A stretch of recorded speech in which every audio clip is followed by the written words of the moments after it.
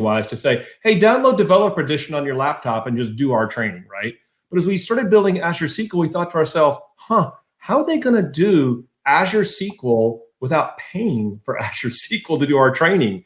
We'd like to offer a free thing for you, and having this sandbox environment with the Learn team together is huge. Imagine now, Anna, going to these different modules that we've talked about and trying out what we're going to show you over the next 6 weeks and do it with not getting charged to your Azure subscription. So having that sandbox is so big. And then Microsoft Learn just has this amazing reputation for training at Microsoft. So being able to partner with them together to be on their platform and have that sandbox, I think it's just been critical and it's been immensely a part of the success we've had of all this training.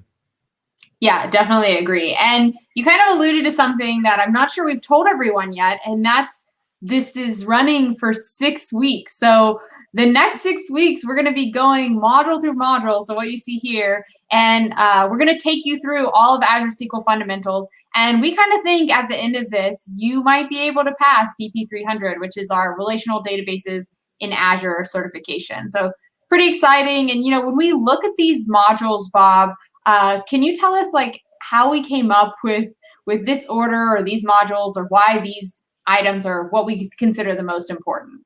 Sure. I mean, when we were doing this assessment, I was doing this assessment, you were working on Azure SQL together, we were thinking to ourselves, how do we organize this? And ironically, we had both together started working on a what to use when type session at events, which led to this idea of like, we got to start off in the first module and talk about what is Azure SQL. Microsoft had pivoted to this branding of this term Azure SQL. So we need to kind of set the landscape and build the foundation for what are we talking about? What's the history of this? What is it all about? Why would you choose this, right?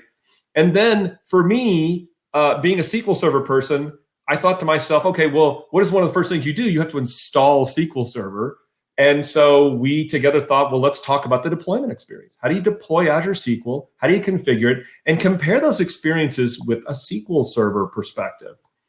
And then I remember throwing this term into you. We were just talking online. We used OneNote. Remember all the OneNotes we built to go design all this?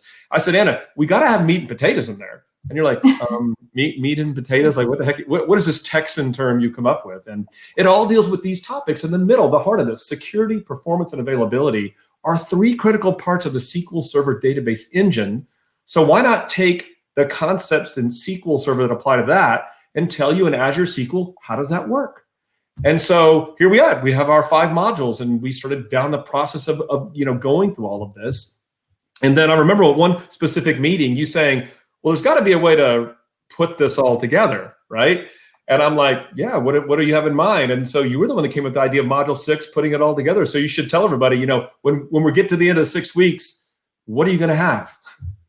Yeah, it's really exciting. At the end of the 6 weeks, you're going to be able to, like it says, put it all together. We've got some really challenging, exciting case studies that are going to bring it all together. And we're going to use like a social media campaign type of style to use hashtags and try to get you all to submit your solutions to the challenges that we pose at the end of all this. So I think it's going to be really fun. I want to bring us back to today where we're going to be focusing on the first module, which is Introduction to Azure SQL. So if you go to that aka.ms link, you're going to be able to find the actual module we're going through today. So we encourage you after this session or next week or whatever to go through this actual module so you can get a little bit into the details but understand we're going to be covering some of the same content. And finally, this is live and interactive. So want to encourage you to participate, ask questions on whatever streaming platform you're coming in through. We will be taking a look at what's coming up and what's being brought up to us. On YouTube, we're getting a lot of comments already. Some people are saying, hey, this is exciting. Some people are saying, thanks for doing this. So we've got a lot of engagement already. So I'm just super excited for all of you to join us today. And let's go ahead and talk about Azure SQL. How does that sound, Bob? Sounds like a great idea to me. Awesome. So today we're going to be talking about Azure SQL. We're going to give you some background and history. Then we're going to talk about each of the deployment options. And we're even going to dive into the service tiers, compute tiers, and all that other good stuff you have to talk about. So you have to think about. So like Bob mentioned, this is really your what to use when type of session before we dive deeper into the meat and potatoes of Azure SQL. So like to start off with this slide here. On the left, you have Ray Ozzie, who was the chief software architect at Microsoft at the time. He came to the Professional Developers Conference in 2008. So this was like Microsoft Build back then. And he got on stage and announced Windows Azure for the first time. And he did so with this slide that you're seeing here. Now, this is a really interesting slide to me because what is front and center? Microsoft SQL Services. So Microsoft SQL Services is how we kind of first made our step into the cloud. And the great thing about this and why I think it's so cool is from the beginning of Windows Azure, when you think about it, SQL Services or SQL Server has literally been at the center of our cloud. So it's evolved a lot since then, but it really started out at the center of what we were trying to do. And, you know, Bob, over the years, I'm sure you've seen a lot of different things when it comes to Azure SQL and the evolution. Yeah, thanks, Anna. First of all, I want to give a huge kudos to my colleagues, Anna. If you look at the bottom of these slides right here, these little dots are called breadcrumbs. So you see here, we're in the overview section. You kind of see where we're headed, right? As we go along these slides, we'll talk about Azure VM, MI, database, and comparison and summary. So what I love about this series is as we're presenting these in slide decks and slide format, every module has that look and feel. So you kind of know where we are in this discussion and where we're headed in the rest of the module. So Anna, you're right. I am a little bit of history buff. And I actually, admittedly, have been at Microsoft much longer than this timeline shows you. But I do remember being at Microsoft when all this started. And you think back to 2006, we embarked on these interesting projects at the same time. Red Dog being the Windows Azure team and CloudDB being the SQL team, saying, how do we do services for things like compute and databases? And as you just mentioned, in 2008, at this Professional Developers Conference, we announced Windows Azure and SQL Data Services. Well, sometimes it's about branding. And so in 2010, we decided to come together when we actually launched the service. This was preview in 2008 to call it SQL Azure. In fact, many people today in the engineering team, if you talk to them, still use that term SQL Azure. Windows Azure being a term back then because Windows being the top brand at Microsoft. But notice, as you look a little this timeline, like even by the time 2012 came along, what we were doing is servicing a database. And you're going to see the fruits of that in today's presentation of what is Azure SQL Database. So SQL Azure became Azure SQL Database. Now in 2013, there's a very important thing we did. And this interesting, the timeline is because it kind of aligns when Satya Nadella came along and was in charge of our server and tools business. And that is, prior to this time, we did not have a virtual machine offering that was stateful. You couldn't run SQL Server in the Azure virtual machine environment. So the launch of this was very important for the progress of Azure SQL because now SQL became this primary workload because you had a disk drive all of a sudden to store SQL Server data. And then you see in 2014, we decided to rebrand Windows Azure to Microsoft Azure. Now, why would we do that? Because all of a sudden now, Azure became this platform, not just for running like Windows and SQL, but we're running all sorts of different types of compute and applications. Hundreds of types of apps were now showing up in the Azure platform. So why not call it Microsoft Azure? Because it wasn't just about Windows anymore, including things like Linux VMs, right?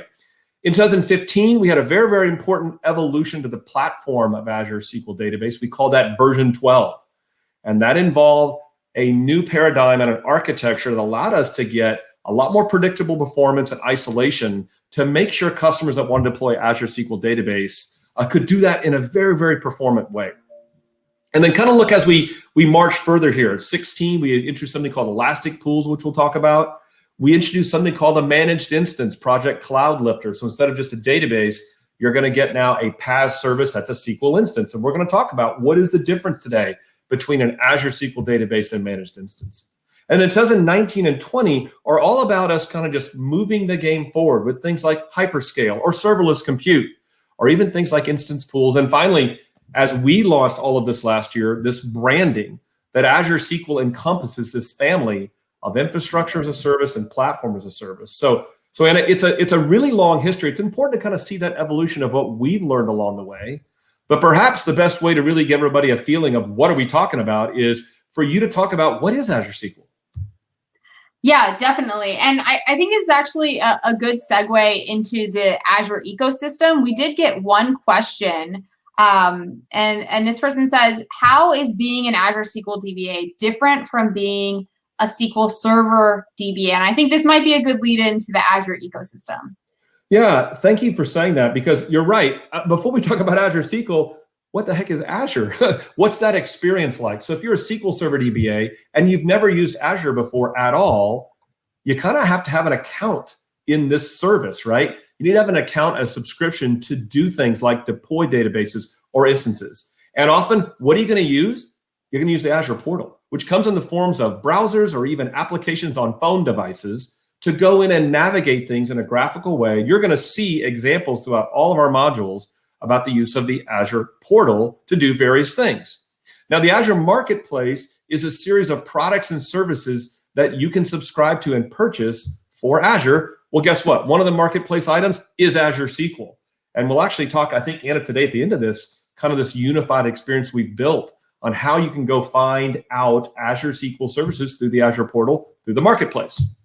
Now, if you're kind of a programming person like me, you'd like to know APIs and command line interfaces. So Azure comes with a consistent set of command line interfaces and APIs that are consistent across many different platforms and available to you. Things like Azure CLI, the AZ CLI, which is available on Linux, Windows, and MacBooks, or PowerShell, or even just using APIs from a programming point of view. And so a lot of things are always based on APIs and CLIs, and you're going to find out that Azure SQL integrates and snaps into that ecosystem where we have specialized APIs and CLIs specific to Azure SQL. You're going to see this term called resource groups a lot in our presentations. And so behind the scenes, the Azure Resource Manager, or ARM, provides an infrastructure for services like Azure SQL to deploy and manage different various pieces. And so having that resource manager is critical. And usually what you see is something called a resource group, and then resources within that group as an interface to what ARM is all about. Now, Azure Monitor is a platform for monitoring, and Azure SQL snaps into that. You will see demonstrations and examples throughout our modules about how we take Azure SQL and integrate with the overall Azure Monitor system to look at things like metrics and logs going on with your deployment.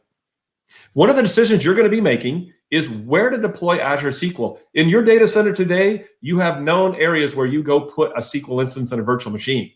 Azure is all over the world. There's so many regions and data centers, I've lost count. So you're going to make some decisions. Where am I going to deploy my Azure SQL resources in given data centers and regions around the world? Some of those decisions could be based on compliance regulations that you must adhere to in your country. And we'll talk some about that.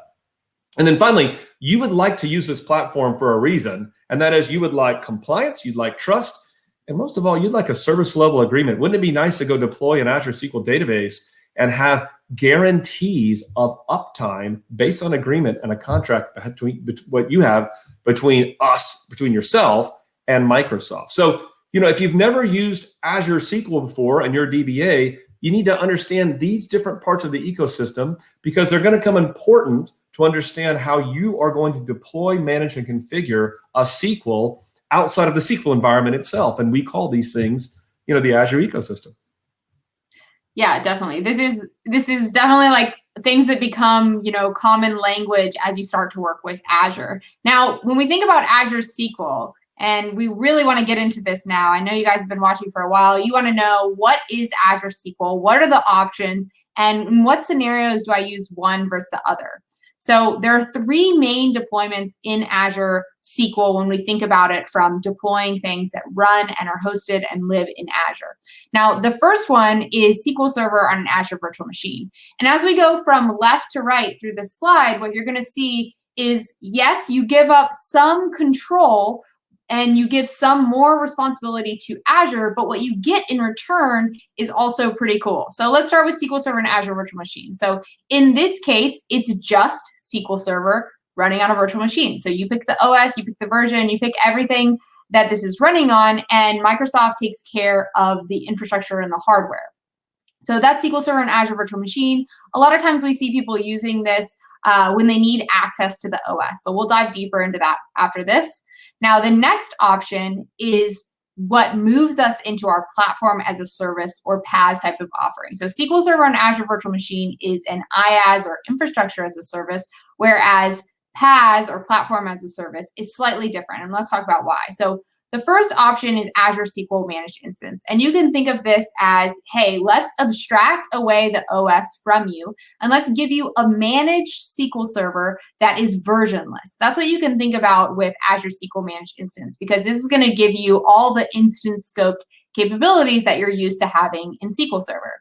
Now, if you say, I don't need these instance scope capabilities and I want to try some of the newer things that have come to Azure SQL Database, like hyperscale and serverless, that's when we go one level further and say, okay, let's abstract away the server and say, I just want a managed database with the latest innovations and the greatest tech and the most opportunities for cost savings. And that's where Azure SQL Database comes into play. And today, that's the only deployment option where you can get hyperscale and serverless. So if we take a step back and kind of look at the spectrum, there are different ways that might land you into each of these different deployment options.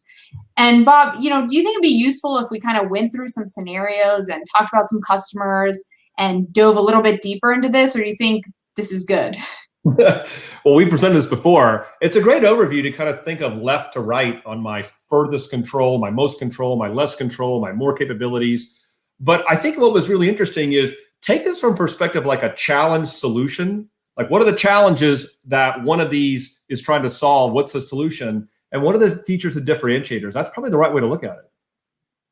Awesome. Yeah. So let's do just that. And we're going to dive first into SQL Server on Azure virtual machines. So if we think about a customer challenge or a potential customer challenge or scenario, I want to migrate to the cloud as fast as possible, but maintain my OS and SQL Server functionality. So maybe you're really just trying to do this lift and shift. You don't want to upgrade. You don't want to move to versionless yet. One great example of this is if you're running on SQL Server 2008, which reached end of support a few years ago now, I think. But if you move to a virtual machine, you can get extended security updates. So this can be one reason you might decide to move to SQL Server in an Azure virtual machine. But then let's kind of drill more to some actual functionality here. Like, what does it really come down to? So if you need complete SQL Server and operating system access, there could be a third-party app or something of that nature, this is going to be your best bet, right? You need expansive, different versions of SQL and operating systems for whatever reason.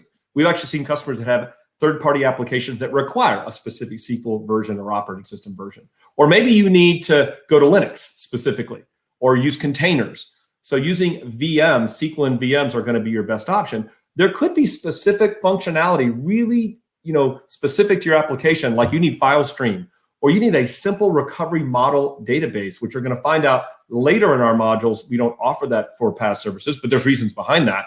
But for whatever reason, you need that. And then you might use some of our BI services, maybe use analysis services or reporting services. And so we actually have specific VMs built for that type of functionality. But if you did move SQL Server to Azure VM, like, why would you do this versus just running VM on your own? Well, first of all, we talked about the fact it's infrastructure as a service. So we're managing all the hardware and the host and so forth. But consider, like the example Anna just talked about, free extended security updates for non-supported versions of SQL Server.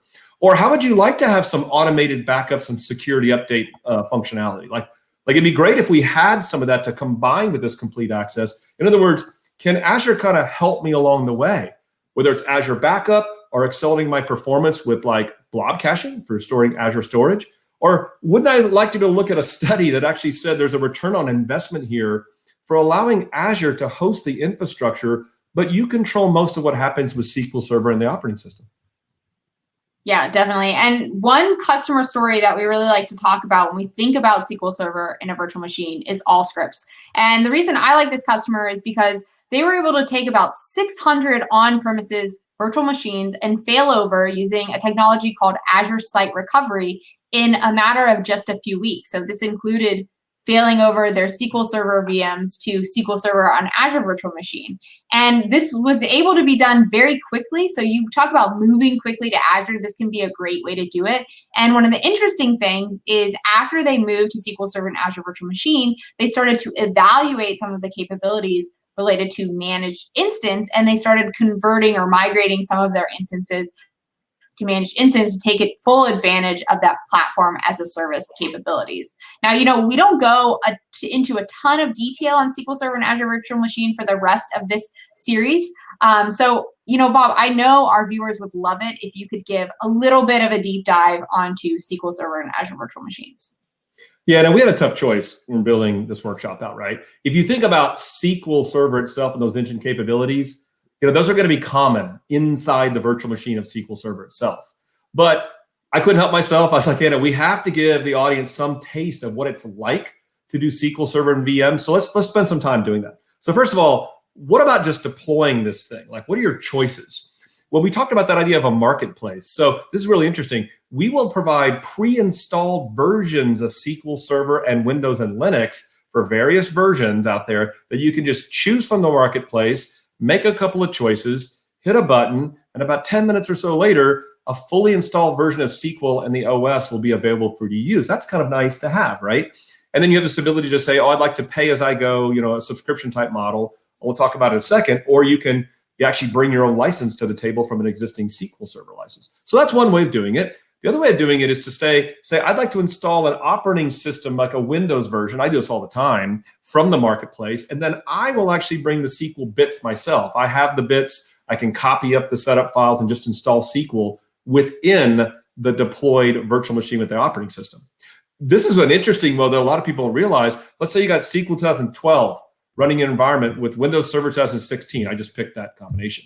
Azure Migrate allows you to take the VHD, the actual VM image from VMware or Hyper-V, and literally lift and shift the VM image, the snapshot, into Azure, just kick up the virtual machine and configure from there. So that's an interesting option if you'd like to deploy SQL that way. Now, this is something a lot of people I don't think know enough of. It's important. So you'd like to take some advantages in Azure. Like you'd like to be able to use licensing that you already have, like Azure Hybrid Benefit as a possibility. Or you'd like to do these automated backups and security updates, or even see your virtual machines with SQL in the portal along with other Azure SQL assets. So there's something called the SQL IS Agent Extension. Okay, so if you use the marketplace, we just put this in there for you and you can start using it. If you install your own SQL Server, you go through a process of actually installing and registering with this. Look at the advantages of that, especially from when it comes from this licensing point of view or managing your VMs with SQL. It's not a big brother thing. It's actually just trying to help you manage the VMs you have SQL already out there. So a lot of people don't realize that. That's something certainly to take a look at to use. Now, when it comes to SQL, a lot of it's about storage and sizes. So when your environment, you're used to picking virtual machines with certain configurations of memory, CPUs, number of cores, disks. We have all those. We have virtual machine sizing that we have. We have guidance for you about picking the right VM sizes in Azure that match your SQL workload. And then you have choices to make. We're going to help guide you about putting your database and log on premium managed disks, on separate disks, taking advantage of things like read caching. We're going to help you put TempDB on the local SSD drive for maximum performance. And then we have something called Ultra for super low latency needs for performance. We have Ultra disks, things like your transaction log for, say, like in-memory OLTP might use something like Ultra. So a lot of choices there for sizing and your storage needs. You're going to have to kind of typically network this together. So we offer virtual networks in Azure. You're going to learn more about virtual networking with Azure PaaS, but the same concept can apply, though, for your VM, where you can integrate on-premises assets and your networks with virtual networks in Azure. And then Azure Defender, which is a new service that's kind of been out there a little bit for PaaS, we now offer this to integrate in and apply this to your SQL Server Azure virtual machine environments. We'll talk more about Azure Defender and the security module. Those concepts like vulnerability assessments and advanced threat protection can now be used for VMs. Now, high availability still matters when you're in the cloud, and we have a lot of options for you. But one thing people don't realize, when you're in our infrastructure, you now have built-in HA at the VM, at the node level. For failovers that occur, we take care of all those things for you because the VM is in Azure. But you might want to use some of our technologies like failover cluster instance or availability groups, and we have that functionality. In fact, we have specifically built functionality so those can actually work really well in Azure. And we even have some interesting scenarios we announced last year where hybrid availability secondary replicas can be done, like a DR only can be done for free with your licensing. So check out those kind of type options as well. Even things like file snapshot backups or integration with Azure Backup itself for like a complete VM SQL combination. So if you look down this list, you can see there's a lot of choices, but a lot of functionality to make your SQL and OS investment integrate well with that Azure ecosystem.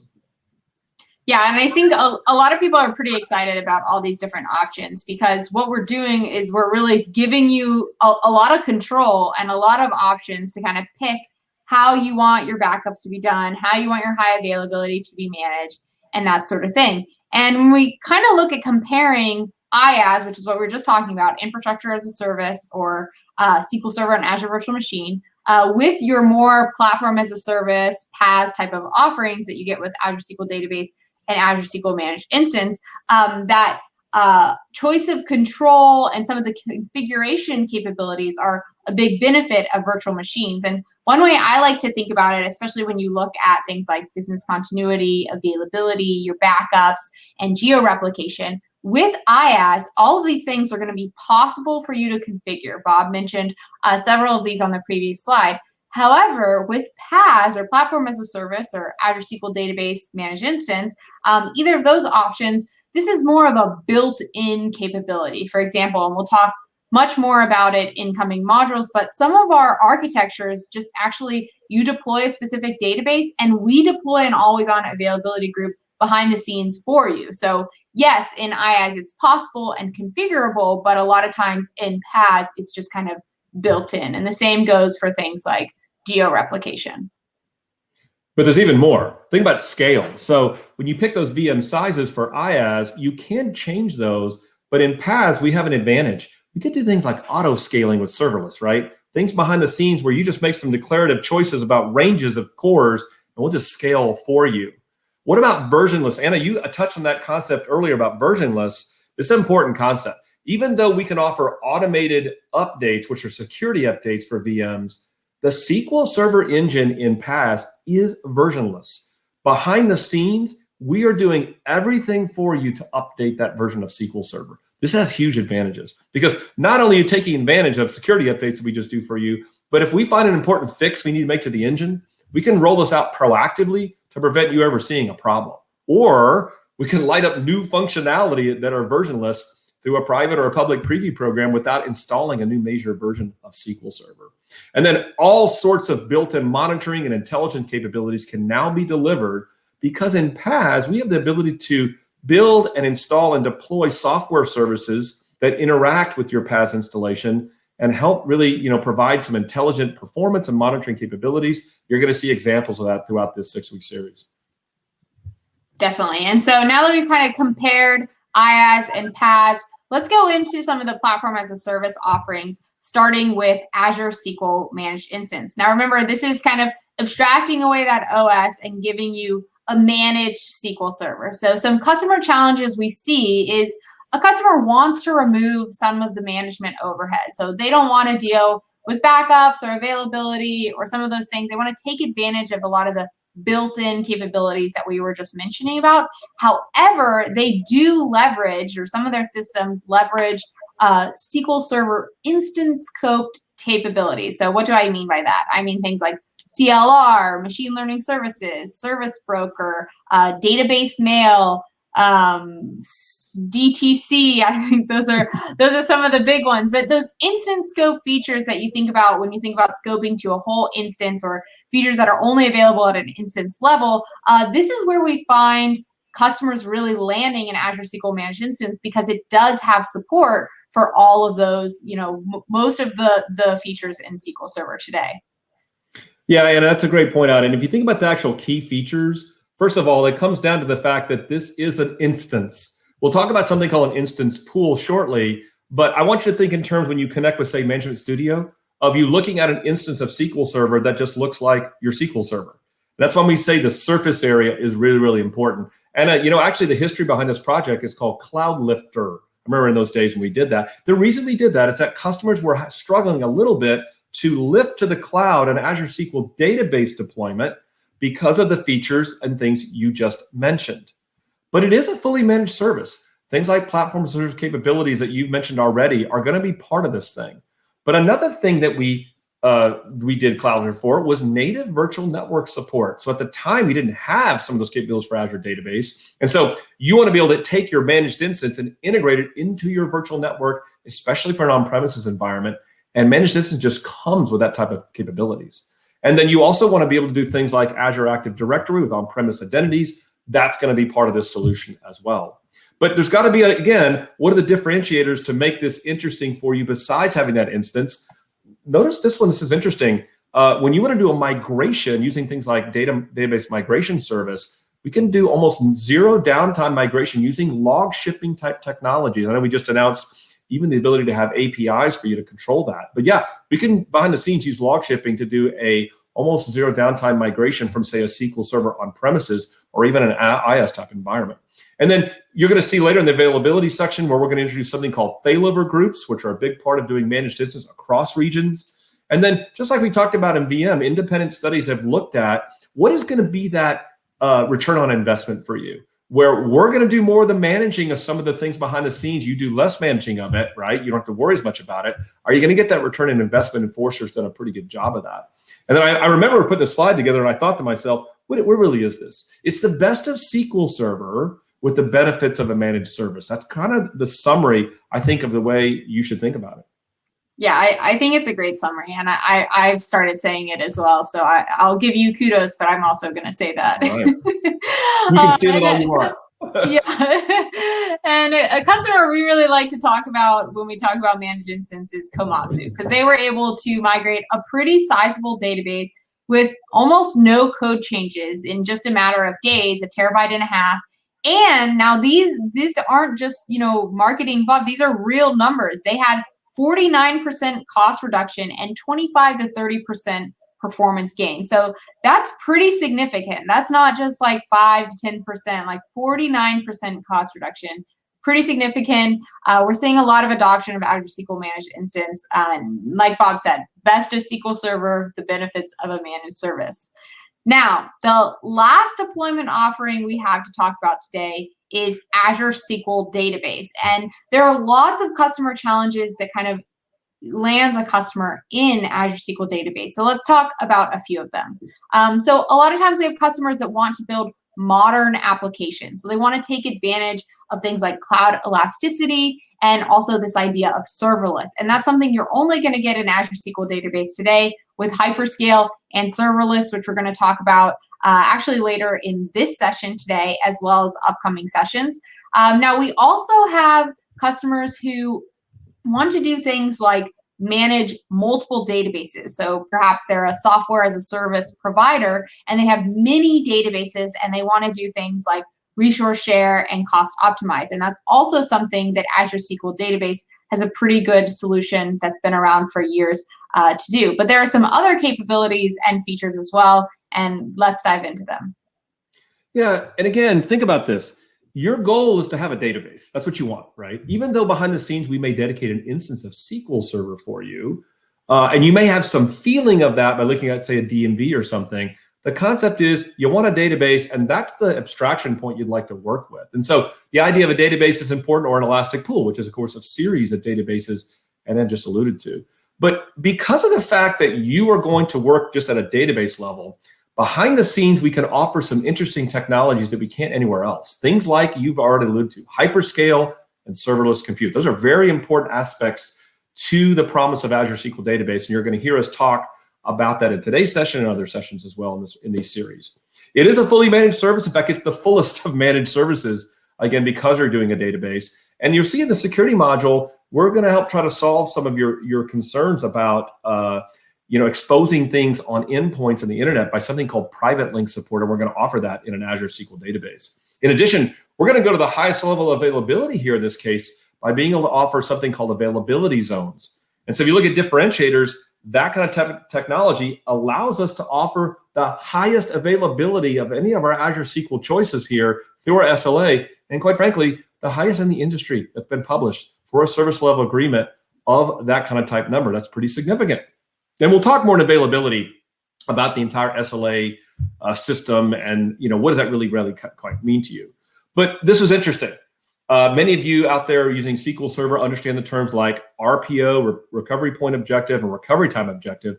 We're the only database out there offering a service level agreement for those kind of type numbers, not just for SLA. And so just like some other studies, some people have asked me before, like, this database is interesting, but I don't really know, are you really performant? Can you really meet the needs of my application? And so GigaOM did a study and looked at the performance using benchmarking to compare us to in other industry databases. And so that's something you sort of can take a look up if you're kind of wondering, like, is it possible to perform with Azure SQL Database, and what kind of costs am I going to have compared to the competition? Yeah, thanks, Bob. And when we think about customers here, because we always like to mention a real world customer scenario, I like to talk about AccuWeather. Now, there are a lot of customers we could have talked about, but I like AccuWeather because they came to Azure SQL Database and said, I don't want to worry about managing a SQL Server, managing versions. I just want a database and I want to build modern applications. So they were able to very quickly get up and running and start building these new applications, leveraging things like Azure Machine Learning Services, Azure Data Factory, and then scale as their service either needed more or needed less compute or other services. So it's been really powerful for them to use something like Azure SQL Database. And now what we're going to do, Bob, and I know you love this section, we're going to do some knowledge check questions. I mean, Anna, there are people right now that are just tuning in going, I thought I was just going to sit back and kind of learn from Anna and Bob. You're going to test them? Oh, yeah. I mean, if you think, yeah, we're gonna do lots of quizzes. We got quizzes, we got assignments. We'll do all sorts of stuff. We'll try to stump Bob. Yeah, that's what you really meant. I really want to make Bob look bad in front of a lot of people. Yeah, okay. Yeah, so I will say, if you want to use the official poll, then please head over to Learn TV. That's where the poll is going to be hosted. Otherwise, if you're not on Learn TV, feel free to put in your answer in the chat, whatever it is, wherever you're streaming from. We can also see those as well. But if you want to be part of the overall ticker, then you have to go into Learn TV. So that being said, let's take a look at this question. So the question is, you want to migrate to the cloud, but you leverage a third-party application which requires access to the OS. Which is going to be the easiest Azure SQL deployment option to move to?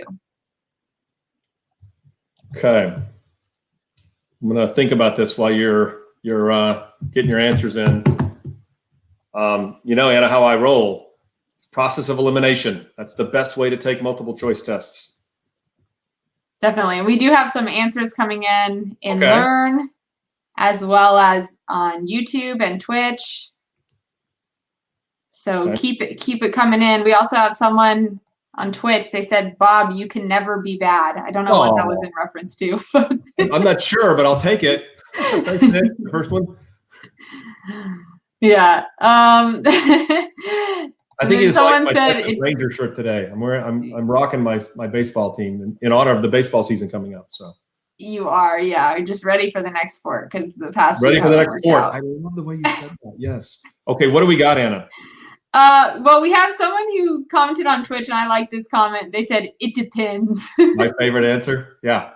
That's what I should use. But yeah, let's take a look. It looks like the most common answer is between A and B. A has got about 80% of our votes on Learn, and for YouTube and Twitch, it looks like A is the most common one as well. Before we answer this question, it might be helpful. I'm not sure if we exactly talked about elastic pools. Bob, do you want to give a brief overview of where elastic pools falls into all this? Well, Darth,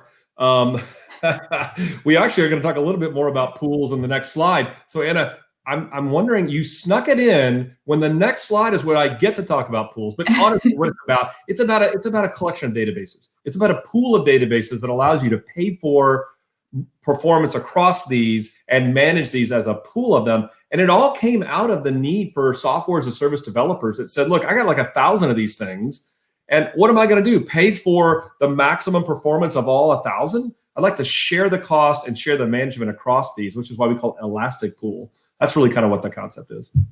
Awesome. Thanks, Bob, and thanks, Darth Vader. Thanks, Darth, yeah. Question. Okay, let's take a look at the answer. What do you think the answer is, Bob? Well, again, we talked about, and you know me, I like to use process elimination. So I'm going to tell you what it not is to get to the answer of what it is. So you want to migrate to the cloud. That's a good one. These all involve the cloud. That's easy. But you leverage a third-party app which requires access to the operating system. Now, you're a little tricky because you say easiest to move to here, right?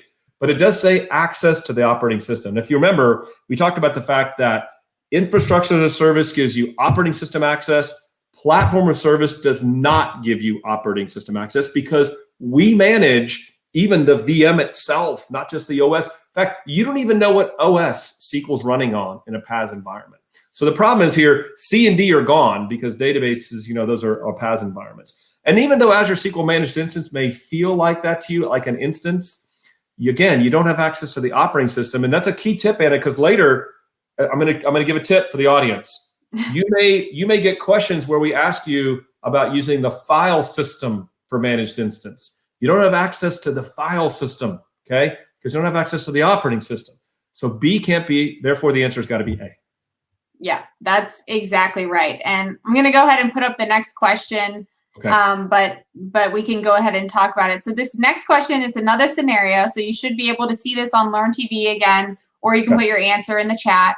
But the scenario is you want to migrate to the cloud and remove some of the management associated with SQL Server, but your application leverages CLR and service broker capabilities from SQL Server.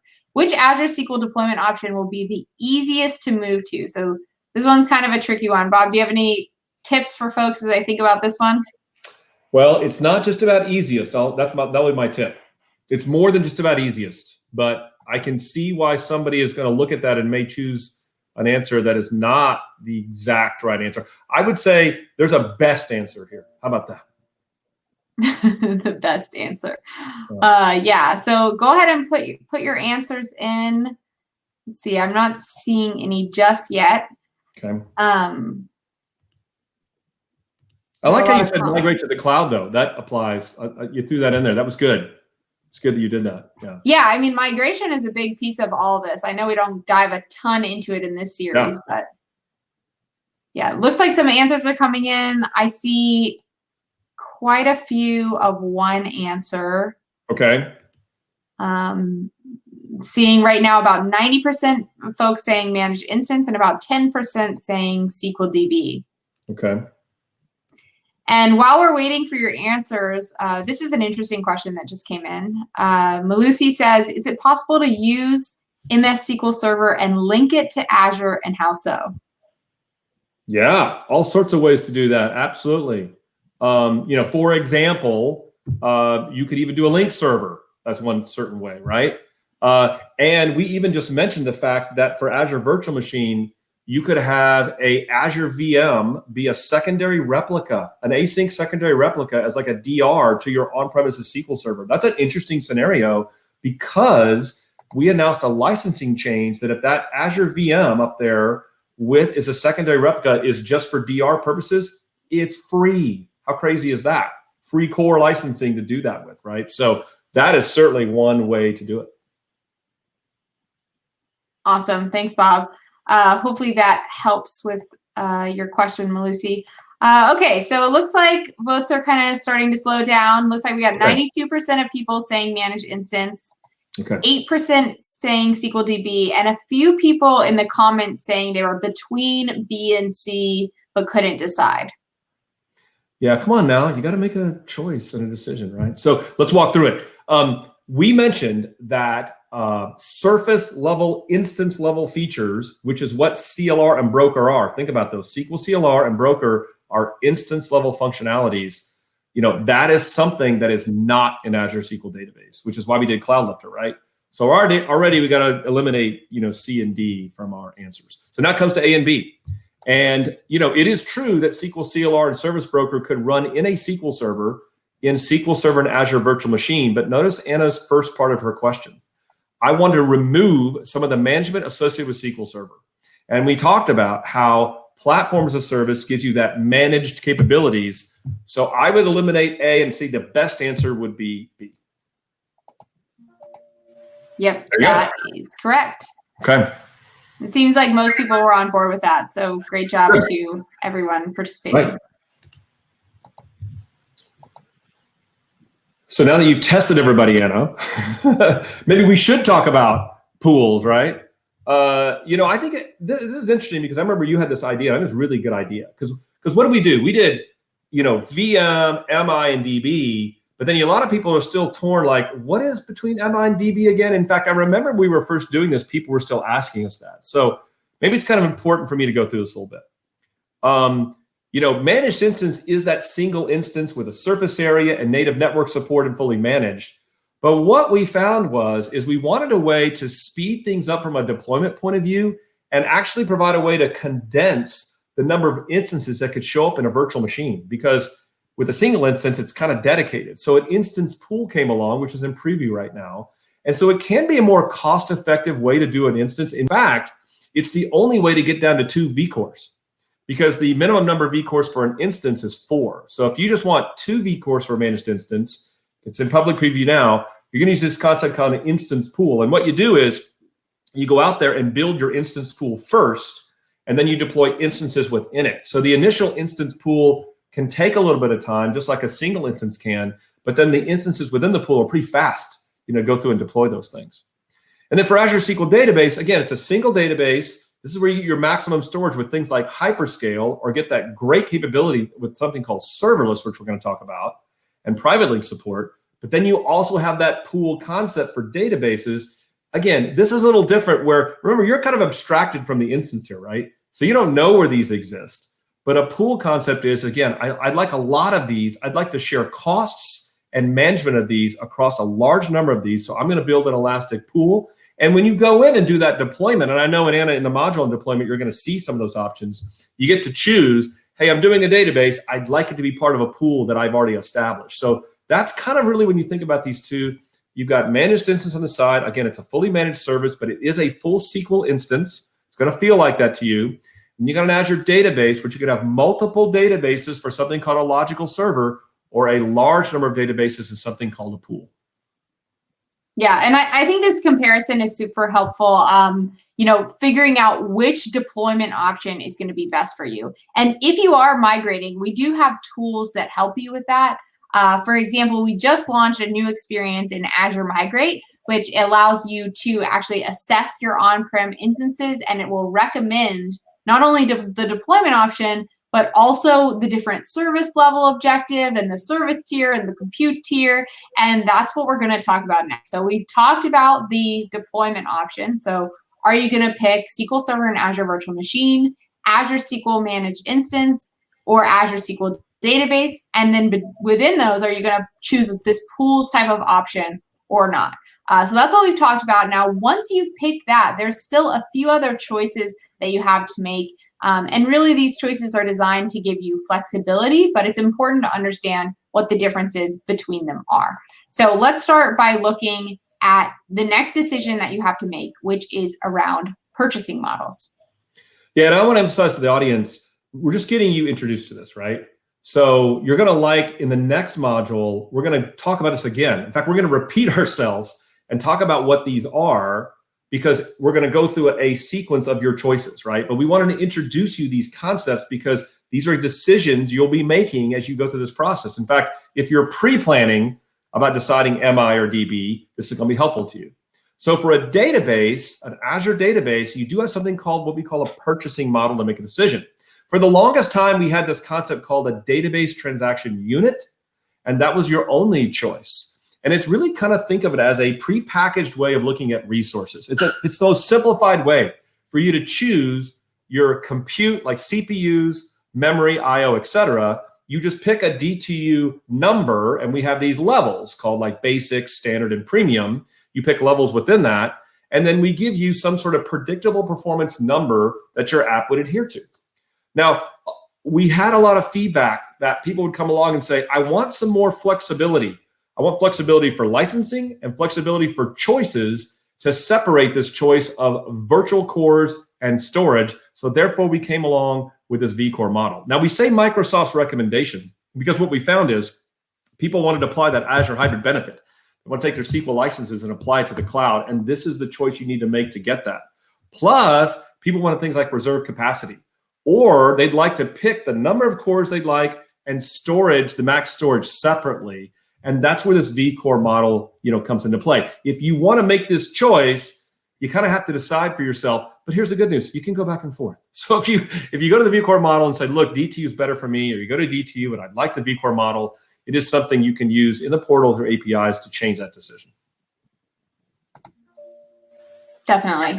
And so that's the purchasing model. And again, like Bob mentioned, this is only available for Azure SQL Database. For Azure SQL Managed Instance, you don't have this choice. You just get the vCore model. So that's the purchasing models. Let's now shift and talk about the different service tiers that are in both SQL Database and Managed Instance, but we're focusing again on the vCore model. Now, the first service tier that you have, and is pretty self-explanatory by the name, is a general purpose service tier. Now, we're going to talk about this later in the availability module, which is going to be week 5 of our series. But just to give you a little glimpse, sneak peek under the hood of what happens in general purpose is underneath, we're deploying a failover cluster instance or something very similar to that if you're familiar with SQL Server and availability. Now, this is, like the name suggests, good for most business workloads. So this is your general purpose database. It works really well. It's cost efficient, and there are some other options that can help with cost savings. Now, the other main option that we have in both SQL Database and SQL Managed Instance is business critical. And again, like the name suggests, this is really meant for your mission critical type of workloads that need that low latency, fast recovery, and even some read scale right off the bat. And again, just to give you a little peek under the hood, what's happening in the business critical service tier is when you deploy, we're actually going to deploy an always on availability group underneath the hood for you. And that's how you're going to get this really fast recovery and readable secondary. Now, if we dive a little bit deeper into what that entails, for general purpose, you can think about this as having remote storage. So again, we'll dive much deeper into this in the availability module. And I've used some, Yelp style ways to compare the two. So you're going to get more IOPS or IO per second with the business critical service tier, but that's also going to come at a cost because again, we're maintaining this always on availability group underneath the scenes. If you need in-memory OLTP or using in-memory type of workloads, you're going to want to use business critical as well because it's not supported in general purpose today. And again, like I mentioned about the always on availability group, that kind of explains the replicas you're seeing down at the bottom for business critical. You have a primary and you have 3 secondaries, but one of those secondaries can be used for read workloads, and that's what that R stands for. Now, on the other side, you have less IOPS, less cost, no in-memory OLTP, but you have another option between provisioned compute and serverless compute. And I think, Bob, you're gonna dive deeper into that in just a moment. Is that right? Absolutely. Awesome. So these are the main service tiers. I'll hold off and let you guys have the suspense build on serverless.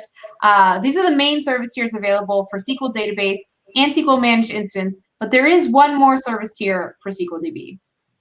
Yeah, first of all, I love the way you roll Yelp style comparisons. Yeah, only Anna would say Yelp style. We've been alluding to hyperscale. Hyperscale is something only available in Azure SQL Database, but has some very unique characteristics. Now, notice here what we say, most business workloads, but here's the key, highly scalable storage and read scale requirements. And so if you compare it to the other things we've shown here as far as storage goes and compute and replicas, consider this. Hyperscale has a unique architecture, which we'll show you in the availability module, that uses a combination of local and remote storage, okay? And because of the way we actually do that, the IOPS that you're going to get out of this are going to be slightly between what you see with the general purpose and business critical type environment. And the costs for this you're going to see are going to be a little bit in between what you might pay for from general purpose and business critical. But notice these last 2 points. These are very important. Your largest database size capabilities come from hyperscale. We publish 100 terabytes, but we really think of it as unlimited storage. And then notice the diagram compared to what Anna showed you on the left and right. You get a primary compute. You're just like you're going to work with anything else. You're always going to have a primary replica you're going to be connecting to. But notice here you get up to four read replicas that you can scale to. as opposed to the fact that general purpose has no read replicas and a business critical only has one read replica. And so you're going to love the fact when we talk more about hyperscale during availability, about this architecture and about the fact that for large scalable read scale operations, you're going to get the most availability here with hyperscale.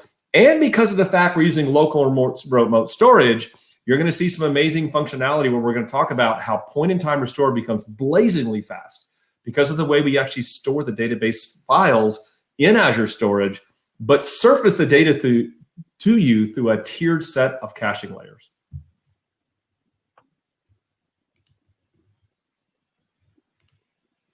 And so we'll let the suspense subside. I mentioned earlier in Azure SQL Database, you have one other choice in the general purpose service tier, and that's between provisioned compute and serverless compute. So let's take a look at an example. Let's say I have a line of business application, which most people use only during business hours. So maybe between 8 to 5 or 9 to 5 in my time zone.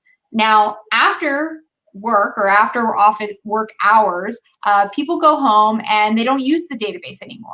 Now, with the provision compute model, you're going to be paying for the compute you have, whether or not you're using it or not. And this has its benefits because it's guaranteed, it's available, it's there for you, you've already budgeted for it. But what serverless can do is in these periods, for example, the nighttime when no one's using your line of business application, or the weekends where, developers aren't working on an app or something like that, you can actually enable something called an auto pause delay. So what you can see here is in this example, around 22 or 23 o'clock, what happens is the database becomes inactive. People aren't using it. No one's opening connections to the database. And after that auto pause delay time, which again is something that you can set here, it's set to about 2 hours, the database actually becomes paused. So what does that mean? That means that we actually have separated the compute from the storage. And during this time, we're essentially going to shut down SQL Server. And so you're only going to have to pay for the storage at that point. So this is obviously drastically going to reduce your costs if you have this kind of intermittent type of workflow. And in addition to that, what serverless allows you to do is set a minimum and a maximum number of vCores. So in this example, you can see we set the min as 1 vCore and the max as 4 vCore. And what it's going to do is it's going to auto scale you on a per second basis to the max of CPU or memory of what you actually need. So this auto scaling capability is pretty powerful, and they implemented a really interesting new cache reclamation system to kind of bring you back down after this period of high intensity CPU. And this is great for, line of business applications. Like I mentioned, this scenario where people aren't really using it after hours on the weekend, but it can also be great for things like if you have a new application, you're not sure how much CPU it's going to need at a given time, or if you're dealing with dev tests. We've seen a lot of adoption in the serverless space for many, many different use cases. Bob, I'm sure you've also seen that as well with customers. Absolutely. So now, Bob, I thought it might be interesting, if you have something you could show us. We haven't seen any demos yet. Yeah, what's a session without demos? I'd love to show you a demo, Anna. Cool, let's take a look.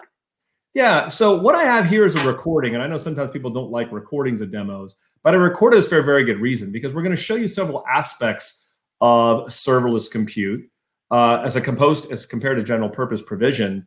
And some of this needs to be time-lapsed. So it'd be better to show you kind of in a video. So let me just kind of kick this off and let's talk through it. So I've got an Azure SQL database, and you're going to see here, I'm going to zoom in. I've got a general purpose 2 vCore general purpose. We'll talk about Gen 5. We're going to mention those things later during configuration. So I'm going to run a performance test with my favorite tool called OStress. Okay, Anna, you've seen me do OStress before, right? Going to run a typical query against a sample database, going to kick off like 8 users, 25 iterations, and I'm time-lapsing the performance of running this workload on my 2 vCores. So I'm going to kick this thing off with running OStress, and it's going to come back and run in a certain time frame that for me takes a little too long. So I time-lapse this a little bit. It's going to get finished. It's going to take about 14 seconds.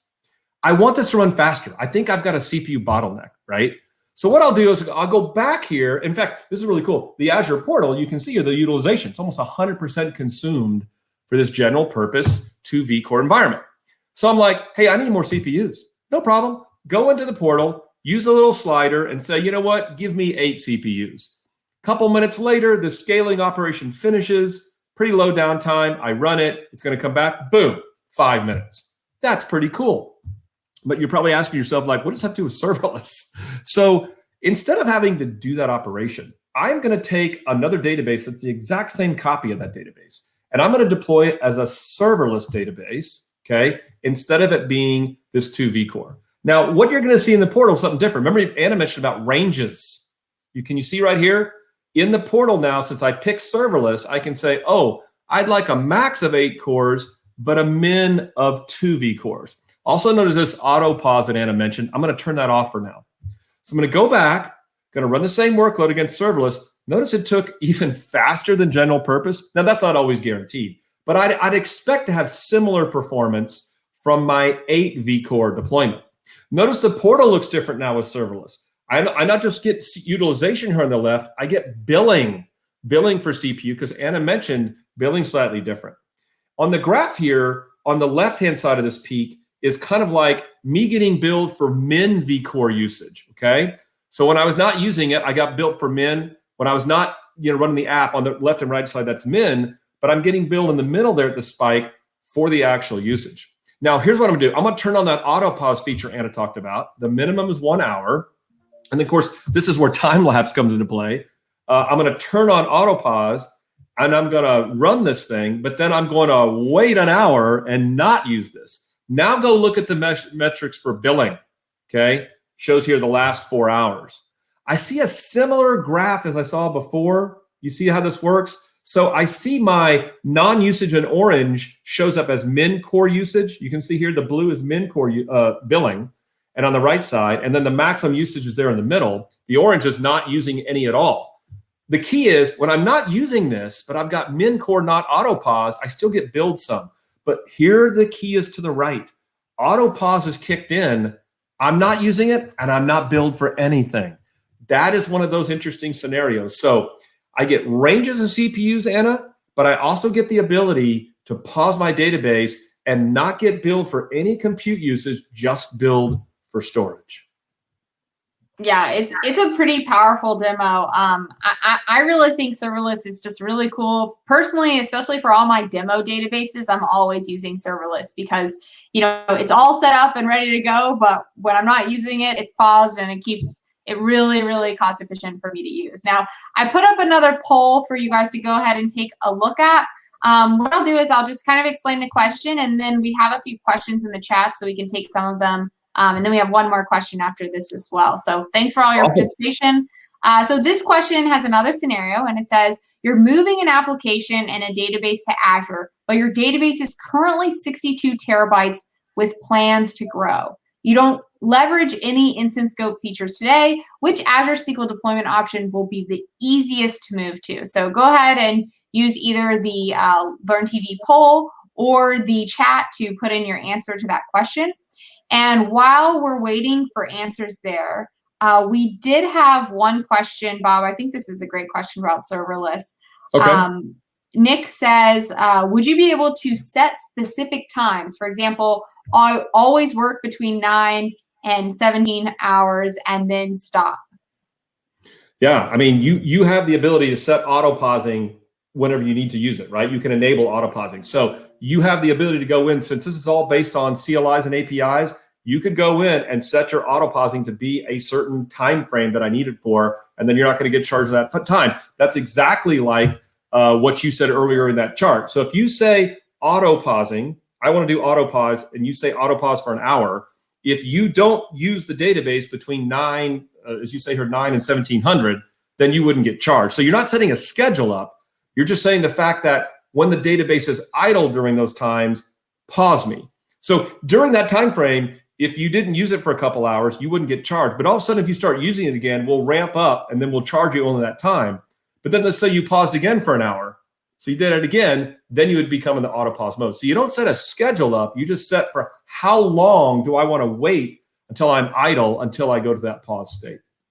Yeah, exactly. And one other thing that you might want to consider when you think about what your auto pause delay is going to be is when this pauses, remember, SQL Server essentially shuts down. So when it starts up again, you are starting with a cold cache. So if you're just hitting this intermittently, but don't need all of that stuff to be there for most of the day, then maybe you want to set a little bit longer of an auto pause type of delay. And I do want to call out the one thing, anything you configure with Azure is programmable.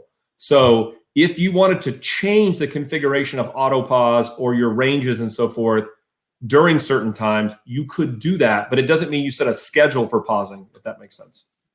Yeah, definitely. And looks like we've got a lot of answers in for this question. Okay. Again, this was about a 62 terabyte database.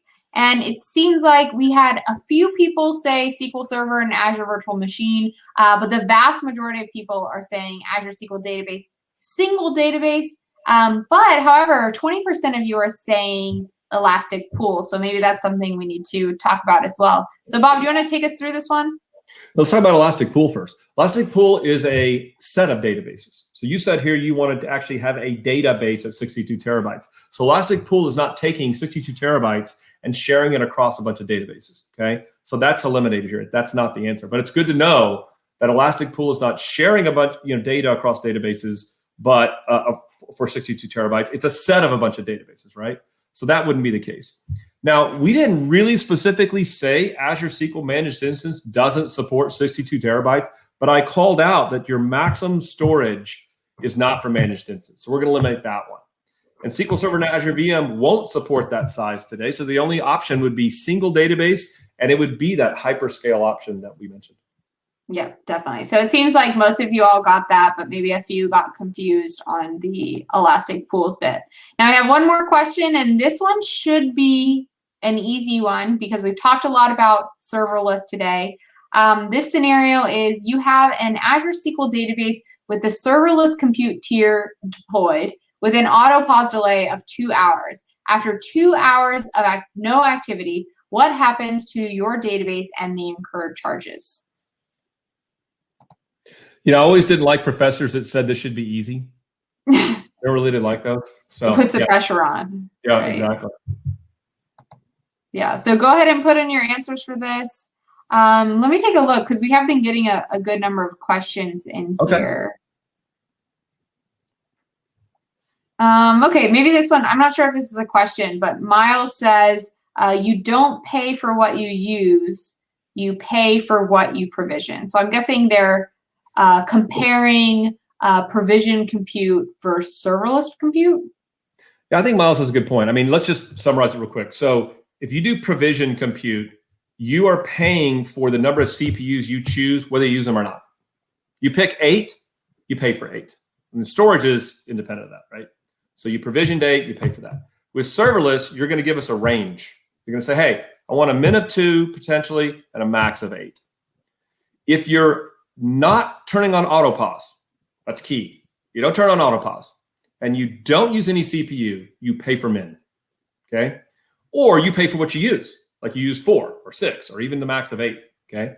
If you turn on auto pause and you got 2 to 8 and we pause you because you didn't use it for an hour, even if you have min at 2, you don't pay for 2, you pay for none, right? That's kind of the key to it. But be careful too, it's very, very important. Go look at the documentation about using things, right, in the database. Once you connect and start using it, we're going to start ramping you up, and you're going to start pay for that min CPU. So that's kind of how I would look at it.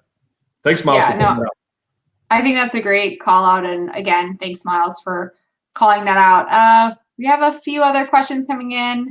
Not all of them exactly relevant to this stream, but let's take a look at the answers. So it looks like we've gotten a good number of responses in, and they are mostly on A. So Azure will pause your database to stop compute costs and only charge you for storage. So Bob, can you talk a little bit about how you would think about this question and answer? Yeah, I think the key, again, is elimination. Pausing is not about changing a service tier. So it's important about that concept service tier. And don't be, it's okay if you're like, hey man, I don't know what a service tier is. We're going to talk about that term so many times, right? Remember the service tiers Anna talked about? General purpose, business critical, hyperscale.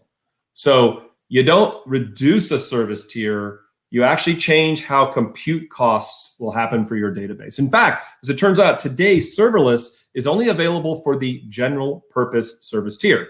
So you got service tiers, and then under general purpose, you can have provisioned or serverless. Okay, that's not available in business critical or hyperscale.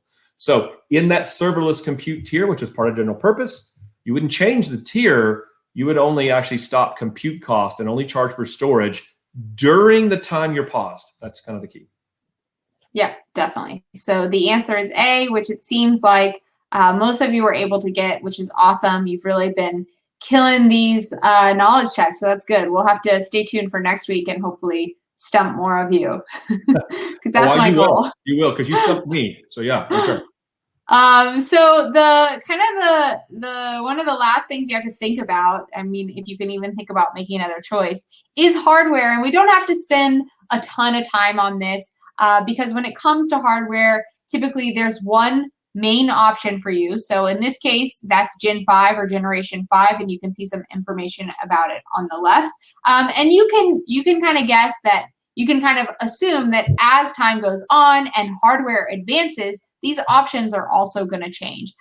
For example, there are some future generations that became available recently, some that are memory optimized versus compute optimized, and there's also a newer version of hardware. Bob, I'd love if you could share a little bit about it related to the DC series, and this is for confidential computing.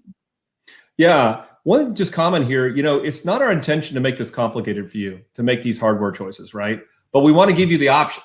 So most people are going to pick Gen 5, but if you want to get the maximum number of cores for Azure SQL Database, you're going to pick M series, for example. But DC series is interesting. It's a new VM choice from the Azure team, which includes an Intel chip specifically designed for enclave security. So we recently announced the preview for Azure SQL Database with secure enclaves. And behind the scenes, to make that work, we're going to use Intel SGX as the enclave, the protected memory environment in the actual compute itself. And so the DC series is exactly that. It's built specifically to support our always encrypted secure enclave technology. Oh, looks like I'm on there mute. you go. I did it. It only happened once, right? Exactly. But I think it's really interesting is what I was saying, and it's something we'll dive into a lot in our security module, which will be the 3rd week, so 2 weeks from now. Now, the last thing we have to think about, or kind of you might be interested in, is these interfaces for Azure SQL. And I'll show you in a moment how we've kind of done this Azure SQL unified experience, because again, like Bob mentioned, we are trying to make this easier for you, but there are some other tools and technologies that you're already familiar with using, or you might be interested in using, that you want to consider. Yeah, Anna, along the way when I started this assessment experience, I thought to myself, what am I going to use as a tool to kind of look at these things? And I thought, what does the majority of the world use? And it's Management Studio. So you need to have assurances that if you're a Management Studio user, not only is it compatible to work with the Azure SQL choices we've talked about today, but it knows how to snap to that. So if you go into Management Studio and you pick what's called a logical server, which we'll show you during deployment for your Azure SQL databases, we will kind of change the menu options or the Object Explorer options that snap to only Azure SQL Database. Or if you use Managed Instance, it'll look like a complete SQL Server instance. In fact, you could actually take Azure SQL Data. I think I've done this before. You got Azure SQL Database, Azure VM, and Managed Instance, connect to all of them in a single pane of glass with Management Studio and kind of see those differences. But Azure Data Studio, Anna, that's one of your favorite tools to use. That's a new and upcoming tool that we've built, and just the notebook experience alone is worth using this tool. You're going to see us do demonstrations throughout this series a lot with something called a notebook with Azure Data Studio. But there's more. For example, we announced private preview of a new migration experience to do inline migrations to Azure SQL from SQL Server, and it's going to be done through Azure Data Studio. So Azure Data Studio, one of the cool things about it people love, it works across operating systems. So you're a MacBook lover today, you want a native experience, use Azure Data Studio. Linux, Windows, and Mac all works with that tool. But I mentioned before earlier to the Azure ecosystem that people like to use APIs and command line interfaces, and that's me. So out of the gate, notice here it says the word T-SQL. One of the things I emphasized to Anna during our beginning journey, and I think Anna has a phrase, "It's just SQL," was the T-SQL language is so known by so many people around the world that as they make this journey, they're afraid, do those T-SQL skills go away? Hey, here's the good news. They don't just go away, they get better. We take the T-SQL language and we enhance it to work with Azure SQL. So all those T-SQL skills you have all apply to everything you're seeing here in the cloud. But maybe you're a PowerShell user. That's going to work. Or new PowerShell commandlets we've built specifically for managing experience across these assets. And then if you've never seen AskCLI, I love AskCLI. I use it all the time in the cloud shell. Works on Windows, Linux, and Macs. And it's a great interface as well to do command line interfaces to anything you can do with Azure SQL. But you really want to get gnarly. I call it gnarly. Go to the REST API. I know my colleague Dimitri is like, Bob, have you tried AskCLI with REST to solve this problem? I'm like, no, I'm not a REST programmer. I'm sorry. But if you want to go to the lowest levels, you can even do REST APIs because all of our interfaces for Azure SQL PaaS actually support REST. And then what's tried and true? SQL Command and BCP, they all work great. All those tools work fine. In fact, again, I use Azure Cloud Shell all the time to use those tools. But yeah, those tried and true tools work just fine, applying those to any Azure SQL assets we have today. So look at our list here, a unified experience in the portal, but tried and true tools and new tools, to help use your existing skills today, but also us to grow you new skills in the experience with Azure SQL. Yeah. And, one thing I'll add is throughout this series, if you stick with us, which we really hope you will, throughout this series, through the exercises, you're going to get to play with almost all of these different interfaces and tools and kind of see what makes sense to you. You're going to see, like Bob mentioned, the Azure Cloud Shell, which is built into your browser, into the Azure portal, and it allows you to do things like access Azure CLI, PowerShell, SQL CMD, all from within the portal using command line. So there's a lot of really cool tools that we're going to take a look at. But kind of to round out this session, we thought it'd be interesting to take a look at this Azure SQL unified experience. So at the very beginning, Bob mentioned how in 2020, we announced Azure SQL, and we didn't just announce it as a thing. We tried to follow through in some of the tools that we have so that you can see this Azure SQL experience as well. So I'm going to hop over and show you an example of this. So this is my Azure portal view, which you can see here. And what you can see is a few things you're probably familiar with seeing. Create a resource, but what you also see is this Azure SQL button. Now, this button is great because what it allows you to do is actually take a look at all of your databases, all of your Azure SQL resources in a given subscription, or you can set multiple, you can set certain resource groups, you can add other filters. But what's really cool about this is it's going to group them all together regardless of what Azure SQL deployment option they are. So you can see I have my SQL databases. I can see if they're hyperscale, general purpose, business critical, serverless. I can see my managed instances, my Azure SQL Database logical servers, which we'll learn a lot more about in the next session. I can even see my SQL virtual machine. So this one's running SQL Server Enterprise 2019 on Windows Server 2019. So there's lots of information here. Even Elastic Pools are here. So I kind of get this single pane of glass to see everything that exists. Now, similarly, if I go to create a new resource, what's going to happen is I'm going to have more options, but this should look familiar. This is very similar to the way we design the slides, where you have your three main deployment options, and under each one, you can dive into what those options are. So for SQL Database, you can dive in and see single database or Elastic Pool or database server. For managed instance, you can see options there. And this is perhaps the coolest part is for the SQL Server in an Azure virtual machine, you can actually get every single image in one place. Now, before this, if any of you had been trying to deploy a SQL Server in Azure virtual machine, it was really hard to find the specific image you wanted. And if I go all the way down, what you're going to see is I can find a bring your own license SQL Server 2008 R2 SP3 on Windows Server.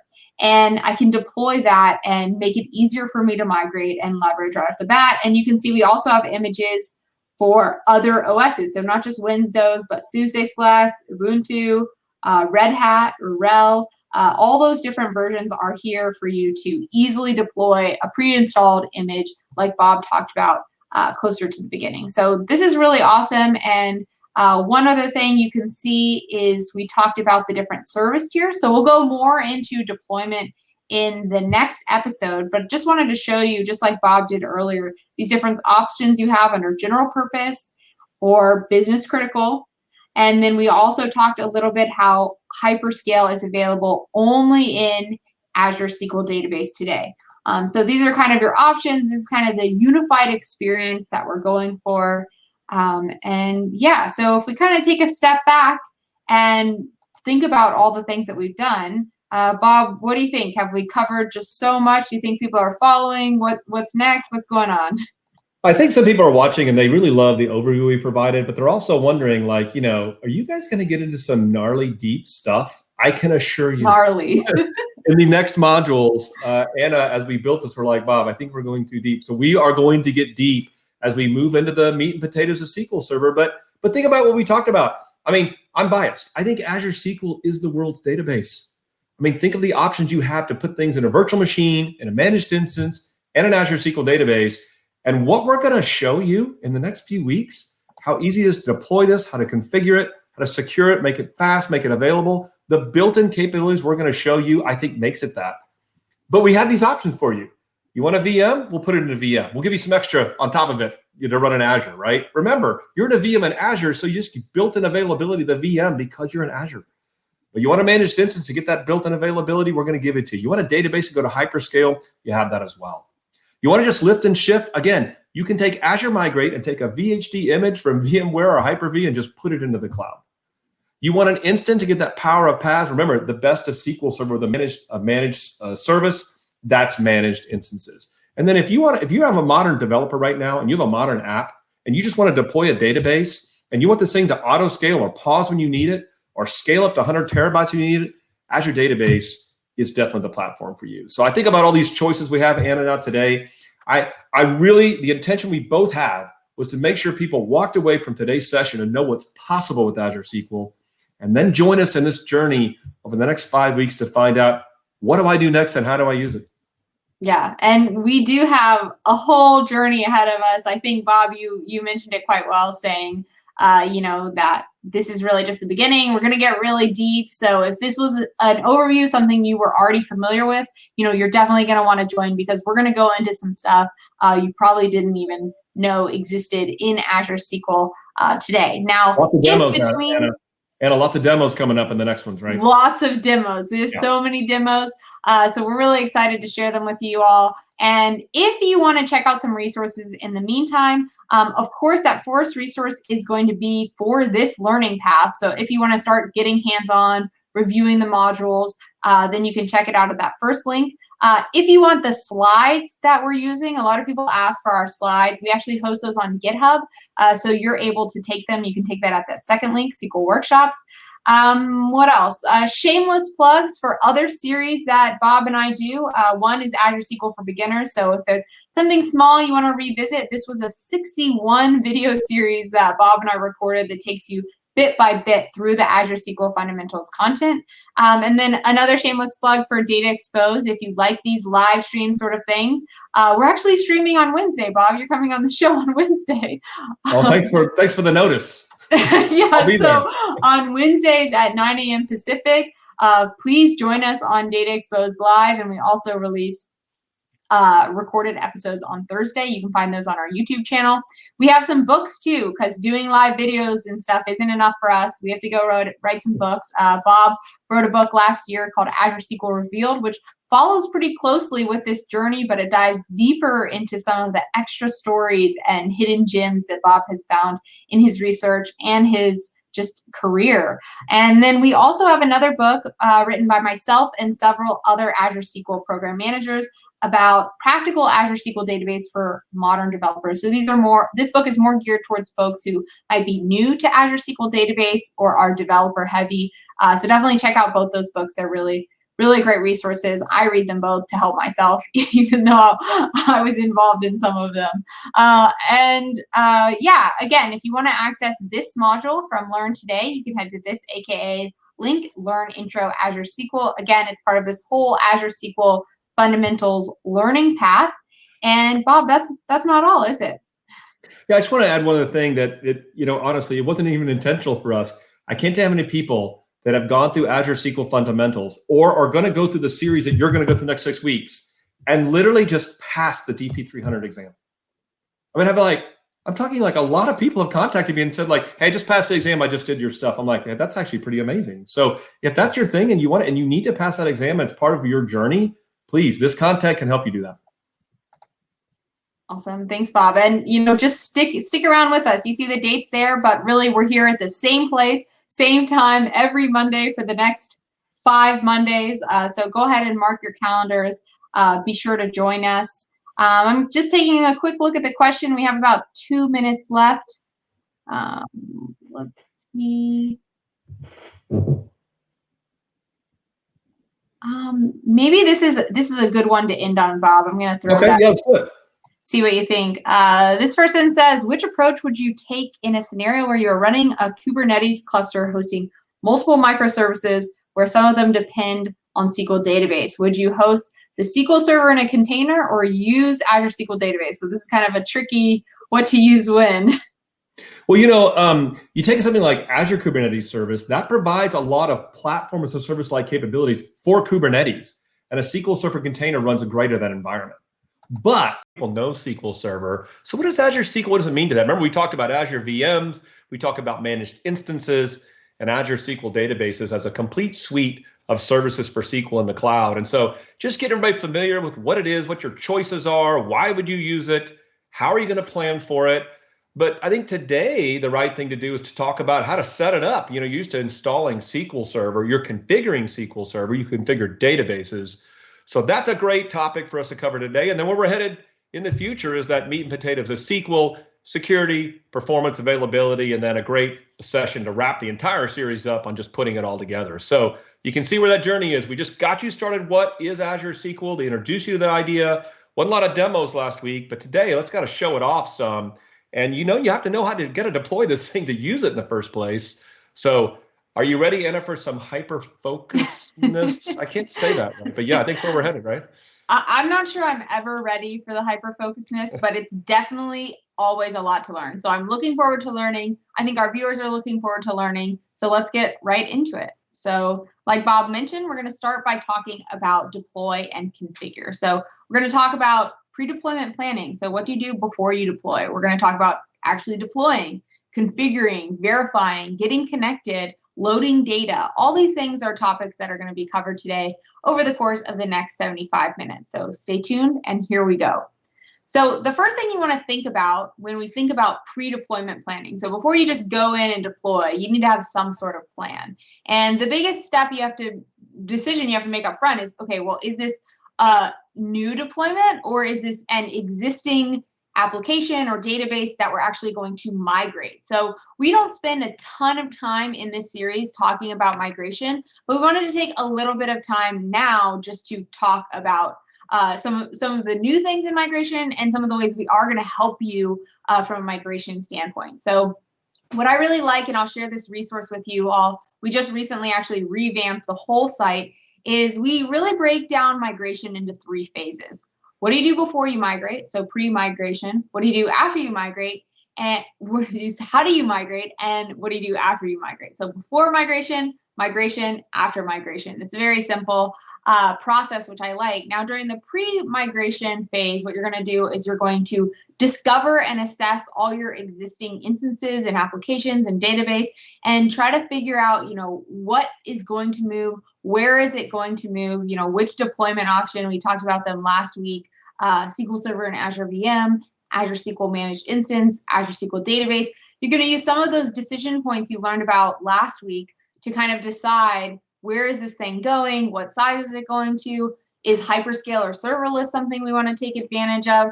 And then if you're not coming from SQL Server to Azure, you might be coming from another type of database.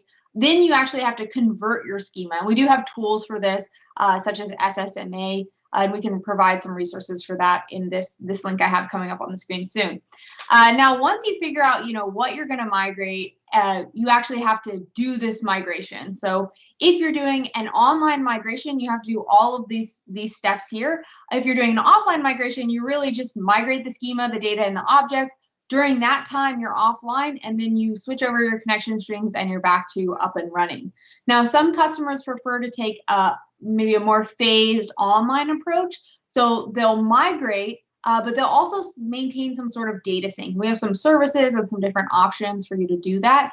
And then when you're ready and you're comfortable to do what we're calling the cutover, so move from your SQL Server on-prem to your, for example, Azure SQL Database, then you can perform that cutover and now you're migrated to moving to the cloud. So you can have a little less downtime. And finally, once you migrate, there's a lot of things that you can do. And a lot of these things are actually going to apply in some of this deploy and configure section. But we talk a lot about remediating your applications, making sure everything works, optimizing not only for performance, but also for price, and just making sure everything works and doing some good testing. And those two resources in the bottom right side of this page are going to be the most useful for you. The first is the Azure Migrate program, where you can basically apply and get free resources, whether it's training, a white glove experience, all sorts of things to help make this migration smoother for you. And then the second one is this new website that we actually just launched that I wanted to mention, called aka.ms/data migration. Now, we used to have another page, but this new page is really interesting because it really cleanly organizes all the options of where you could be coming from and where you're going to, and then gives you a custom guide. And again, this has all been revamped just in the past few weeks, so you can count on all that content being up to date. Now, there were a few things that were new, especially related to Ignite. And Bob, I'd love if you could share some of the new things that we came out with related to Azure Migrate. Yeah, there's two things that are really important that we launched and just announced at Ignite. One is using the Azure Migrate Center as kind of that really great hub, especially for this discovery and assessment phase, Anna, that you talked about. So one of the things we demonstrated, I know I was part of this discussion and demonstration at Ignite, was a new concept of an appliance, because a lot of people out there have a lot of SQL Server instances, a lot of servers, and they're like, I'm not even sure what all I have that I can need to consider to migrate. So this Discover and Assessment appliance, the preview right now is for VMware systems. You run this thing in a lightweight, secure agent in your environment, does all this type of assessment and discovery of your assets. And here's a really cool thing. It's not just about telling you what you have in your environment, but it gives you recommendations. So for example, we can give you recommendations for some of the things we're going to talk about today. What service tier should you pick? Is managed instance the best option for you, or is it database or VM? And then even cost estimates, which we've had a lot of feedback from customers. What's this going to cost me when I make this move into Azure? So that's one thing, Anna. The new Azure Migrate experience to really help with that discovery and assessment experience. And I'm really excited about the preview we talked about, which you're going to see a lot more in the next coming months, is an inline migration experience from Azure Data Studio. You got a single SQL instance, you'd like to assess that just with some of the things we talked about here, and just inline migrate that right to the cloud. Imagine doing that from a single tool that you're familiar with, connected to your existing SQL server. So both those things, we're going to continue and iterate those over the next several months. And I'm kind of excited. I'm also part of the process to produce some content and work with the team on that. So I'm really excited to see how that journey goes forward to help you do all of these phases that Anna, you've talked about today. Definitely. Thanks, Bob. Really appreciate you chiming in. And I know you're a part of a big demo at Ignite, so it's always interesting to hear your perspective. So we're kind of talking about this pre-deployment planning. So we're talking about the overall process of migration, but now I want to switch to dive in a little bit deeper into whether or not it is a new or existing migration, the things you need to plan out before you go and deploy this. Now, the first thing you might plan out is how you're going to deploy. So Bob talked in the last session about some of the different interfaces you have to interact with Azure SQL, and the same goes for deployment. So for example, you could use the Azure portal. Now, if you're more into scripting, you can use the Azure CLI, you can use Azure PowerShell. To a certain extent, you can even use existing tools like SSMS and Azure Data Studio. So you need to decide, like, how are you going to deploy this thing? Maybe you're going to use ARM templates, maybe you're a big ARM person. And then once you decide how you're going to deploy, again, you should already have an idea of what you're going to deploy before you, open up the Azure CLI or the Azure Cloud Shell and start deploying. So again, just to review briefly, some of the options we talked about were single databases and elastic pools. And we talked about managed instances and instance pools. And I do want to also call out that for this deployment process, we're going to specifically be diving into the platform as a service offering. So we're not going to be talking about SQL Server and Azure VM here. So you're going to pick your deployment option, and then you're going to pick your region. Bob talked about in the last session how we have many different regions all around the world for you to choose from. So you need to make sure you're picking the one that's going to be closest to where you are, and also ideally in the same region as your application, because you want to reduce that latency as much as you can. Then we talked about this last week as well. You need to pick the purchasing model. So again, for Azure SQL Managed Instance, this is an easy choice because your only option is the vCore model. But for Azure SQL Database, you're going to have the option of choosing between the DTU model and the vCore model. And once you pick that, you're going to pick a service tier. Now, these are the service tiers available for the vCore model, which was the service tier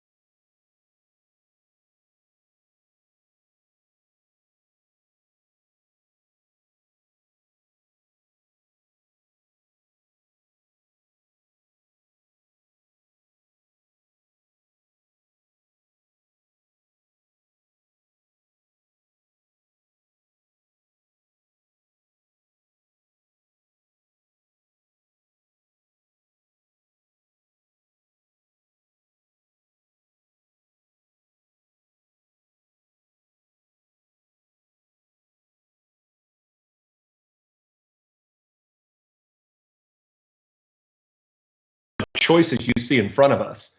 So if you think about today when you're deploying and configuring SQL Server, you're doing that in your own bare metal or VM environment, and you're making some of these choices yourself as you deploy.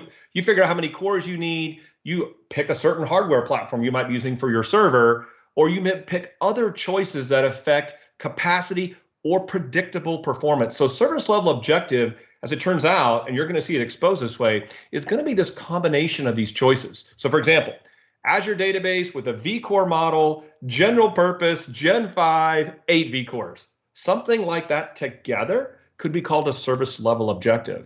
And Anna, one of the things important that you understand about that term is it can affect resource limits that you don't explicitly choose. So for example, today with SQL Server, when you do it on a virtual machine, you pick a certain amount of memory you're going to give that virtual machine. Well, in platforms as a service, the choices you make in your flow affect how much memory you get. You need more memory? Sometimes what you need to go to a different service tier or add more vCores to your deployment to get more memory. Things like maximum transaction log size or transaction log rate, also the same type of concept, depending on your deployment option, database or managed instance, depending on the service tier, how many vCores, it can affect what you're going to get. Things like IOPS. Remember, in platform as a service, we own the infrastructure, including all the drives and the disk storage. So you're not even provisioning disks. So data IOPS can become a factor now based on these choices. Turns out there are some scenarios where the number of files, we'll talk about some of that, I think, more in the performance section, but the number of files you pick could actually have an impact on IOPS. But you normally are determining IOPS based on the storage you've selected in your environment. For us, you need to be using this particular slow to get a certain number of IOPS. But even things like the size of temp DB, max concurrent workers, and even the backup retention choices you may get, all of those together, you're not explicitly picking a lot of these choices that you get for these maximums. It's the slow you pick that dictate these limits. And here's the good news. You might look at this list and go, well, how am I going to go figure all this out? Which one is which? There's a couple of interesting things. Number one, the documentation has some really excellent tables where you go choose the different options you want, the service tier, the deployment option, the hardware generation, and we'll tell you what those maximums look like. And then also, we're going to show you today and in future modules, dynamic management views that also give you that same type of information depending on the choices you've made. So it's important to understand the choices Anna showed you already, but also implicitly, what does it mean when you make those choices? You know, what kind of resources and predictable performance do I get from platform as a service? Yeah, it's a great call out, Bob. And, you know, we have a lot of people, at least I do, and I'm sure you do as well, just reaching out and trying to understand this. And then you show them that table and the documentation, and they're like, oh, it makes so much sense. This is how much IOPS I need. This is how much, you know, I need of this other thing. And I can very easily figure out which flow is going to be the best for me. So it's really useful. You know, Bob, I don't know if maybe we have some people that didn't join us last week, but we love to do knowledge checks, right? You mean you love to do knowledge checks? Let's be clear about this, Professor Hoffman. Yeah, you're the one that loves to stump people, including me. Yes, I mean, I try my best. I wouldn't say I could ever stump you, Bob, but I do try my best.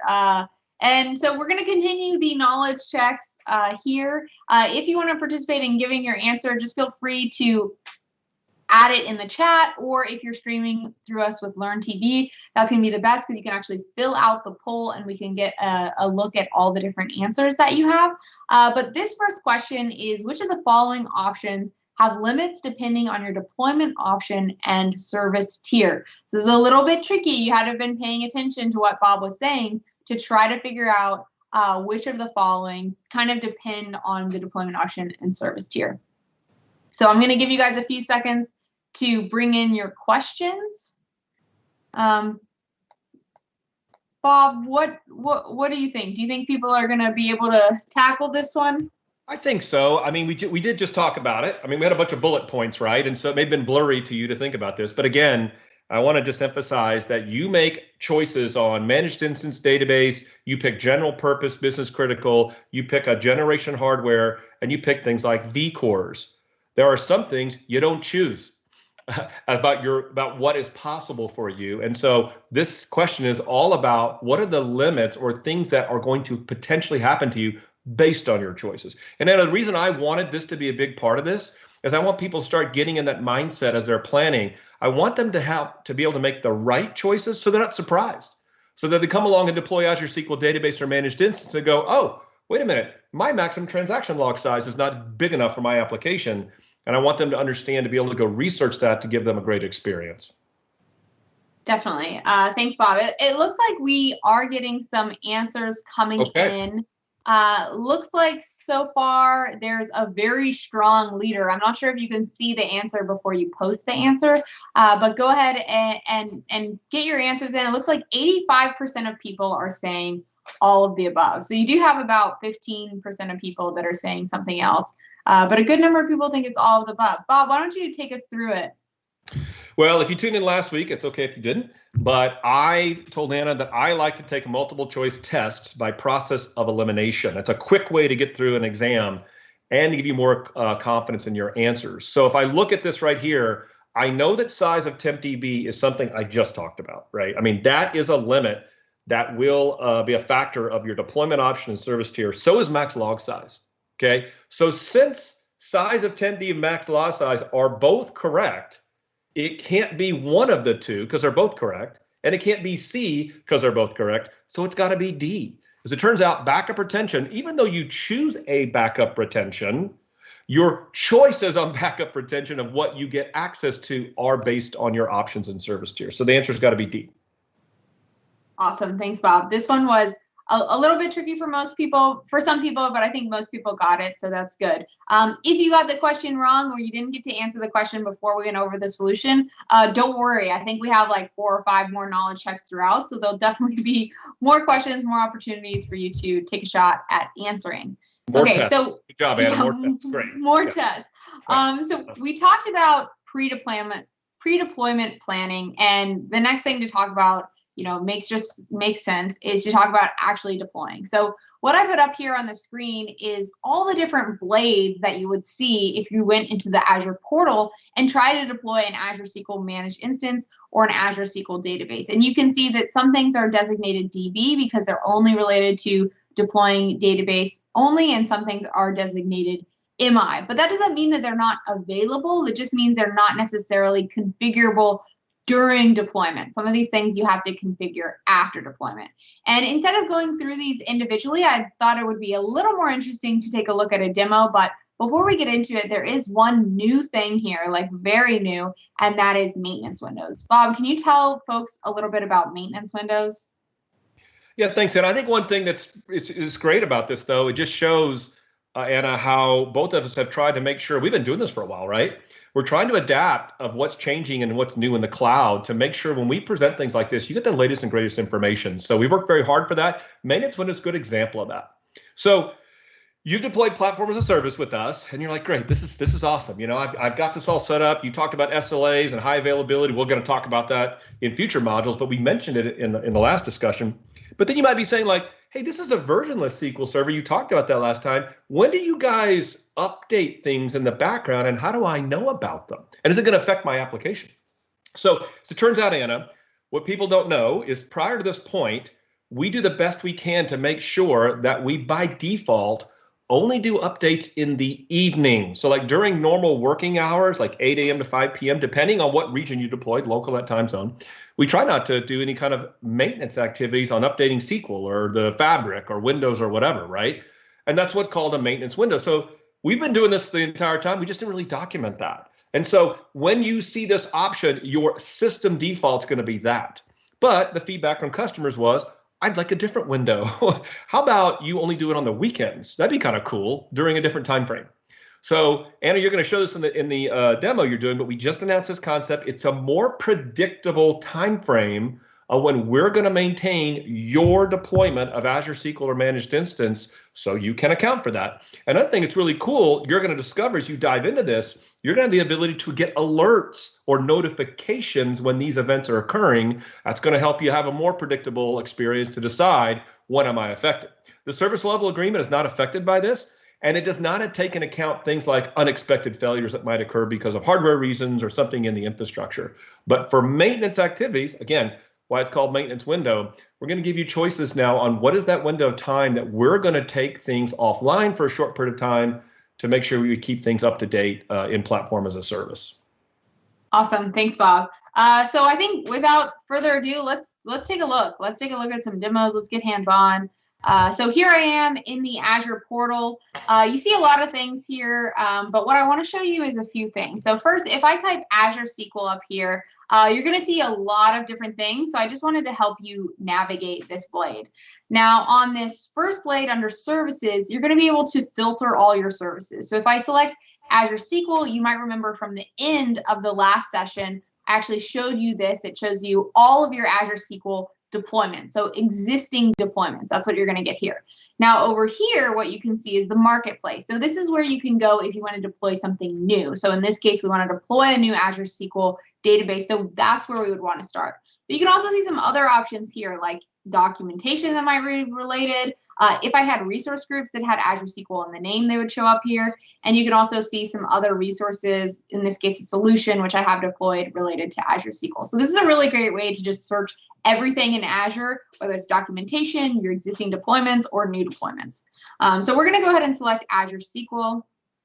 And we're going to get this familiar blade. I showed you guys this last week. But what we're going to do is we're going to deploy a single database here. And you see, we are getting a little what to use when here down at the bottom. And so what we're going to do is just a single database this time now. So I'm going to go ahead and click create. And now I'm going to have to locate my resource group. So here's one of my resource groups. So you're going to select your subscription, your resource group, and then you have to give your database a name. I'm going to call it AdventureWorks, and it'll make sense shortly why I do that. And now we haven't talked a ton about this. I know Bob will go into this in more detail after this, but with Azure SQL Database, you have this idea of an Azure SQL Database logical server. So this isn't a full SQL server like you would expect in SQL Server on-prem, for example, or SQL Server in Azure Virtual Machine. But really, this is more of a logical server that's going to allow you to group databases and policies together. And it's also going to give you something to connect to, right? Because you have to connect to some sort of server. So I'm going to click Create New. I'm going to give this a name. Let's call it 1, 2, 3, 4. See if that's available. Oh, 5, 6. Really creative there. Give it a server admin login. So this is going to be very similar to like your sysadmin login. I think we talked about this in the last session, but you have to deploy with a SQL auth login. I think that's actually something we'll talk about next week. Then you want to give it a password, and we'll see how I do typing live. It's like, okay, you pick the region. So we talked about the different regions you might select. You hit OK. Okay, we're going to select a different region. Use East US 2. And then once all that's validated, you can choose, do you want to use a SQL Elastic Pool? In this case, we're going to say no. And you also have the option to come in here and configure the service tier and all the details related to that. So for example, if we take a look at general purpose, I now have the option of choosing between provision or serverless compute. I also have the option to change the hardware configuration. I'm just going to leave it as the default. We're going to use provision for now. And I get to pick the vCores and the data max size. So these are all things that Bob mentioned. Your selections here are going to have an impact on several different things. So I'm just going to leave all the defaults for now, and I'm going to go into the next blade, which is networking. We're going to talk a lot more about networking in the security module, but for now, when you deploy, you do have to make some decisions. So you kind of have to know a little bit. The default is no access, and if you're just getting started with this thing or just trying to get access to it, I do not recommend using the no access. I recommend using the public endpoint. This is just going to be the easiest way for you to get connected and for other apps to connect to it. Now, that being said, if you're looking for the most secure way, and again, we're going to talk about this much more in the security module, then you can actually configure with a private endpoint. So I'm going to select public endpoint, and I'm going to say, okay, any Azure service can connect to this, and also add my current IP address. So this is a virtual machine that I'm in, and I'm basically saying, yeah, go ahead and add this as a firewall rule so that I can connect from this machine. It's just the easiest way to get connected. Now, in additional settings, I have some options around data source. So I can choose none. I can use an existing backup from anywhere else in my subscription, or I can also use a sample. Now, if I use the data source of none, let's say I'm starting a new application, I want to set all this thing up, I have the option to configure this collation only on the server level and only during deployment. So this is the only time you really have to make any changes here for Azure SQL Database. It is a little bit different for Azure SQL Managed Instance. Then you can also configure Azure Defender for SQL. So this is something, again, we'll talk about a lot more detail in the security module. For now, I'm just going to start the free trial of it. And then finally, Bob talked about maintenance windows. And we can see by default, that's going to happen between 5 p.m. and 8 a.m. local time to me. But I also have some options here to change it to Monday to Thursday at night or Friday to Sunday at night. So maybe depending on when my application is heavily used, I might pick one versus the other or stick with the system default. Now, next, I'm able to add some tags. So for example, you might keep track of your resources by using something like environment and then calling this your dev environment. Then you can review and create and go ahead and kick off that resource. So this is just a simple way of deploying a database. I've actually already deployed this database for some of our other examples later on, and next we'll talk about some of the details as well as later how to verify and configure this thing. Yeah, one of the things I want to emphasize before we talk about this next slide is I always use the portal experience well to kind of show off what I'm doing in Azure. But we mentioned this a little bit last week. You have the same abilities to make all those choices Anna did through a CLI. You can do this through as CLI, you can do it through PowerShell, and then take a hard look at something called Azure templates to automate, especially like a mass deployment if they need to do something like that, right? Okay, Anna, so we were building this course out and, we were talking about deploy, configure, and I'm like, Anna, we didn't really tell anybody like how we do this. And you're like, what do you mean? And And I said, well, I think it'd be kind of interesting to know a little bit more, even though things can change over time. Like, how do we deploy an instance or a database or hyperscale, like some of the stuff behind the covers? We alluded a little bit into it when we talked about the history and so forth, but we do have something called the service fabric in Azure that helps us as developers deploy our services within Azure. All services in Azure use the service fabric to deploy. And in fact, you yourself can go to build your own service fabric app as a service using Azure if you choose. So it all starts with managed instance. Like, what are some of the things behind the scenes that affect how you see these deployment? So first of all, in managed instance, we have something called a dedicated ring or virtual cluster. And this gives us that VNet isolation that we talked about last time to describe what managed instance is. The only downside to that is because of that, the deployment or scale operations can take a little longer than doing an Azure SQL database where it's not a dedicated ring. Because you're just doing a database, we don't have to necessarily do that. Today, the way we deploy managed instance is that an instance of SQL Server, it's actual SQL Server instance, is deployed in its own VM. And depending on how we organize things in the cluster and how the choices you make, there could be multiple VMs per node within this cluster. What is a reason is why we built pools. We talked about instance pools last week, is we can then start combining multiple instances now in a VM to make deployment a lot faster and give you a lot more density and open up things like lower core type options. So this is what a managed instance looks like, but it still does use the service fabric, both in general purpose and in business critical, as an underlying infrastructure to run the cluster and run SQL Server. Now, what about Azure SQL Database? So Anna, I'm glad you brought up that logical server concept, because I have to admit it confuses so many people that are SQL Server people, because you deploy a SQL Server that has what? A physical master database, a model database like system databases, and then your user databases.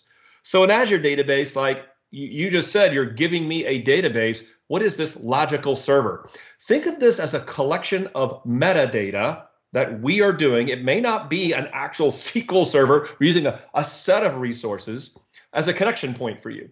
Anna, you mentioned last time the concept like a gateway, right? And we're going to talk more about that. So think in terms of this logical server giving you access to like this gateway, plus storing information about the databases that are associated with the server itself. And it turns out there's a logical master database that kind of looks like a master that's part of this concept. Now, I mentioned this a little bit already in the history of this but to emphasize to you, it's not a for sure thing, but we use a dedicated SQL instance behind the scenes for each of these databases. There's a few exceptions to that, but for the most part, each Azure database gets its own SQL instance. But here's the confusing part. You don't see the SQL instance, the physical master. We manage all that for you. You, though, at the logical server level, will see this logical master. It can get somewhat confusing when you start going into things and using SQL Server, but it can explain why, for example, Anna, the use command doesn't work. So you're going to connect to Management Studio or Azure Data Studio, and you're going to go, oh, use AdventureWorks. I'm just going to say, sorry, we don't know how to do a use. That's because, again, these databases may not be on the same SQL instances. So how do you use across multiple computers? The SQL engine doesn't know how to do that. That explains why use doesn't actually work. It's okay. You have the ability to connect to anything and explicitly say, you know, what database I want to connect to. Now, because we're doing a dedicated SQL instance, though, it's very powerful because it gives you more surface instance level type diagnostics. You're going to see that throughout our presentations and all the different modules we're doing. What about this hyperscale thing that is really popular? I love the name, right? It's incredibly impressive technology. And you're going to see a lot more information behind the scenes when we talk about availability, about what we built. But because we built a unique architecture using SQL Server, you cannot change today the tier once you go that way. So if you go to hyperscale with Azure SQL Database as a service tier, remember you get general purpose, business critical, hyperscale. You cannot go back to general purpose and business critical. When you go to general purpose and business critical, you can switch between them. We can actually set up that kind of type scenario. But once you move to hyperscale, you cannot move back, at least today. And we'll see in the high availability section, we're going to use a very impressive set of caches, which is a distributed tiered architecture to provide speed and scale. And then something really interesting, we're going to use remote storage for the databases, still use the caches for speed, but we're going to allow some very interesting scenarios like snapshot backup. So point in time restore becomes really crazy fast. Now, Anna, you may not be aware of this, but behind the scenes, we're doing some resource governance in both Managed Instance and Azure Database to give this slow and predictable performance. So we introduced this feature several releases of SQL Server ago called Resource Governor. And we're going to take advantage of that in Azure SQL behind the scenes in the engine, but we're going to add some functionality to Resource Governor that you don't see in SQL Server to do things like enforcing transaction log rates. But we're going to use other things like Windows job objects. I'm going to show you an example in a second how Windows job objects can affect your SQL deployment. We're going to use things like file server, Azure storage limits, things of that nature to help provide all those different slow limits I talked about, depending on what you choose, to ensure we give predictable performance and we give you what we say we do based on the tables we actually talked about. So there's your hyper-focusedness slide of the day to give, and you know, Anna, we could change some of this. You know, we reserve the right behind the scenes as this platform or service to change some of these things, but this is effectively how we make things work today behind the scenes. Yeah, I mean, I think it's definitely useful to kind of get a glance under the hood, and it helps you understand how certain things work. Like, for example, I think a great example is how you can't use that use statement because now you understand that running underneath, you might have a full SQL instance that isn't the same as your other database. So I think it's really useful, especially for people who really understand how SQL Server works, to understand how we've kind of implemented this thing under the hood. Well, we were going through this exercise of building. I love the fact that we get these little stories how we were building these things. And I remember this meeting. We specifically had this meeting about our content. And I said, Anna, we got to tell the people how do they verify the deployment. And you go, what are you talking about? I mean, it just works, right? I'm like, yeah, man, I'm sorry. I've been doing SQL Server for so long. Like when I deploy SQL Server, I go through a verification process to do a sanity check of did this work? So maybe we should talk about my viewpoint of verifying deployment, compare that to Azure SQL. So let's just kind of go to a progression of how this might look. First of all, it might start with in Managed Instance, looking at what Anna just showed you, like she did Azure Database. So you can go look at the status of your deployment in the portal or with CLI. So this is a deployment. Remember we talked about in the Azure ecosystem in the first module about Resource Manager. So we're using Resource Manager to do deployment. Deployment is a concept in Azure for all Azure resources. And this deployment has details behind it and something called an activity log. You know, today you might, Anna, be looking at like the event log in Windows or even logging with journals in Linux. So we are going to put in information about the deployment in this thing called an activity log for you to see the details. For example, is an easy way for you to use the portal to look at activity log to see how long did it take to deploy that instance or Azure Database, or if there's a failure, you can get more information behind the scenes of what to do. Now in Managed Instance, you get access to the error log, the SQL error log, the tried and true text file of SQL Server for a billion years, right? And you can go into the error log and look at a Managed Instance to see what it actually looks like. You can't do that with Azure SQL Database because we don't give you access to the instance, but with Managed Instance, you can do it. And so what might you do if you're an existing SQL Server user today? You might pop up Management Studio and just do a connection, and you might run some queries. But to do that connection, you need some basic stuff, right? Like you need to know the network, the name, and connect. And we'll talk about that. What about SQL Database? What does it look like compared to that thing? Hey, it's the same thing. You just don't get access to the error log. But all the same things that you do with Managed Instance, all same apply.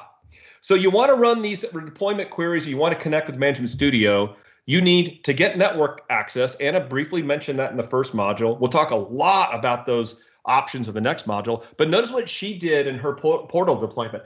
Remember, she said to get going kind of up and fast, she gave allow Azure access and she used her client IP address. So for example, Anna, if you were doing in the portal from your own desktop computer and you gave client IP address access, you now could use SSMS on your client computer to go run deployment queries. You would get the name of the logical server, or in the case of Managed Instance, the name of the instance.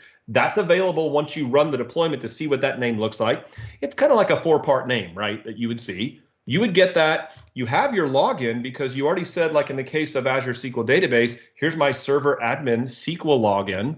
And by the way, Anna, in Module 3 in security, we're going to talk about options there, like what are your options for those admin options. But you're going to use that server admin SQL login. You're going to go in with Management Studio. You're going to put in the password. You got this name, and you're going to connect. So once you connect, what do you do? Well, here's what I do. when I look at a SQL Server, and I'm going to show you the similarities between that and an Azure SQL database. First, I look at version. I'm like, hey man, is the SQL edition I installed and the right version deployed on what I'm doing? In fact, I looked at add version all the time with customers to say, tell me exactly the version of SQL you're running. Well, we're going to show you an example in a second.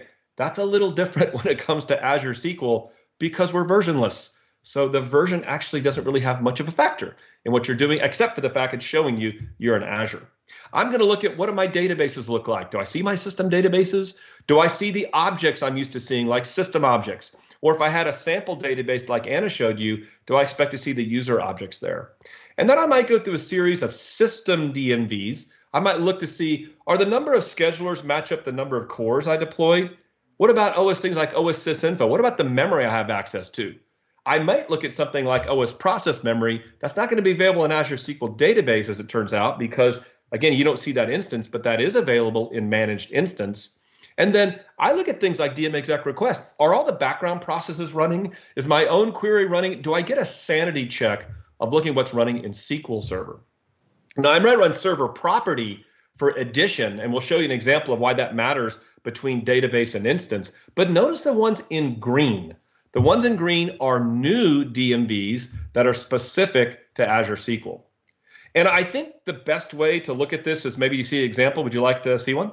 Yeah, I would love to. Okay, let's do that. So I'm going to go and share my screen now, and let's hope technology works. Okay, Anna, let me give a few seconds here for the magic to appear. Let me know when you see it. Yep, I can see it. Now, I just said in that screen to use Management Studio, yet that's not what I'm showing you. I'm showing you Azure Data Studio for a very good reason. Number one, I want to point out a couple things. I actually have the GitHub repo that goes with this same fundamentals course loaded on my laptop. And whoa, that's not what I want to show you. So I'm using Zoom It, and clearly I'm not doing a good job with Zoom It. So I want to show you first, though, this. This is the GitHub repo, and then notice these what are called notebooks. So we're using a T-SQL notebook that we've built to show you off these examples. There's a combination of markdown text and code to show you. But here's the cool thing. I've got the output already run. So in case that there's an issue, I don't have to actually execute each of these commands. So what I love about this, and Anna, you built this, here's a notebook to show you what verification looks like for Managed Instance. Here's one for SQL Server, and here's one for Azure Database. So you can kind of compare what does this look like between these three different options. So like the last one could be SQL Server like an Azure VM.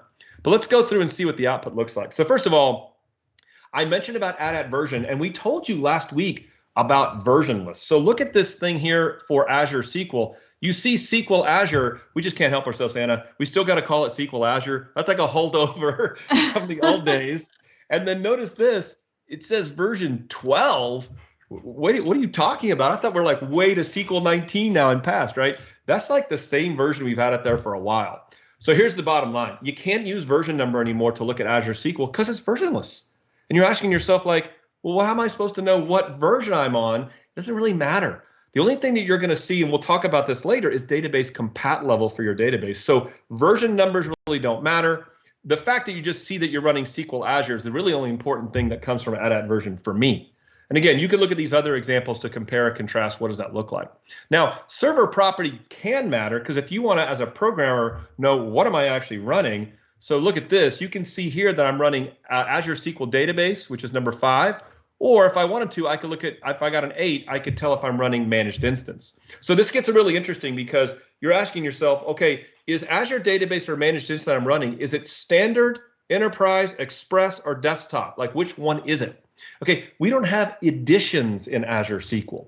We have service tiers like we talked about, and in some cases, that can dictate functionality that may show up. For example, in-memory OLTP only appears in business critical. But for the most part, here's the cool thing, most of this functionality you get from a feature level point, this just comes in your deployments for Azure SQL. One thing that's different today between, like, say, standard and enterprise is limits.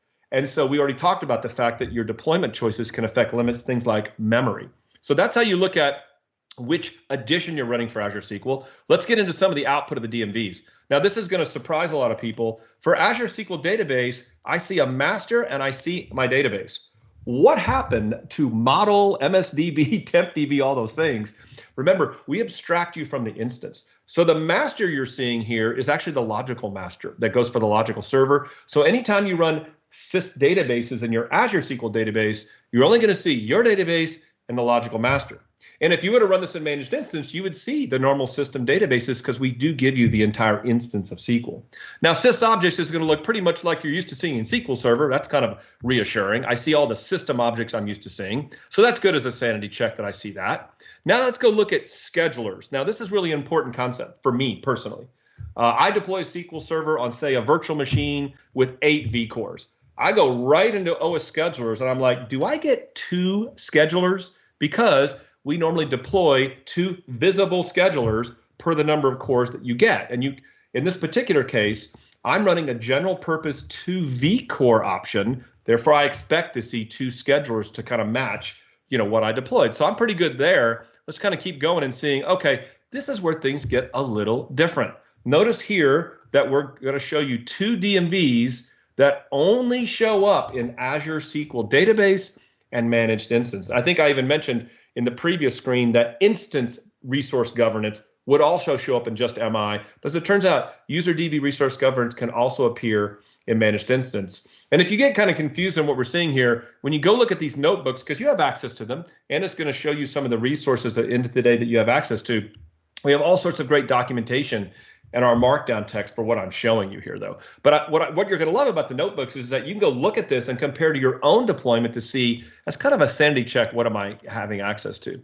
So here we go. I'm going to look at user resource governance here, and that's pretty interesting because I'm going to look at my database. I'm going to scroll along here, and I'm going to see, look at that, Anna, slow name. Here's why we taught you slow. Azure SQL Database, general purpose, Gen 5 hardware, 2 vCore. That's a mouthful, right? But now you can see why slow is this combination of these concepts we're doing. And you're going to see that in other examples where we're going to look at an Azure SQL Database or Managed Instance deployment. Now, I said I only had 2 vCore, and sure enough, I can say I'm limited to 2 CPUs. Notice this. Also, I can see my max DOP possibilities. So it turns out for a 2 vCore general purpose deployment, we only let you have max DOP 1. If you need parallelism at a higher level, you got to pick a higher vCore limit, and you'll see how we can configure that DOP. Now, memory is an interesting one because we mentioned about this job object concept, and I show you that here. So how much memory do I really get? As it turns out, for an instance of SQL Server, we want to make sure we apply proper resource limits. So we use this Windows job object concept, which is not a scheduler thing. It's a way to do process limits on Windows processes. So you can see here from Windows job objects, the process memory limit MB, this corresponds to the table we talked about for a general purpose 2 vCore deployment.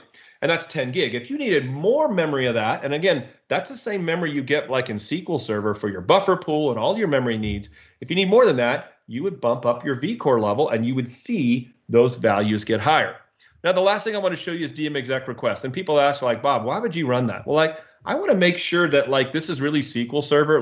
Do you really have a lazy and log writer? Do you really have the background task I'm normally using? And that's why I kind of prove to people, yeah, it really is SQL Server. It's the instance engine running all that stuff you're used to seeing that apply to your environment. So it's just also to show you that DM exec request, which is kind of this instance level thing you want to see, that works for your database. So if you want to go see your own user requests as they're executing, and Anna, we'll show you great examples of that when we go to performance. We'll show you how you're going to use the same DMVs you're used to using today for SQL Server. And in addition, some of these new DMVs you're seeing for Azure to look at things like performance, to look at security, to look at availability. But this is just a sanity check. So SQL Server users that come in to deploy Azure SQL, it gets them in a comfort zone to say, yeah, it kind of feels like a SQL Server. Yeah, definitely. I think this is really useful. And like you mentioned, I think it's useful for people to compare, how it varies among what they're getting. And also, love to come back to this, how for the most part, it's really just SQL here. We're just changing a little bit of the scope depending on what you deploy. Absolutely. Cool. So let me share my screen again, and we're going to do a knowledge check. So This is a good one. So Bob showed you all some verifying deployment queries that he runs. And for this question, they're saying there are some new queries specific to Azure SQL Database and Azure SQL Managed Instance.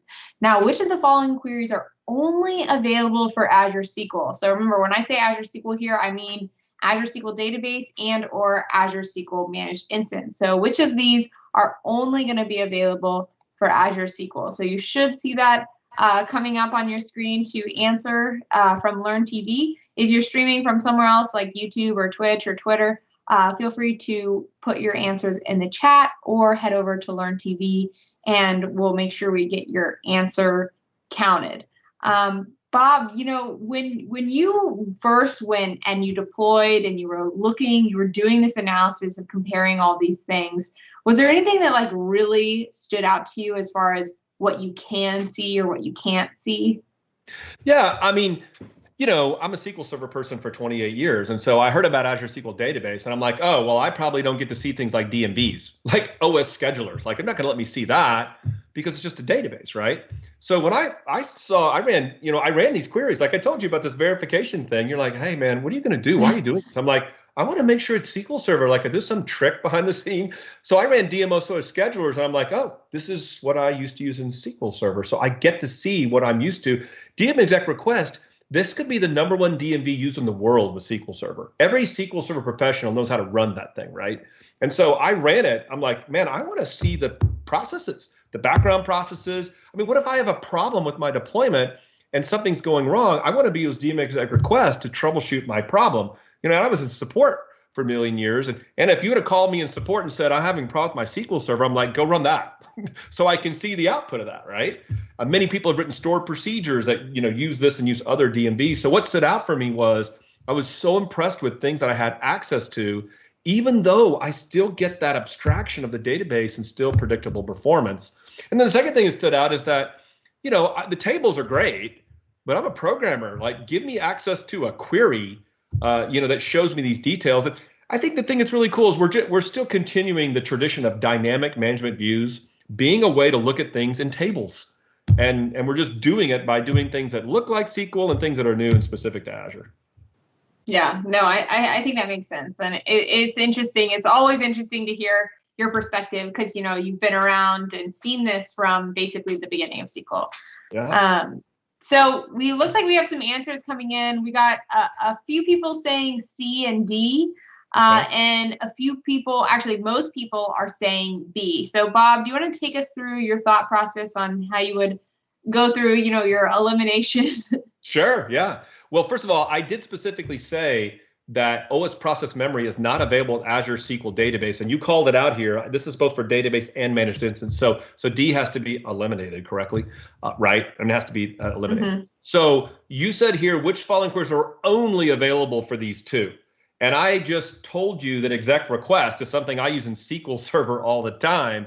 So that can't be the answer either. So it's left with A or B. And then I even mentioned to you that OS schedulers, which I use in SQL Server all the time, is available there. So the only thing that could be possible is this new one, DM user DB resource governance. That was written specifically for cloud deployments of SQL. So B would have to be the answer. Oh, awesome. I was right. Thank goodness. You sound surprised. Well, I'm like, okay, does this elimination thing actually going to work on live television, right? Yeah, you were right, and it looks like about 85% of our viewers were right too. So kudos to you, and kudos to the live viewers tuning in. Awesome.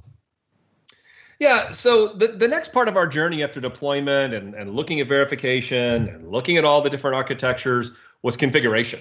And Anna, you told me in a conversation, like, well, you know, how many options are there? And I'm like, oh, if you only knew. SQL Server, we're famous for allowing you to configure SQL. Now, some things you do during deployment, and you did some of that in the portal, right?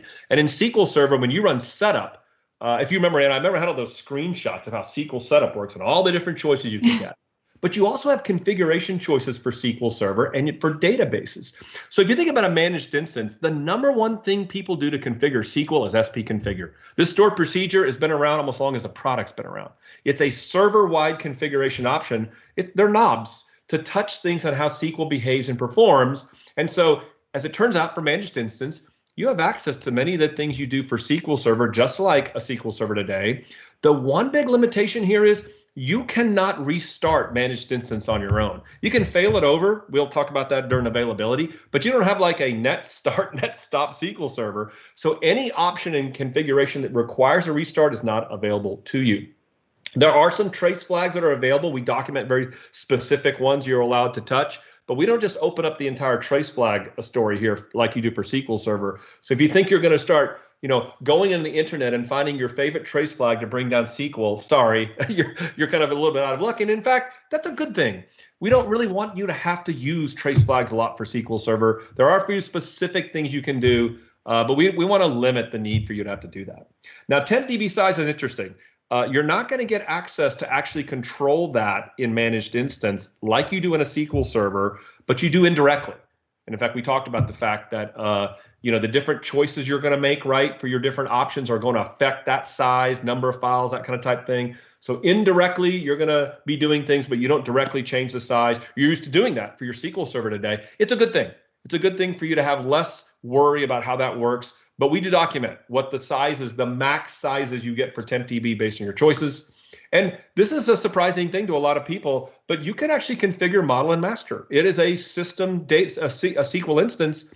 You can go put objects in model, and new databases will pick that up if you need to. Now, the addition of SQL Server, I kind of alluded to that already. You don't pick an addition for managed instance. You pick your service tier. And again, most functionality and features that you do are going to be consistent across general purpose and business critical for managed instance. There's a few small differences there, and we document what that looks like. And then, Anna, you're going to really get into this in Module 3. You're going to make some network configuration choices. You're used to doing in SQL Server like allow TCP and name pipes and some of those kind of things. You don't mess with that stuff anymore. You just only pick your configuration on how to connect into your instance. And then in space management, you're used to doing that with your SQL Server. We'll talk more about that in the next section about how does space management kind of work in an MI. So that's your configuration of managed instance and some of the options that you get. So let's talk about databases now. So for Azure Database and for managed instance, you do have Alter Database. Here's a really cool thing, Anna. In the documentation, I know you've seen this before. You go look at Alter Database in our documentation. We have this really cool layout where you just pick your deployment option, SQL Server, Managed Instance, or Database, and you click it, and we flip and show you the Alter Database reference that applies only to what that looks like. That's very handy to know what's possible and not possible. And so you get to do some file maintenance in managed instance in terms of sizes, number of files, things of that nature. You don't pick storage, though. We'll talk about that in the performance section for a very good reason. But you can pick how many files you get and the sizes of those within your max storage. You do have set options, just like you do in SQL Server, and database compat. That'll be a very important thing that you've seen in SQL Server today. Sometimes that's how you're controlling functionality. You do have access to that in managed instance and database. And Alter Database scope configuration, which is very important, that is also available to you in both options. Now for SQL DB, there's a few differences there on how we do a few things. You do have network configuration space management for Azure Database, which we'll talk about. But notice this list to the right over here. These are the options we're turning on for default use for Azure SQL Database. And in many cases, you cannot change that, like full recovery. You have to have a full recovery database. In order for us to meet service level agreements, you have to be in full recovery. What about accelerated database recovery? We'll talk about that during the availability section, but that is on by default, and you cannot turn that off. That's because we need that to help you meet that service level agreement. So the last thing in configuration, Anna, that I think it'd be important to tell our audience here is that what are some restrictions of things maybe that you might be used to doing, especially when it comes to things like server configuration manager, that you cannot do with managed instance or database? Now, look at this list for a second here. It's not because we wanted to limit you from doing this. It doesn't make sense in platform as a service. Letting you just restart servers at random, we can't meet a service level agreement if you do that. Worrying about things like instant file initialization or locked pages in memory, even though we might use it, let's abstract you from having to worry about that stuff anymore. Or even when it comes down to things like error reporting and feedback or alter server configurations, we're doing the infrastructure. You're not going to go pick NUMA nodes anymore or even affinity for processors. So a lot of these things that you do right here, you don't need to do. Now, even mixed mode security is forced. That's even changed.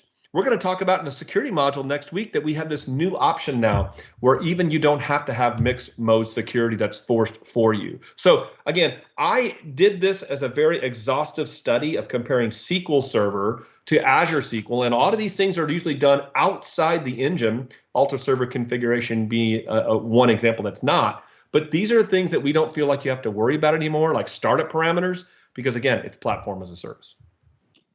Yeah, and Bob, this is all super, super great information. I know people are starting to see the hyper-focusedness coming out, which is good. We have some people asking questions about the replay of this. I'm guessing their brain is starting to melt, and they're like, I need to be able to watch this again. We did get a question from John Michael, who was one of the people who asked. He said, where can I watch the replays for this?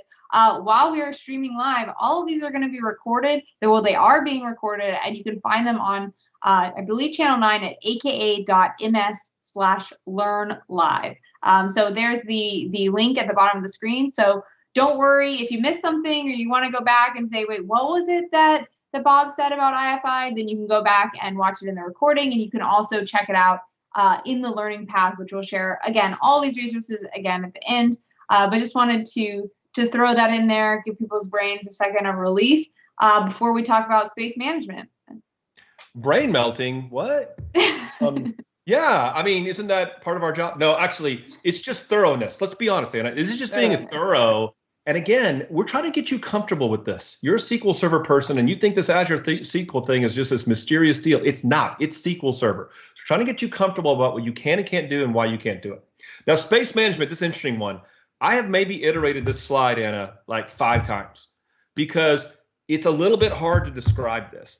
If you think about today with your SQL Server, with space management, you provide all the storage.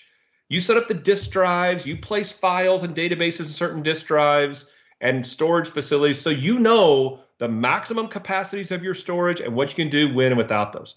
Since we're platform as a service, we kind of need to explain a little bit how this works. So for Azure SQL Managed Instance, your slow determines the maximum possible size you get to play with for everything, for the system databases, for the user databases. So what's going to happen is, though, we're going to charge you for the storage you're going to use at a maximum level. I know that sounds crazy. So you get this maximum possible size, then you choose the max storage for the instance up to that size. Your maximum possible size, for example, in general purpose is 8 terabytes. You may say, I don't want to pay for 8 terabytes because I'm not using 8 terabytes. So I will put my max storage at 4 terabytes. And then that is the storage you're going to get for the entire instance. Now, database is going to be created as model with default sizes, and I document those there. And you can alter these sizes and files within all this max storage if you'd like. But again, not the physical location. That's something that we manage behind the scenes for you. And during the performance section, we'll talk about the fact that it really doesn't matter that you get to do that. But from a storage perspective, it does, because again, we control the max storage that's possible for you. Now, a couple of things that are interesting I thought might point out here and that I've observed. Number one, message 1105 is one of the oldest messages in the history of SQL Server, because that means you're out of space for your database.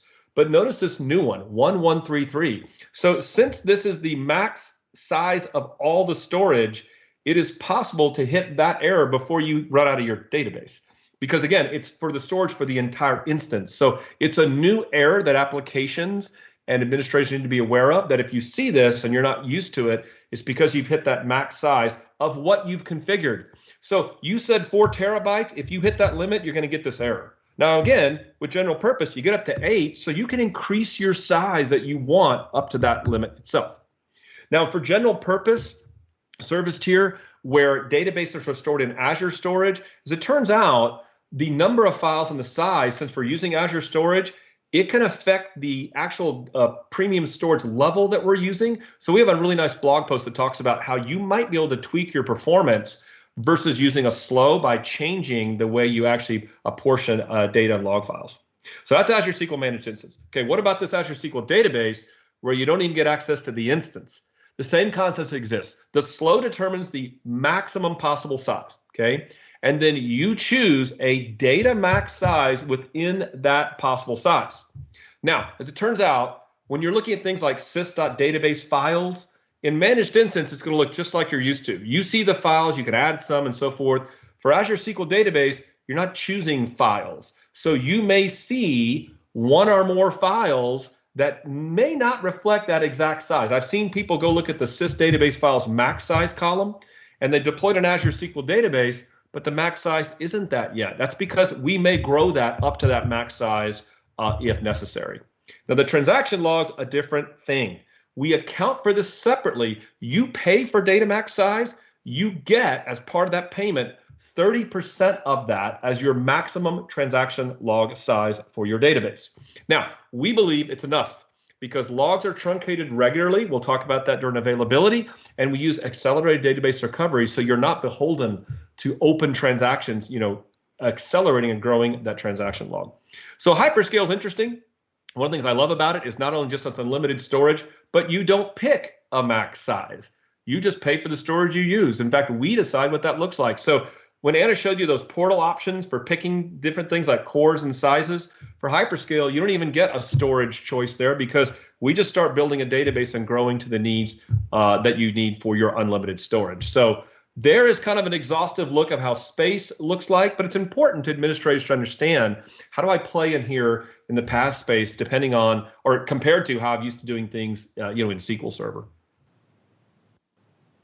Yeah, it's definitely super interesting to learn about this, and it's also very important for folks to learn about this. And I think, Bob, you mentioned this. We kind of have redone that previous slide a few times because we want to make sure it's clear. And it seems like no matter how many times we explain it, sometimes it's confusing. And so I think a good way to kind of try to learn is to take an example and try to apply it yourself. So in this scenario, we're going to say if your data max size in Azure SQL Database is set to 10 gigabytes, then what additional space is the maximum transaction log size? So some keywords in there. What additional space? So this is on top of the 10 gigabytes that you already have. So want to call that out there. We should have put the poll up. We'll see. Go ahead and get your answers in. We'd love to see what you guys think and hopefully re-explain if we've confused anyone. This is important. I think the poll is important because I don't want anybody today tuning in to go deploy Azure SQL Database or even Managed Instance and have a bad experience from a space perspective. I want them to understand exactly how it works, what's possible. And because, again, anytime you have a bad experience like that, you're just wasting your time. You have energy, you have a bad experience, and you don't feel comfortable with the environment. We want you to have the knowledge so you feel comfortable deploying SQL in the cloud. Yeah, definitely. It looks like our answers are starting to kind of pour in, so we can go ahead and take a look at this. But I will say it looks like right now, at least, option B is winning by a large majority. There's a few people that have said A, but for the most part, B is in the lead. Okay, cool. Do you want us to go through it, or you want to give a few more? Let's go ahead and go through it. Okay, well, it's process of elimination again. Now, one thing is interesting for anybody who's hyper-focusedness, they're like, hey, what about hyperscale? Well, notice we just said you don't specify a max size with hyperscale, right? So therefore, hyperscale can't be part of this answer. It must be a general purpose or business critical database, Anna, because you don't specify a max size with hyperscale. So in case anybody wants to trap us, they can't do that. Okay, so you pick your data max size. And notice we said data max size. That's actually a term that you do with Azure SQL Database. You pick 10 gig, and what's the additional space for the transaction log? So it can't be 10 gig. You don't get the same amount of log that you get with database. So we can eliminate that one. It's not 50%. I had a very specific thing that I said, and it can't be 1 because that would be 10%. So it's got to be B because that's 30% approximately of the database size of the data max size. So. Yeah, and I will say it looks like 87% of people got that. So I think most people got it. To those of you that said 1, just a quick recap, the size was 30% accounted separately of the data max size. So that's how we got from the 10 gigs to the 3 gigs. Awesome. Okay, so now we've talked about configuring for space management. One thing we wanted to touch on is configuring for connectivity. Now, Bob mentioned earlier, once you do this thing, what you're going to do is you're going to get the network, you're going to get the name, and then you're going to connect. Now, there's two main ways that you can actually go about this connection. And so let's take a look at one example first. Now, for this, I'm going to talk about proxy, and then I'll talk about another option, and then I'll talk about the default. So in this case, we're looking at an Azure SQL Database logical server. However, this also applies to Azure SQL Managed Instance. We're just showing it in Azure SQL Database right now. Now, if we say we want to use the proxy method of connection, what's going to happen is we're going to go to the gateway. So you can see there's a set of gateways here. We're going to go through the gateway, confirm that we have access. We're going to then get rerouted to the database we want to connect to. So that's the proxy method. Now, one of the potential downsides of this method is that every time you want to connect to the database, you have to go to the gateway first. So you almost have to make an extra hop in the sense before you can get to a database. Now, the other option that we have available is called redirect. Now, in redirect, it's kind of a two-step process. So at first, we go to the gateways and we get the connection information for the database, and then we redirect you straight to the database. So that means the first time you go to the gateway, but every time after that, you're not having to go to the gateway every time. So what this means is it means less hops or less network latency because you're not going to that gateway every single time. So the general recommendation is if you can use redirect, but if you can't, then you can use proxy. And if we think about what the default is and explain why, in Azure SQL, what we do by default is we use redirect for within Azure, so services within Azure.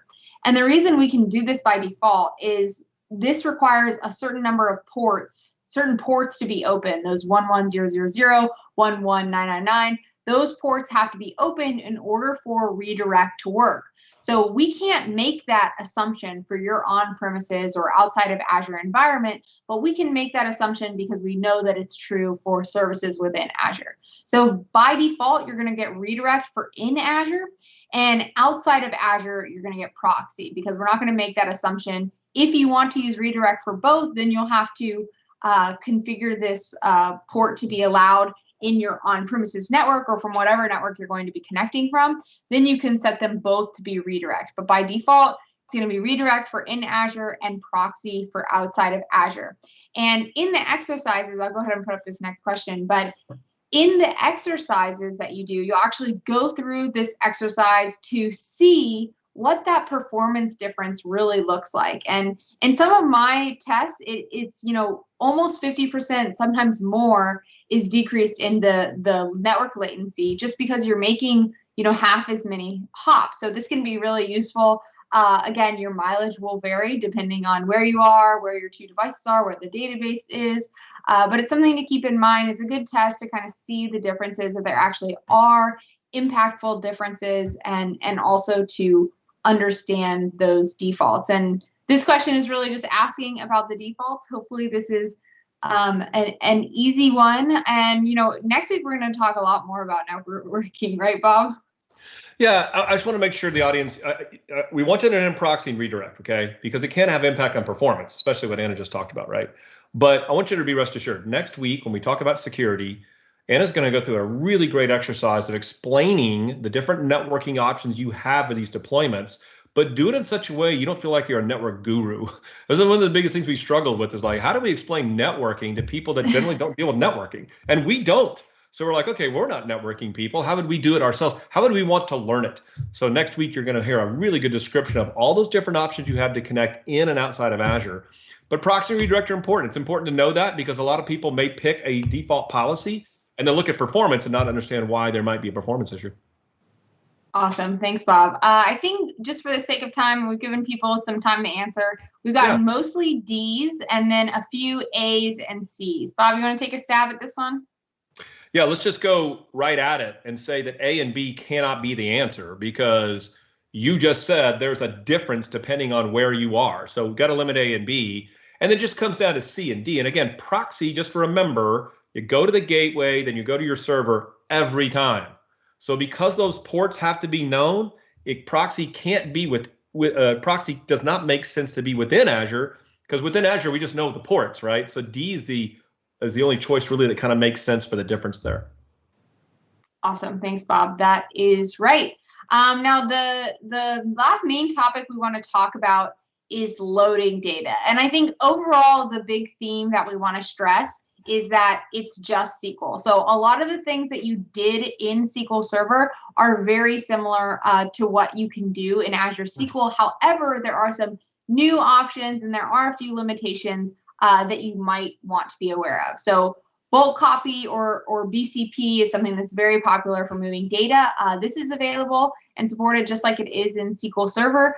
We also have this thing called Smart Bulk Copy. It's been documented by some of our PM teams. We have a few blogs as well we can point you to really help in moving data efficiently.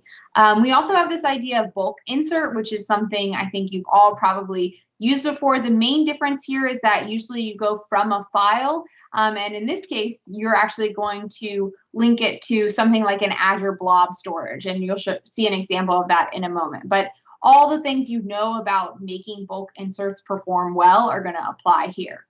Now, when we think about SSIS, something you might be using a lot today in your on-prem world, you can also use the Azure equivalent of this. We have Azure SSIS available. We also have Azure Data Factory, which is a really awesome tool. If you all haven't played with it yet, it's very useful for doing things that you would previously do on-prem, perhaps with SSIS using Azure Data Factory.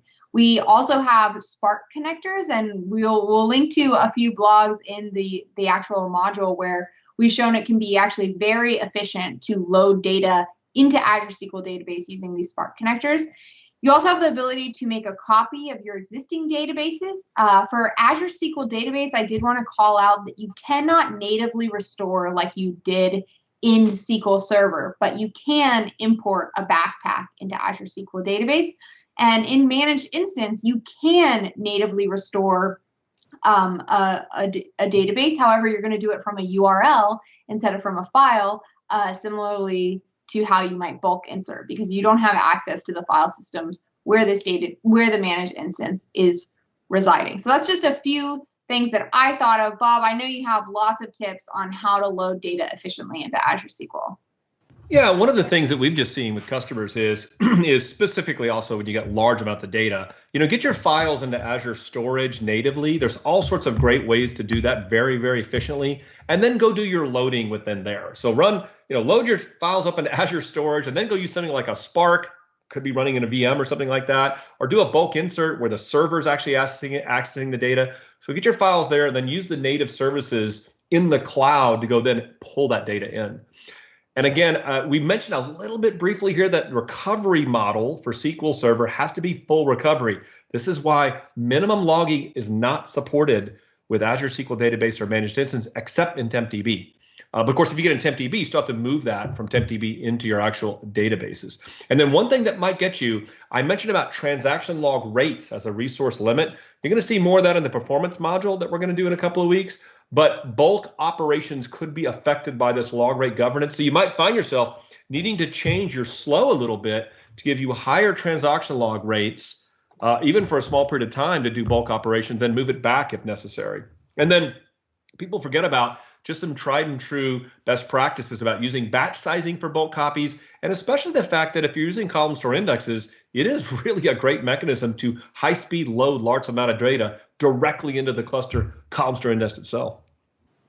Awesome. Thanks, Bob. And I thought, it might be nice as we kind of round out this module to take a look at some demos. So the first demo is around loading data into Azure SQL using that idea of a bulk insert. Now, I wanted to use this because I wanted to show you all how cool this interface is that you have through Microsoft Learn. So this is the module that we're in, and I just skipped ahead to Unit 8 of 9. You can see I already have a sandbox activated. These are good for 4 hours, so I have some time remaining. Let me just make sure this terminal is still active.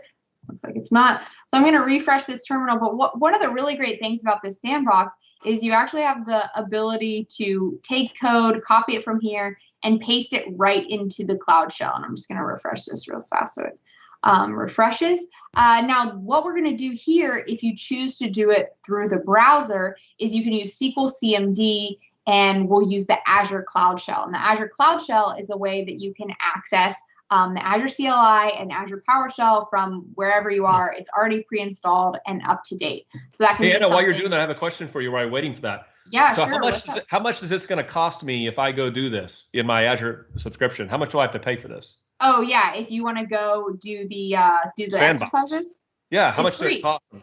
Free. It's free. Yeah, so that's a great point. This is all free. Okay. Yeah, cool. it's free and really easy to get started and use. So definitely go get hands-on after this. So what I want to show you is now that I'm connected using SQL CMD, this exercise is going to take you through some of those steps to actually load data. So I'm going to move kind of fast because I'm going to assume a lot of you are familiar with this sort of thing, but know that you can go deeper later if you want. But what we're going to first do is we're going to create a schema. So this is pretty standard. You create a schema. And then we're going to create a master key. So I'm going to go ahead and create this master key.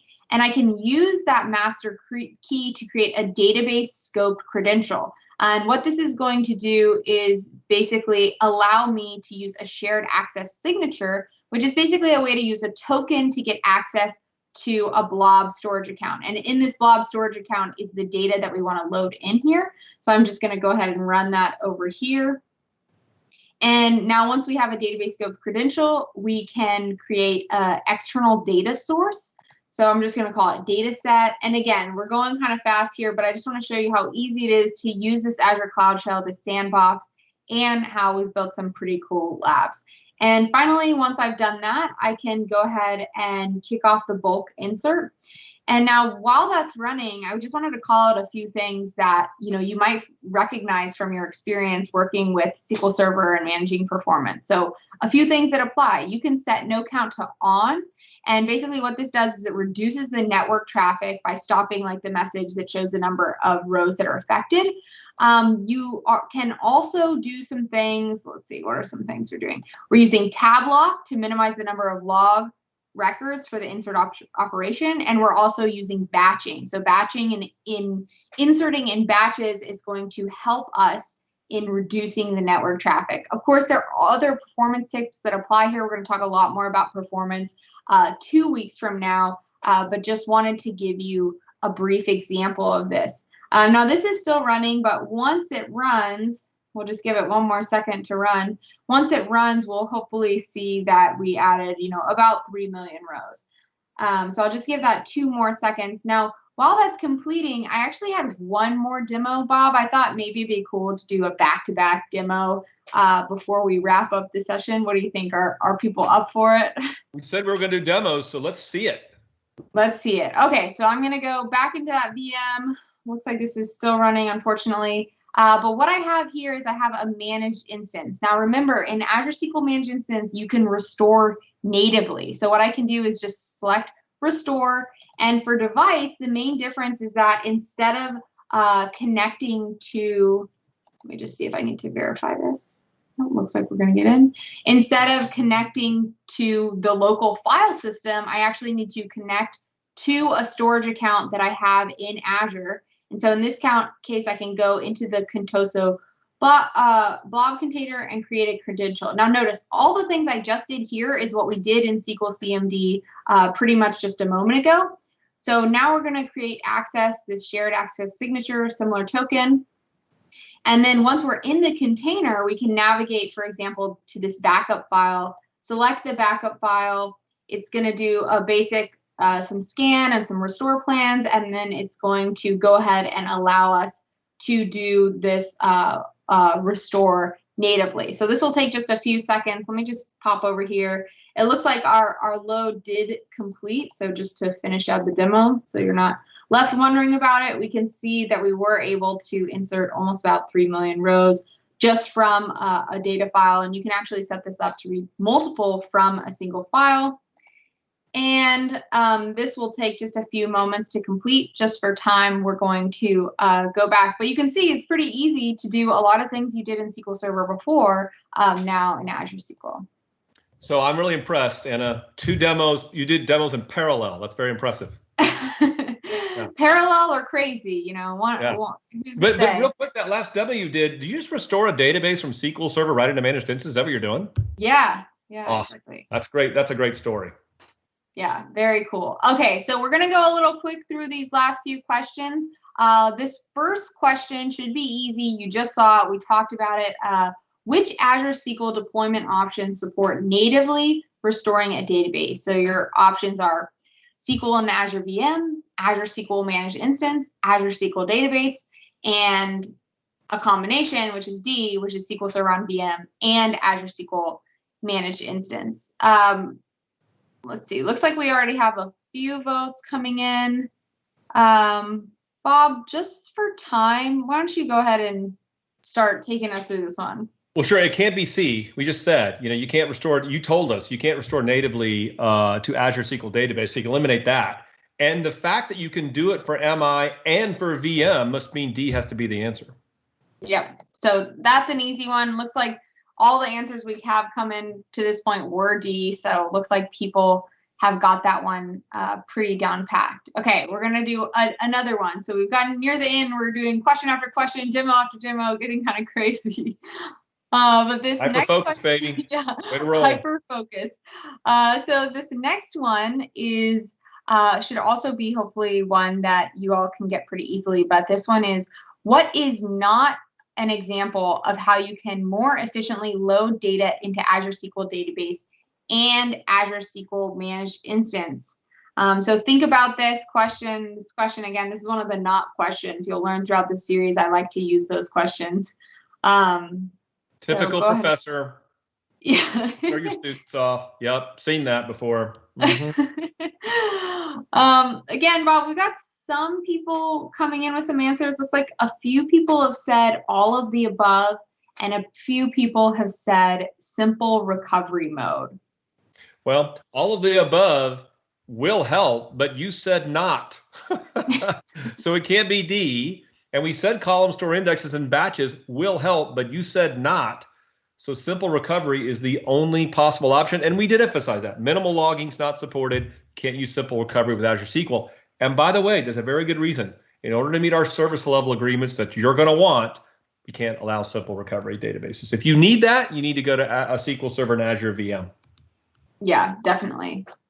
Awesome. Anna, they made it through all your questions. That's they made impressive. It. All the questions, all the demos.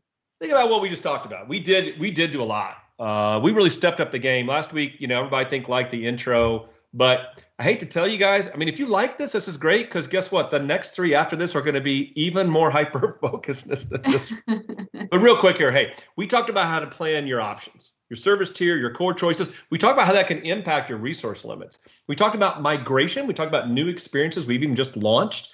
We talked about Ignite. Anna showed you a really great demonstration of how to easily deploy with the portal. But hey, CLI and templates and PowerShell are all there to have that same experience. We even showed you what options you pick along the way.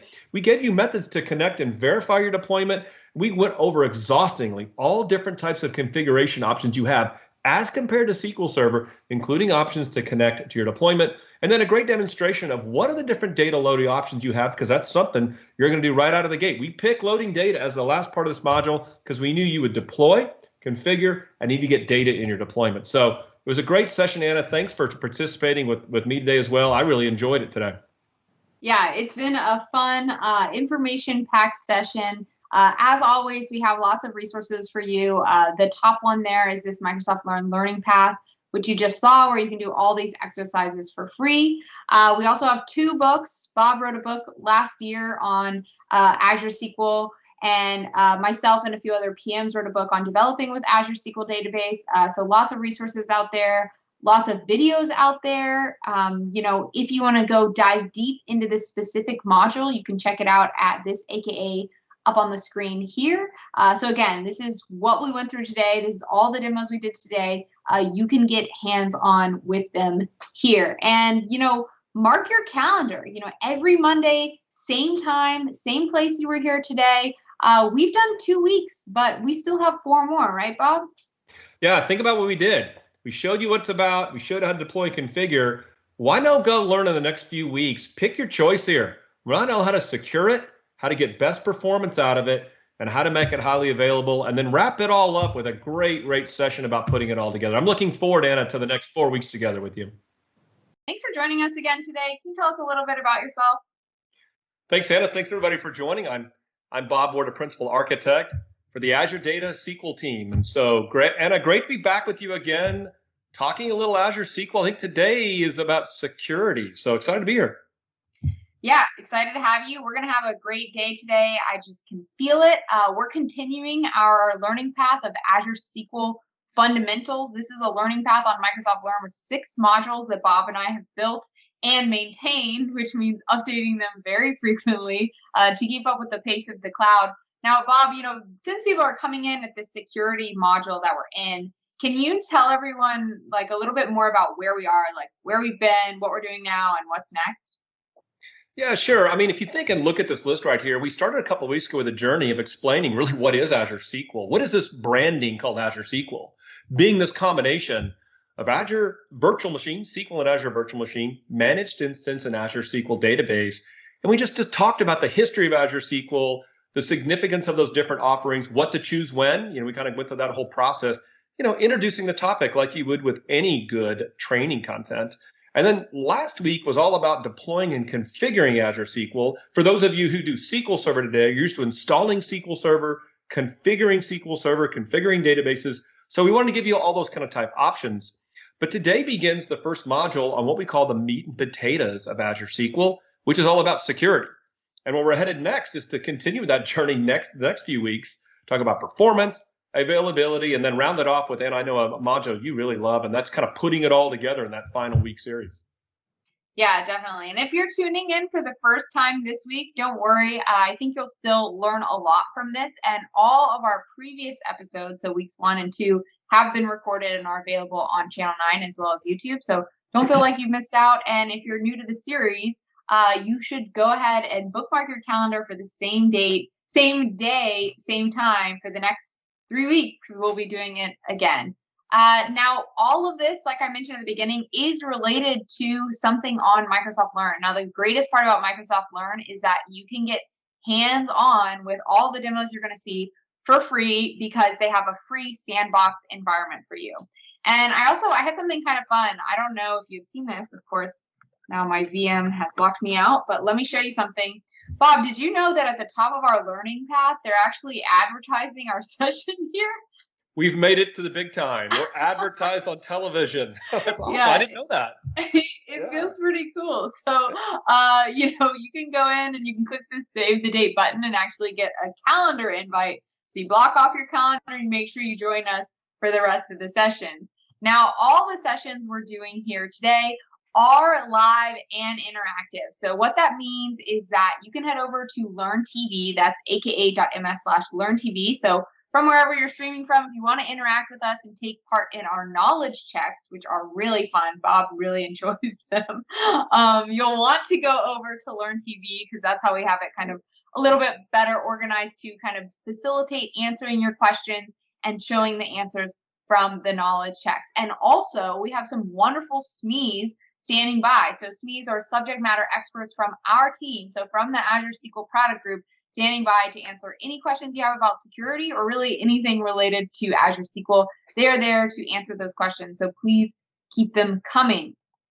All right, so I think we've talked enough about the platform and what's going on. Hopefully you all are ready for the first meat and potatoes, as Bob would say, of Azure SQL. We're going to be talking about security. So what that means for your network, for access, for protecting your data, for logging and keeping track of all this information, and then even some more details into that. And we have quite a few really cool demos today that I think you're going to enjoy.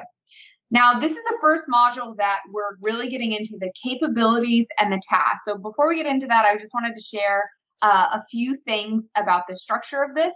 Bob mentioned in one of our earlier weeks that we try to breadcrumb everything. So at the bottom of the screen, you can keep track of where we are in the module and what we're covering, just so you kind of get a status of like, okay, where am I? How much more is there? What else are they going to talk about? You can keep yourself updated. But then additionally, for all of the meat and potatoes modules, we've separated things into capabilities and tasks because this is really important as a data professional. You want to understand, okay, what are the capabilities of Azure SQL Database and Azure SQL Managed Instance? And then what does that mean for me? What does that mean for you? What does that mean for like the things that you have to do as the manager or data professional working with Azure SQL Database and Managed Instance. And, there's a lot of things up on here. Bob, as you think about the things you see here and Azure SQL security, what really stands out to you? Well, it's kind of broken down into 4 areas, and not necessarily in a certain order, but if you think about what you do with SQL Server today, one of the things you have to consider is how do you implement and deploy and configure SQL Server to ensure it's configured correctly for security points from a network perspective? Like, is it part of a virtual network and how is that protected? Do you have firewalls? You're going to find out, we're going to talk today about Azure SQL with things like private link, some of those kind of type concepts. And I think you're going to like this section. Anna does a really good job here because we really struggle to talk about how much we talk about networking with Azure SQL, given the fact that we've discovered a lot of data professionals, that's not their expertise. So I think you're going to see a great balance of giving enough information to understand about network security, and then working, of course, with your perhaps networking team to go further. So network security kind of starts there, and that's where we're going to start that journey today. Now, you got to get authenticated to SQL Server, and the same thing applies to Azure SQL today, and you need access to the actual SQL instance and the resources. And so what you're going to love about this section is because of the fact that Azure SQL is deployed in Azure, we're going to talk about authentication when it comes to being outside of SQL and in the Azure ecosystem. Remember, we talked about that concept in the first module, Azure ecosystem. And then we'll talk about how to get authentication access to SQL itself within SQL itself, whether it's SQL database or managed instance. You want to protect your data, whether it's connections, data at rest, data inside the SQL instance itself. And so we're going to talk all about different types of data protection techniques, including an interesting discussion about dynamic data masking, which we found a lot of our customers aren't aware of is available in SQL and in Azure SQL. And then finally, you need to manage certain aspects of security, especially when it comes to auditing.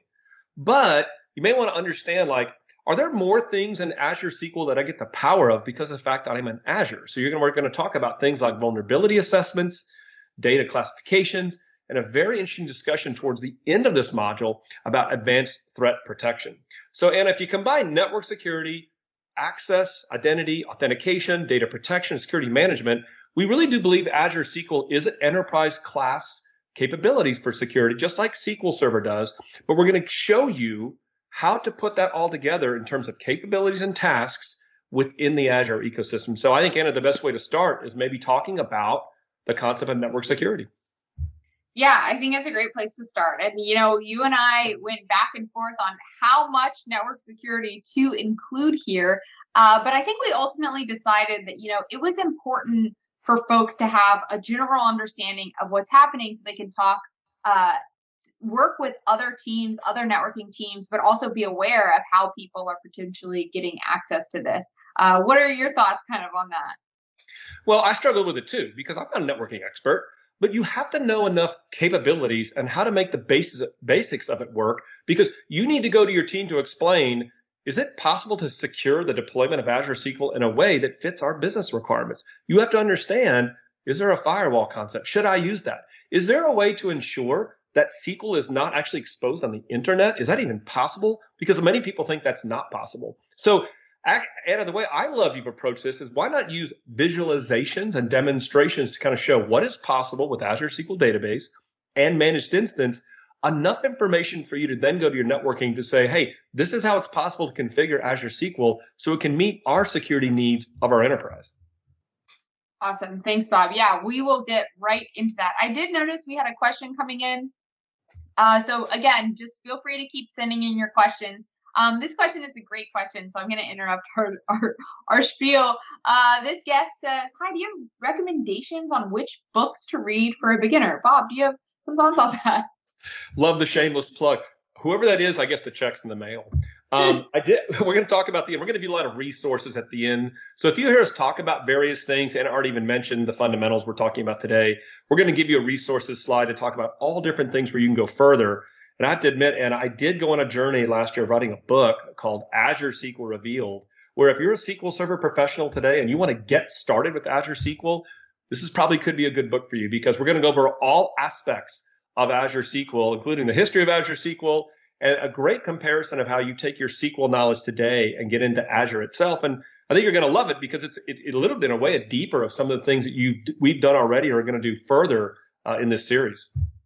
Awesome. Thanks, Bob. And we'll put the URL in the chat, but it's aka.ms/Azure SQL book.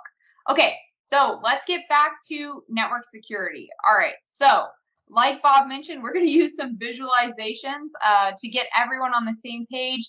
I'm going to try to assume that you know nothing and we're going to all get to the same level. We're going to go pretty deep, pretty fast. So try to stick with me. All right, so this is my simulated Azure environment.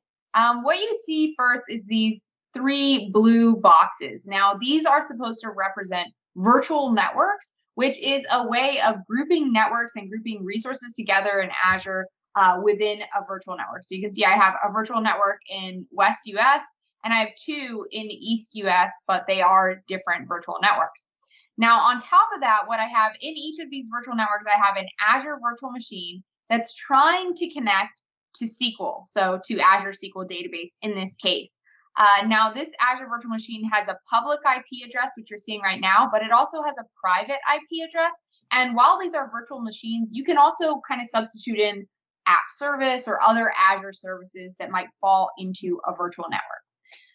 Okay, so then over here on the right, what we have is our Azure SQL Database logical server, which we're going to try to connect to. And in blue, we also have some information about the DNS hierarchy. So this is going to be publicly available information about your database server, just given the name. And I'll show you that in a demo as well.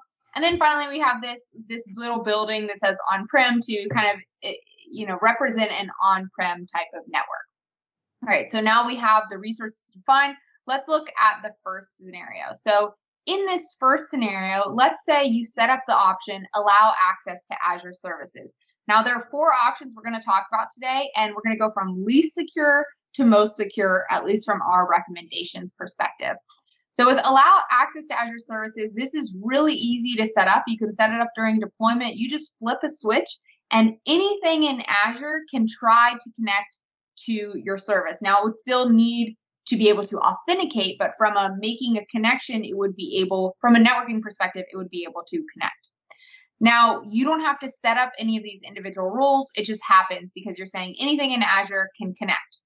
Now, some of the downsides is that this doesn't allow for your on-prem network to be able to connect, and it doesn't, it makes it so that even, it doesn't mean just your subscription in Azure. It means any Azure resource anywhere can try to connect to your database server. So this is great for things like dev test. However, when you move into production or move into more serious workloads, you might consider turning this option off. Now, if you do that, the next option you have is firewall rules. Now, what you'll notice is none of these connections really change, except now we can connect from on-prem. And just like it kind of suggests by the name of firewall rules, what it means is that you can create a firewall rule for each of these services, so your Azure service and your 3 virtual machines. You create 4 firewall rules to connect to all of those things, and that's going to allow you to connect. But some of the cons of this is that you're having to specify a firewall rule.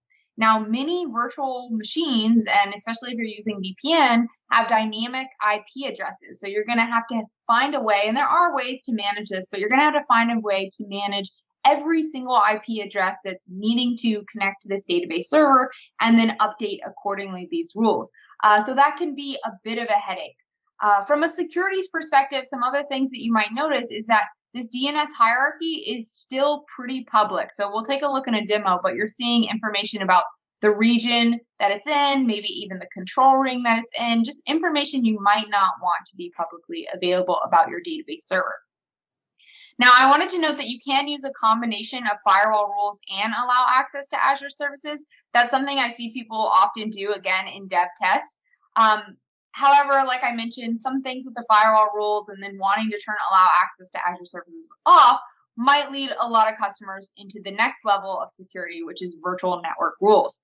Now, I want you to notice a few things that had changed. So what happened is now we're connecting from the private IP of our virtual machines. So this is a more secure way of connecting because what it proves is that we're connecting from within the virtual network as opposed to publicly over public IP addresses.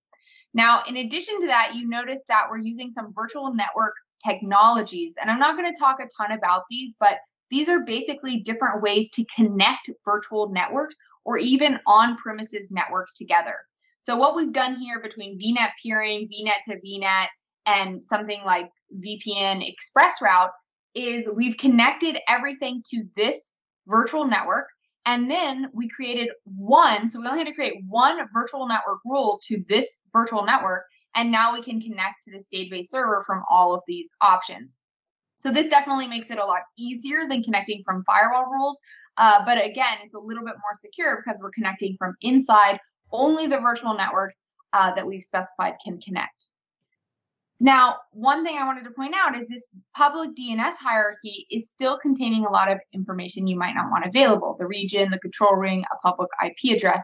So what we came out with more recently is something called private link. Now, notice not a ton changed in this picture. We're still connecting virtual networks together and connecting from a virtual network. The big difference is this. We deployed a private endpoint into a virtual network. So we basically gave our Azure SQL Database server a private IP address and said things can only connect through this private endpoint to the database server.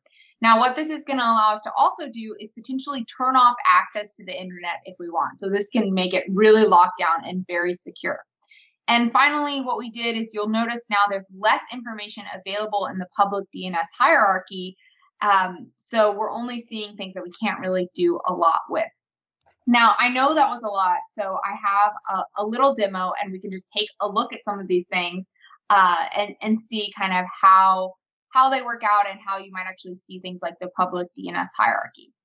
I'm going to switch over to my VM, and first we're going to start with this database server I have. It's just called AW Server DR. It's meant to be a disaster recovery server for something else that I do.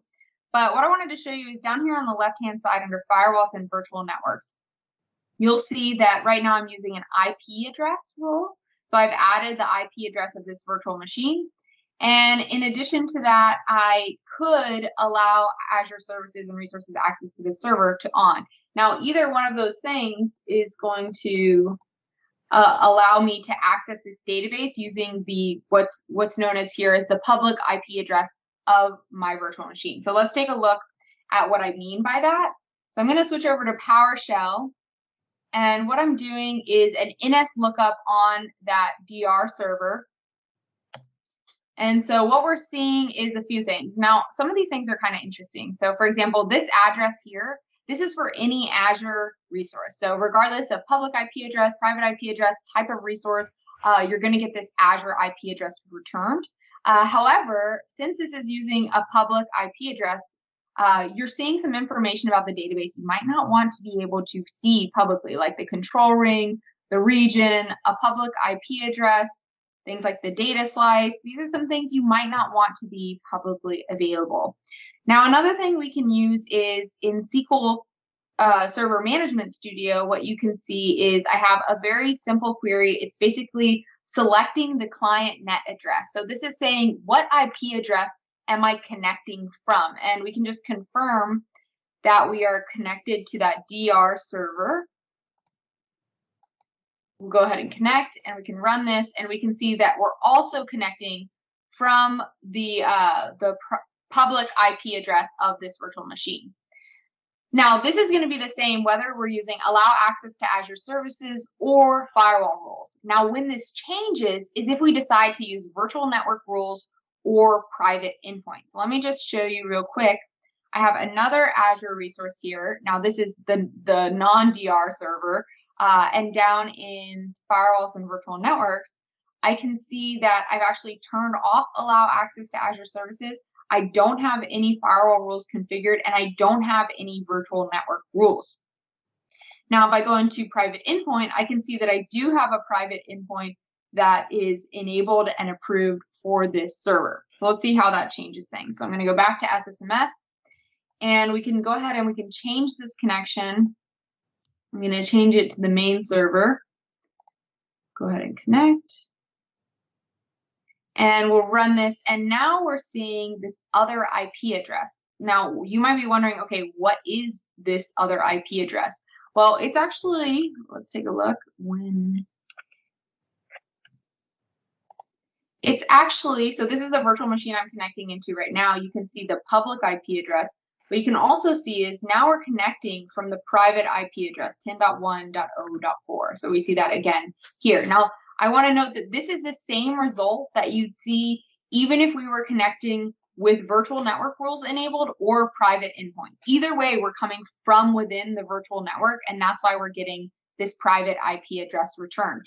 Now, if we only had virtual network rules enabled over in PowerShell, we would still see this public DNS hierarchy that you're seeing now for the public endpoint. However, with private link, what you get is something different. So you can kind of compare and contrast these two. So we're still getting that Azure IP address, but down at the bottom, we're getting something very different. So we're not getting any information about the data slice, the region, the control ring, any of that information here. We're only getting the name of the server with private link.database.windows.net and a private IP address. Fun fact, note this matches the convention of because it's in the same virtual network as this virtual machine, the 10.1.0. That's kind of the virtual network that we're using here. And the interesting thing about all this is that you don't have to change any connection strings. You just keep connecting to this endpoint. So that's really useful if you decide to switch to this at some point in your development. And you can't even try to connect to either of these endpoints either. So that's private link. That's an overview of the things in network security for Azure SQL Database. And, we're not talking about it a lot today. Actually, there's lots more we could go into. There's even some new stuff that's being worked on in this space. But for managed instance, I think a good way to start thinking about it is that it's very similar, except instead of this private endpoint, you basically have a dedicated subnet. So you can think of a subnet as like logical grouping within a virtual network. You have a dedicated subnet where you deploy managed instances into, and then you get some sort of private IP address. Now, I should note, this is something, a fully private DNS hierarchy is something we're still working on for managed instance, but you pretty much get that kind of out the gate. Now, you either have to deploy with this subnet configured, and it has some pretty specific guidelines, or you can deploy a new subnet when you deploy the managed instance with the required configurations. Now, Bob, it was kind of a lot to talk about. Can you kind of take us up a level and tell us, like, okay, how should we think about this, and what should we take away from this going forward? Yeah, thanks, Anna. People can see maybe why we struggle a little bit in how we were going to present this. But I love, Anna, the way you did a logical step-by-step approach, especially in the database side, about try this option, then try this option, then try this option, and then the effects of how you would see that. So maybe we should look at kind of a decision tree. You're thinking in your term, like, how do I do this? So for Azure SQL Database, I think it was very, very clear, Anna made, if you can do private link, do it. That's the most secure method that we recommend, and it is the most thing that we recommend. And then you would deny public network access. Now, to be clear about that, and Anna, you and I have done this a million times, if you're just getting up and running, if you're doing a little dev Azure SQL Database and it's not production, then this may not be the right route for you, right? But for production scenarios, this is what we recommend. And it could be that that's not possible for you. If that's the case, we still recommend turning allow access to Azure services off for production scenarios. For me personally, when I just spin up a database and doing a dev test type scenario, have a lot of VMs that I play with and use in Azure, I would use this allow access to be on, because again, it's a very quick way to get connected to a database. But for production systems, you would turn that off, right? But then if you turn that off, what are you going to do? How are you going to connect? So you're going to use either firewall rules or virtual network rules. Virtual network rules may be a little bit sometimes more complex to set up, but a lot more flexibility, because you don't have to worry about how do I do IP ranges and how do I ensure that they meet the needs of my clients connecting in. So that's kind of Azure SQL Database, how you might approach it. For managed instance, Anna just showed you, you're either going to configure a virtual network as you deploy managed instance or before you do it. Now, let me give you some tips there. Number one, if you're just going to the portal and you're spinning up a managed instance, part of the portal will lead you to the process of just picking a new VNet for your managed instance, and we'll build it for you. There are several requirements for that VNet to work and the subnets within it. So let's say you're going to do it before you do your managed instance. Now, I experienced this when I used instance tools, and there's a lot of requirements there. So here's what I recommend. We have a really nice thing in the documentation for an ARM template. We've mentioned this before in previous modules, you can use an Azure template in the docs. You just point and click. It'll bring up a series of things you fill out, and it'll build all that necessary requirements to get you up and running with a VNet that you can use your managed instance. So those are the two different scenarios. But here's the most important point.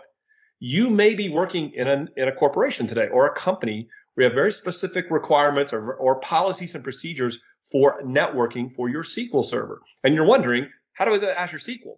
Well, we're trying to give you the basic necessary information and decision steps to make so that you can go talk to your networking organization on how to set this up the right way. So in summary, get up to speed fast. There's options we've shown you, but for the really great recommendations for enterprise class production systems, follow our advice, talk to your networking team, and decide what is the best path for you. Awesome. Yeah, definitely agree with all that. And we're about 30 minutes in, and we really just dove right into it, Bob. We got right into networking and some of the security capabilities and tasks. I'm going to go ahead and put up our first poll. We have a few questions. Maybe we'll take a few now and a few because there's another knowledge check after this. So go ahead and take a stab at this question. Bob, one question we got in the chat is from Patrick, and Patrick says, is there any impact on latency for either options? Yeah, I'm not sure exactly the options, maybe just the options we talked about there. But actually, as it turns out, a lot of those options we mentioned are not going to completely affect your latency options. What's going to more maybe affect that, though, is your choice on what we call a redirect or proxy. I think, Anna, we kind of mentioned that maybe in our last module, but that's where latency is going to become more of a factor for you. So double check those options to use when it comes to things like latency. Yep, definitely. That's exactly what I was going to say as well. This second question, I'm not sure if this is a question or more of a comment, but Jonathan says, this is very handy. I was only setting up a client SQL server today. I wondered if private endpoint would help. Yeah, I think the key here is that if you're setting up just SQL Server today, think about how you do things in your network or for your clients. How do you secure it? Do you use a firewall? Do you actually put it in a virtual network? How do you secure things in your data center and then translate to what we're doing? Here's the difference. You're in Azure when you put these things in SQL. And so as Anna talked about, there are certain options where certain pieces of information are exposed on the internet. And if you want to totally lock that down, the private link would definitely help you in that scenario. In fact, it was one of the number one requested things we did in Azure SQL Database to ensure that we've highly secured those endpoints. Yeah, and one other thing I'll add to that, and then we'll answer this question, is I didn't mention, but private link isn't something specific to Azure SQL Database. It's something coming to many services in Azure, like storage and other Azure services. So this is something we're adopting because it's becoming the standard. So we're really investing heavily in private link. And all that said, I think it's going to hopefully make the answer to this next question very clear. So the question is, what is the recommended way to protect your network for Azure SQL Database? And Bob, I'll let you just take it away. Well, let's use our process of elimination again, even though I think we just talked about this, right? And as you know, I kind of like to do multiple choice answers that way. So if I looked at this and we talked about what we just said, allow access to Azure services is not the recommended way to protect your network. We said it's the recommended way to get up and fast really easy, but not to protect. So that can't be the answer. We did also mention, and you talked about the fact that firewall rules are good, but you still are using those public IP addresses. So virtual network rules and private link are those really two possibilities on the recommended to protect your network. And we just said that private link is the best recommended way because of the fact that you're not exposing information and you've got that private endpoint not exposed to the internet. So I would pick D. Yeah, exactly right. And it looks like from our votes that are in, about 90% of people said D. So well done. You guys have passed the first knowledge check. Now, this second one, I will say, is much trickier. So, but that's what you do, Anna. You just you continue each week to try to trick your audience. You're like that professor nobody wants to get in the class. Thanks, Bob. I appreciate that. Exactly. I'll add that to my title tagline on Twitter. You should. Yeah, professor that nobody wants. That should be the tag. I agree. Yeah, okay. So we have this other question. Again, this is a more complicated question, but the question is, consider the example from the unit where the Azure VM public IP address is 174.117 blah blah blah, and the Azure VM private IP address is 10.0.0.2. So these numbers are a little bit different than my demo, but these are some example numbers of a public IP address and a private IP address for a virtual machine. Now, the question is really asking, when you're using virtual network rules, so not private link, not firewall rules, you're using virtual network rules to configure network access to Azure SQL Database, what's going to be returned from this query that basically returns the IP address from which you're connecting to SSMS? So think about virtual network rules and what that entails. How are you connecting to a SQL database server when you're using virtual network rules? So again, this is a little tricky, but I think you can use Bob's process of elimination and probably get pretty far. Okay. Are you seeing some stuff come in, Anna? Yeah, I'm taking a look at what's coming in. Okay. And also if we have any questions. Okay. But it looks like people are pretty split between A and B. Maybe more B's than A's, but it's kind of changing fast. Kind of a fluctuating poll, huh? Okay. Yeah, maybe you can give people a tip for those that haven't answered yet and are maybe between A and B. Well, let's do process elimination to kind of, you said A and B, so it's good that they're saying that, because if you think about this, there's no way that query could be both or neither. Because by the way, when you first said the question, I had to double check it was the right number to line up with what you said. I just wanted to make sure. We don't want to trick somebody that way. Did it? Well, it did, but I know you're tricky. You might have done that, right? So anyways, so C and D cannot be the answer. So you got to limit those. So it's all down to A and B. And again, let's think about this. You've got an Azure VM public and private IP address, but you're using a virtual network rule, which means that the Azure VM is in the virtual network or somehow tied to the virtual network to the database. And we said that within the Azure virtual network system, it's the private IP address that you're going to be connecting with. In fact, you showed a demo to run this exact query, and those weren't the same numbers you showed, but remember, you went over to the portal and said, oh, well, here's my private IP address of my VM, and it lines up this result. So the answer, therefore, has to be B. Yep, exactly. And it looks like about 55% of you guys got that. So some people got a little tripped up, and that's okay. This is a confusing topic. I would recommend definitely check out the Learn module, which we'll share again the link to that, and kind of review these concepts. It took Bob and us a while, and we met with a few people to make sure we really understood what was happening here and had a good handle on what that means. But it ties into the last knowledge check, right? What we said, what's our recommended approach? Because you said that the private IP address is what would be used if you use virtual network rules or private links. So it kind of accentuates what we've tried to teach you with those connectivity options. Yeah, definitely. So now we're going to move forward from networking into access. Yeah, again, we just did network security. Remember our little areas, the 4 pillars. Now let's talk about identity and access, which really come down to things like authentication.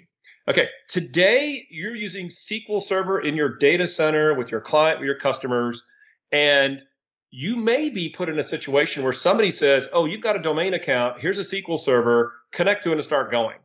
But somebody had to give you a domain account. Or you might be in a scenario where somebody's going to give you permissions on a server, Linux, Windows, whatever it may be, to do things outside of SQL and inside of SQL. Well, how does that work in Azure? And so if you think about the Azure ecosystem that we talked about, there has to be permissions or abilities to do things to even start deploying Azure SQL itself.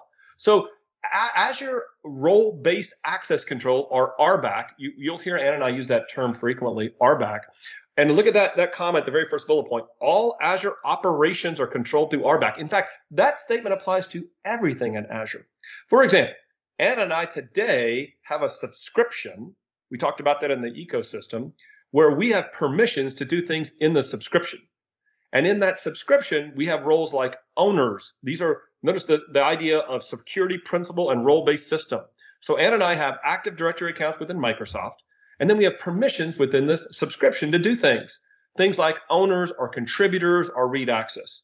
So for example, I could go in a very clever way if I wanted to today. I think I might do that after this session. And I could deny Anna all access to my subscription. That would be kind of fun. You know, it would blow away her demos. Maybe I'll do that in the middle of this. Really fun. No, don't do that. But it's really true. So we have roles like contributors or owners.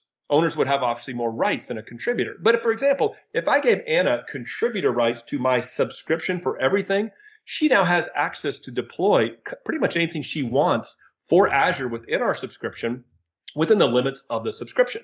And so notice about the scope here.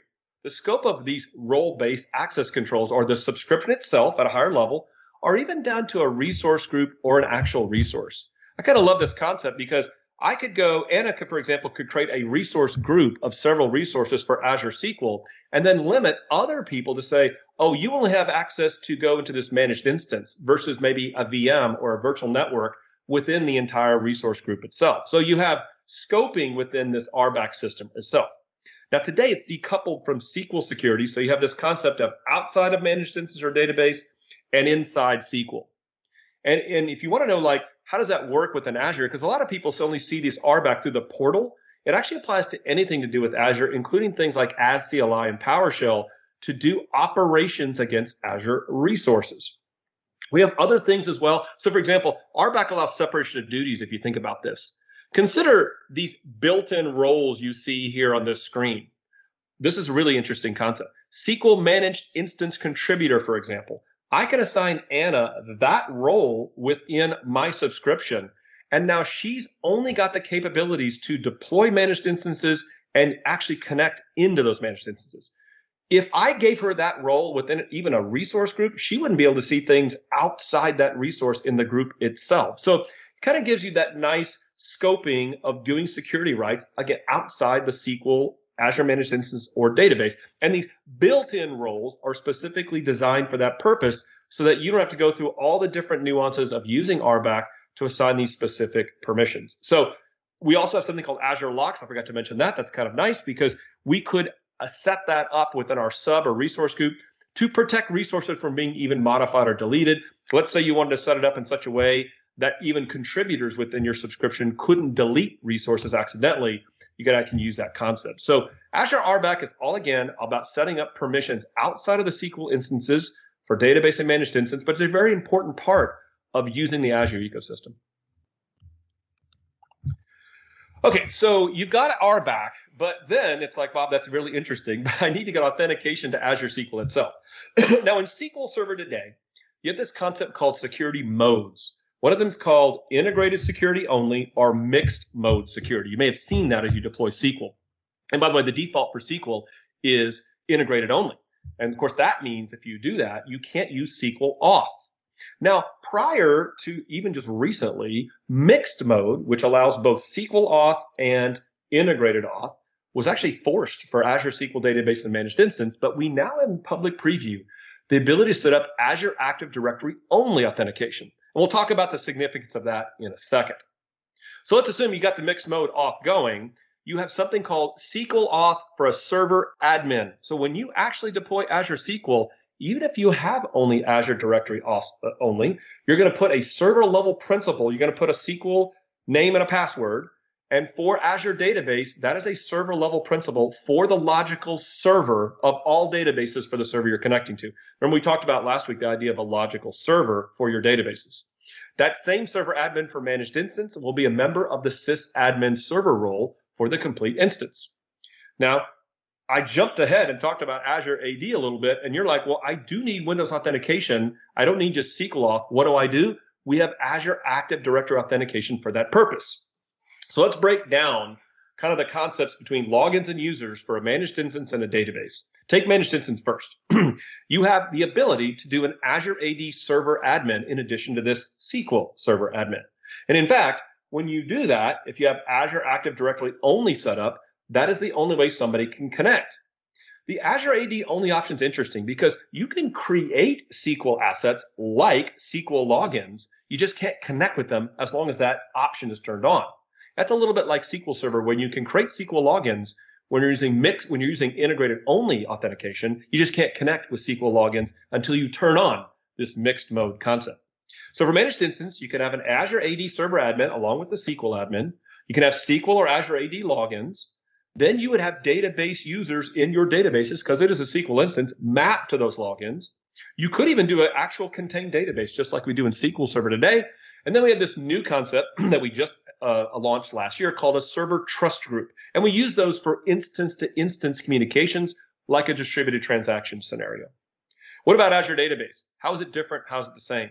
So first of all, you too can have an Azure AD server admin for your Azure SQL Database. You also can have SQL logins, just like you would have for SQL Server itself or for Managed Instance. And then you have something very interesting. For the logical server, we have some server roles, okay, for limited server admin access, like a login manager or a database manager. And you can assign people to those roles to do specific purposes that are not the full admin capabilities. Now, you can do database users with Azure Database to map to the logins you want, but here's what we recommend, and this is a very interesting aspect to give you that feeling of a contained database with Azure SQL Database. Because remember, that's really what we're trying to build here is you just deploy a database, and that is you can use Azure AD to have a contained database user. Imagine you going in and not worrying about logins, just create your logical server, create your databases, and use Azure AD to assign users to log in directly to the database. And that is our recommended way to use Azure SQL Database. So that's kind of, Anna, like a breakdown of how I look about your options for authentication to Azure SQL, both for database and managed instance. Yeah, I think it's really useful, and I think that separation of what you can do in Azure versus what that means you can do in the database is kind of an important call out. We actually had a question from Steph. Looks like they say, so according to the documentation, what you're saying, the SQL roles can't actually access the database. And I get that to a point because we'd never have non-DBAs doing those things in roles. But what we're struggling with is what's the correct roles for our Azure SQL to mirror as we have for our DBAs for on-prem. So yeah, I'm not sure if the question is RBAC roles or SQL roles, but for, let's say, the RBAC roles, there are ways to control, and think of it this way. Think about who has access to go deploy a managed instance, for example. So just like today in your environment, you have probably permissions about who has the ability to do setup for SQL Server, and the same concept for Azure, right? That's one big thing. Or who can manage, for example, who can go change the scale for managed instance in the portal versus access within SQL. And then if you think about what's inside Azure SQL, the same concept of roles that SQL supports, that's all there for managed instance and Azure Database. So you can still use all those same concepts within your deployment, but you need to first think about who's going to have access to do things outside the deployment. It could be, by the way, that all you do is give someone specific access to do all the deployments of your needs. And then you're going to give, let's say in our scenario with our subscription, I might be the person that controls everything to do with deployments in Azure. And the only permission I get to Anna is the ability to go connect to Azure SQL and not do anything about the Azure ecosystem itself. That's very, very possible to do that. Awesome. Thanks, Bob. I think that really helped. And if we kind of take a step back and think about, okay, we talked about the capabilities. So what does this mean for you as you go to set up and configure authentication? Now, what I really like about this is that you deploy with your SQL Server admin. Your admin can create other admins. Sometimes maybe that includes an Azure AD admin. Then those admins can create users. And then this is a great part of a lot of what we do in this series is you grant access just like SQL. So at the end of the day, the way you do all those things are the same way that you would do it in your on-prem environment. So we thought it'd be cool to kind of take a look at an example, give us a little break. So what I'm going to do is I'm going to hop back to my VM, which keeps locking me out. And what we can see is we're going to go back into the portal, and I'm going to go to this database. Let's see which one. Give me one moment. So if we go to the server, what we can do, not this server. Sorry, guys, give me 1 second. Let's go to this server. In the security, in the settings section, we see this option for an Active Directory admin. So that's what Bob was talking about, how you can have this Azure Active Directory admin. And you can note that I've set it here to myself. Important thing to notice here is you can only set one admin here. So if you want this to apply to multiple AD users, then I recommend using some sort of group here instead of a single user. But once you have an AAD admin, then you're able to do things like connect to SQL Server using AAD. So you can see here, I'm connecting to that AW server with my Microsoft or AAD credentials. Now, once I'm connected to that, then I can start going ahead and, just like SQL, granting other users access. So for example, I might start by connecting to master. Let me just make sure I'm connected to the right server. Yep. Okay, so what I can do is I can connect to master and create a login with a password. Now, this is something you would do in SQL Server. Now then, I can create a new user in a database for that login. So create user for login. And finally, just like SQL, until I give users access, they have no access to read or write data, just like SQL. That's a pretty simple scenario, straightforward. And really what we're trying to show you all is how it really is just like SQL. Now, Bob talked about this idea of contained database users, and this is kind of the standard that we've used for Azure Active Directory, but it's also something you can do in the context of any user database with SQL logins as well. So for example, I'm connected to a database, and what I can do is I can create a new user in the context of that user database. So notice I'm skipping login, I'm just giving user with password. And, you know, I had to create Bob Loves Tennessee. I don't know if you guys knew this about Bob. He's a huge Tennessee Titans fan.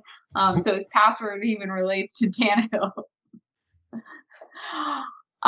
Okay, so now Bob can only log into this database. So something interesting about this is this means Bob really only has access to that one database. So he has to put in this database credential. And in fact, if he tries to browse the server, he's not able to. So he's not even able to see what the other databases on the server are. Okay, so now Bob can just log in to only this database.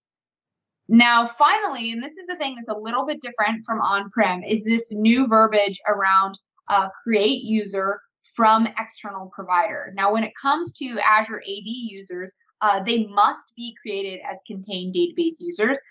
So you can use this create user from external provider. You have to be connected as the Azure AD admin. So I couldn't connect as the SQL admin and do this. And then just like SQL, in order for Bob to read or write data, he has to be given access to do that. So this is just a really simple example of how creating users compares to on-prem world. And Bob, you know, in your experience, how does it compare? Well, think about what we just did. I mean, the SQL stuff you did is just about the same. About the only thing you really showed differently, quite frankly, is this ability to do users that are not logins, which I love. I think people will love that concept. So a lot of stuff you just showed seems very familiar to me. I think the biggest difference that people will find is this RBAC stuff, that you've got to go find a way to set up your access within the Azure ecosystem to even get to the point to deploy or manage your SQL resources. But you know what, Dana? I mean, for me, somebody I've just used Windows, domains, and Linux servers and so forth, it wasn't that difficult to get involved and understand the whole RBAC system. But I just love your demo because once you get all that set up, connecting into SQL, granting all the access. I love the fact you showed those roles because that's everything. You do this stuff all the time. You get a new login, a user, you give them the database reader or writer roles just to get access to data, and you just move forward and use it just like you use SQL today. Awesome. Yeah. And so now we've kind of talked about identity and access.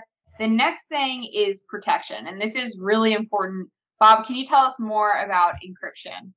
Yeah, but think also when we just got to that breadcrumb, right? You know, you set up, think about it's almost a little bit in the order how you might do a few things. You set up connectivity a certain way for your assets.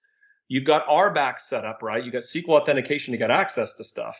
And then now you want to go protect your data. And it all starts with encryption. And SQL's got a really great, rich set of capabilities here that you may be using. So a lot of people don't really spend a lot of time on this, but you probably use this more than you realize, is encrypting connections itself. And what you'll kind of like about Azure SQL is that we enforce connection encryption for database managed instance, provided the client driver you're using supports that. Now, you're asking yourself, well, I don't even know if it does. Well, the newer drivers all just do.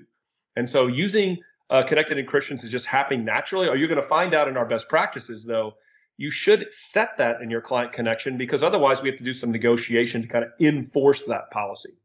Now, it could be, though, that what you'd like to do, you'd like to protect yourself from older client drivers to ensure that they enforce this. So you can set what's called a min TLS version, TLS being the protocol we're using for encrypted connections.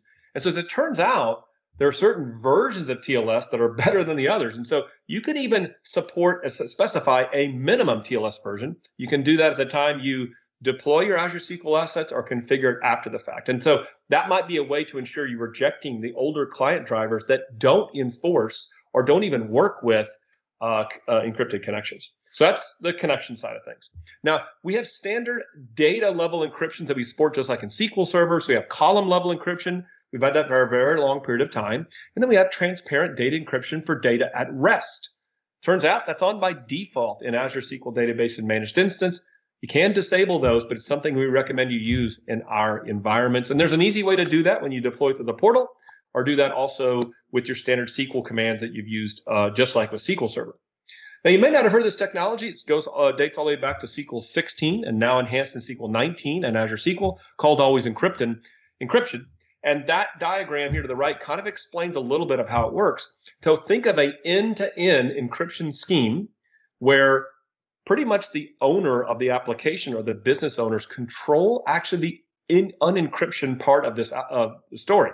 So in SQL Server, we're going to be storing location to where the keys are for the encrypted data, but it prevents things like admins from going in and looking at unencrypted data that has been protected with always encrypted. Now, if you're worried about managing those keys, Azure Key Vault is something that's very nice that can be integrated with this story or with any of our encryption stories with Azure SQL, even the ability to bring your own key and store that in the Key Vault. And then one thing we just announced recently with always encrypted is the ability to secure enclaves. We announced first the support for that with SQL 19 in 2019, at the end of that year. And now in preview, we have the ability to do enclaves with Azure SQL Database, where the unencryption happens actually on the server side. And the way we implement this is that there's a new set of Azure VMs that support Intel chip technology, where the enclave, which is a memory region on the server engine, this is where all the unencryption happens. So you don't have to use all the way across the wire to go back and do things like certain levels of expression detections. And it actually opens up new rich query capabilities. So that's something we really encourage you to go take a look at if you're going to use this always encrypted technology. Yeah, this is definitely a really hot space that we're in. We're investing a lot here, and it's really interesting to see what the team continues to do as the technology advances. Now, another part of protection might be masking. Now, in SQL Server and Azure SQL, we have this idea of dynamic data masking. So you're seeing an example on the screen here. Let's just take a quick look at it. So we have this T-SQL available that allows me to do things like mask sensitive data. So in this case, we're masking a first name, an email, and maybe even a discount code. And you're seeing we have different functions that we can apply. So we can apply a partial mask with some X's. We can apply an email mask, which is specific for emails, or some sort of random mask and say, hey, just put a random value between these two numbers in. Now, if you want access to any of that information, or you want someone to be able to see it, then you can grant unmask to a specific group or a specific user. So in this case, we have a role. This isn't a built-in role. This is a role for this scenario called data officers. And in that situation, they need to be able to see this data. But for normal end users, they shouldn't be able to see this data. So from a select statement, what you're going to see here is, as a normal end user, what you would see. And one thing to note is that you are seeing random values in that discount code. And then the role data officers are able to see everything that they need to see. And there is one more thing that you get in Azure SQL that you don't get in the on-prem space, and that is this idea of getting recommended fields to mask. So what you can see here is just a screenshot from the Azure portal where you actually go into that dynamic data masking blade, and there's actually some recommendations for you of what we think you should mask. So what type of sensitive data you should mask. And there's a really interesting exercise in the learning path, in the Learn module, that you'll hopefully go complete, where you actually go through setting up data classification, which we're going to talk about, auditing, and dynamic data masking all in one kind of end-to-end scenario. So definitely something cool to check out with regards to dynamic data masking. Now, when we talk about, okay, we talked about the capabilities, now let's talk about the tasks. How do you set this up? How do you configure it? Now, ensuring your application's forced connection encryption is going to be very important. You're going to want to set the TLS version, minimum TLS version, to the highest, which at this point is 1.2, if your application is set up for that. If you can do that, definitely recommend doing that. You want to evaluate your use of transparent data encryption, or TDE. Note that this is on by default for new databases in Azure SQL Database. So if you're migrating, you need to evaluate if you want to turn this on if it isn't on already. Talked about dynamic data masking and how to take advantage of it. And then really, if you want to go for advanced protection, you can do something like leverage always encrypted. Bob, do you have any other insights on this section and data protection? Yeah, thanks. One of the things about always encrypted we get common questions about is like, is it really, really limited? And so, things like join, group by, distinct, those common operators you do in things like equality comparison and so forth, that stuff's all supported. So that stuff works as always encrypted. Enclaves opens up that space a little bit more, but it's important to know that some of the basic operators, again, join, group by, distinct, those kind of type things, they all work with always encrypted. Awesome. Thanks, Bob, for that tip. I think that might be a tip for something coming up in a knowledge check. So hopefully people caught it. That to your audience, and would never help them. You would never. So we're going to go to this first question. This question is about dynamic data masking. Hopefully not a tricky question, but the question says, how can you manage who has access to view masked data? So this is data that's already masked. How do you manage who has access to actually view that masked data in its unmasked form? So hopefully that's a little tip for you. I'm going to take a look and see if we have any questions coming in. Go ahead and post your questions if you have them. Okay, so I do see one question coming in. The question says, do you know any impact on performance after enabling encryption? It's a good question, Bob. There is always an impact to performance. It's just a basic fundamental nature of doing encryption. It's just a matter of what the impact might be. So for example, TDE, there's a little bit of an impact there, just the basic way the TDE works. But notice that we put it on by default for Azure SQL. We've seen enough customers that feel that the performance impact is negligible enough compared to the benefits that they get from that. Always encrypted? Absolutely. There can be some performance degradation for that. And you hate to say the word it depends, but unfortunately it does, depending on how you set that up. But like always encrypted with secure enclaves can be actually a more efficient way of doing things. Building indexes and so forth, because of the fact that we don't have to exchange with the client the entire time. But even connection encryption requires a negotiation between the client and the server to ensure things are ready to go.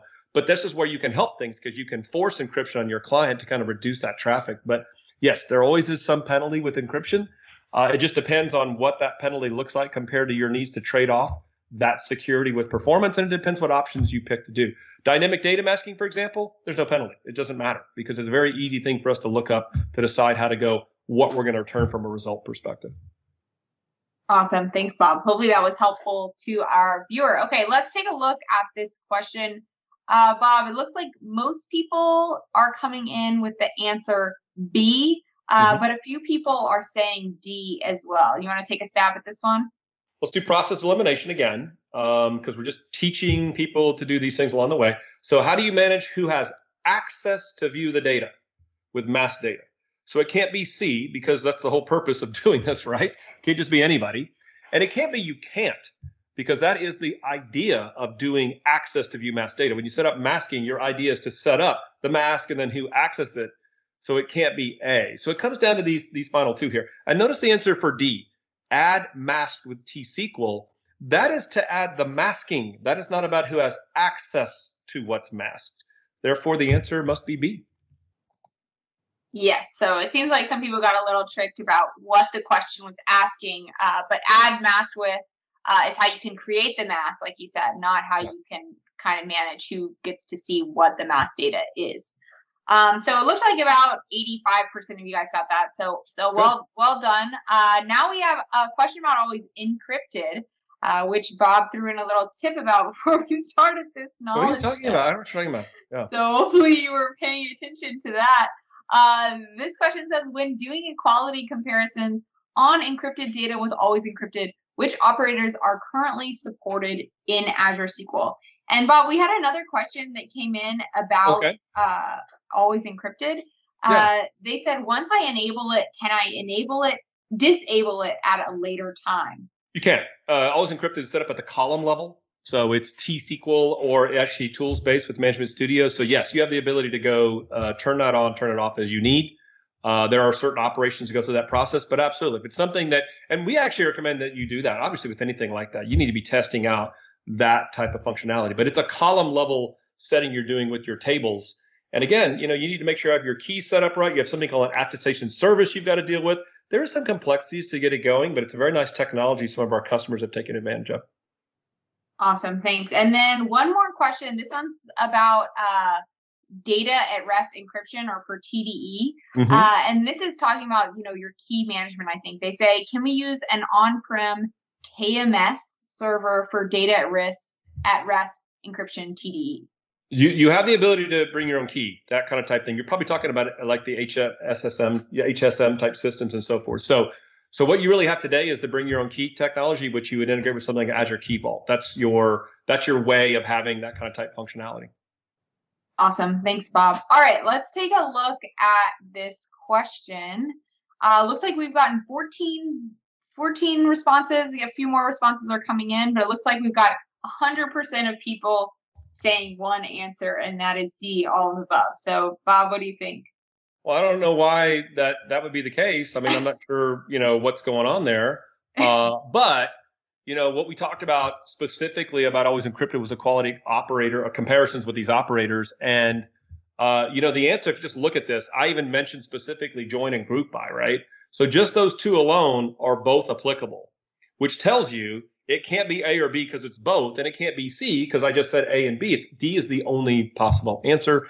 And we just wanted to emphasize the fact that those type of operations are all possible for you with always encrypted. Awesome. Thanks. I think we have one more knowledge check coming up in this session, but now we're going to move into security management. So we've talked about network security, identity and access, data protection, and now kind of how do you manage, how do you monitor, how do you get alerts? And the first thing we're going to talk about is auditing.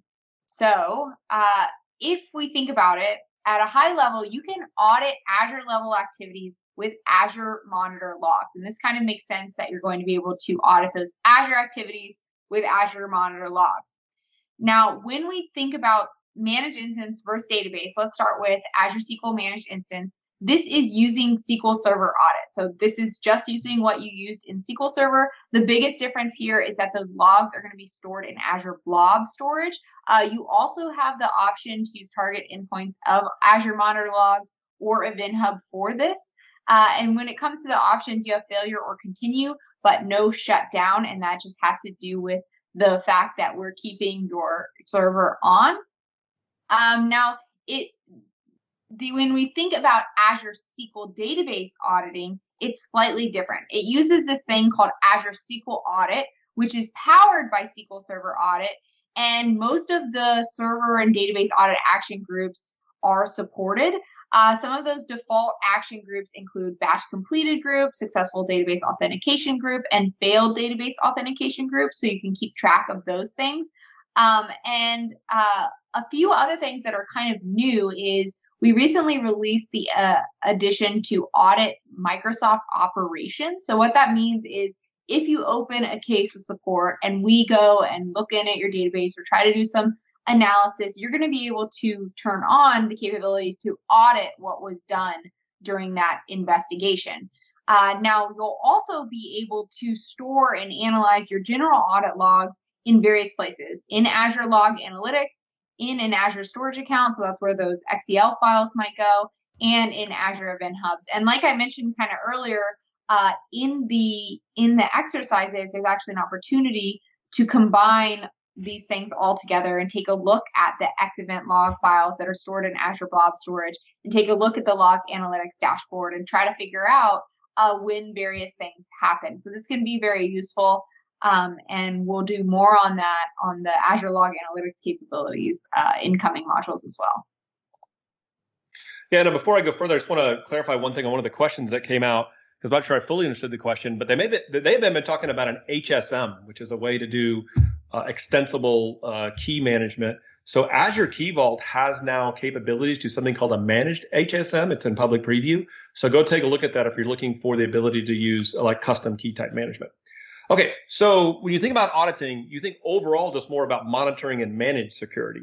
And so kind of take a step back. If you're looking at monitoring access to Azure SQL resources, you got to look at activity logs. You may even have like event logs today or journals with Linux where you look at these kind of outside operating system type activities. So for Azure, since we're a platform as a service, you need to use activity logs and even RBAC auditing to monitor Azure itself outside of SQL.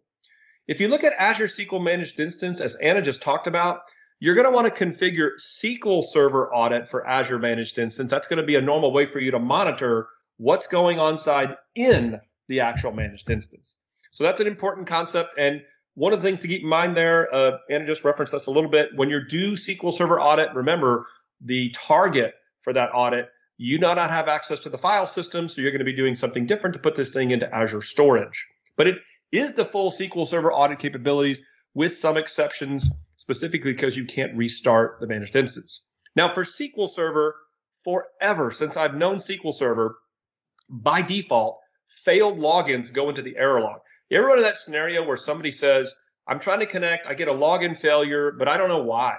Well, for very secure reasons, we don't tell you why you can't log in, because somebody would try to go figure out that, oh, it's a bad password, and you would start using that as a way to inject yourself and attack SQL Server. So login failed is a generic message. What you have to do is go into the error log to figure out a state number and more details of why that login failed. So that exists with managed instance because you have access to the error log, and failed logins by default are on. Now, we also have the ability in the engine to track successful logins through a configuration option, but you got to restart SQL Server, so you don't get that with managed instance. However, you have X events. So you can use extended events to actually track both failed and successful logins yourself, redirecting that X event session to, say, like an Azure Blob Storage for you to analyze later. So for Azure SQL Database, just like Anna talked about, it's called something slightly different using the same technology. We call it Azure SQL Auditing. So configure that for your Azure SQL Database. I had an example, Anna, just recently where I was having a login failure using the new SQL Insights technology that maybe you've heard about as in preview, and I couldn't figure out why things were going on. And I turned on Azure SQL Auditing to figure out why were logins failing. So for example, those state details I just talked about that you would see in an error log, you get to see that in Azure SQL Auditing for your Azure database. So you can solve a problem why somebody can't authenticate and get into your database deployment. Now, one of the things about Azure Database that's interesting, though, is we provide DMVs, metrics, and alerts at the Azure Monitor level or within SQL at the logical server to track events or aggregates of things for auditing for Azure Database. So for example, sys.event log will track things like what you see here, the number of successful or failed connections, or the number of people blocked by a firewall. Therefore, you could do an alert to say, hey, am I seeing a large number of people that are getting blocked by the firewall? I may have set up a firewall and all of a sudden somebody's trying to attack my instance. I could use this to actually go alert myself or see metrics about that. So that's something unique to Azure SQL Database to see things at more aggregate level, DMVs, metrics, and alerting. Now, however, just by doing this alone, you may want something more. You may get alerted to more advanced ideas. So there is a way to set up alerts for something called advanced threat protection. And we integrate with something called the Azure Security Center. So in total, you can see all the different things you can do to monitor and set up management for security. But Anna, I think that leads into a topic that we should kind of close on a little bit more, and that is this advanced concepts for security. Would you like to know a little more about that? Yeah, definitely. Yeah, so we actually used to call this advanced data security. It was kind of like a term we used. And last fall, we kind of separated this idea of classification with a branding called Azure Defender. Many of you have probably seen Windows Defender from a Windows perspective. Azure Defender being a suite of services across all of the Azure ecosystem, and Azure SQL plays very well into that. So you do have this concept of called data discovery and classification. We introduced that with Azure SQL and SQL 19, the ability to go in and label things within your database at the column level so that you could go in and kind of investigate what types of data are in my system and how secure are they. And maybe things like GDPR classification could be something you could benefit. But the other benefit you would get is you would be able to audit with SQL Server auditing that we talked about anyone who accesses what you've classified in your system. We'll look at a demonstration of that in a second. Azure Defender really comes down to two set of services that we're going to provide as part of your Azure SQL deployment. And what I love about this technology is we really try to make sure this is something we offer across all of our Azure SQL assets, whether it's virtual machine, database, or managed instance. And we're even starting to go down to the path of looking at this for Azure Arc. Vulnerability assessments are us. Think of this like a proactive best practices of us looking at your configuration deployment and giving you suggestions of things you should take action on. And what you'll love about this, Anna, this isn't us just making this stuff up. We're actually using industry benchmarks to go out there and look and see what are best practices we can apply to look at your actual deployment. It's more of a configuration thing, though. But you want something more. Maybe you would like the ability for us to proactively look at people accessing your Azure SQL resources and give you advanced notice of those things. And we call that advanced threat protection. So one example that we've seen here, this is one of the biggest reasons we did this actually, was things like SQL injection attacks. So imagine you've got people constantly out there, and quite frankly, it happens even in maybe your own data center, that are actually trying to go and attack your deployment. And one of the things that they do is something called SQL injection, where they try to run queries against your database. And often this is done through sometimes poorly designed applications where people can go into like a form and type in a string because they know you're taking what you type in that string and attaching that to a dynamic query and throwing it to your SQL Server. But what about other things like detecting unusual access to your deployment? And if, for example, you may have set up that network security pattern like you talked about with certain VNets and so forth. What if all of a sudden somebody is trying to connect to your Azure SQL Database resource from a region or something else you didn't even anticipate, and it's happening out of nowhere? Well, we can detect that kind of activity and alert you to that. And what I love about this is that it not only allows you to have alerting capabilities, both at like a text and an email scenario, but it also ties in to the overall Azure Security Center so that you can see this across all of your Azure resources. I think, Anna, perhaps the best way to really look at this is perhaps to see a demonstration of this. Yeah, so, I'd love to take a look. Yeah, let's go take a look at it, right? Let's see it in action. I mean, you've really done a lot of great demonstrations today. So let me go ahead and share my screen. Let me see, give a few seconds here and we'll let that kind of come up.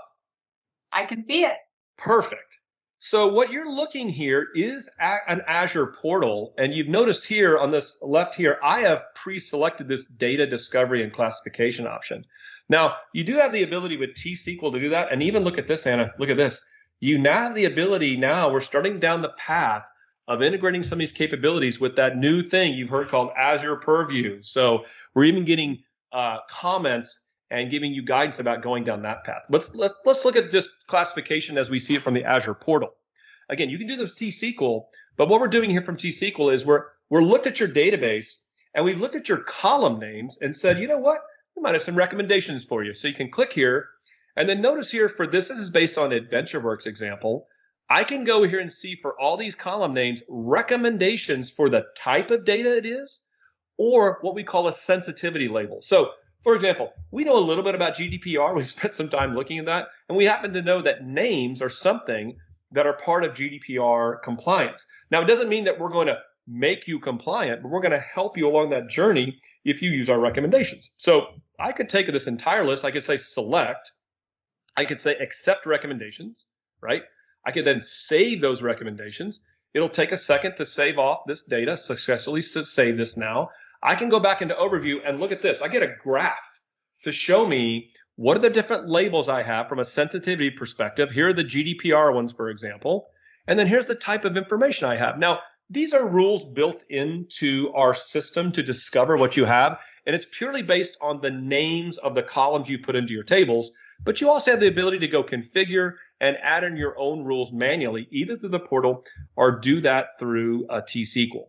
So that's data discovery and classification that comes along with what you're using with your Azure SQL deployment.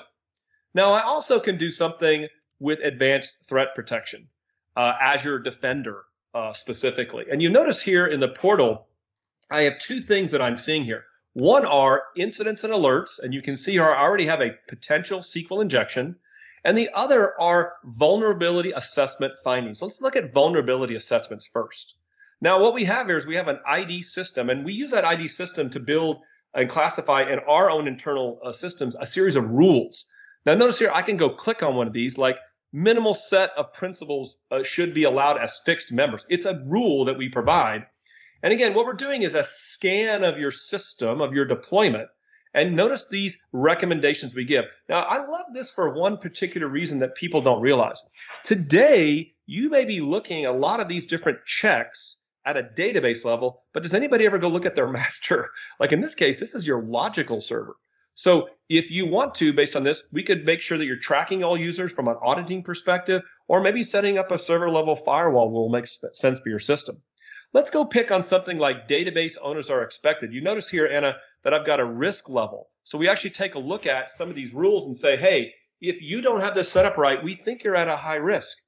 But you want to go in and take a look more at the rules. Like, how do you guys really decide this thing? We give you a description. Notice here, this is that benchmark I was talking about. There's something called FedRAMP, which is an industry standard. So we're looking at FedRAMP as a rule and applying that to your deployment. We even tell you what the query we're using here. So I'll just pull this on you. We can tell you what SQL query we're using. You could actually look at that in the query editor, and we give you a remediation script. So if you wanted to do this, you could actually run the script to actually make sure the rule doesn't fire again. But Anna, you may look at this and notice this is interesting. This is actually a rule set up for doing elastic jobs. Or you may say, like, look, this is actually allowed in my system. So you could approve this as a baseline, and future scans we do, which we do periodically, we would not fire this rule again. So it's a way for you to decide and customize the rules that you want applied to these standards. Or you could clear the baseline and have us in the next scan pick it up. But let's go back and look at, let's see here. Let me go back and look at more of the injection attack scenario. Let's go back here. Let's pack the database. Let's go back and look at that SQL injection that I mentioned earlier. So I click on this. We're going to give you a lot of information. In fact, I had one happen earlier last month. This is one that happened just a little bit recently to me. So I'd like to know a little bit more about that. So I can click on here. I get a lot of interesting information. I can say click view details here. And now we're going to go in to tell you, like, where did it come from? We're going to give you investigation steps, and we're going to give you the entire SQL statement. And I notice this pattern, this string pattern. For those of you that kind of follow these type of technologies, this is somebody taking like part of a where clause that somebody built into a form and added in special strings so they can try to run extra commands after this to do things like drop your database. I'm sure that's not something you'd like to do.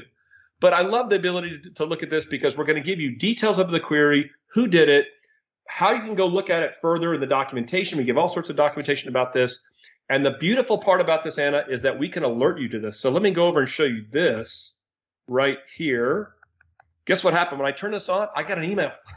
I got an email to show me that I detected a possible exploitation of a SQL injection. So I'm monitoring my email. I can look at this. I can go and hit view alert to see the details in the portal, what this looks like. So I'm giving you that actual proactive notification. And then finally, if I go back over and look at this again, the other thing you can look at here that I really love is I can go in the security center of my overall Azure resources, look at Azure Defender. Now, check this out. I'm seeing all this type of coverage across everything I'm doing in Azure, whether it's a server, a Windows or Linux server, a SQL Server and VM, a Kubernetes cluster, Azure SQL databases. I get graphs to show me alerts over time. I love this. If I'm somebody that has to worry about my security and Defender, notifications across all my Azure resources, Azure SQL is a part of this, but I see this across all my Azure resources. So, again, Anna, I got data discovery and classification to help me with things like GDPR. I get vulnerability assessments. I'm getting best practices from Microsoft based on industry standards. And I get this idea of Azure Defender where we're looking out for you to see who's attacking or accessing your Azure SQL resources.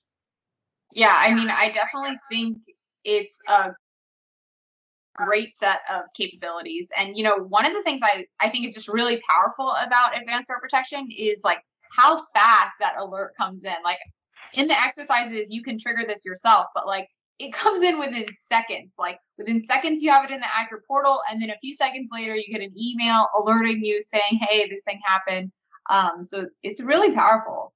And remember this, Anna, I can set that up so that it goes out and does that same detection across SQL and Azure VM, Azure SQL Database and Managed Instance, and even your existing SQL servers. We have it across your SQL resources, the same technology we're giving you that power of Azure Defender. Yeah, definitely. I think I did a data exposed episode with one of the PMs for that, and he said, Azure Defender for SQL anywhere. Yeah, there you go. Exactly. Pretty powerful. Yeah. Okay, so what you guys see is the next set and the final set of knowledge checks. We have some knowledge checks, some important things to close out on before we wrap up. But this first knowledge check is about T-SQL auditing. Now, notice we didn't explicitly cover this, but I think you should think about what you do and don't have access to when you think about this question. So the question is, which of the following T-SQL for auditing is not supported in Azure SQL Managed Instance?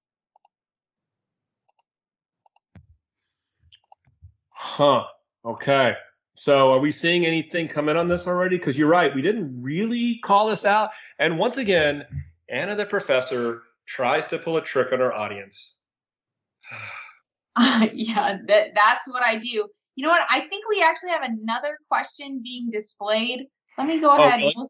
We'll skip ahead to that one, and then maybe we can come back to this one if there's okay. time.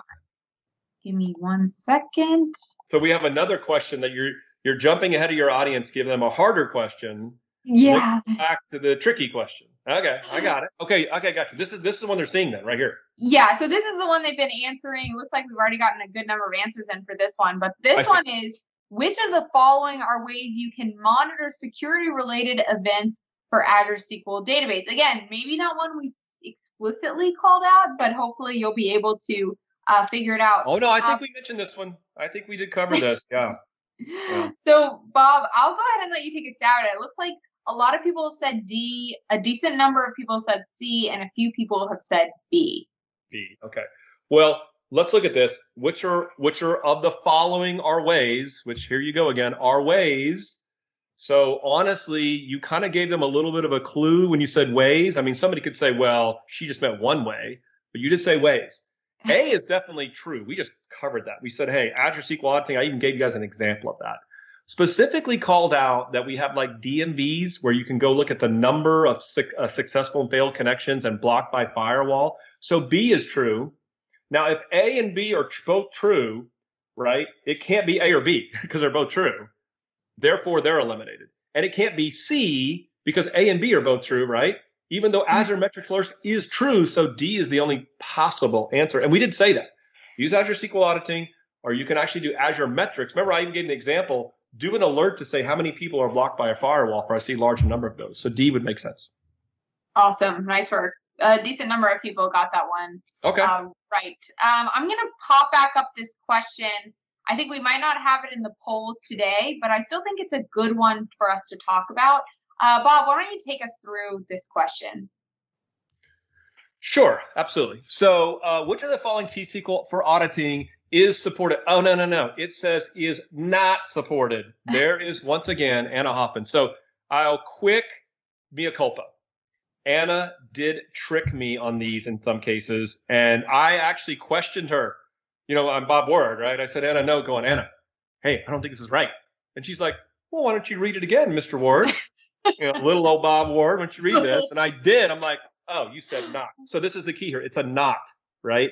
So T-SQL auditing, not supported, okay? So look at this, what we talked about. We said you can do SQL audits to Azure storage, and therefore the answer A can't apply because it says not supported, right? We talked about doing auditing to things like event hubs or other resources. So B works, therefore not doesn't apply. And there, it can't be all of above because A and B, can't apply. So the only possible answer is C, but we specifically said you don't have access to the file system. Keep that in mind with all of Azure SQL, PaaS, Database and Managed Instance.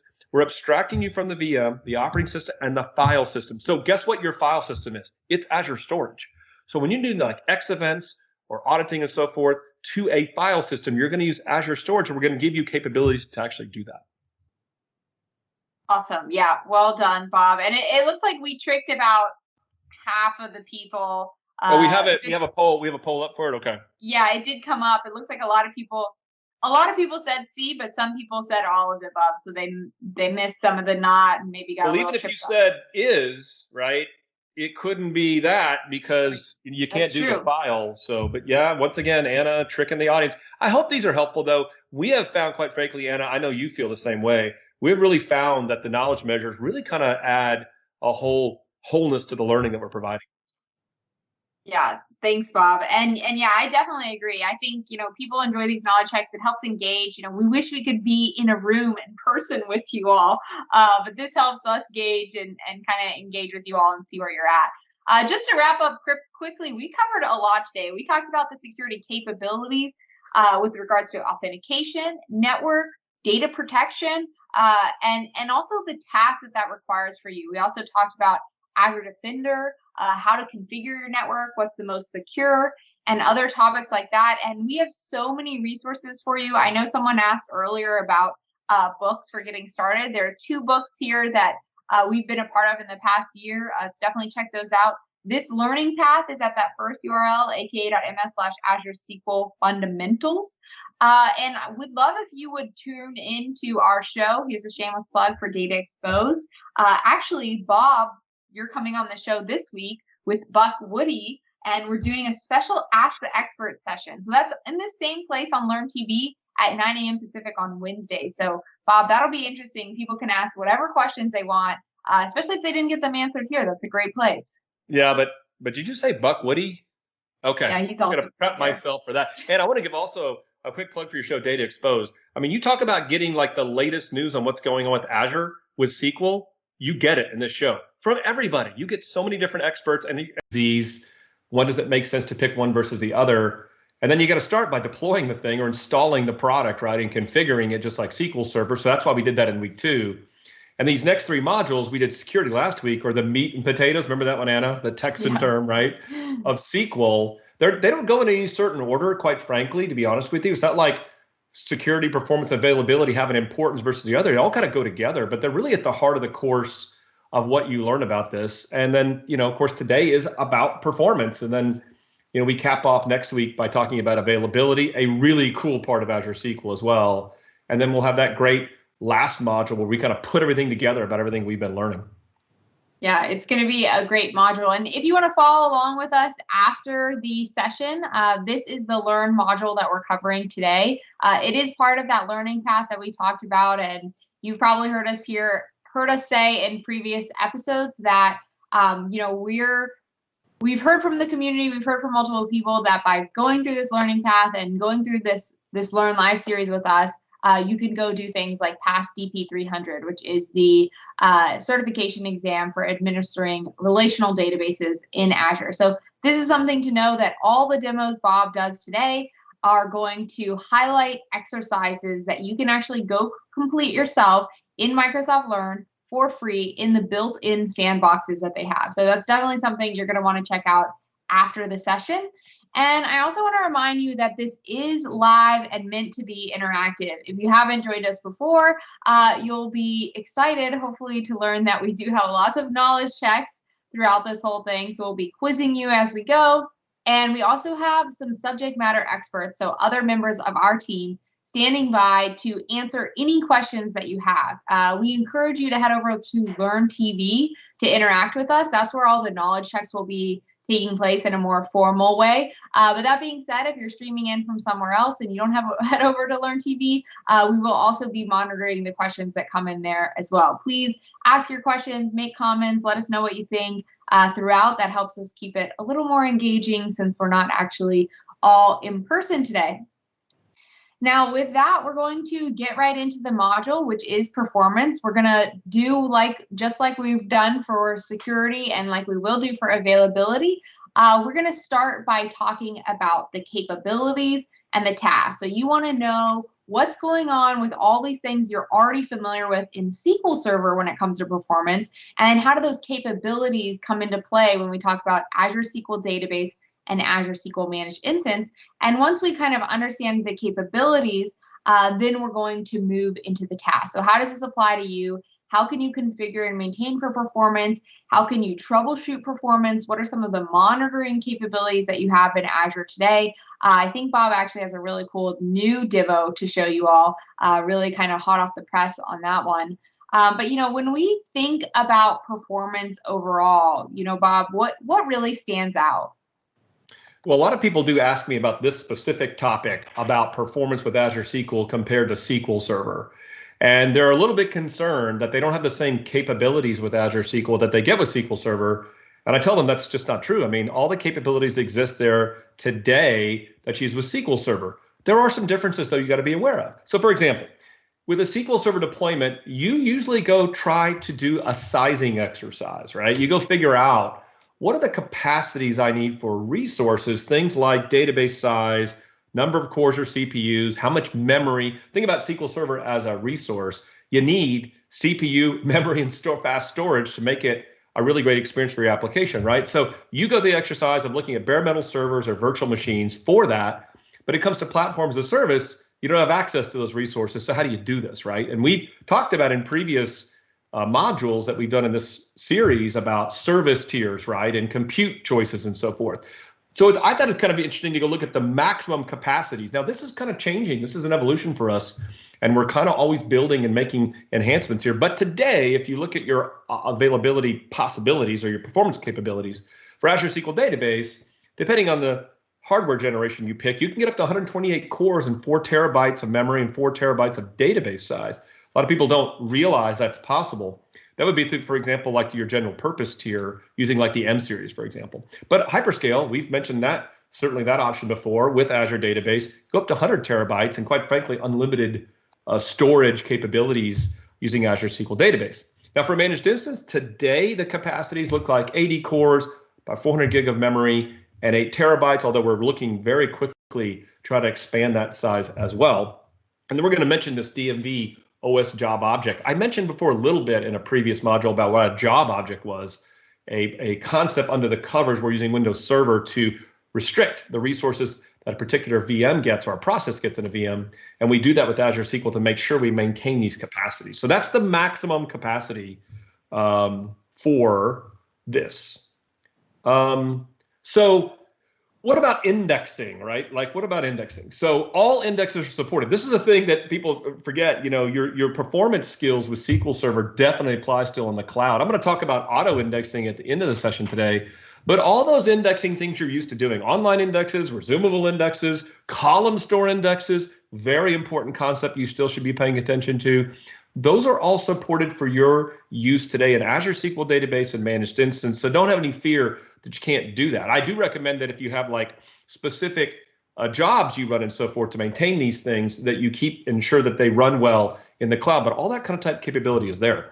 Now in memory OLTP, a specific capability for low latency type transaction needs for an application that exists today in SQL. Now today in SQL Server, that's in Enterprise Edition and to some extent in Standard Edition with a little limitation. You need a business critical tier, whether it's in database or managed instance, to get that capability. But we do some things for you, like we'll auto create the file group for you, and then we fix the amount of memory you need for those capabilities within your overall memory limits and your capacity for your service tier. So that's one aspect of this. What about some other parts of this? Partitions, a very popular concept in SQL Server today to partition out data. That exists for database and managed instance. Now, a lot of times people will take partitions and place them on file groups to put them on specific storage drives. You don't get that capability with Azure Database or Managed Instance because you don't control disk storage placement of files. In fact, the whole idea is that you don't have to worry about that anymore, but you still can use partitions as a concept in Database and Managed Instance, and a lot of people still like to do that. In SQL 19, if you remember back, I keep saying Anna last year, but that was really 19. Right. We launched SQL Server 19. And we had some pretty cool performance enhancements in that release, but a lot of people don't realize that a lot of that was in Azure SQL first, intelligent query processing being one of those. And towards the end of the session today, we'll cover what is intelligent query processing and go over that. So I think it's kind of important for folks to see this slide to say, you know what, a lot of the stuff I'm used to doing in SQL Server, it exists in Azure SQL.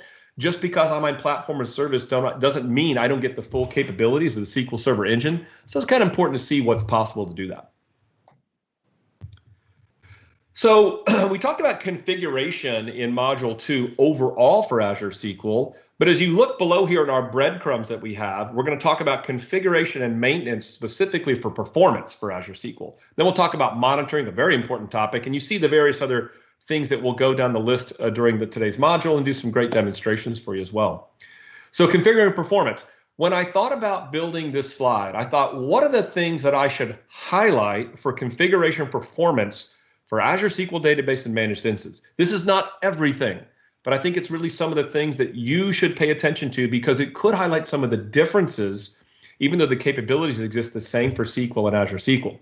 It all starts with TempDB. Certainly not a controversial topic in the space of SQL family and SQL land is configuring TempDB. But here's some interesting things for you. First of all TempDB files are always kept on local drives. So don't even worry about I/O performance. We're going to put these on local drives, SSD drives for you, so I/O doesn't become any issue for any situations with TempDB. But usually what people are concerned about most is not that. It's about the number of files that you get to partition out our allocation pages to avoid latch contention. And for Azure Database, since it's a fully managed database service, we will pick the number of files for you automatically, and we'll scale that with the number of vCores. It kind of makes sense. The more concurrent workloads you might do, the more files you might need, so we do that automatically for you.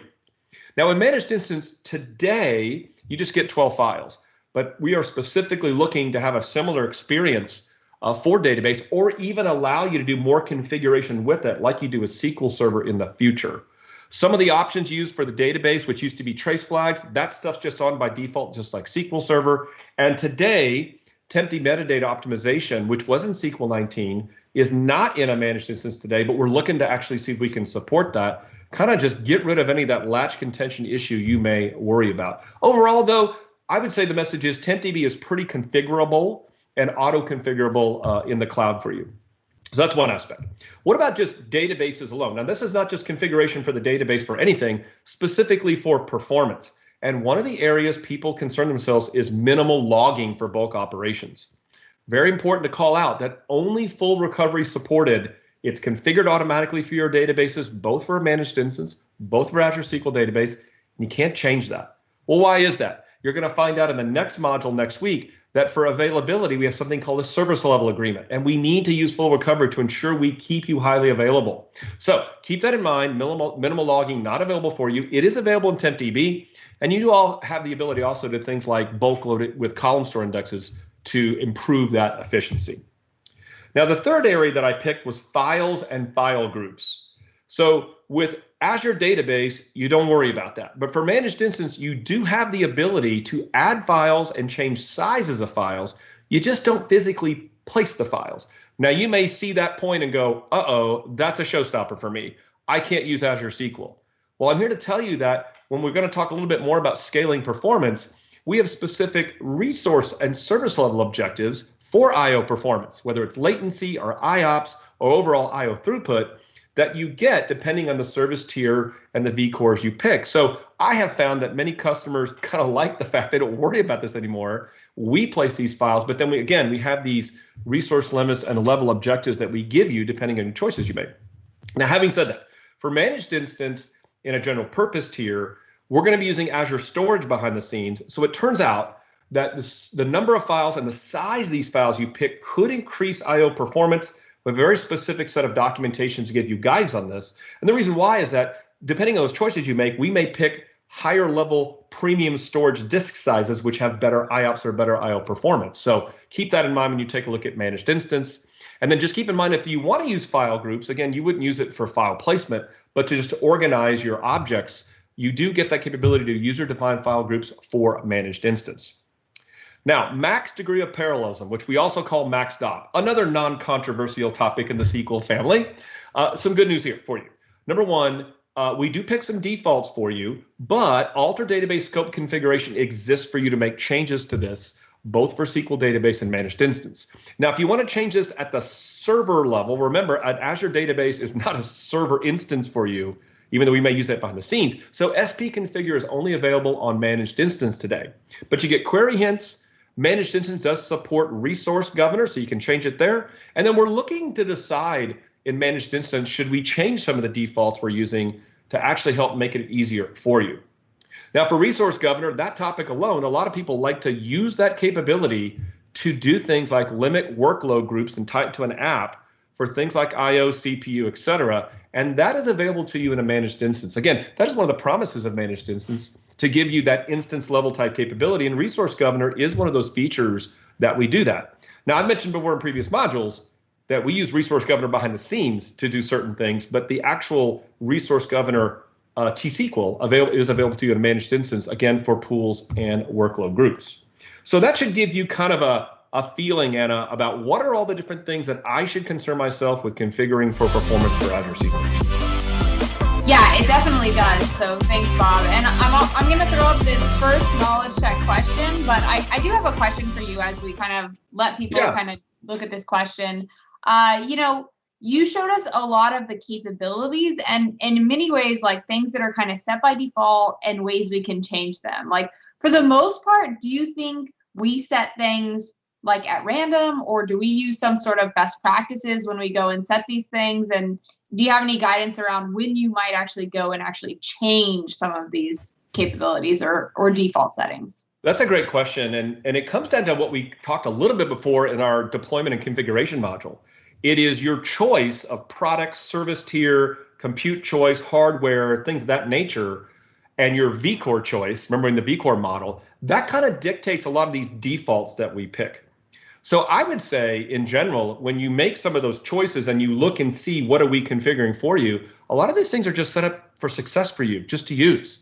But the Managed Instance one's a great example where we're taking a look at customers that are contacting us, because we use max.0, by the way, in Managed Instance today, which is just use degree of parallelism at will in SQL Server, right? Whereas in database, we don't do that. But in Managed Instance, we're doing that. So we're taking a look at it saying, customers are struggling with this. Why don't we just set it to 8 or some number that we think is a good default number so people have less problems? Because we're trying to promote the idea that it's a managed service, right? So it's a great question, Anna. I think these choices you make for service tiers, for vCores, et cetera, are going to dictate a lot of the defaults that we're going to set. But I always want people to know that you do have some capabilities of making some configuration choices in case those defaults aren't appropriate for your app. Awesome. Thanks, Bob. Yeah, and I think it makes sense to kind of, we're going to try to figure out what's best, but then, the great thing is that you have this flexibility to try to meet your scenario where it needs to be, and we're not so fixed. Okay, so let's take a look at this first knowledge check question. Hopefully people are ready for it. It is a Monday, but the question is, the number of files for TimDB is configurable for Azure SQL Database by which method? So go ahead and head over to LearnTV and put your answer in the poll and let us know what you think the answer to this is. Bob did mention this at the beginning of the last slide, so hoping we're going to be able to start off strong here, Bob. Yes. Anna, I'm sure, Anna, I'm really proud of you though, because, again, remember, you're the professor that people generally would prefer not to get because you ask these really hard questions. And this one I think is pretty straightforward. So I'm kind of hopeful. I haven't seen the rest of the knowledge checks, but I'm hopeful today that you're not throwing just these really tricky, hard things at people on a Monday, for gosh sake. Yeah, exactly. Yeah. That's true. Yeah. We'll try to keep it relatively not tricky and annoying. Yeah. I don't believe that. I don't believe that. It's we'll see. We'll see. We'll see what happens. Yeah. Okay, let's go ahead and we got some answers in. Looks like most people are saying C, increasing the number of vCores through the portal. But some people are saying using file properties in SSMS. Can you take us through the answer for this one? Well, if you remember, Anna, we kind of use this process of elimination idea. And this is Azure SQL Database. And I specifically called about some configuration choices for Managed Instance. But I mentioned that for Azure Database, we just picked this thing for you, right? So it's configurable though, and I mentioned how, and it was a scaling thing. So alter database statement A cannot be the answer. As it turns out, the file properties in Management Studio just uses alter database. So the B can't be the answer. So C must be the answer. And that is, you just mentioned it. We picked some defaults, but you configure it. And one of the ways you do it with Azure SQL Database is through number of cores that you pick. So it has to be C. We're going to scale files for you as you add more cores. Awesome. Yep, that is exactly right. So well done. Off to a good start to most of our viewers and you as well, Bob. We're going to go ahead and put up the next knowledge check question. So we've got a few now before we keep going through the performance content. Okay. And this next question is kind of similar in what it's asking. It's saying you can configure I/O performance for Azure SQL Database by which method? And while you all take a stab at answering this question, I do want to call out, someone commented that this is not live. This is very much live. So, oh, it's not live? Oh, so I recorded this yesterday or something. I just. Hey, so we are live. Look at my shirt I'm wearing. This is live. I'm getting ready for tonight. This is live. It's funny. But yeah, we are very much live and we do have members of our team standing by to answer your questions. So please put in your questions now because our team is standing by to answer those questions live because this is very much live. Okay. Sometimes I have to warn Buck that on shows, that a reminder, this is live. You don't have to warn me. I'm not Buck, so I get it. So. Okay, so we've gotten some answers in, a few answers. Seems like people are between B and C right now. B and C. Okay, that's what they're saying. Okay. Okay. I think if you want, Bob, you can go ahead and take a stab at taking us through this one. Sure. So the question is, you can configure I/O performance for Azure SQL Database. Okay, that's what you said, Azure SQL Database. And we specifically said several times, placing objects and file groups. First of all, you can't use file. You don't get user-defined file groups in Azure Database, so it can't be C. But remember, you don't get to place files anywhere with Azure SQL Database, so it can't be A, because we may use Azure storage behind the scene, but you don't know that. As it turns out, we actually do, but for like general purpose, but you don't get to make that choice. That would be something you would do, for example, in Azure Virtual Machine, right? So it can't be A, so it's got to be B, which means remember we talked about this, what is the service tier? What are the different things you pick? And then we have certain objectives for IOPS, IO delays, IO throughput, all those kind of things. Awesome. Yeah. And it seems like we ended up getting about 75% of people got that one. So we tricked a few people, but I think most people are on board so far. Well, and one of the things I think that was tricky there, just real quick, is I said specifically for managed instance that the number of files and the size of files could affect IO performance because of the size of Azure Premium Storage we pick on the back end. But we do that for you. You don't place files there. We just do and place files for you. You don't know what storage we're picking, but we do have some documentation that the number of files and size in managed instance could affect this. Right. But for Azure SQL Database, it does not. Correct. Yeah, we're doing all that for you. We have objectives that give you the performance you need. That's correct. Awesome. Great. Now, as we move forward, we talked about some of the capabilities. We talked about configuring for performance. I think the next topic really is, how do I maintain for performance? All these things I used to do. Yeah, I thought about this topic some as we're building configuration maintenance. Because again, remember what we're trying to do. We're trying to understand and relay to you what are the tasks that you do today for performance, and then how do you translate it to Azure SQL, right? So when you maintain performance, there's a lot of things you do maybe, but it really comes down for SQL databases to these tasks, right? I maintain indexes, I either rebuild or reorganize them, or I maintain statistics. And here's the great news, this all just works like SQL Server. Now, it could be very controversial for you to decide, do I need to do it? Do I need to rebuild indexes anymore? Do I need to reorganize indexes? Should I use auto update stats? Should I update my statistics? And that's a whole entire series that somebody probably could do for us, right?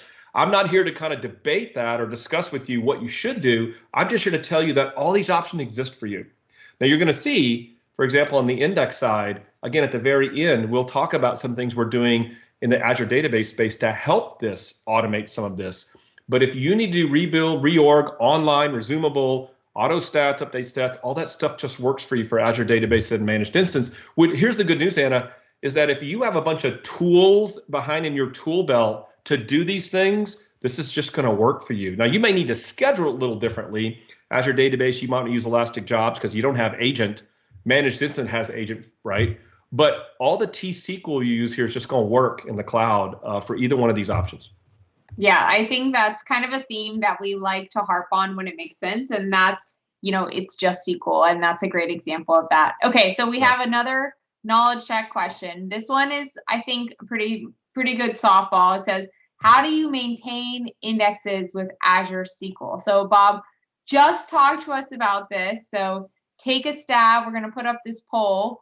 And in the meantime, let's see if we have any questions that have come through. Remember to keep your questions coming in. We have someone from India saying, thanks for sharing all the great knowledge. It's really our pleasure. I think Bob would agree with me. We're sad we can't go travel around the world right now, but we're super excited to get to share this information with you all.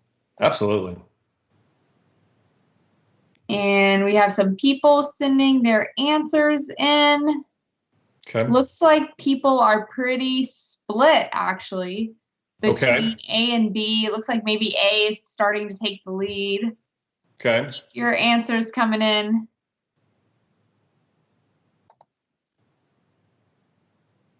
And remember that theme that we talked about. It's probably a big hint, but the it's just SQL theme. Okay. Okay, Bob, we got some votes. It looks like 83% of people have said A so far. So I think you can go ahead and take a stab at taking us through this one. Yeah, let's eliminate it, right? So look at C. I just said everything's supported, right? So the word not supported shows up. And you didn't say Azure SQL Database or Managed Instance here, which was very open-ended of you, but that was clever because I also said both for these are possible. So C can't be it because we just said you can do offline, online, all that works, right? Same thing kind of for B. It just works. You can rebuild indexes anywhere you need it. So B can't be the answer. Therefore, A has to be the answer. But I did emphasize that. And why did we do this knowledge check? We want to just keep emphasizing to you, you get to do the things you want to do with indexes with Azure SQL, just like SQL Server. So don't fret. Again, you should study and look at whether you do need to rebuild indexes. That may be something you need to revisit. But if you need to do that, all those capabilities exist there. Definitely. Okay, so we talked about the capabilities. We talked about configuring for performance. We talked about maintaining for performance. And I think the next really big topic, because these are all really big topics, like you mentioned, is really around okay, how do I monitor what's going on with performance? Anna, there's probably no more bigger topic in this space than this right here. And that's monitoring performance specifically. And again, I've seen people come to me and say, I'm very concerned. I have a specific set of processes and tools I use in my data center. It's not going to work in the cloud. I'm really worried. Or my skills are gone because I used to have all this expertise to monitor performance. I'm here to tell you that none of that's true. Now, for Azure SQL Database and Managed Instance, it's platform as a service, right? So it's not like you're running perfmon and just looking at the thing, right? But we have some capabilities you're really going to like. So first of all, Azure Monitor is an ecosystem. It's part of that Azure ecosystem we talked about early on to monitor metrics, get alerts, do logging for important telemetry for performance for Azure SQL. And look at this new bullet point, Anna. Here I am today to add something new. SQL Insights. Our friend Elaine Dormal is just going to love this. Hope Lane's online listening. We have announced a public preview just recently for something called SQL Insights. You're going to see a demonstration of that today. And the idea is that let us go help you here. Let us go build a monitoring machine in the Azure Monitor ecosystem to help you monitor your Azure SQL assets. Let's light up for you all this rich telemetry that you're used to seeing inside SQL, and let's do that outside of SQL. So I think you're going to love what you're going to see there. I'm going to show you a demonstration of what's possible for you. It's got a really cool story because not only is there visualizations here, but the extensibility is amazing. And we're going to use open source software called Telegraph in a virtual machine to monitor Azure SQL, all of your Azure SQL assets. And then you can actually see these in log analytics and workbooks. You can get it. You yourself can go see the Telegraph queries we're actually using. So it's a very extensible framework. It's open source, and it's really, really cool because people that use and love things like perfmon are going to see this and go, oh, finally, that's what I've been looking for. So we'll show that off today in a demonstration. Awesome. But remember, Anna, that's outside your SQL deployment. You then connect inside SQL, and you're wondering to yourself, do I get dynamic management views? Do I get extended events? Well, we're here today to tell you yes, and you get more. You get the same SQL capabilities you get in SQL Server, plus some additional things that make sense specifically for the cloud. Now, lightweight query profiling, a very feature of SQL Server that's in Azure SQL, a lot of people don't really know about, on by default. Imagine, Anna, you walking up to a SQL server. That sounds like a joke. You walk into a SQL server. You walk up to a SQL server and you say, for this long-running query that's chewing up all my CPU, I would love to see an insight of what it's doing while it's running, instead of having to see it after it ran. Well, lightweight query profiling gives you those capabilities. You can go look up in the docs about how to go get insights to that. It's really powerful. And then a lot of people are query plan debugging geeks, Anna. They love looking at things called show plan. You ever seen a show plan with all these complicated operators? People make a living at looking at show plan. All that stuff works. All your query plan debugging statements, all going to work for you in Management Studio, extensions for Azure Data Studio, NT SQL, all that stuff works with Azure SQL. Now, query store being a very important functionality, we released in SQL 16 and in the cloud, it's on by default. And in fact, it lights up some very important capabilities that we have, like new performance visualizations in the portal, and something that we're going to show you later for auto indexing. So Query Store being huge, giving you deep insights, but just look at this list right here. I mean, this is the stuff people use in SQL Server today, Anna, and it just works, whether it's outside of SQL or inside SQL. Yeah, it definitely just works. And you know, improving your performance has real benefits. You know, you could, you know, maybe even scale down, and I think we're going to talk about that, and save your company money just by helping with these things that many folks have been working on for years. You know, Bob, I always joke that you're hyper focused, and I say things like, okay, now time for some hyper focusedness. And I think our viewers would love to hear a little bit more about the specific things that they might want to consider when it comes to performance and DMVs or extended events. Can you take us? Can you geek out with us? Yeah, I mean, I remember, Anna, you using that term like on social media, hashtag hyper-focusedness or something like that. And I remember showing that to my wife, Ginger. And I said, is that a compliment? She goes, for you, Bob, it's, you know, Bob, she just patted me and go, just take it. And just roll with it, man. It's a compliment, right? It's a thing. Right? Hey, listen, I spent my career at Microsoft with this functionality right here, DMVs, Dynamic Management Views. And so for Azure SQL Managed Instance, here's the news for you. They just work. Everything you have today for all SQL Server DMVs works as is today. So just take your scripts, put it in a Managed Instance, and just run them. And, Anna, there's a new DMV for Managed Instance. This is pretty cool. So inside SQL, you can take a look at the overall resource usage for the managed instance itself, CPU, memory, IO, everything. That's pretty important, because you may take a look at that and compare that to the service level objectives, the resource limits for your IO, CPU, and everything you want to do. So that's Azure SQL Managed Instance. All the stuff you know and love, all going to work there. DM exec request, OS wait stats, all work. Now, Azure SQL Database, a little different in this way. Remember, we don't expose the entire instance for you. That's the whole idea. But we do expose most of the common DMVs that you need. So you want to look at blocking problems, you have the DMVs to go do that. You want to look at procedure stats, query stats, you can go do all that stuff. You can even do OS wait stats. So it's going to feel like a database to you, as it should, but most of the ones you need to do common things are all available to you. And just like with that managed instance, we're going to give you new DMVs that are going to give you resource usage for your single database, or even for like an elastic pool of a series of databases. So you just see this right here, and you can tell that I'm going to be able to use the things I know and love today in Azure SQL. Now, there's some things you should be aware of that are interesting. For example, when you look at IO latencies, you may be used to looking at some things at the operating system level. Well, remember, it's platform as a service. So IO virtual file stats, which we've exposed in SQL Server for years to give you IO latencies specifically for the files for SQL, that's there for you. So you have that capability of looking at those things at a database or managed instance for the files that matter to you.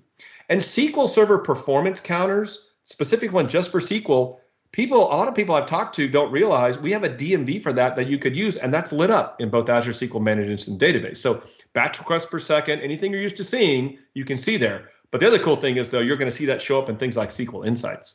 Now, I love these last two DMVs over here, Hannah, Instance Resource Governance and UserDB Resource Governance, because I've talked about service level objective being these, CPUs and IO and log rates and all these kind of type things, IO latencies. But I would like to kind of see that at a configuration level, like through T-SQL, right? Rather than just looking at a table and a documentation page, could I run a query to see what is my max DOP that I'm possibly set up my system? Well, those DMVs get to show you that. And then, yeah, you're going to want to geek out. So you want to see some really internal DMVs, stuff that we use to look at the deployments going on to solve problems. We use these. And like resource governance, resource pools history EX, wow, what a mouthful. That's a good example of something where I'm going to show you an example where you can use that and monitor what we're looking at there, because it's kind of a polling DMV to look at really interesting things like log resource usage when you're looking at your log rates. So we have the DMVs you need. We have new DMVs for certain scenarios for the cloud. This is a great story because this is one of the tried and true tools of SQL Server performance, and I think people have what they need here. Now, extended events, our new tracing capability that we've had in SQL Server since 2008, and we pivoted from SQL Trace and Profiler over to this with SQL Server over several last releases, and in Azure SQL as well. So you're asking yourself, well, do I get tracing with Azure SQL? Azure SQL Database, most of the common events and actions that you need, I've looked at all of them. The ones you need for monitoring Azure Database and tracing it, they exist. Now, targets is where you place your extended event data. It's where you are going to go send your data. Ring buffer and counter exist, but what about file targets, which is usually what you want to do? Remember, you don't have access to the file system directly. So what do you use? Use Azure Blob Storage. Azure Blob Storage becomes your disk drive, per se. When you need things like auditing, we talked about that last week in security, or extended events. So you're going to store your Azure SQL Database extended event sessions in the Azure Blob Storage file target. Managed Instance, it's a complete SQL Server. So you get all the events, targets, and actions that you have in SQL Server just comes with Managed Instance. Everything you need exists there. But just like Azure Database, file targets, you don't have access to that file system, right? So your file targets are going to go to Azure Blob Storage. So again, if you think about Azure Database and then you go look specifically at Managed Instance, you have the things you need to do extended event tracing. And we're going to actually use that ourselves in other things like SQL Insights and other type of tools. But if you want to use these trace capabilities, they exist. Azure Managed Instance even has a few new events that are specific to Azure that you wouldn't see in a SQL Server. So I love the story here, Anna, because I have both DMVs I need and extended events I need. Looks just like SQL Server. Maybe in some cases, like in database, you may not have everything, but I have found, like in the Azure Database case, all the things I normally use exist there. So it's a good story. Yeah, definitely. And I think people are going to be really excited. I mean, I think we're always well received when we talk about DMVs and extended events and how, for the most part, it's just SQL, except in some of these occasions where we even added more events or views for people to look at. Now, I want to go through like a typical kind of scenario. So, let's imagine, you get a call at 2 a.m. Maybe this happened to you some when you were working in support, and there's some performance issues with someone's SQL database, and you're on the hook. What happens now that we're in Azure SQL Database or Azure SQL Managed Instance? Can you walk me through kind of like the decisions that get made and what I should go look at and how I should deal with this? Sure, Anna. But remember, I got paged at 2 a.m. Oh, paged. Paged at 2 a.m. I didn't get called. I got paged. Do you know what that is? Pager?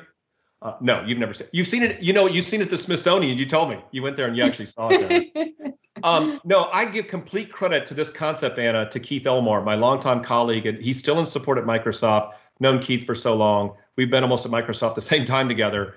And Keith's just a guru on performance. And I remember having this conversation so many years ago when we talked about this concept.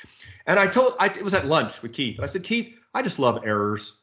And he had this weird look at me like, you love errors. Like, what's your function? What's your problem? And I said, I love error messages because I can go to the source code and find exactly what caused an error message. What are those conditions?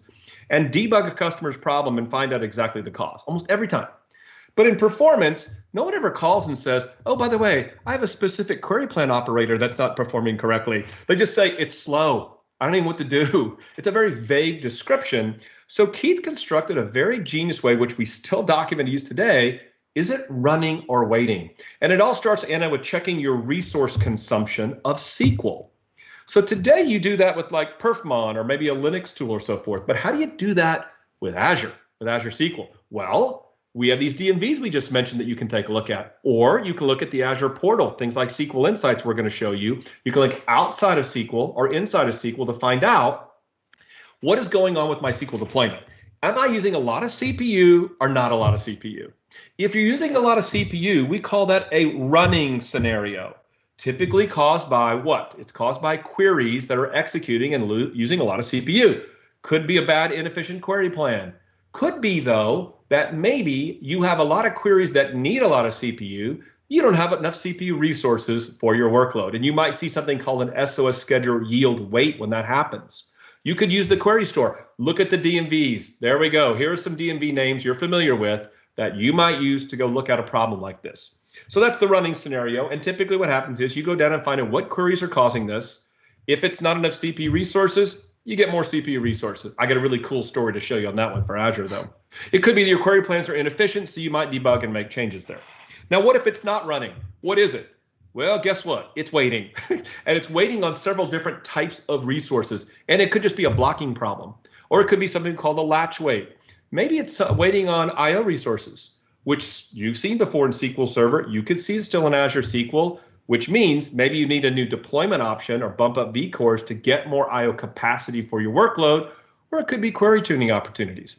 What do you use to take a look at it? Well, you use these common DMVs that you're used to using in SQL Server, or you're going to use the query store to look at this and find out who's waiting on what are the top wait types I have, how long are they waiting on, go find what those look like and try to resolve the problem for there. So Anna, this is how, quite frankly, I have found success over the years of breaking down almost every SQL Server performance problem. And we have a lot of experience doing it. And we've been very successful doing that here with SQL Server. And you can see now with Azure SQL, it's a very similar process. Yeah, and I think this is really, really helpful. And it's also probably pretty useful to kind of see what different DMVs you might use or what tools you might use to actually diagnose this. I think it would be really cool, Bob, if you could show us an example of you kind of monitoring performance in action. Absolutely. Let me share my screen here and let's do that. So through the magic of screen sharing, here we go. Screen share and okay. So Anna, here is a computer. It turns out this is a client of mine, a client with a virtual machine. And I'm going to do this. I'm going to kick off a workload using the popular tool called OStress, another Keith Elmore special, by the way. And we've used this for so many demos that we're doing. So I'm going to run this workload and I'm going to go with SSMS and I'm going to use the DMVs you're used to seeing to monitor its performance. Now you're going to notice very quickly something interesting about this pattern here. Number one, notice how many of these requests are in a state called runnable and how many are waiting on that SOS schedule yield wait. This is a pattern that's happening over and over as I'm running this particular workload. Now I mentioned a new DMV, DMDB resource stats. Let me run that one. We will pull automatically for you resource usage behind the scenes. Can you see a problem here? My CPU percentage is going up pretty high very, very quickly. In fact, I'm going to run this again because what we do is we automatically just pull this for you every 15 seconds. You see the results of it. Now you can see a pattern emerging here, right, Anna? You can see I'm using CPU a lot every one of these intervals right now, right? So I can maybe tell based on my experience and that scenario I just said, high CPU, SOS schedule yield, it's probably what I call a running problem, okay? Now I'm going to go back and look and see in this particular case, this query is still running now, and I run this again, I still see the same pattern, but it looks like it's kind of going down a little bit. which probably means that the query is almost done. It's down to like 66%. What I'm doing is I'm just running a bunch of concurrent queries that need CPU resources. The plans themselves are fine, but maybe I don't have enough CPUs for this just by looking at this information itself. So let me go back over here. I'm going to see, Anna, that this query finished, and just kind of bookmark and keep that in your head here on minute 16. So I'm going to show you an additional tool. It's available in SQL Server. You've seen it before, called Query Store. And I'm going to look at a report called Top Resource Consuming Queries. And if I click here, this is the query I'm running. Now, if I hover on the query plan here, I can quickly tell something here. I can see that the average duration in milliseconds is only 3 milliseconds, 3.4. And you're like, well, that's not that bad. But look how many times I'm running this thing. I'm running this thing a bunch, almost 200,000 times. Great example of me running a query that uses a lot of CPU for a short period of time, but I run it all the time. So it looks like I'm consuming CPU the entire duration. Now, I can also look at query wait statistics. Now, you're going to find this interesting. Sometimes you can be running but waiting, and you're like, that doesn't make sense. Well, I'm waiting on CPU resources. That's what SOS schedule yield kind of looks like. In fact, the average wait time for each query is that. That's almost the entire duration of the query. Well, that's kind of crazy. So it is a running scenario, but the reason we're waiting on this resource is because we only have so many schedulers to schedule your work, because we only have a couple of CPUs. How do I know we only have a couple of CPUs? Funny you ask. Let me go in and look at this query. This is using that do DMV to see what is my CPU limit for this database. And sure enough, here's the answer. This is that service level objective. It's an Azure SQL database, general purpose, Gen 5 hardware, but only 2 CPUs to run this. And you can see it's another way with database property EX down here as well. So this is me, besides just looking at the portal, looking at the documentation, I can tell how many CPUs I get from just looking at this. Now, I'm going to later on in a demo do kind of a scaling thing. So what I want to do is I'm going to flush my query store database so I can kind of compare and contrast. But Anna, before I do that, I'm going to flip over and show you something else. That's inside this VM. So let's go look at the Azure portal and look at this. Okay, so this is in the Azure portal, this database, and I can tell right now, I can see I have this 100% utilization going on. That's interesting, of course, but how about something new? Let's go look at this view.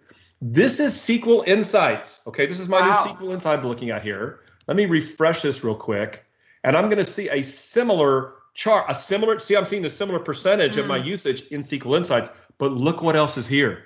CPU, memory, IO, processes blocked, data IO, wait stats, a rich set of telemetry. Remember, this is outside of SQL. I'm looking at this in Azure Monitor with SQL Insights. That is pretty amazing. Now, Anna, there's more. There's more to this story. That's just my database. Let me see here. Let me click here. Let me get to this one. No, let me flip over. I'm going to get to this screen right here. This is my SQL Insight set up for 2 databases in Azure. That's actually pretty impressive. And then when I bring up these databases in 2 different servers, and notice here, I look at all the stuff I can start playing with here. I can get all sorts of things.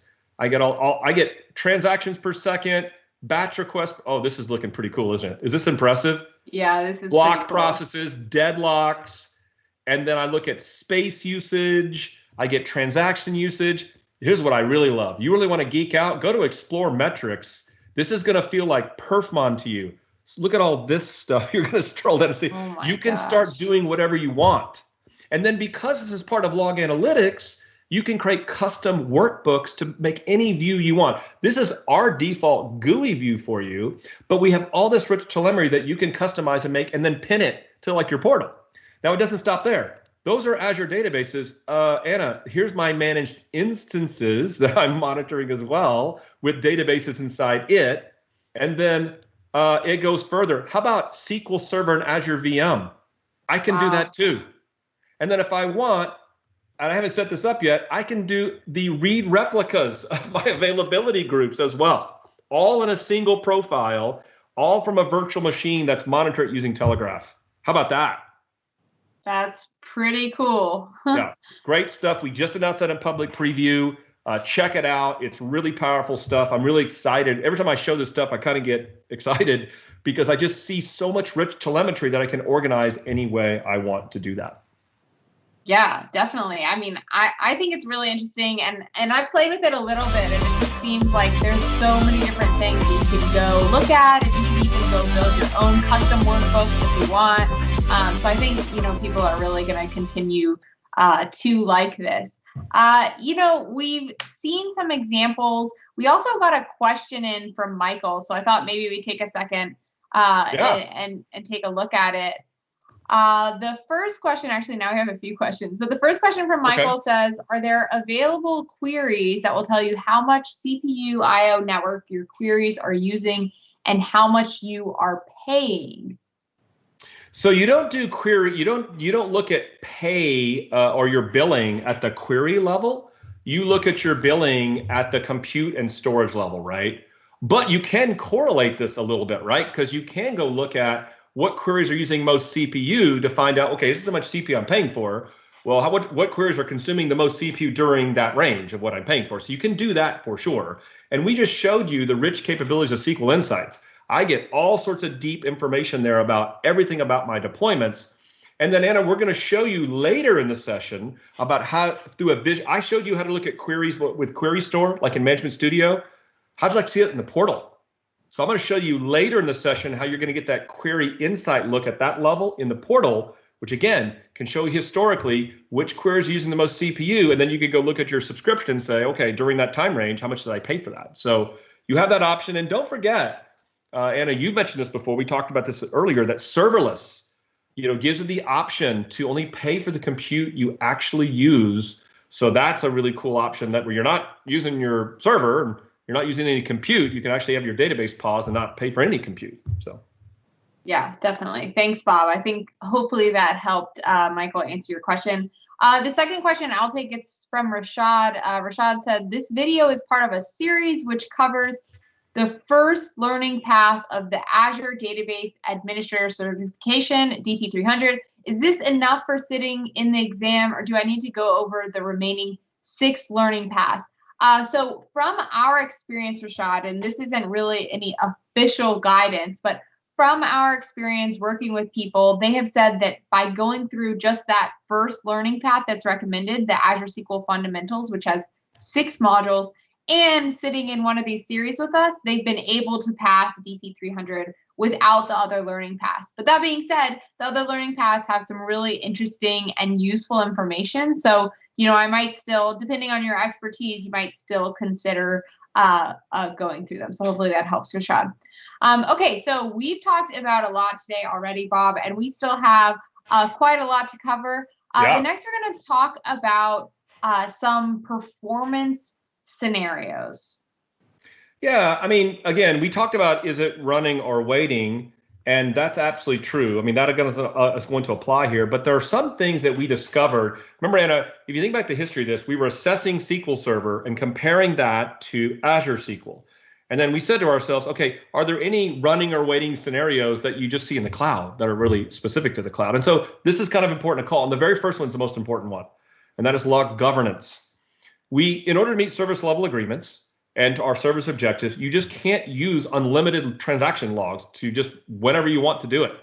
We have to govern this some. And so when that happens for, say, an Azure SQL database, say general purpose tier, you're going to see a new wait type called log rate governor that may show up. This may impede your performance, some of your applications, but for a very good reason. Or you might see it show up in other managed with these other different wait types. And so we'll do a demo in a second to kind of show you. I want to call out here a little bit, though, that your log rate that you get is based on the deployment choice you picked.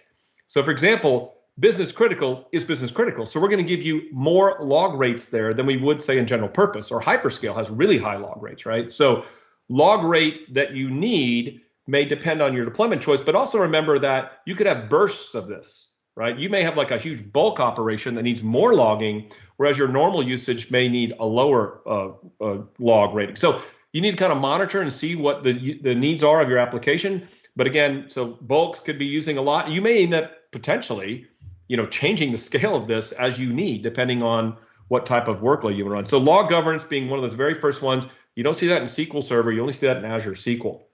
Now, worker limits are interesting. The reason I called the worker limit is that for managed instance, today worker threads look just like SQL Server. So a lot of people may run out of workers and see thread pool weights. Don't forget that when that scenario happens, it may just be a poor application blocking problem, not because you don't have enough worker threads. Don't feel like you got to go bump up worker threads just because you see that. But the symptoms look like that, thread pool weights. Azure SQL Database is different today, at least. We have concurrent worker limits, again, based on that service level objective that you can look up. And when that happens, you get an error. So this is a new app thing you kind of take a look at. You may have run out of the concurrent workers that you need for your application. And so an error may come back to your app, which requires you to do a retry. But it could be you need to go look at, maybe you need to bump that limit up, or again, it could be an app issue that you need to resolve. But keep that symptom in mind. And then you have business critical HADR weights. Anna, you had a question about this one before? Yeah, I did. When we first started working on this, I was doing some performance testing with Business Critical, and I started getting these HADR weights. And I came to you and I said, Bob, why am I getting these? Yeah, and I didn't understand I remember we went back and forth. I'm like, Anna, yeah, that's by design. And you're like, no, wait. I just deployed an Azure SQL Database Business Critical. I mean, this doesn't say business critical or what's going on here, right? So remember what we talked about, and we're going to talk about it next week. And I think we got a whole architecture series on business critical, but we're deploying an availability group behind the scenes for SQL Server, an actual SQL Server availability group. So if Anna, today you deployed a SQL Server availability group with like a sync replica, a header sync commit wait is normal. That's like a write log wait. Like that is the time it takes to synchronize and harden the log on the secondary. It may be a low wait time, but it's normal to see that. So I remember coming back going, okay, I get it now. You didn't deploy an availability group, because I remember telling you, Anna, this happens when you do AGs. You're like, I didn't do an AG, but you did.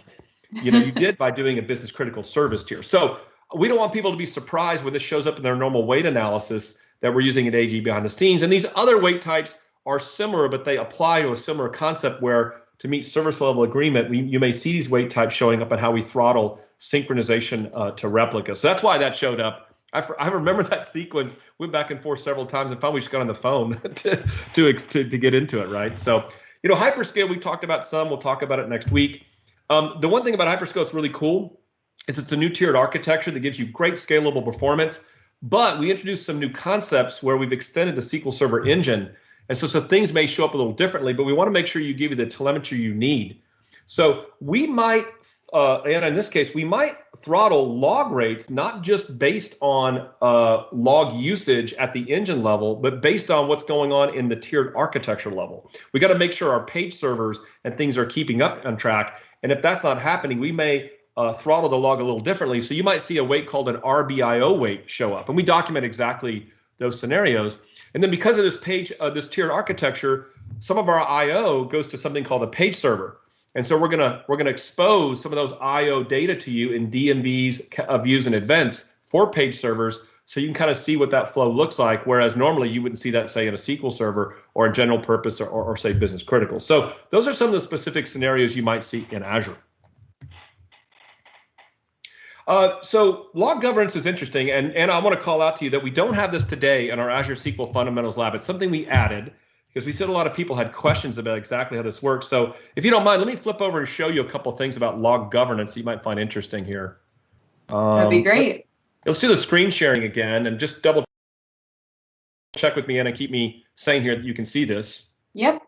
So I've got another SQL logical server here. I've got a couple of databases. I've got a general purpose database here that's 8 cores and a business critical that's 8 cores. And so let me flip over and show you a couple of queries here.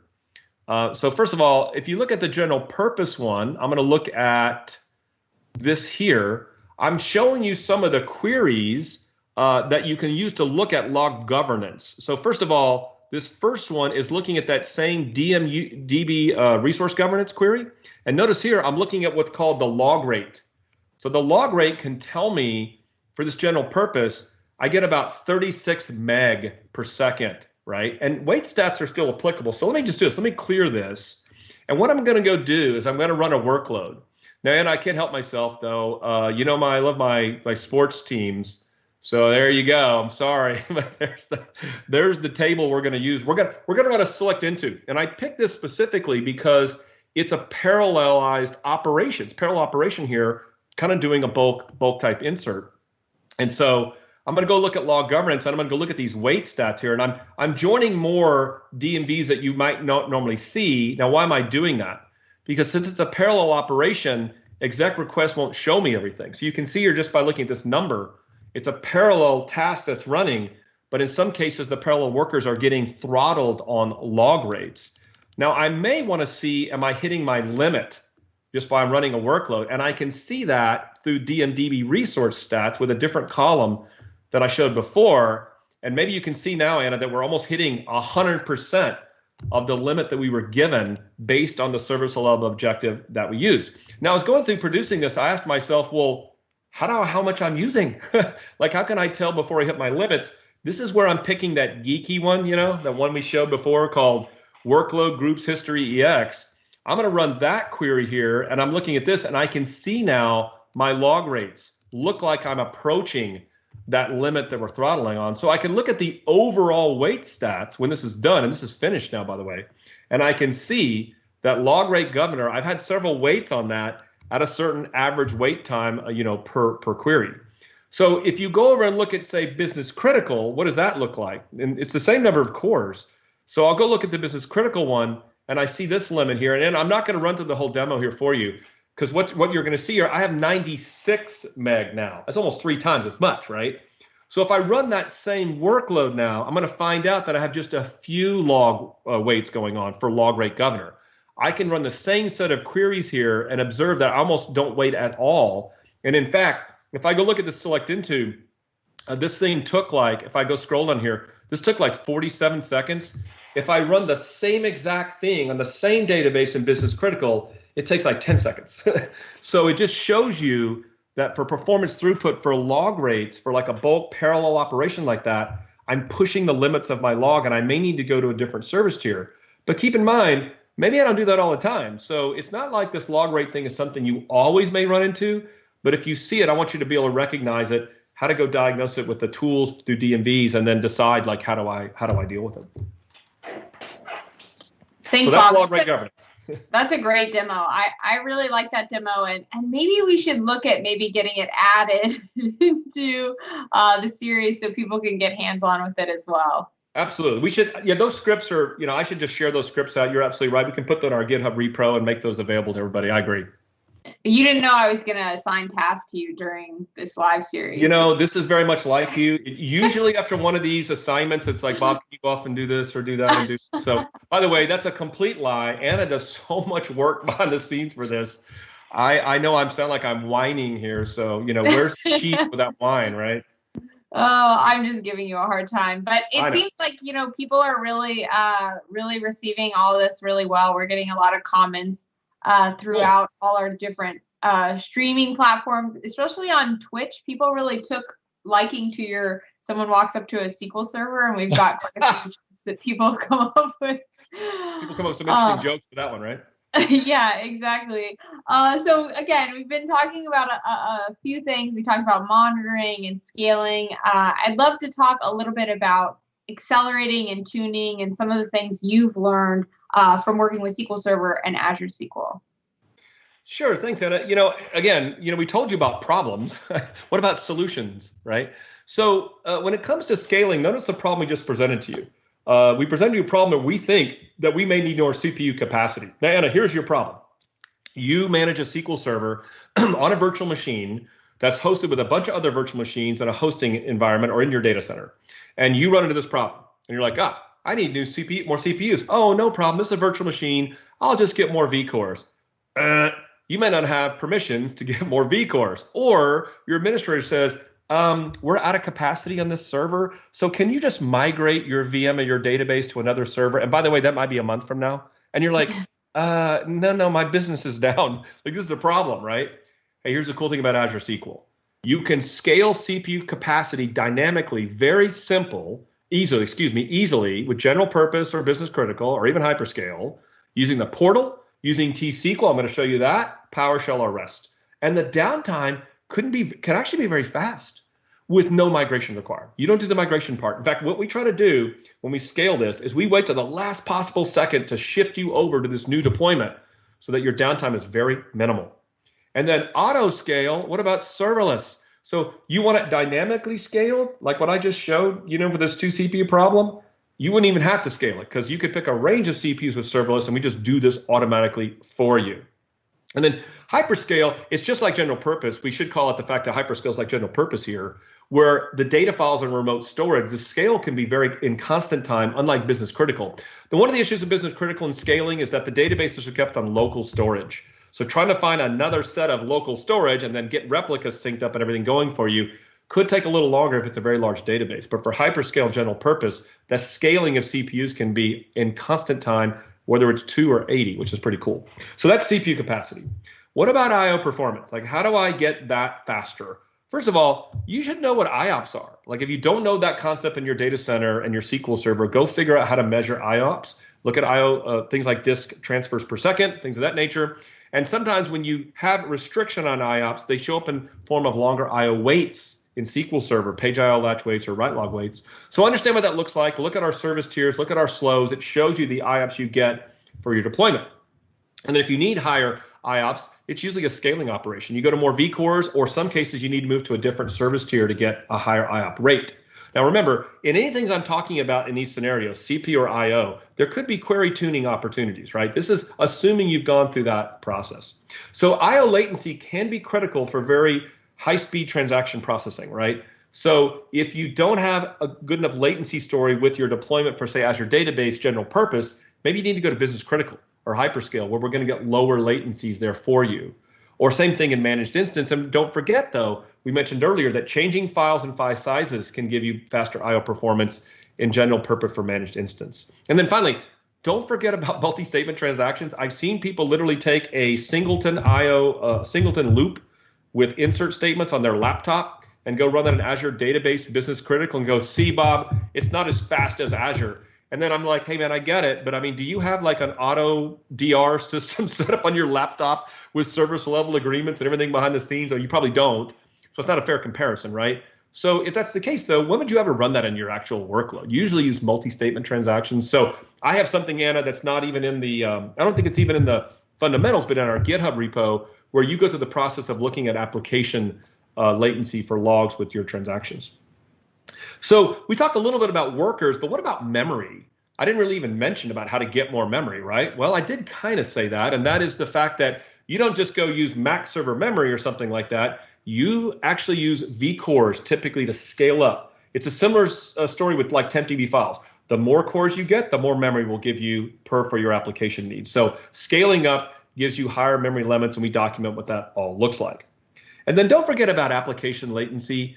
And I only say that because of our experience we've seen. Anna, you've seen this before. You've mentioned before this concept of redirection versus proxy. I was blown away by the speed difference between those two, but it kind of makes sense based on that concept. The fact that you don't have to go to that gateway every single time you're running a query. And then this is one thing we've seen, especially when people are in their own data center. Sometimes they get away with performance with chatty applications. Seen people not even use stored procedures before, move to the cloud, say their app is still on premises, and all of a sudden now they're across the internet and running into performance problems. So look at those chatty application issues. And here's one of the most important parts of this slide, Anna. Tune your queries just like you would SQL Server. Indexing, batching, procs, parameterization, even processing results in a timely fashion. These concepts that are tried and true, which is part of the skill set you have today, they still apply in Azure SQL.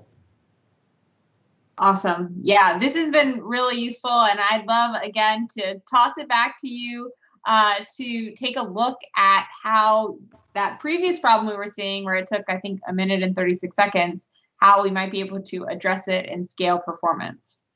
Yeah, it's kind of like not finishing a novel, right? Like, we got to finish the story here. So let's go back to the VM we were running. This is the one we were running when we were doing our log governance.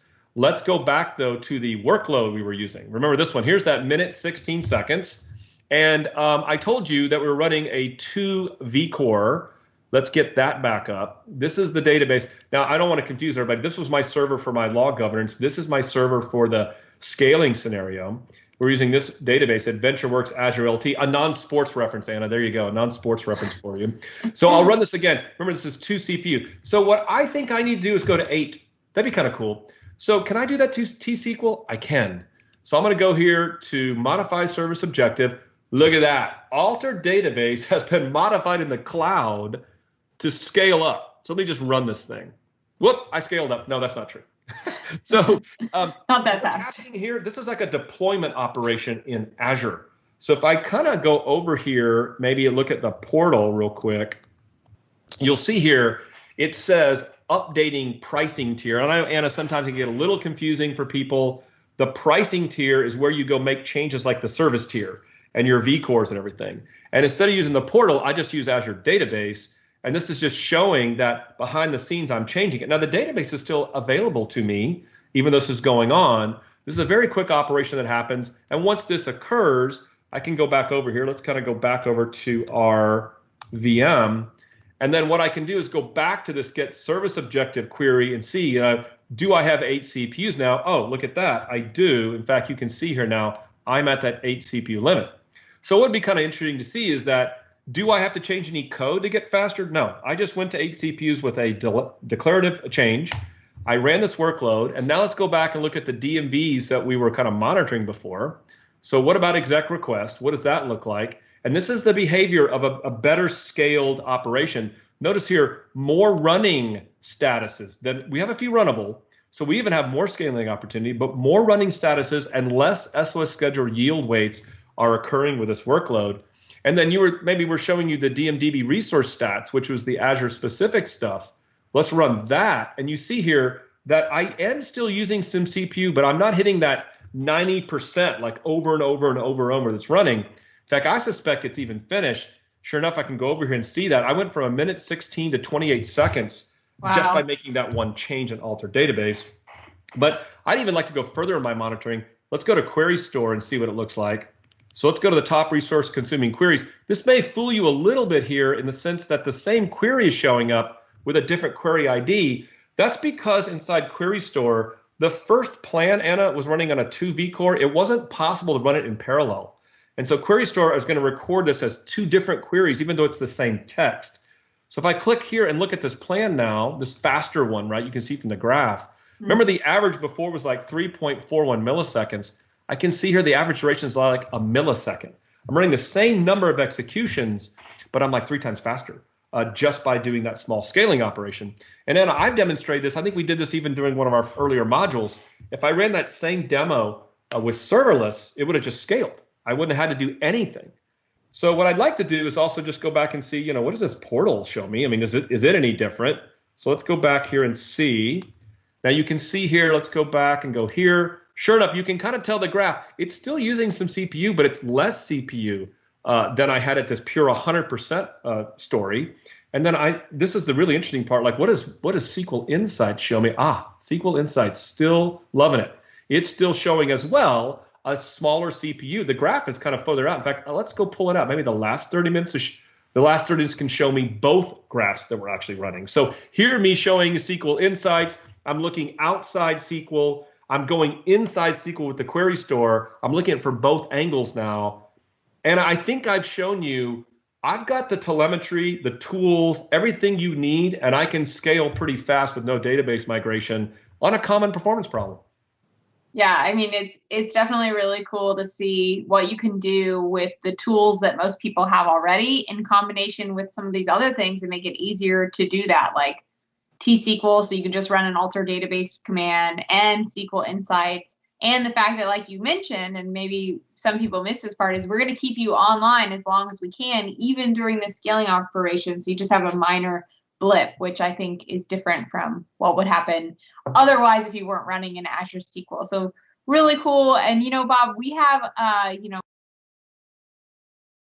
15 minutes left, and I think it's really important we spend some time talking about intelligent performance. Now, there's some capabilities from SQL Server that people might be familiar with, like intelligent query processing and automatic plan correction. But because of the telemetry that Azure SQL Database specifically has, there's also some machine learning that we can do to make you run even more intelligently and help you with performance. I'd love, Bob, if you could spend some time and take us through it and maybe even show us that last one. Absolutely. Just keep in mind one theme as you're looking at this. And if you could kind of go to the intelligent query performance slide there, Anna, I think it's going to help people resonate here. Here is our idea. We want to get you faster and not change your code.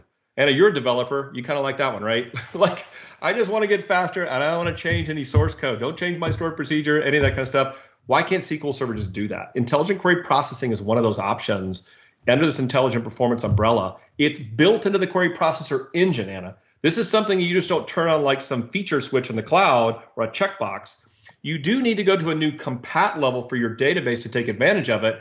But it's almost like you change your compat level and then the engine now recognizes all these different scenarios. These scenarios are not things that we just made up in an office somewhere. Joe Sack is not just sitting around in his office going, I think I'll do memory grant feedback.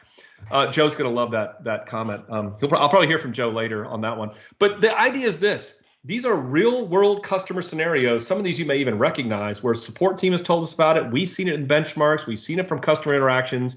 We've baked this into the query processor. We started this journey in SQL 17 and in the cloud with DB Compat 140. You see that on the left-hand side. We continue that journey on the right-hand side all together with 150. And we're still working on this. This is like a journey that we're not done with. In fact, it kind of is our goal not to ever have to show you this tree or something. But we want to make sure we tell you what we've lit up and help you get faster. Why? We had customers that got faster in SQL 19 and didn't understand why we had to show them this. This is what happened to you, how you got faster. So again, built into the query processor, no code changes, right? In the engine itself. Now, automatic plan corrections, a little different. It is technically part of the automatic tuning family for Azure SQL and SQL Server. And the idea being is that it's all about query plan regression problems based on the query store. So in the query store, if you've got that turned on, we can recognize if a query plan caused worse performance than it did before. Notice the plan 2, plan 3 comparison. And if it did, we can tell you about it. And then if you'd like, you can turn on automation or automatic plan correction, and we'll just revert back to the plan that was faster. Okay, that's on by default for Azure SQL Database. And you can see the results of what we've done through like a DMV. Again, all based on the query store. A good example of us lighting things up in the query store. We've had an Azure SQL for a few years, also existed starting in SQL 17 and in SQL 19.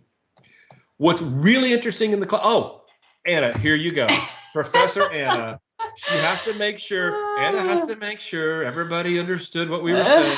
So let's all play along with Dr. Anna on a Monday and make sure we got it right. Here we go, Anna. You're going to trick them. I'm sure you're going to trick them.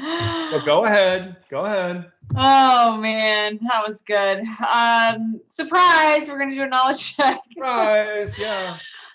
Okay, so you all should be seeing this up on Learn TV, but basically we're just going to take a quick second. I think I have 2 questions. Which best describes intelligent query processing, or IQP? So this might seem like a simple question, but you maybe had to have been paying attention. So we're going to take a quick moment. Go ahead and get your answers in for this question. And then we'll move on to the next question. And then we'll get on to that very exciting topic that Bob was ready to get into. But I mean, this is just like being in class. I remember in college where I'm ready for the end of the class hour and my professor throws up a pop quiz. That's what you're doing here, basically. Yeah. Are you paying attention? It's a fun pop quiz, though, right? It is a fun pop quiz. I agree. Let's see what's happening. What's everybody saying, Anna? It looks like most people are saying C, and then a few people are saying A. Bob, you want to go ahead and take people through it? Sure. Remember IQP being a query processing in the query processor. And the way you light this up is through database compat level. So it is definitely not A because it has nothing to do with that. Okay. Now it could be that statistics help us in query processing decisions, but intelligent query processing isn't us changing stats to make things faster. The query processor makes decisions based on a DB compat level. So it's not A. And it's in the query processor, so it's not a background task. And it doesn't require query store. That's kind of nice, Anna. You don't have to have query store on, even though we recommend you turn it on. It's in the engine itself, so it can't be B, so it's got to be C. Yes, that is correct. And it looks like about 75% of people got that, so that's good. We still have people Yeah. still have people with us. So thank you for sticking with us. Awesome. We've got one more question. Okay. This one is about automatic plan correction. So automatic plan correction can help recommend and fix which type of performance scenario? Okay. Yeah. Yeah. We did talk about this one. We just talked about it, right? I used a Yes. certain term. I used a certain term when I talked about this technology. That's the clue there. Did everybody got that one? Well, hopefully. We'll see. We'll see. We'll see everybody's Let's, hanging on. They're yeah, like, please, no more polls. no In more fact, polls. some people attended today and didn't think they had to do any work. They were just going to listen, right? But I But then love these it's polls easy, because it yeah. really reinforces, are we really getting forth the message that we want to from what we're trying to teach everybody? So I like them. Definitely. Looks like we've got a few answers in. Okay. Most of them are C. Okay. Why don't you go ahead and take us through these just for time? Well, we just mentioned that this is based on the query store, and it really has nothing to do with indexing necessarily. Although indexing may be something that somebody does to cause a problem, really this is not about that. It's about query plan regression problems. So A is not the answer, and B is not the answer either, because it's not about stats, right? This is about query plans that come in that were the same exact query, but a different plan was chosen, usually something called parameter sensitive plans. Also, Anna, called parameter sniffing. How do you like that term right there? There's a huge debate on the internet about who at Microsoft invented that term. People have said, is it Kalen Delaney? Is it Connor Cunningham? Is it Bob Ward? None of us are admitting to who created parameter sniffing as a term. Nobody wants to fess up to that. Parameter sensitive plans, though, that is actually what we're really after. So query plan regressions, that's what automatic plan correction can detect and fix. Awesome. Yeah, it looks like about 90% of people got that. Now, there's one more area we want to talk about today, and that is only available in Azure SQL Database. Can you tell us about it? Yeah, I mean, you have a database. We have the ability in those scenarios to put some things behind the scenes to look at not your data, but your queries and your query performance. Like, what if we could take query store, visualize some things in the portal to show you, but what's even more powerful, what if we could recommend indexes, Anna? What if we could recommend indexes for you? And then if you were really bold and you just love what we were recommending, wouldn't you like us to just do it? That'd be kind of cool. Yeah. So we have that capability now called automatic tuning, specifically index recommendations, the Azure SQL Database. I think I should show it to you. Yeah, let's take a look. Okay. So here we go. One more time, the magic of screen sharing. And this time I'm going to go over here. I'm going to go right here. You see that? Yep. Somebody asked about looking at queries and CPU and getting billing information. And I showed you Query Store with Management Studio. How'd you like to go to the portal, though, and look at this? This is a way for us to show you a rich set of query history per query and look at resource usage over a period of time. We're using the Query Store to do this. But here's what's really cool. How'd you like to see this one? Oh, wait, you have some recommendations for me? That's pretty neat. We can go over and recommend indexes to you now, and we can even show you indexes maybe that we helped you with. We can recommend indexes to create and even indexes to drop. And we can even tell you what we predict to be the impact of creating that index.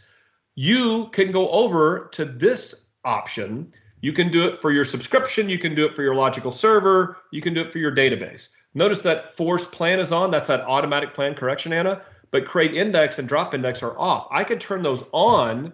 And if those are on, when we feel like we've got a recommendation, we'll just do it for you. Now, you may say to yourself, wait a second, time out. What if you build an index that no longer becomes good for me? We will still monitor you after creating it, and we'll drop it if we need to. Now, here's a cool story. Anna, you're going to get on after this is over, and you're going to go, I got to get my hands on this. I'm going to go run a really bad query and watch it just create an index for me.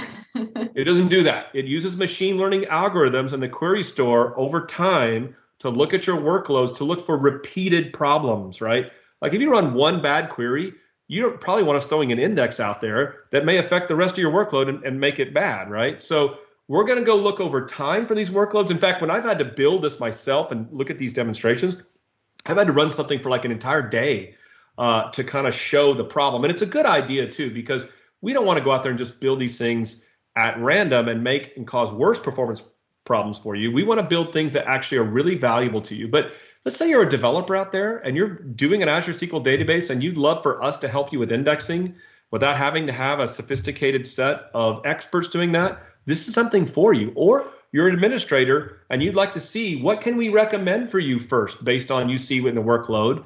We can do that for you as well. And then even eventually, if you'd like to, we can start applying these recommendations for you. So I love this functionality. It's showing a concept of query performance insight, visualizations in the portal based on query store, and the ability to do automatic tuning with index creation and drops, again, based on machine learning and data we're capturing in the query store. Yeah, it's definitely a really cool capability. And again, just to highlight, this one's only available in Azure SQL Database. Is that right? Right, that's correct. That's not, only today in Azure SQL Database. That's right. Awesome. Well, Bob, it's been quite a day. I personally have learned a lot, and I think our viewers have probably learned a lot too. Just to kind of take a step back and think about and talk about what we talked about. We talked about the capabilities. So we talked about the different capacities of CPU, memory, and I/O you get from scaling up or down, or from your different deployment options. We talked about resource governance, and you even showed us a new demo, which we're going to work on adding to our series on log governance.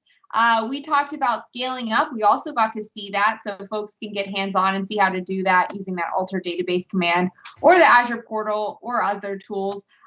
We also talked about tools, and we geeked out. We talked about the DMVs, extended events. You showed us how you would walk through and analyze a performance issue, whether it's running or waiting, and then how to address it. So those all interesting, even seeing how the query store is on by default. So you could just go in and also analyze what's going on with that.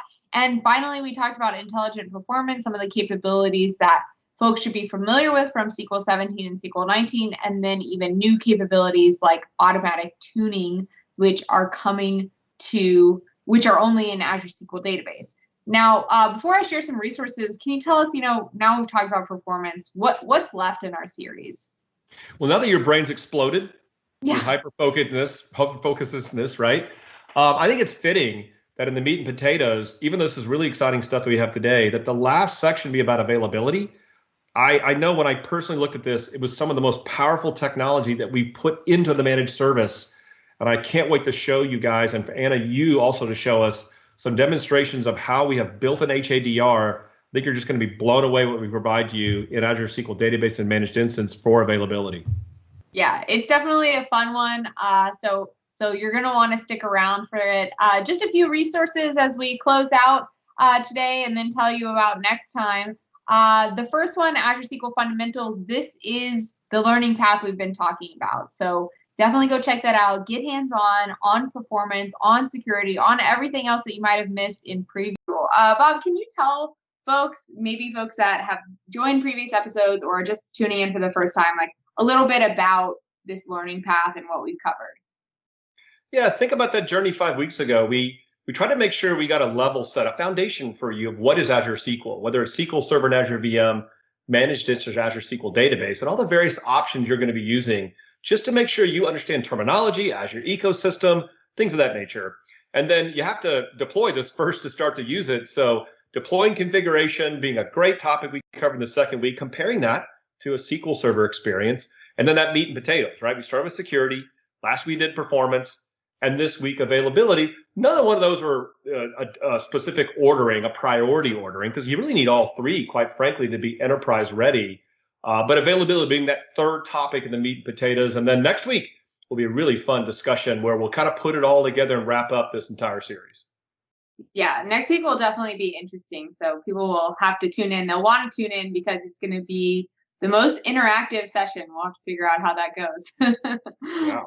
A few references you'll see on the bottom left and bottom right. That first one on the bottom left is going to be to this learning path in Microsoft Learn. And the second one on the right is a link to a bunch of resources that our team puts together related to SQL. If you select the Azure SQL Workshop, then there's a whole repository that includes the slides that you're seeing today. But today, like Bob mentioned, we're going to be talking about the availability module, and you can find that at the link aka.ms/learn Azure SQL.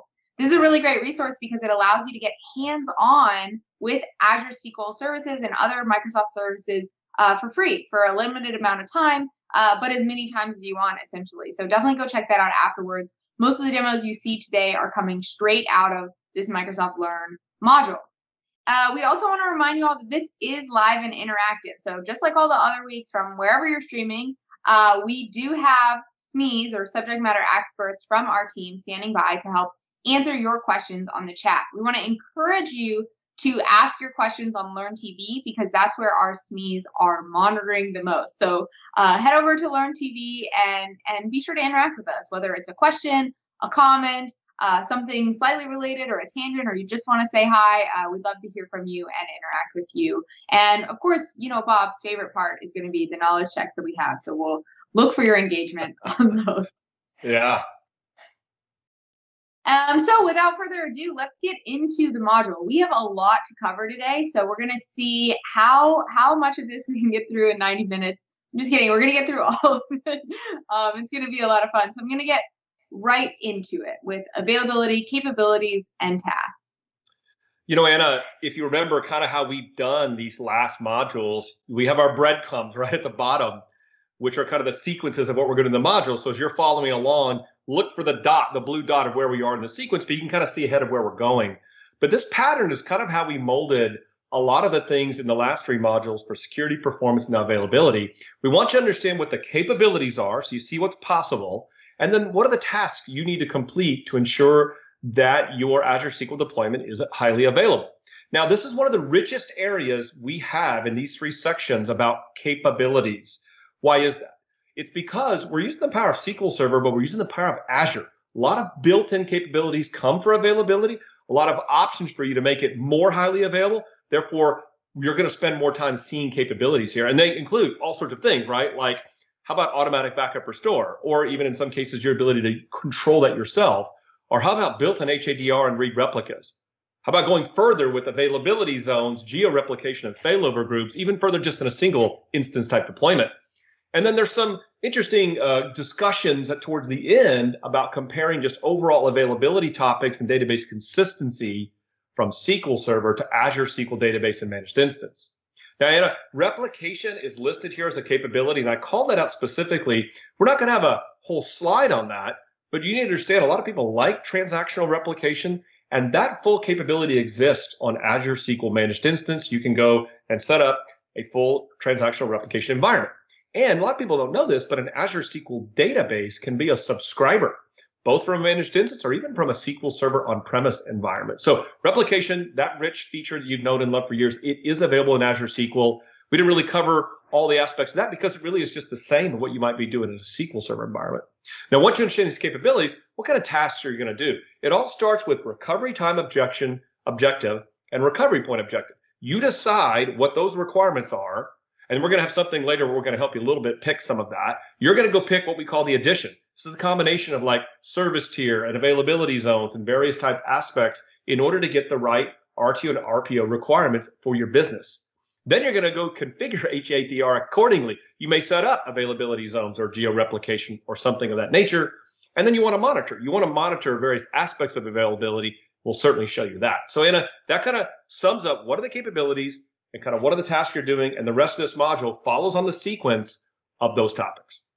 Yeah, I think it's going to be a great module, Bob, and we're going to get hyper-focused, and I know you're going to really enjoy it, and so will everyone else.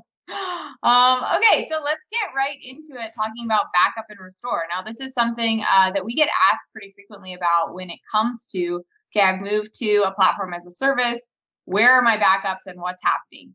Well, the great news is that we're taking care of a lot of this for you. So typically we run a full database backup once a week with log backups every 5 to 10 minutes. Additionally, we have diff backups that are every 12 to 24 hours, and you get to choose where your backup files are stored. Now, the default option is usually that RAGRS, so read, access, geo-redundant storage. And what that's going to allow you to do is basically if an entire region goes down, this means that your backups are available in another region and you can perform what's called a geo restore. So right off the bat, you're kind of protected against the whole data center going down.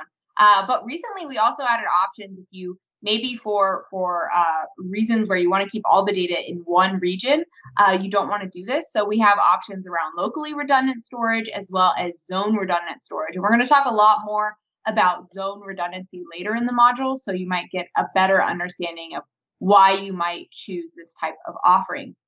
Now, occasionally, we're also going to run backup integrity checks. So what this means is occasionally we're going to perform a full database restore on your database and make sure everything's running according to how it should be. We're going to run some tests and that sort of thing. And additionally, we have this ability to do a point-in-time restore. Now, this is something many people are familiar with from SQL Server. A few big differences. The biggest is that you can restore to a point in time, but you cannot restore in place. So this means you're going to be restoring to a new database. And really, we do this to protect you. So you restore to a new database, make sure everything is the way you want it to be, and then you can go through a renaming exercise. I actually have an exercise in the module where you can go through this yourself. Additionally, we support long-term retention. So this means if the standard length of retention, that's up to 35 days typically on most deployment options, is not long enough for you, you can actually choose on SQLDB and Azure SQL Managed Instance in public preview to store these backups for up to 10 years. So that's a big thing that customers use. You can even use this if you have deleted databases. You're able to restore your deleted databases from 5 years ago if you have long-term retention set to 10 years, for example. Bob, what's the significance of what we're doing here? Well, Lena, as you know, spent a lot of time in support customers for enterprise customers for years, and no one really ever called me and said, "Hey, Bob, I'm really happy right now. My backups are working. My backup restore system is amazing. I'm just really excited," right? It was usually, "I can't restore a backup. I'm really in trouble." And so we would talk to customers, and I've actually visited customers on site about how to set up a system to do everything that you're seeing right here. This is not trivial. If I told you that I could help you just by deploying in our ecosystem with Azure, I could have automated backups like this. I could have the backups, redundantly stored, even in different regions around the world. I could have a self-service point-in-time restore through the portal.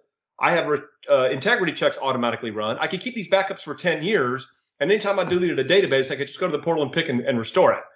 And if I had told you I gave you all of that, and just by clicking a button and deploying Azure Database, you might want to sign up for that. So, a lot of people have struggled to build systems like this, and this is a big part of what we're providing with a lot of automation from a platform service perspective for Azure Database and Managed Instance. Awesome. Yeah, definitely. And it's great to have that perspective of someone who has seen the other side of this automatic backups and restore capabilities. So I thought it would be interesting to take a look at one of the exercises in the module. This is actually a point-in-time restore. Sometimes you'll hear people call it PITR, but point-in-time restore demo. Full warning, I did pre-record this because sometimes it takes a few minutes to restore the database, and we don't want to just sit here staring at it because we have lots of demos to get through. So I'm going to kick this off.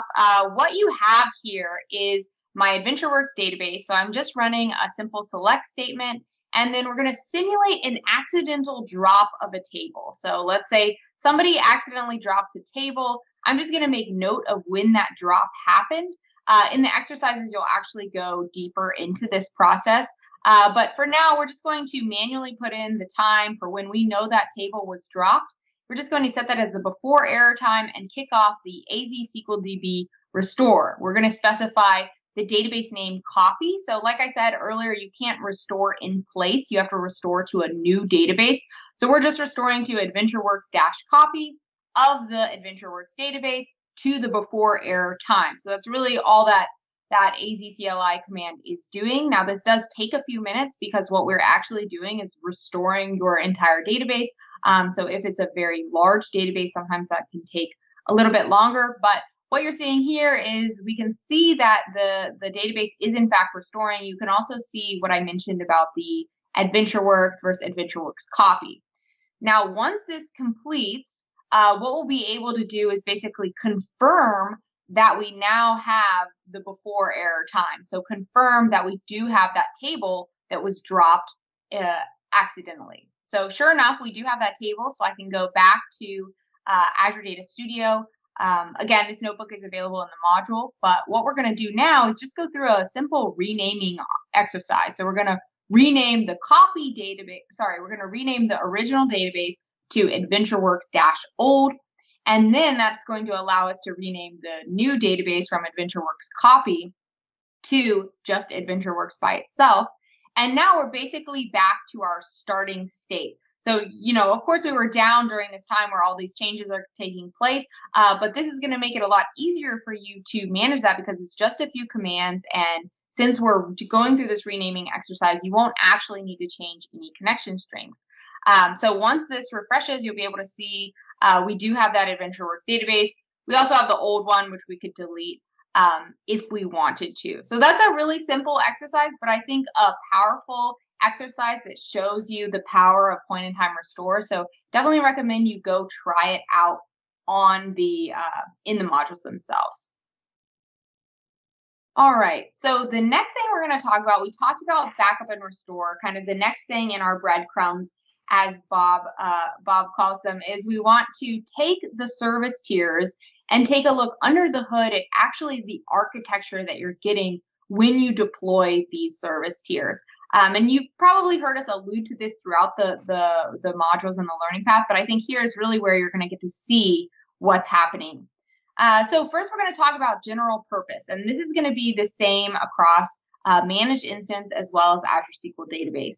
If you're familiar with SQL Server, then you're probably familiar with a failover cluster instance, and this is going to behave very similarly to that. So let me just take you through the architecture, and we'll see what I mean by that. So firstly, we have an application. Now, regardless of what service tier, you're going to have an application that's going to the gateways in the control ring, which is basically going to tell the application how to connect and where to connect. And that depends on, if you remember in module 2, we talked about redirect versus proxy, and that's going to change if you're going to the gateway every time versus then going straight to, in this case, the primary replica. Now, for general purpose on the primary replica, we have, of course, the TempDB running on directly attached SSDs. However, your data and log files are stored in Azure Premium Storage, and that storage is also locally redundant storage, or LRS storage. So you can think of this similar to a failover cluster instance. Again, your backups are going to be stored depending on what you choose, but typically by default, people store them in GRS storage. Now, when a failover occurs, what happens? Well, we're going to look for a node with spare capacity. We're going to fail you over, and then we're going to redirect the pointers back to the data and log files. And then we're also going to take care of redirecting you connecting to, say, the database name back to this actual primary replica. So this takes a little bit of time just because we have to look for a node with spare capacity and then fail you over. So we'll look at some other options and you'll see why they might be faster. But the cool thing is connectivity redirection is built in, and you've probably heard us say this a lot of times already, but I'll just say it one more time. Having retry logic in your applications is super important, because if a failover does occur for whatever reason, maybe the node is unhealthy, we have to fail you over, you don't want to enter this downtime because your application hits it and it's offline for, just a millisecond or one try or that sort of thing. You want to be protected against that, and that's why retry logic is so important. So that's the general purpose high availability architecture. Bob, is there anything you want to add to that? No, I think the thing that's just really critical to kind of emphasize what we talked about with backup, if you look at this diagram, your data files and log files are on redundant storage in Azure. So there's copies of your database already. Their backups are on a different set of storage, and there's copies of those. So, and then we have our replicas that can be used for failover, again, like an instance. So we've given you abstraction to your connection. You don't have to worry about that, right? The app automatically, like you said, with the retry, the gateways redirect you wherever we got to go. But your data is all redundant. So it's really powerful capabilities just for general purpose alone. That's just built into the platform. It's pretty powerful. And it kind of leads to the discussion about business critical. So if general purpose is like a failover cluster instance, what is business critical? Well, it's similar, but we're going to use the power of always on availability groups, our tried and true flagship HADR capability, using replicas we've had for SQL Server for several versions. Now, the app is still connecting to gateways. It's still going to be used for that redirection capabilities. And you have a primary replica, just like general purpose. But notice here in the primary replica that on the SSD attached drive is your data and log. Now, TempDB is also there. We just don't show that. But your data and log are here versus being in Azure storage. And what we're going to do, just like an availability group, we're going to keep secondary replicas. We're going to create them when you deploy a business critical database or a business critical managed instance. And you see here, you have your secondary replicas and the data, of course, on local drives there. Now, we keep 4 replicas available at all times, but just like general purpose, those backups are going to be in a different location using Azure storage. As Anna said, the default would be geo, but you can change it, make it local. But the key is it's redundant. Now, stop, look at this picture for a second. I have redundant storage again, like I had in general purpose, but I'm using replicas for data and log redundancy, and I'm using Azure storage for my backup redundancy. Now, just like availability groups, you want to make sure you're synchronized, and we have to do that to be able to fail over. So we're going to make sure that at least one of these replicas can harden the log change before we're going to come back to the transaction and commit it to ensure we can do a failover. And what happens, like in general purpose for failover, it's a very similar process where we're going to coordinate SQL with Service Fabric, just like general purpose. But notice the difference here. Because of the fact we have a replica, failover is much faster. We don't have to spin up another primary replica or compute to go then attach to Azure Database. We already have been redoing log changes here, right? So all we're going to do is fail over to one of these replicas that isn't synchronized. And here's the cool thing. Your connection, your abstraction with the gateways is automatically redirected to this new primary. Recovery time can be extremely fast here. We're already redoing changes, and we're going to take advantage of accelerated database recovery, which we'll talk about later in today's module, is on by default in these databases. So the recovery time and failover can be extremely fast. And here's the other benefit. Just like you would when you would set up your always on availability group, one of these replicas can be a read replica for you for free. So you deploy business critical. Behind the scenes, we're going to put AGs for you on there, make faster failover time, hence business critical. We're going to put backups in different locations, but we're going to also give you, Anna, the ability to have a read replica. And Anna, you're going to use that same concept of read replicas like you do in SQL Server. Use application intent read only with the same gateway connection strings, and you're often running either using your read replica or using your primary compute. Yeah, definitely. And it's really powerful, I think, that you can just, just to be clear, like you're not configuring anything. You're just deploying business critical and you're getting all of this. I should comment there that, we show these slides for a reason, to show you what is going on behind the scenes so you know what the capabilities look like. You just, remember what we just said, you just go deploy a database, GP or BC, and you just get this. But we think it's important to kind of show you what's possible so you know why we say you're so highly available. And it also explains why we can do these service level agreements, which we're going to talk about later. Yeah, definitely. And, we thought it would be exciting. And this was actually, I think, Bob, maybe you came to me and said, I wonder, the failover time should be faster. I wonder if it actually is. And I said, oh, let me go see. And so this started this experiment. So let me just hop over to my virtual machine and show you guys this example. This is Azure Data Studio. So there's a lot going on here. What I have that you want to be aware of is that the left side, everything on the left side is going to represent a general purpose database. I have this hooked up to a general purpose AdventureWorks database, whereas everything on the right side of your screen is hooked up to a business critical AdventureWorks database. So the same data in the databases, just different databases, different service tiers. Now, down in the bottom, what I'm doing is I'm actually using OStress to just do a simple query and on the business critical database here, and the same query over here, but on the general purpose database. Now, this is really just a simple query that's just querying availability. So if you see the number 847, it means that that database is available. So right now on the left side, the general purpose database is available, and on the right side, the business critical database is available. Now, what we're going to do is you can actually use Azure PowerShell commands to force a failover. Now, you can only do this once every 15 minutes. So, we don't want people taking advantage of this capability. But it's an interesting experiment to kind of see how fast is business critical failover versus general purpose. Now, before I kick this off, we would expect that business critical would fail over faster because we already have a replica basically standing by. So this redirection and reconnecting you to the right database should be a much faster process. So let me kick it off and just monitor the availability of each database. Remember, right is business critical, left is general purpose, and we'll see how the demo fares. So immediately you saw this business critical database become unavailable. And like I mentioned, what we're going to expect to see is that it's going to fail over much faster. And it looks like it failed over in about 5 seconds, whereas this general purpose database is still going to fail over pretty fast. However, it's going to take a little bit longer because we don't have an availability group behind the scenes, because we're looking for a node with spare capacity and then we're failing you over.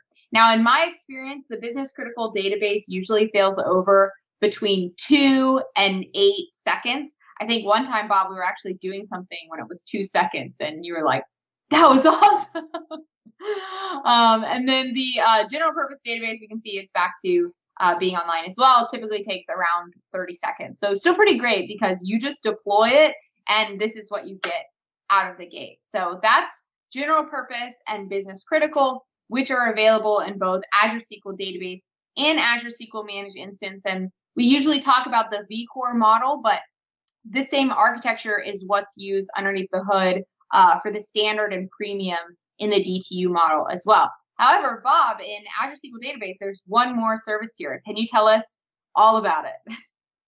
Yeah, let's talk about hyperscale. So hyperscale for Azure SQL Database has a fairly unique architecture for a very specific purpose, and that is we are out to give you high scalability and large database sizes. And we have to use an architecture in Azure Platform as a Service with a database to give you that. So it all starts like this. If you look at this diagram right here, we're going to show you, you're going to have compute or replicas like we mentioned in the other diagram, and you're going to start with a primary compute node. And it's going to be running a SQL Server, just like it is in a business critical general purpose. But there's one interesting difference about this SQL Server, and that is the fact that in this SQL Server for this compute node is something called RBPX data cache. Think of this a little bit like buffer pool extension, which we released in SQL several releases ago, but a lot better. And so this represents an SSD drive effectively. And so when you're going after on this primary compute data pages for your database, we expect, if possible, as much as possible, to get those pages from either the buffer pool of the primary compute or from the cache. All right. Now we'll talk about secondary computes in a second and how that works. So let's say that you have a huge database and we cannot fit based on how you provision your vCores, your pages, you can't find them in the buffer pool for compute or in this cache, this SSD drive. So what we have something called our page servers. This is part of what we call a tiered architecture. These again are SQL servers that we've architected so that if the SQL server in the primary compute cannot find the page there, it will issue an IO request to this page server. And there are several page servers depending on the size of your database. It too has a buffer pool and an SSD cache. So you can see already here that our objective is for very large database sizes, we're going to use this tiered architecture. You may be asking like, well, why would you do that? Okay, so what? I've got a 50 terabyte database. Why do you need this? Well, in order to support databases of that size, we're going to put the data and log actually in Azure storage, not in local drives, Azure storage, your actual database files. But you may be asking yourself, well, that's not very fast. But remember, we are mostly serving your data needs from this tiered architecture. We're feeding, and we'll show you in a second how this works. We're taking changes and updating these caches along the way so you don't have to go to the actual data file in Azure storage. It's pretty cool. Now, we'll talk about why it's important, though, to also have these data files in Azure storage in a second. Now, when I first was doing this diagram, Anna said to me, like, there's one piece missing here, Bob. Like, what about the transaction log? Well, as it turns out, SQL servers had the capability for years to the engine itself to refer to transaction log that's remote in Azure storage. And as it turns out, our transaction log in this model is in Azure Premium Storage. We call that the landing zone. Now, we also have a separate log service, a compute node, that is going to look at this landing zone here and take changes and apply them to page servers and to secondary replicas. It's not using the exact always-on availability technology, but similar. The concept being is that let's take changes from the log and apply them to keep our caches refreshed and the secondary replicas refreshed as well. Now, for long-term storage, though, because for point-in-time restore operations, you need to keep it for a long period of time, we will push log changes as they age into long-term standard storage for Azure. Pretty cool architecture already. You can see how we've actually implemented something in the log and a tiered set of page servers. Now, the reason we put these database files in Azure storage is very important as well, because we can use a technology called snapshots. So actually taking a snapshot of this database backup is very, very fast. It also allows us to do a point-in-time restore very quickly. And we've been able to demonstrate terabytes, like how about 50 terabytes in 5 minutes? That kind of type speed to do a point-in-time restore. But that's not the only cool story about this. And when we were first talking about this whole idea here, you can do failover just like you can do in the other tiers because we're applying logs to these secondaries.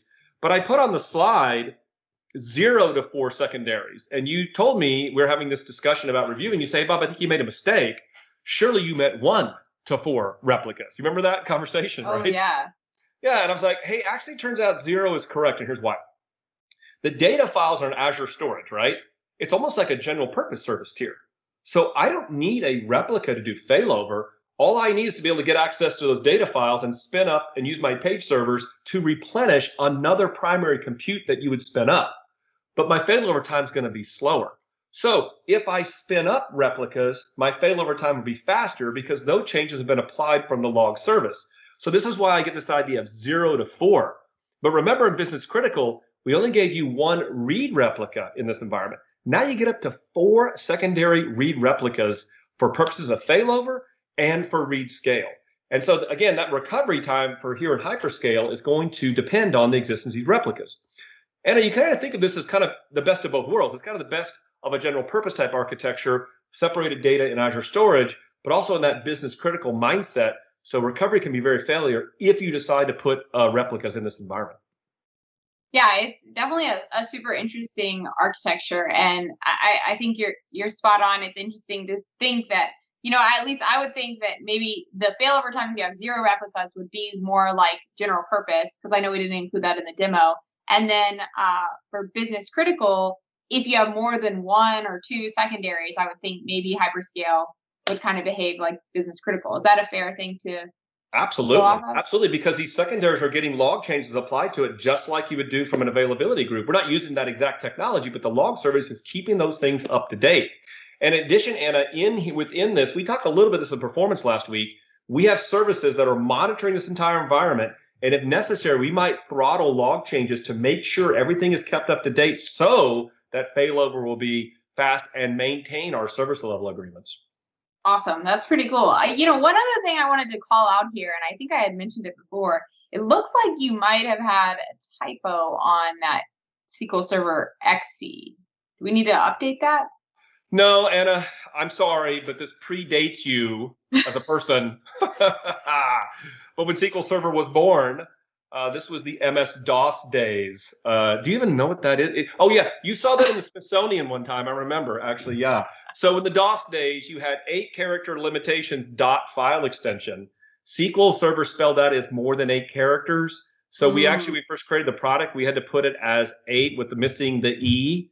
Anna, I can't even begin to tell you, there would be mutiny if I ever suggested to our engineering team, hey, can we actually make that a 9-character thing? Like, I don't even know if the product would function anymore. But yes, it's a legacy of OS2 and MS-DOS days when you had this 8-character limit. Very interesting. I guess it's just going to stay like that forever. It will stay like that forever. As long as you and I, for the rest of our lifetime, yes, it will stay like that forever. Awesome. Cool. Well, hyperscale is super interesting. I thought it'd be interesting to take a look at a demo. Bob mentioned you could have 0 to 4 readable replicas. So let's take a look at, how that actually plays out in a scenario. So what I have here is I have an application that basically inserts a certain number of events per second, as many as we can. And this is a hyperscale database, so it's able to insert, it looks like around 14,000 events per second. And we're just going to keep trying to kind of insert events. Now, what we have on the right is SQL query stress, and I'm just using this. This is a read query. It's not writing anything to the database, but I'm running it on the writable or the main primary endpoint. And what you can see is when I execute this workload, what happens is my primary takes a hit because, we're sharing the same replica as far as compute goes. So what's very interesting, and you can see we're going all the way down, it's like 11,500. This is just an average. So what we can do is we can scale up our readable replicas to 4, and then we can go back, and I actually have 4 other SQL query stress windows, just 4 to show we're doing the same workload.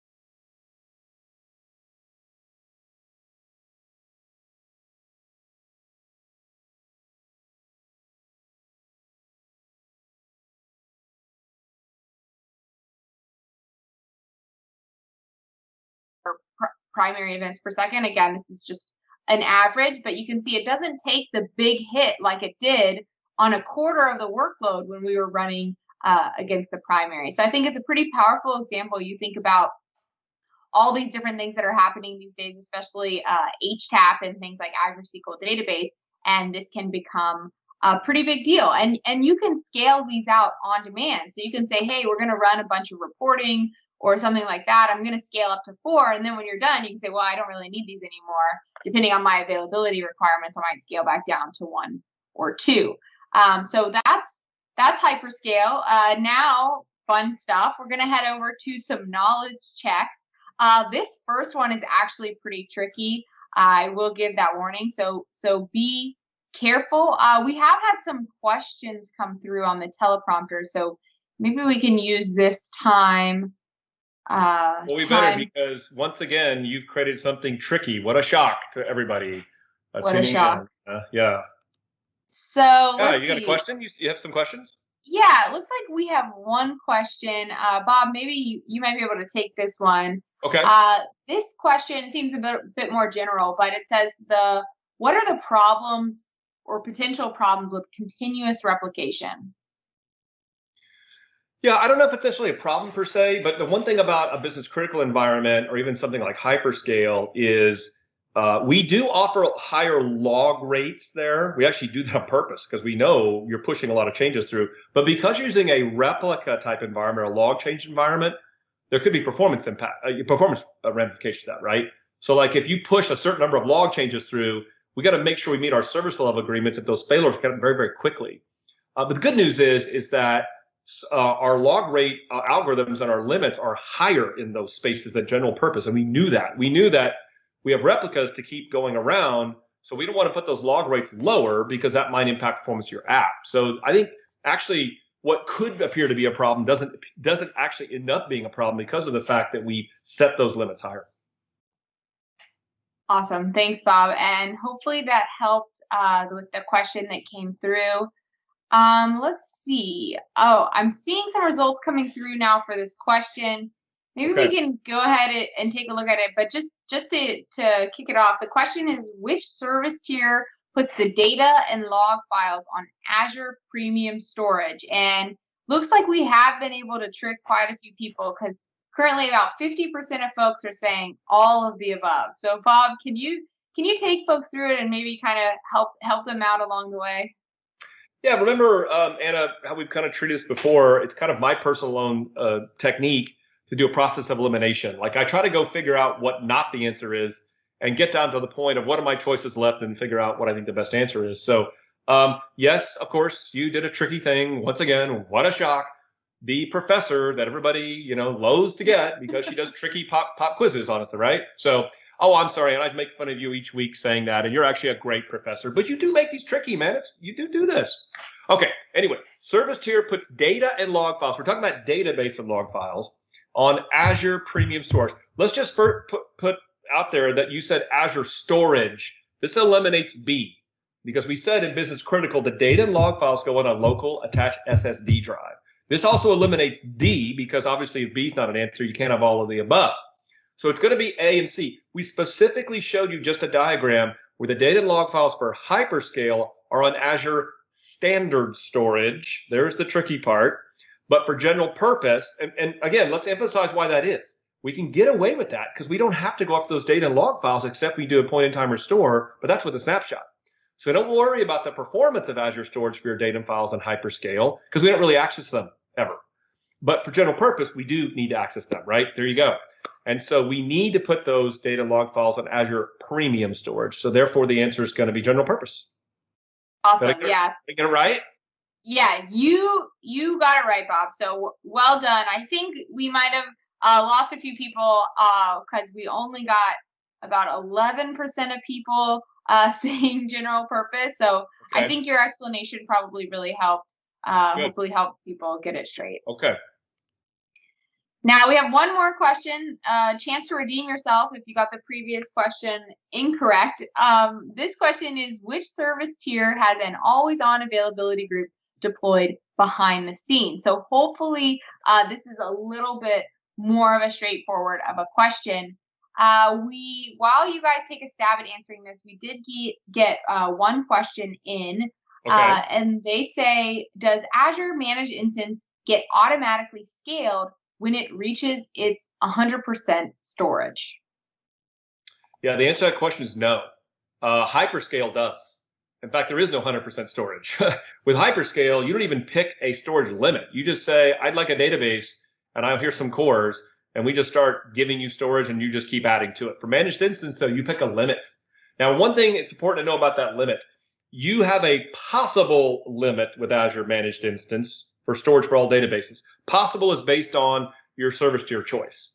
Right? You get like 8 terabytes for general purpose, although we're even considering Anna increasing that, and you get 4 terabytes for business critical. So that's the possible limit, and then you pick what is your limit within that is what you get charged for. So you don't have to pick 4 or 8 terabytes, but those are your possible limits.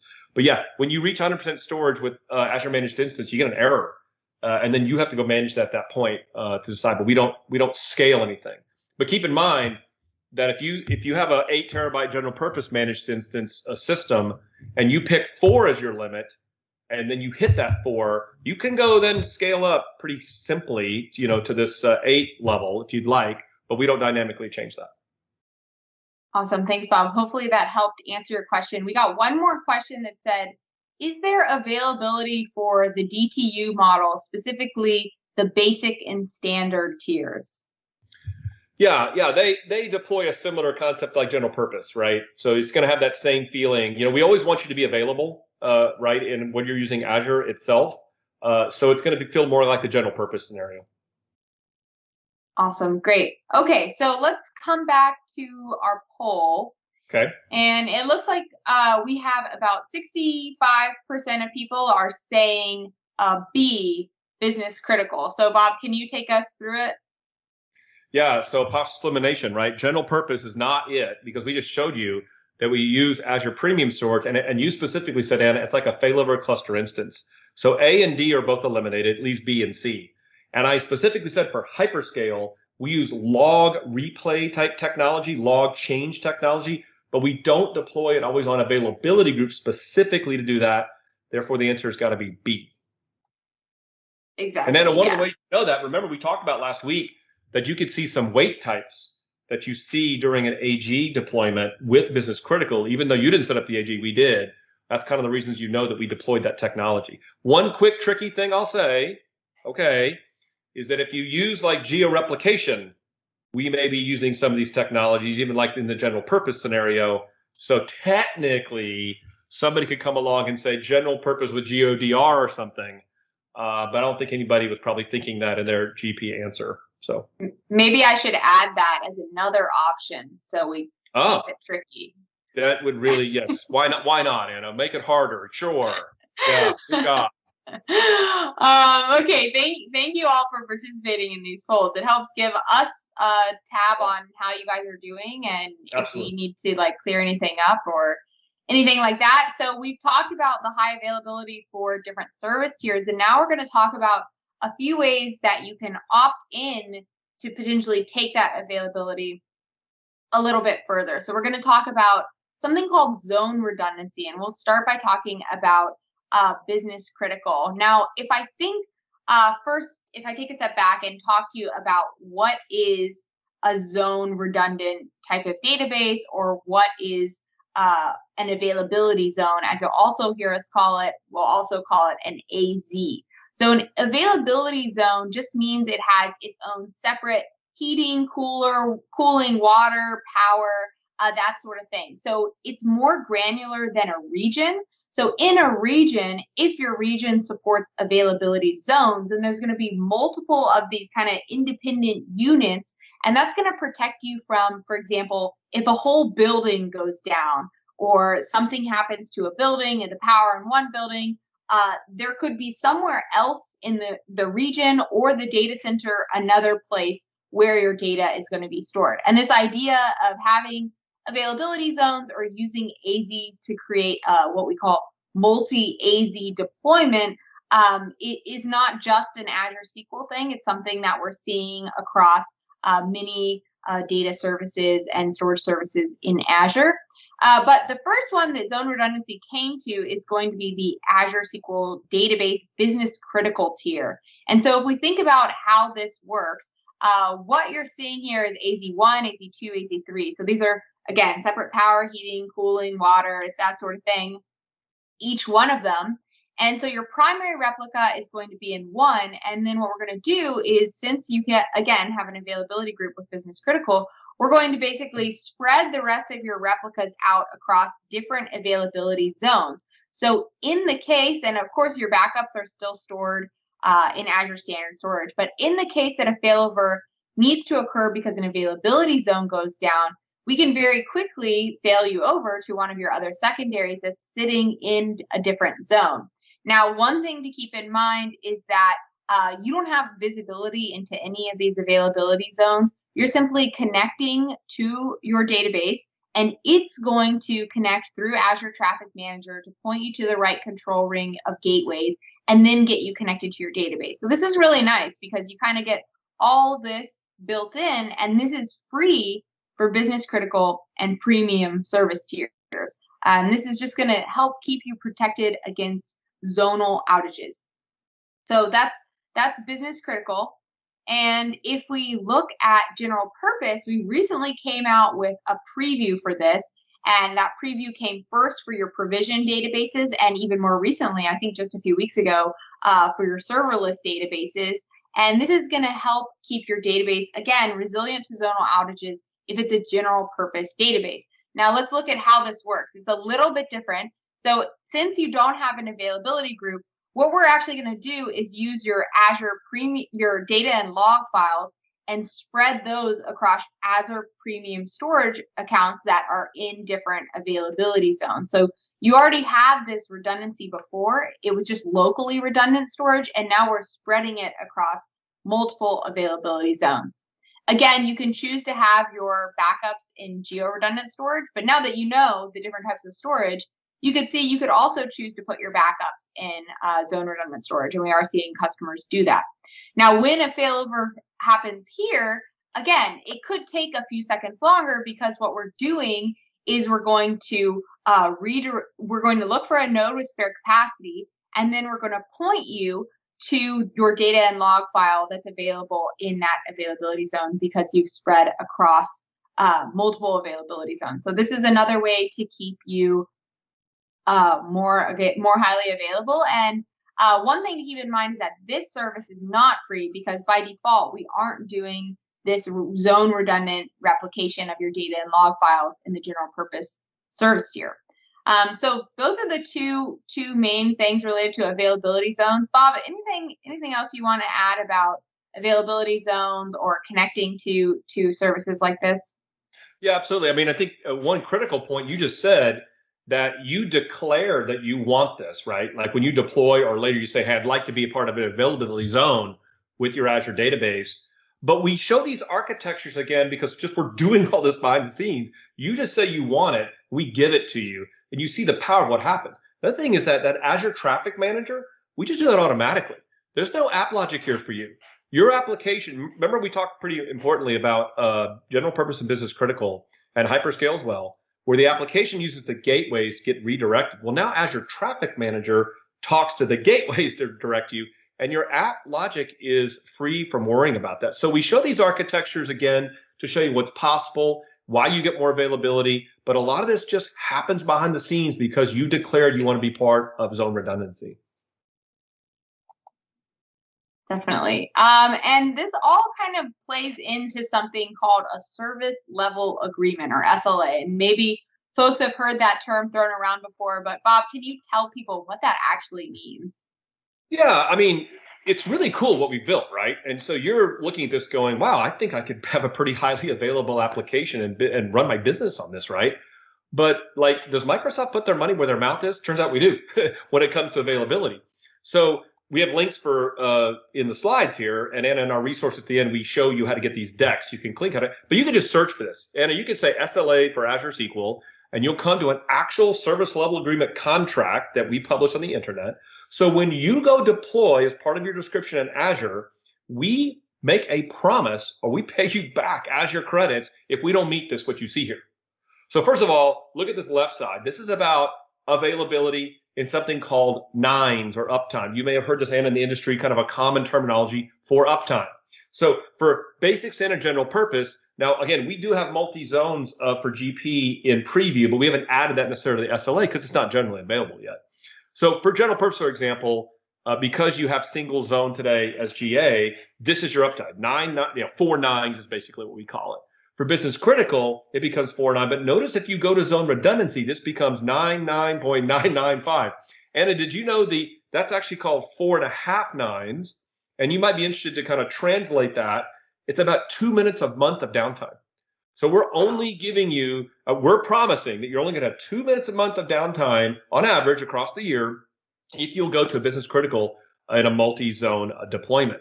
And then it's interesting, hyperscale right here. Notice this one. We said as you get more replicas, you're faster and you're more available, and our SLAs kind of back that up. So if you go to 2+ replicas, you're going to have more availability and an SLA than you would if you had like 0 replicas. So that's kind of like your SLA from a nines perspective. Now this right side's interesting, Anna. We're the only database in the cloud industry today that offers and promises RPO and RTO as part of an SLA. Now you'll notice here, we only do this today for business critical, and you must use GeoDR, geo-replication, or auto failover with business critical. And if you do that, notice our SLAs, 5 seconds for a point recovery objective and 30 seconds for recovery time objective. That's pretty snappy. So again, look at SLAs. You can look what we publish on the internet about it in your contract. You sign up for a subscription, you deploy it. You don't go have to pick anything. Just by deploying it, you're getting the promise of what we show here on this slide.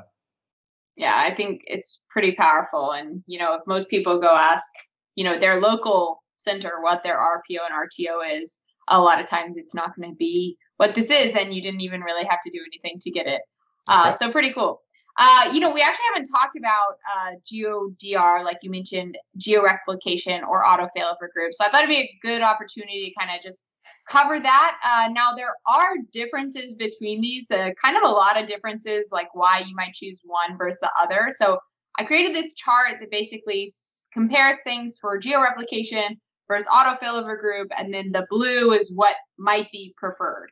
So for example, geo-replication supports having your replicas in the same region as your primary. It also supports having multiple databases being replicated. So you might replicate to East US, East US2, somewhere in Southeast Asia, the UK region, all these different regions you can have multiple of, and you can use all of them for read scale. So you can kind of scale where your app users are, or people running reports are.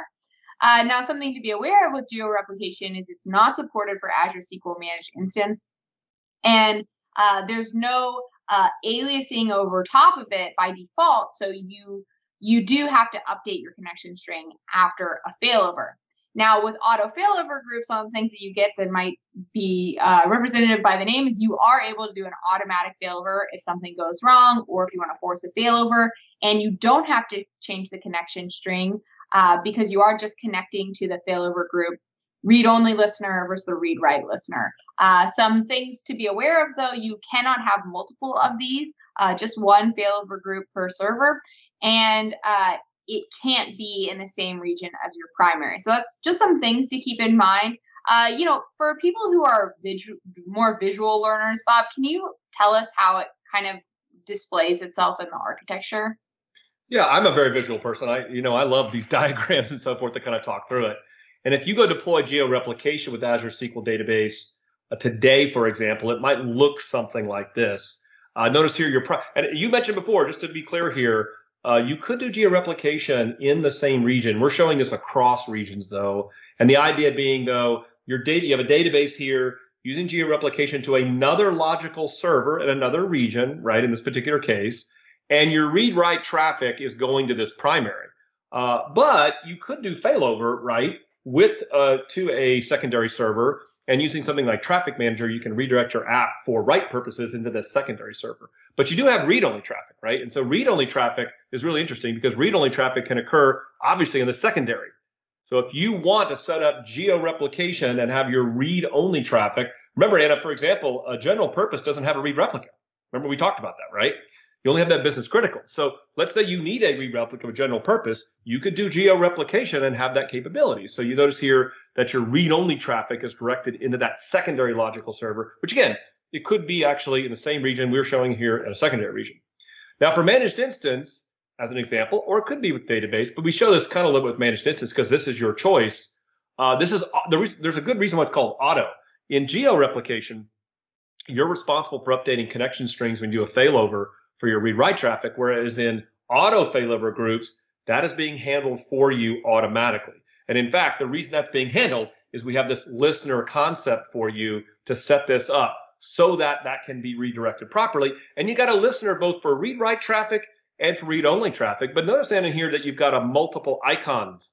It's called failover group for a reason because multiple databases can be part of the group to fail over to the secondary, or you still have that same concept of having your read replica access on the secondaries as well. So if you kind of compare these a little bit side by side, you can kind of tell the differences here. So geo-replication being a great option for you, but it says manual failover, does give you read replica capabilities, whereas auto failover groups, that's why it's called auto, are going to give you that automation. Now, one thing I should call out here, Anna, a little bit is that you do have the ability in these cases to ensure things are synchronized during like auto failover. Like there's even options you can configure, like how long should we wait to make sure you synced up your changes before you fail over? Or there's even stored procedures you can add into your application to ensure things get synchronized before you do that failover concept. So there are some aspects to these that we document how to do it. These diagrams look fairly complex, right? But it isn't as sophisticated as it looks. In fact, I actually think you should do a demo. Maybe I'll make it seem a little easier for this visualization I just showed everybody. Yeah, definitely. Yeah, let's take a look at a demo of auto failover groups. And again, this is one that is available in the learning path. So if you want to go try it yourself and see how easy it is, I'm not going to step through all of the steps today, but you'll be able to see some of them. So let me just resituate my screen. So again, this is another notebook in Azure Data Studio. This is a PowerShell notebook.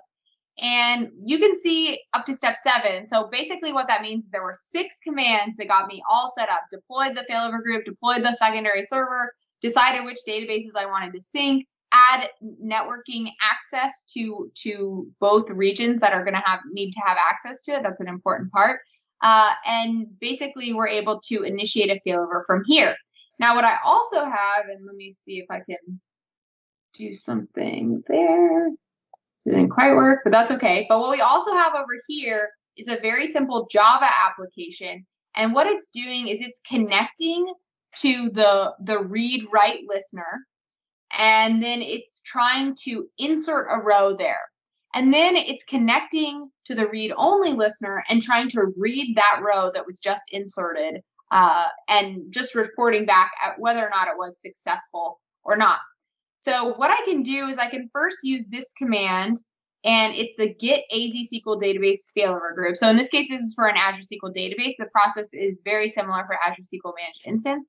And I'm basically saying, okay, for my, you can see it here, what I've defined as my DR server, what's the replication role? And I can see it's in the role of secondary.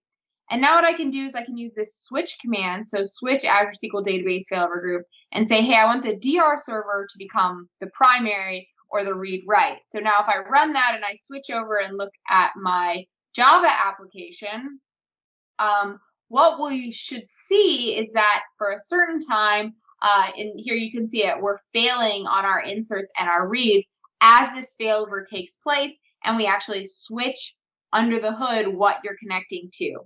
And so we can see we'll get a few failed inserts and reads, but once we're back to being connected like we are now, we can see that without me changing anything in my application, we're back to being up and running. So a few things here. This is why it's so important to have retry logic in your application. And also auto failover groups, having this read-only listener and read-write listener is so valuable. So again, just to confirm that we are now connecting on the read-write to the DR server, we can run that same command as before, getting the DR server's replication role and seeing that it is in the primary. Now in the exercises, you also have the opportunity to go ahead and fail back. And again, in the application, you would expect to see a similar behavior, some number of failures before going back to being successful. Now, one of the other interesting things that we won't do today, but you can do in the exercises, is to figure out how many read replicas you get from actually deploying this this failover group. And it becomes an interesting question when you have, say, a business critical database and you deploy an auto failover group, because you have the readable from your main location region, and then from your failover group you have the readable listener, but you also have another readable endpoint. So lots of options there, and you can see this failover occurred successfully as well. So that's auto failover groups. This is a fun exercise. I definitely recommend checking it out and just seeing how it all works, and seeing, you can even use the Azure portal if you want to kind of see those failovers taking place. So now that we've talked about some geo-replication and auto failover groups, I think it'd be good to talk a little bit more about the databases itself and how do we keep them available and consistent. Yeah, thanks, Anna. This is going to feel very engine heavy, so get ready for some hyper-focused engine stuff. But if you remember back on when we first talked about this entire exercise, all the entire training we've done, a lot of it was assessing SQL Server that you know and love today to what happens with Azure SQL. Again, it's the same SQL Server engine there, but there's certain aspects that you're used to doing in SQL Server that you want to know, is it still there in Azure SQL? Do I even still need to do it? So from an availability perspective, first of all, you can't set your database offline or emergency mode. You're like, oh, I need that. I've got to go do that. Well, why do you need to do that, though? Because you're trying to do some sort of advanced repair, typically. In fact, I did that my entire career with SQL Server. That's not necessary because of what we have in place from an availability and HADR perspective built into the service itself. Now, restricted user access is definitely allowed. So if you need that kind of type thing to kind of only allow certain people in to do certain things in the database, you can do that. And then if you want to do some advanced diagnostics, though, and say you've got an application that blocks everybody, and it looks like your SQL's hung, but it's really not, you can use a dedicated admin connection. We call it DAC. You're allowed to do that. And I've been able to demonstrate that before and use that with Azure SQL Database and Managed Instance. And then we'll talk in a second about this powerful capability I mentioned already once called Accelerated Database Recovery. This is on by default. And guess what? You can't even turn it off.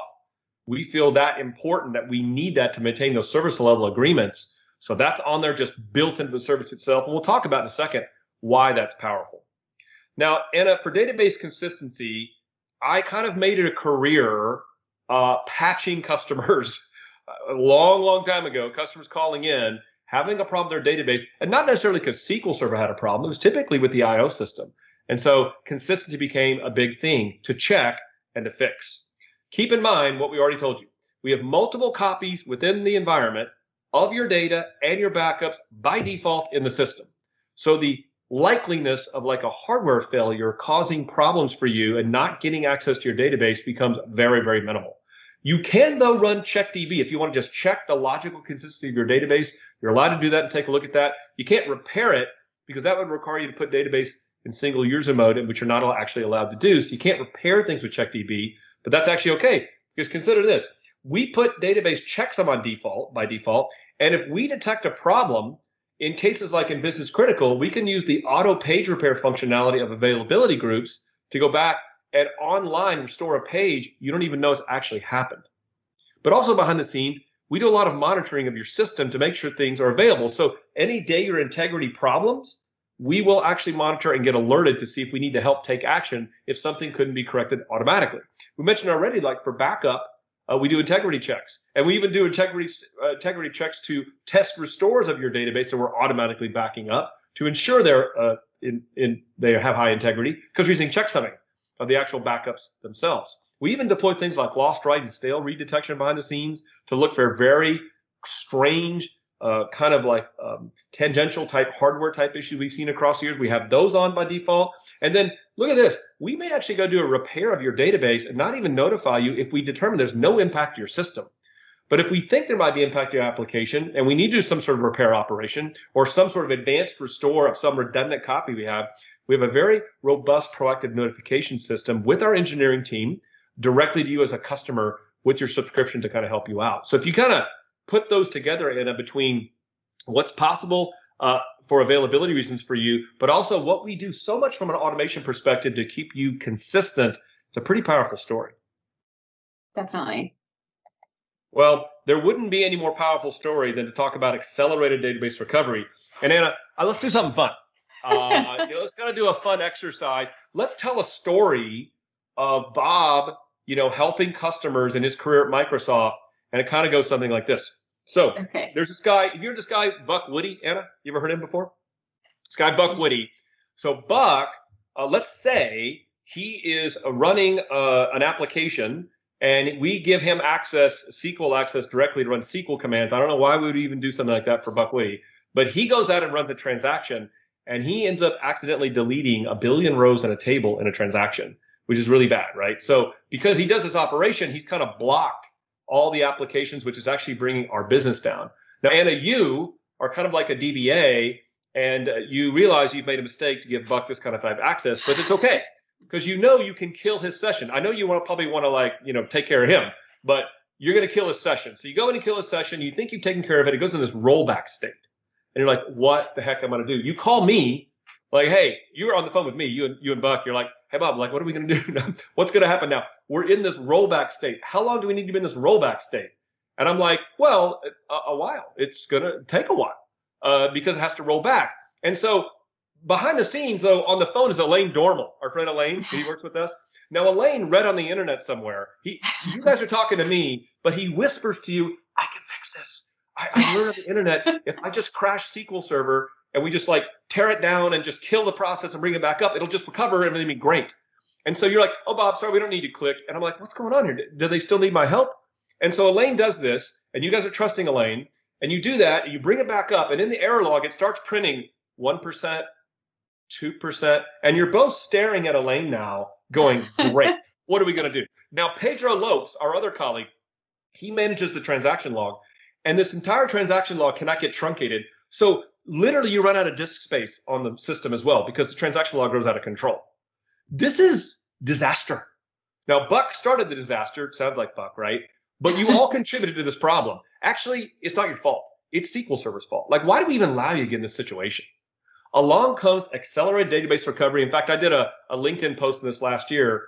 ADR saves the world from long recovery problems, right? And so it's really interesting on how this technology works. Let's talk a little bit about it, okay? Then we'll see a little demonstration.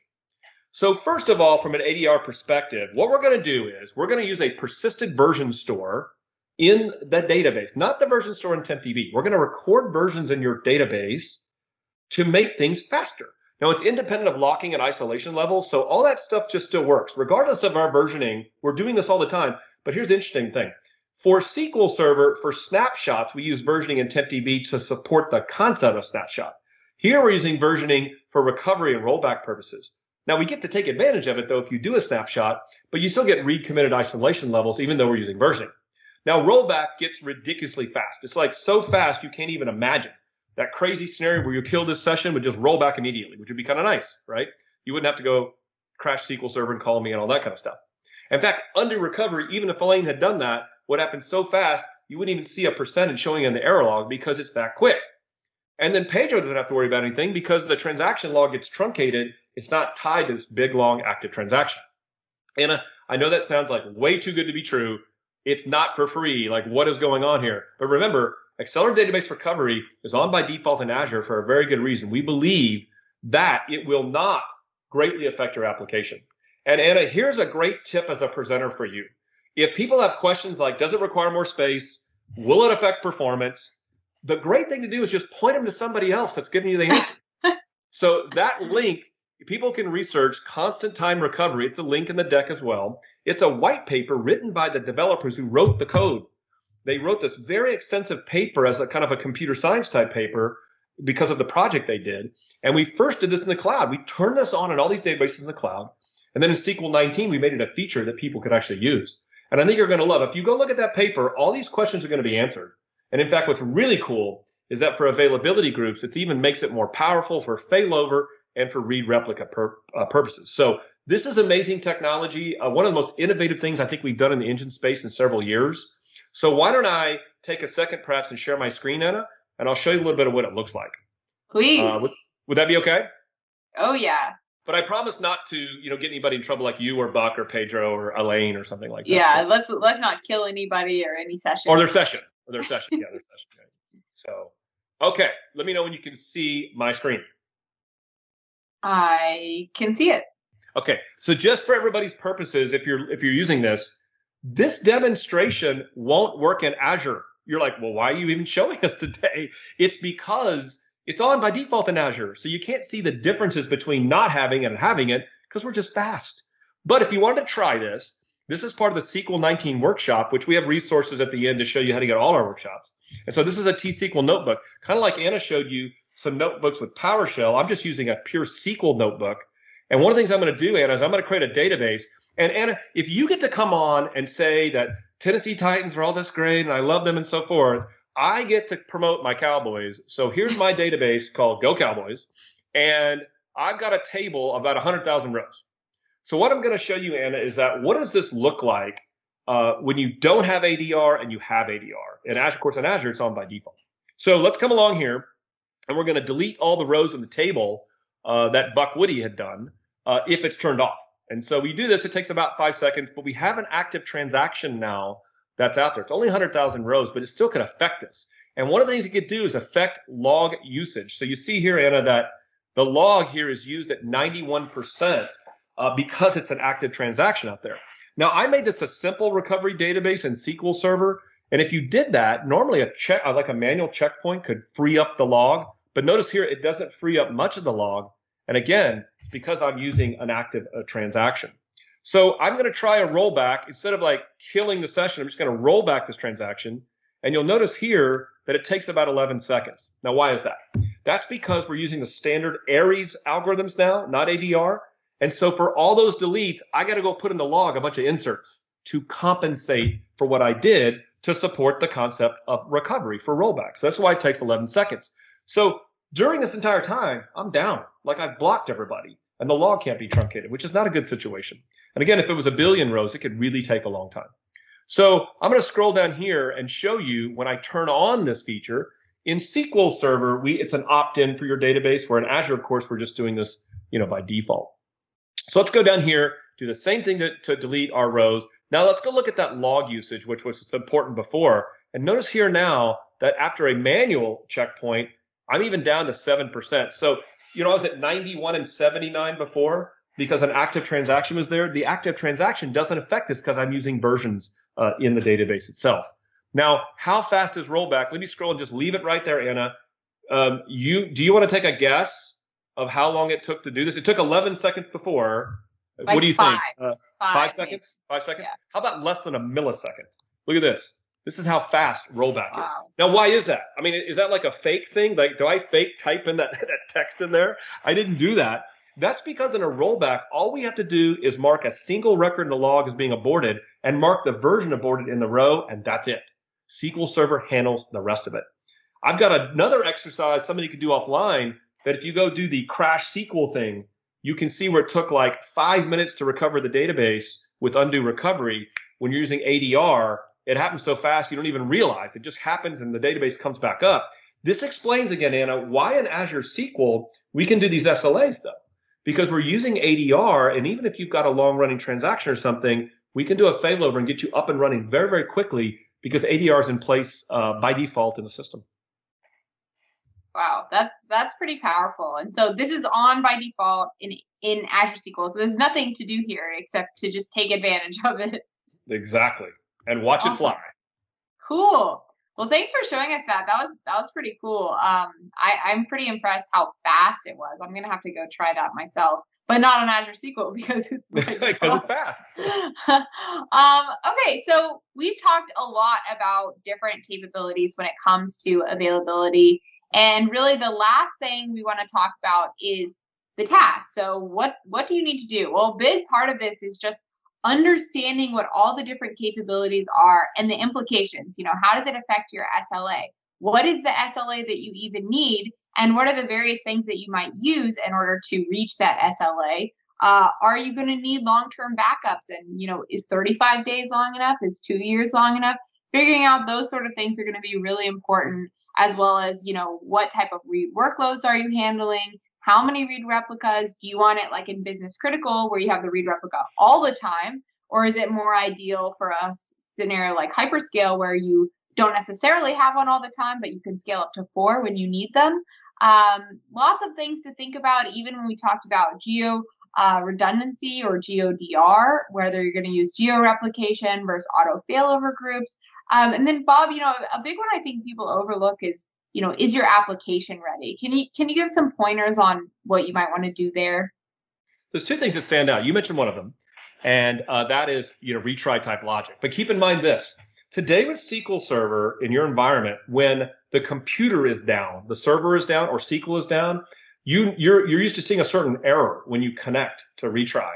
Remember with our gateway system, the gateways could be up, but the SQL server is failing over, and you get an error there. It's not like a connection error. It's like, hey, you're failing over. So you need to get used to running in our environment and kind of see, do I need to handle certain types of errors a little bit differently to do that retry thing? Another cool thing, Anna, is that we have a new thing we just announced called DNS aliasing. So for like the GeoDR type scenarios, you can set up a DNS alias, and that could be directed automatically to the GeoDR. So therefore, you wouldn't have to change like the connection string of your application when we talked about that kind of thing. So there's a couple things from an app perspective. Mostly it's around the retry type of logic, but check out DNS aliasing. We just launched that. Yeah, that's definitely an interesting one. The only other thing I would add is, when you think about these geo situations and disaster recovery, it's great that, we have all these options for your database, but you might want to make sure you're doing the same exercise for your application because, for example, if you fail over to another region and your application is still in this main region, well, one, you're introducing a lot of extra latency that you might not have had to think about in the on-prem world. But 2, if that region's down, maybe your app is down as well. So something to think about there. Bob, as people go to look and say, okay, am I up and running? What's the process for monitoring? Yeah, just like in SQL Server, there's several things you might want to monitor. One of them could just be is a region or data center available that you've deployed to? Is the West US down or something because of a problem in the actual data center or something of that nature? But you also might want to see, is my server available? Is the database available that I have? What does it look like from a backup restore perspective? My database is getting backed up. What's the history of doing restores, some of that type of nature? You might want to see my replica status, right? What is going on from a replica perspective? You want to see, is it being replicated to? Is it being synchronized? Is it synchronized? And then also, if a failover occurred, you might want to find out some reasons behind that happened. So there's different things you want to monitor. And then we give you certain assets to do that in different ways. One through the Azure portal, one through T-SQL, and one through CLIs. So if you think about the Azure portal, you can use service health dashboard and feeds to not look necessarily at your specific server or instance, but the overall Azure SQL availability. So if you want to know, oh, hey, is East US having any problems for all Azure SQL users? We have a way of showing that through this dashboard, and you can do feeds to kind of see that as well.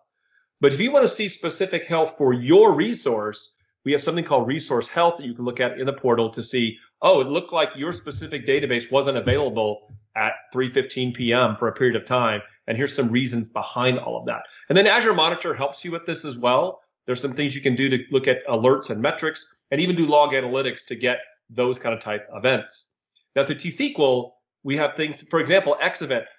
Backup history isn't specifically available. You could use Xevent, though, with, say, Managed Instance to go look and see the history of what backups are being done. Although you can, for long-term retention, see some of those things. And even things like catalog views and DMVs give you other capabilities to look at things.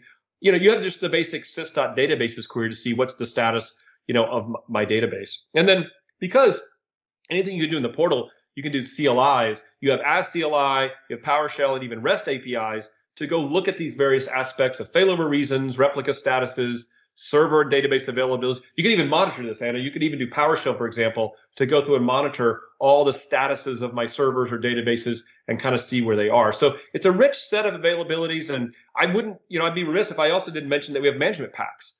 Some folks are System Center users and they want to know, I like management packs. We have specific packs for Azure SQL Database and Managed Instance that were built for the cloud that help give you some of those rich capabilities you're used to seeing on SQL Server. Awesome. Yeah. Thanks, Bob. This has been a great overview of all the different options. I'm going to put up the next knowledge check, but while people are taking a stab at that question, I wanted to ask you, last week you showed us some of this new stuff. I think it was Azure Monitor SQL Insights. Yeah. Do you think that's a tool? I know you mentioned Azure Monitor. Do you think that's a tool that people can use not only to monitor performance, but also availability? Yeah, absolutely. Because there are certain metrics in there that apply to just the availability of things, right? They're not so much as performance driven. I think SQL Insights is more of a performance tool for you, but there could be things in that model that you could consume with log analytics or even through the portal we have that could help this overall process of saying, how available am I and how things are getting replicated and so forth. So absolutely. Awesome. Thanks. That's good to know because that's a really cool solution that I just started recently getting my hands on that one. Okay, let's take a look at this question. So it says, what methods can you use to monitor region and data center availability? So Bob, we've got a few answers in. It looks like most people are saying option D. Can you take us through this one? Well, we did say that the Azure dashboard, right, has the ability, and we focus on the fact that it's about our region and data center availability. So you have that, but we also said you can get alerted and do feeds, right? Things like text alerts and email alerts. We said that. So just by the fact that you can look at the dashboard and you can look at alerts, tells you that like it's got to be A and B for sure, right? Well, there is no A and B, but there's a D. So it just goes to make sense that D would have to be the answer because I can do alerting and the dashboard. So and we do this for an important reason. You might want to visually look at a dashboard, but wouldn't it be nice to get a text alert to say, hey, the East US is down. I better go look at something, right? Yeah, definitely. And it looks like most people ended up getting that one. So okay, cool. Great job. Okay, we have one more question today. So this is the last knowledge check. We're going to step it up a little bit.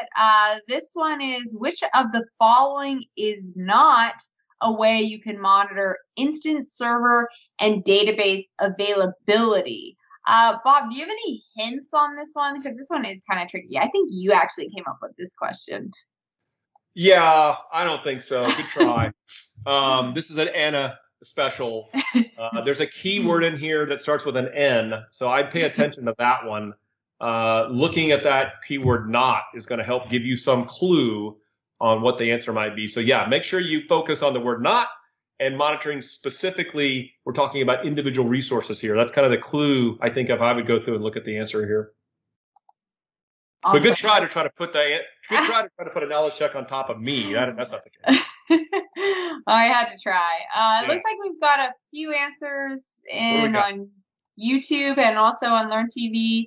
Looks like people are leaning towards option A. Why don't you take us through it? Yeah, we just talked about the fact that if you want to monitor your instance, your server, and database, you had this resource health capability, right? That was a way to do it. That can't be the answer because it's not. We're doing a negative question, right? So that works. And then I said for things you can do in the portal, you can do a CLI, right, with PowerShell and as CLI. So C and D are ways. They can't be the answer. So there's only one answer left, and that's Azure Service Health. And we're just trying to point out for you that that's more about the overall state of the service, which again, it does affect you and what you're doing. But if the overall Azure service is there, your database could actually be okay. So this is just a way to look at the overall health of a region or a data center and not specifically for your database. Just keep in mind, it's very important that you go out there and look at a data center problem and it may not affect Azure SQL. It could be something that affects something unrelated to your thing. So if you get an alert to say, oh, East US has a problem, it may not be an Azure SQL issue. It may not affect you, but we are part of the Azure infrastructure. So there are other Azure resources like storage, networking, et cetera, that could impact your application. So it is important to monitor the health of services within the region you deploy. Awesome. Yeah, I think that was a good question, but I also think everyone answered correctly. So ending you on a high probably note. you went out there on one of those other things like you do, like in YouTube, and you just gave the answer, didn't you? Oh no, I Yeah. Yeah. We got some smart people on the call. I agree. So let's summarize what we talked about. So we started with backups. It feels like a long time ago because we've been so deep into availability, but we started with backups. We led into high availability through the different service tiers, including things like read replicas, including getting a higher SLA, and in some cases with zone redundant configurations or multi-AZ deployments.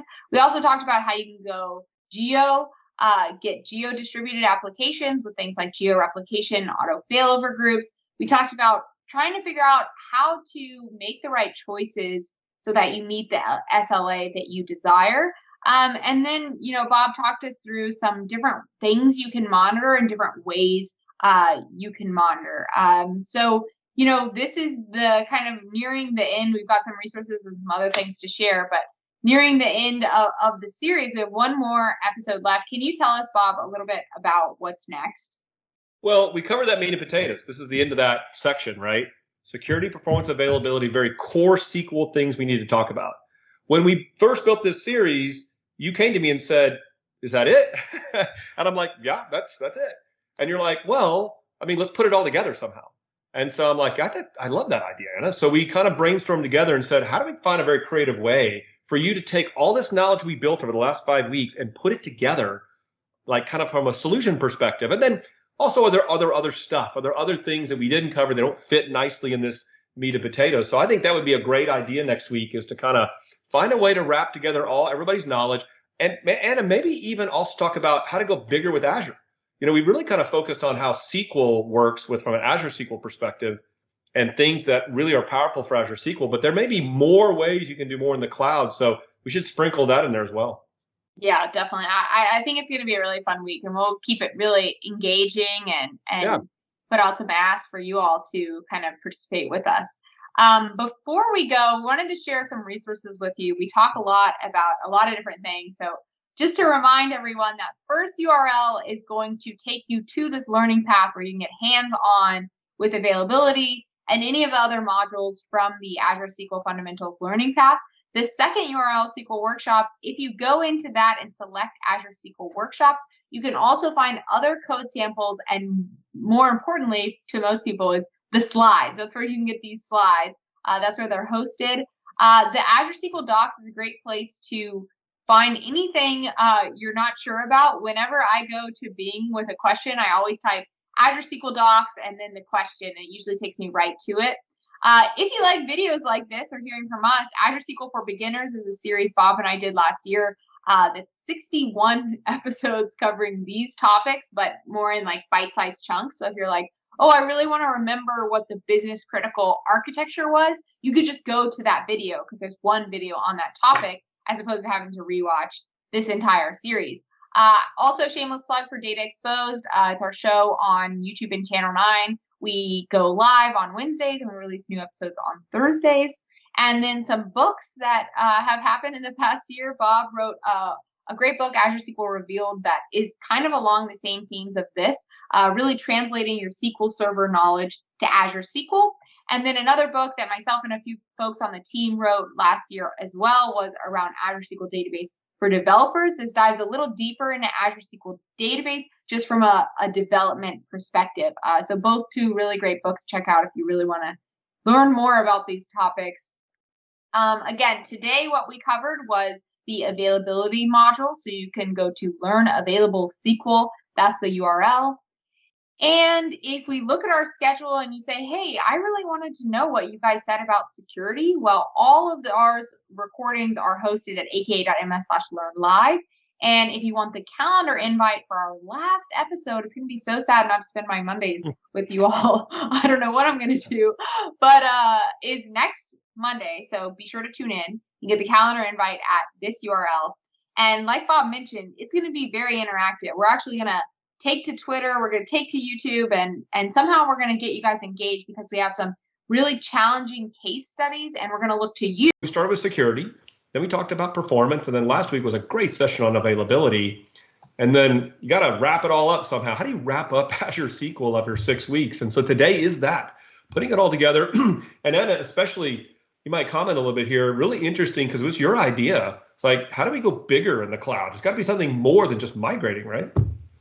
Yeah, definitely. And this is an exciting one. And this is one that's different from the other ones in the sense that we're really going to look to you all to engage with us. So, if you want to follow along or if you want to go access the module later, this is where you can access that module at the end of the session. But like I said, this session is the most engaging, the most interactive sessions of all our sessions. We have, Bob, you're not going to believe this. Hopefully you're going to like this, but we have 12 knowledge checks. So we have lots of questions which are going to spike discussion and help us understand what you've learned, help you understand what you've learned and feel validated that you really can put it all together. So this is going to be a really fun one. And then at the end, because we think we're going to have a little extra time, we have some awesome, cool demos. Bob, do you want to give a little sneak peek maybe so people stick around as to what we're doing at the end of this? Well, first of all, once again, you've proven yourself to be the professor that everybody doesn't want to get when they go to college. 12 knowledge measures, super great. I'm sure there won't be any ways you're going to trip anybody up in these knowledge measures, of course. So everybody stay tuned for that because it's always fun to see how Anna tries to trick everyone in the knowledge measures. But seriously, those are great things because you need to kind of verify. And for us, it's really important to see, are you learning what we're teaching you? But yeah, and it's going to be pretty cool. There's some stuff, we've been doing this for a while, and there's some new things that are coming in Azure almost every month. So I've got something to show you about online migrations. That ought to be kind of fun. But I'm not the only one that has something new to show, I believe. Yeah, right? it's true. I've got something that myself and a colleague have been working on that we can share parts of it today. So that'll be exciting as well. And then after all that, if you're still want to stick around with us, we will do kind of an AMA at the end. So we'll answer any questions you might have about SQL or Azure SQL. And I do want to encourage you all to head over to Learn TV. So that's aka.ms/LearnTV. And the reason for that is all these questions we're going to be doing. We have a very nice polling capability in Learn TV. If you're coming in from somewhere else like YouTube or Twitch, totally fine. Just put your answers in the chat. But if you come in through Learn TV, it makes it a little bit better of an experience. Okay, so all that being said, let's get started. So we're going to be talking about putting it all together. And really, when we thought about this, a while back when we were putting this all together, we said, it might be nice to have some scenarios based on real world customer stories or customer situations where we ask people who've been watching, how would you handle this scenario and what are some decisions you might make? And, in an in-person world, we'd have out whiteboards and we'd be walking around the room. And since it's not quite the world we live in, we're going to do it all virtually. So we have, like I mentioned, lots of questions to kind of evaluate what you think of these scenarios and their potential architectures. And on top of that, what we're going to challenge you to do is each scenario will have a hashtag associated with it. So a hashtag that you can use on Twitter or LinkedIn. So if you actually want to go forward and even go further in actually building some architecture diagrams or solutions, you can always tweet at us or use the hashtag on Twitter or LinkedIn, and we'll kind of share some of those good solutions with the rest of the community. So all that being said, we'll give you a ton of additional information. We'll give you lots of resources. We'll talk about some things that didn't quite fit into other modules, but we think is important for you to know. And then we'll give you a call to action, probably a few call to actions. But so busy day today. And so let's get right into this first scenario. So this scenario is about a global content delivery network or global CDN system. And the scenario is as follows. And Bob, try to pay attention because we're going to quiz you on, what you think stands out here. Yeah, you didn't know that, but now you Another do. quiz for Bob. I love it. Yeah, this is a separate quiz specifically for you. Okay. Okay. Okay. So this scenario says your customer is a provider for services and content delivery across the globe. They've requested your assistance in architecting a system that can handle thousands of writes per second to what is essentially an operational data mart.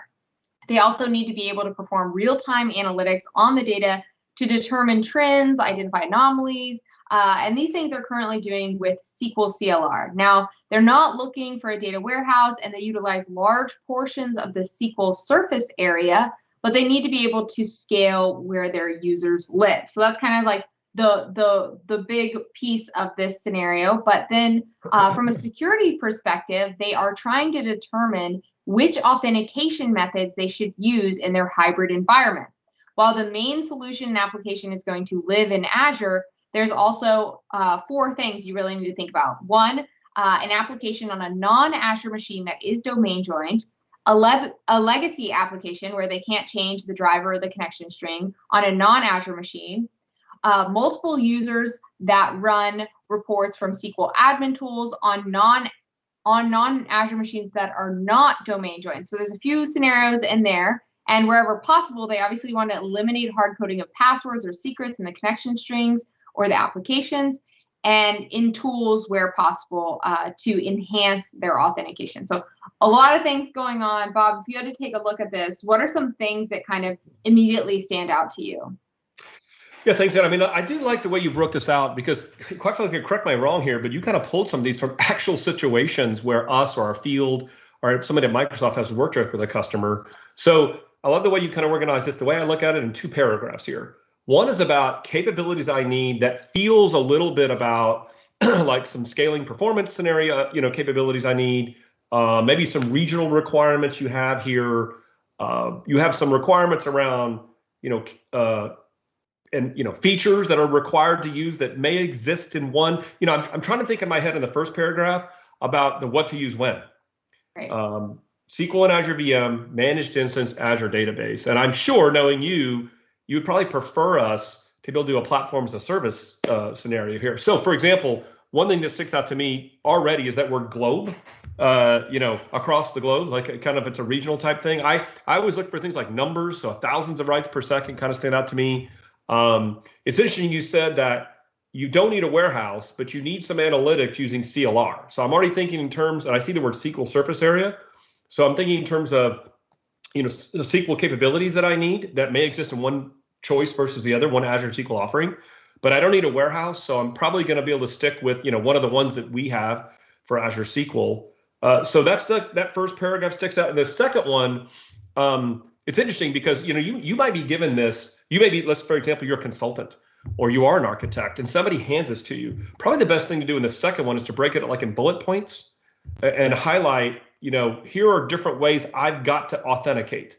That was the key. I need to be able to authenticate. And these are real world scenarios. So I would take a bullet point for each one of these and, figure out which goes with which, almost a table you could build, right? Of which solution I have and then what authentication is best suited for that. Of course, when you say I want to eliminate using passwords or eliminate hard coding, that's a requirement that I got to consider, when I'm making all those choices. So I have, in the first paragraph, I have some capabilities that are really going to lead me towards which of that Azure SQL offering is best for this. And then the second paragraph, it's all about connecting together.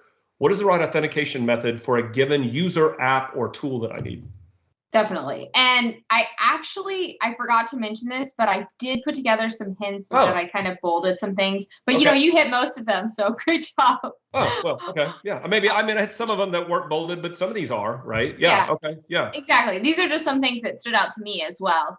Okay. So what we're going to do is we're going to do a lot of things at once. And let me see. So here it is. So here, what you're seeing on the screen is the scenario. Again, same scenario, exactly the same. You can see the hashtag. So if you want to submit anything via the hashtag, you can do that as well. We're going to do the first 3 questions, and then we'll go through them. And then we have 3 more questions that are really focused more on the security side of the thing. So what we're going to do is we're going to put up all these questions for you in the polls, but we can only pin 1 poll at a time. So we're basically going to give you some time to take a stab at identifying the answers to each of these questions, and then we'll go through them one by one. How does that sound, Bob? Yeah, I think that makes sense. Cool, awesome. So let's just talk a little bit about what these questions are, and then if we have any questions coming in from any of our streaming platforms, we'll talk about some of those too. So like Bob mentioned, this first question is really going to be kind of your what to use when. So which deployment option of Azure SQL is going to be best for this scenario? The second question, it really gets into some of the things we talked about in Module 5 around availability. So how will they scale over multiple regions with multiple queries happening at the same time while isolating read workloads from write workloads? So really you need to think about your what to use when from the first module as well as availability in the fifth module. And then the third one, this is one that kind of goes back to the security module, module 3. So here I'm giving you guys some hints if you want to go look at Azure SQL Fundamentals to try to figure some of these out. But the third one is, which authentication method would you recommend for the application on an Azure virtual machine? So go ahead and take a stab at trying to understand what the answers to each of these questions are. I'm going to do a quick peek to see if we have any questions that have come in throughout. Let's see. Oh, it looks like we do actually have these 3 polls posted and people have started to answer. So great job. Keep answering those questions.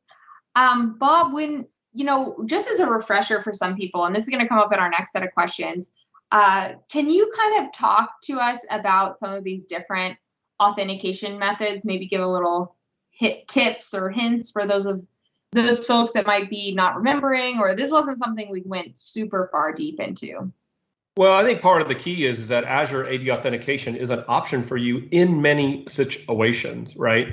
The problem is that, like, if you think about that last option here about like a legacy type app that doesn't want to change stuff, that becomes more difficult because you have to change something to be able to connect to that. But a lot of these options, I think that the key thing for people to think of about is that you don't have to be in Azure to use Azure AD, right? That's all possible to use that. And so I like the idea, in my mind personally, as I'm looking at this, I keep seeing the word like live in Azure. To me, that's an, in Azure environment.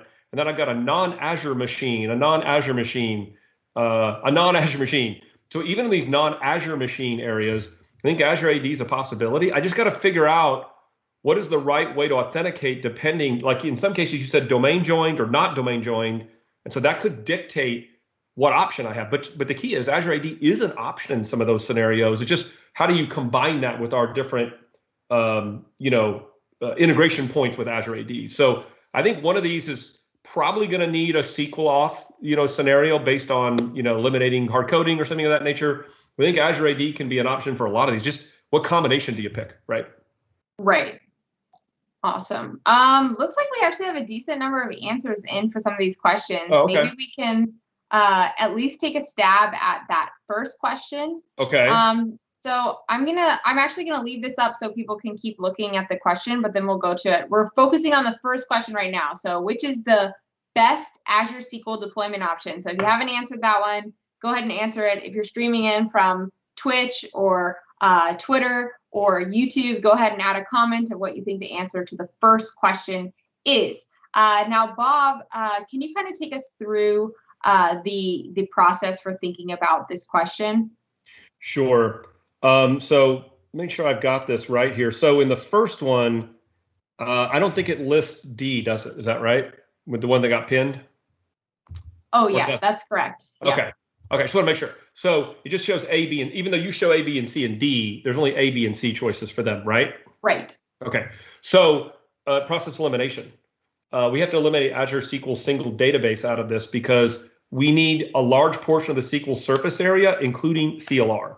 So already I know I need a managed instance here. I could use VM, but I would not say that is the best option for me because it's not platform as a service. It wouldn't work. But there'd be a lot of more effort, especially when it comes to this global thing you're talking about. You're talking about, like, I even missed the scale where users live. I didn't highlight that. But doing that would require a lot more work on your part for something like Azure VM. So to me, a managed instance is probably the best. Again, that was your question here. Which offers the best fit?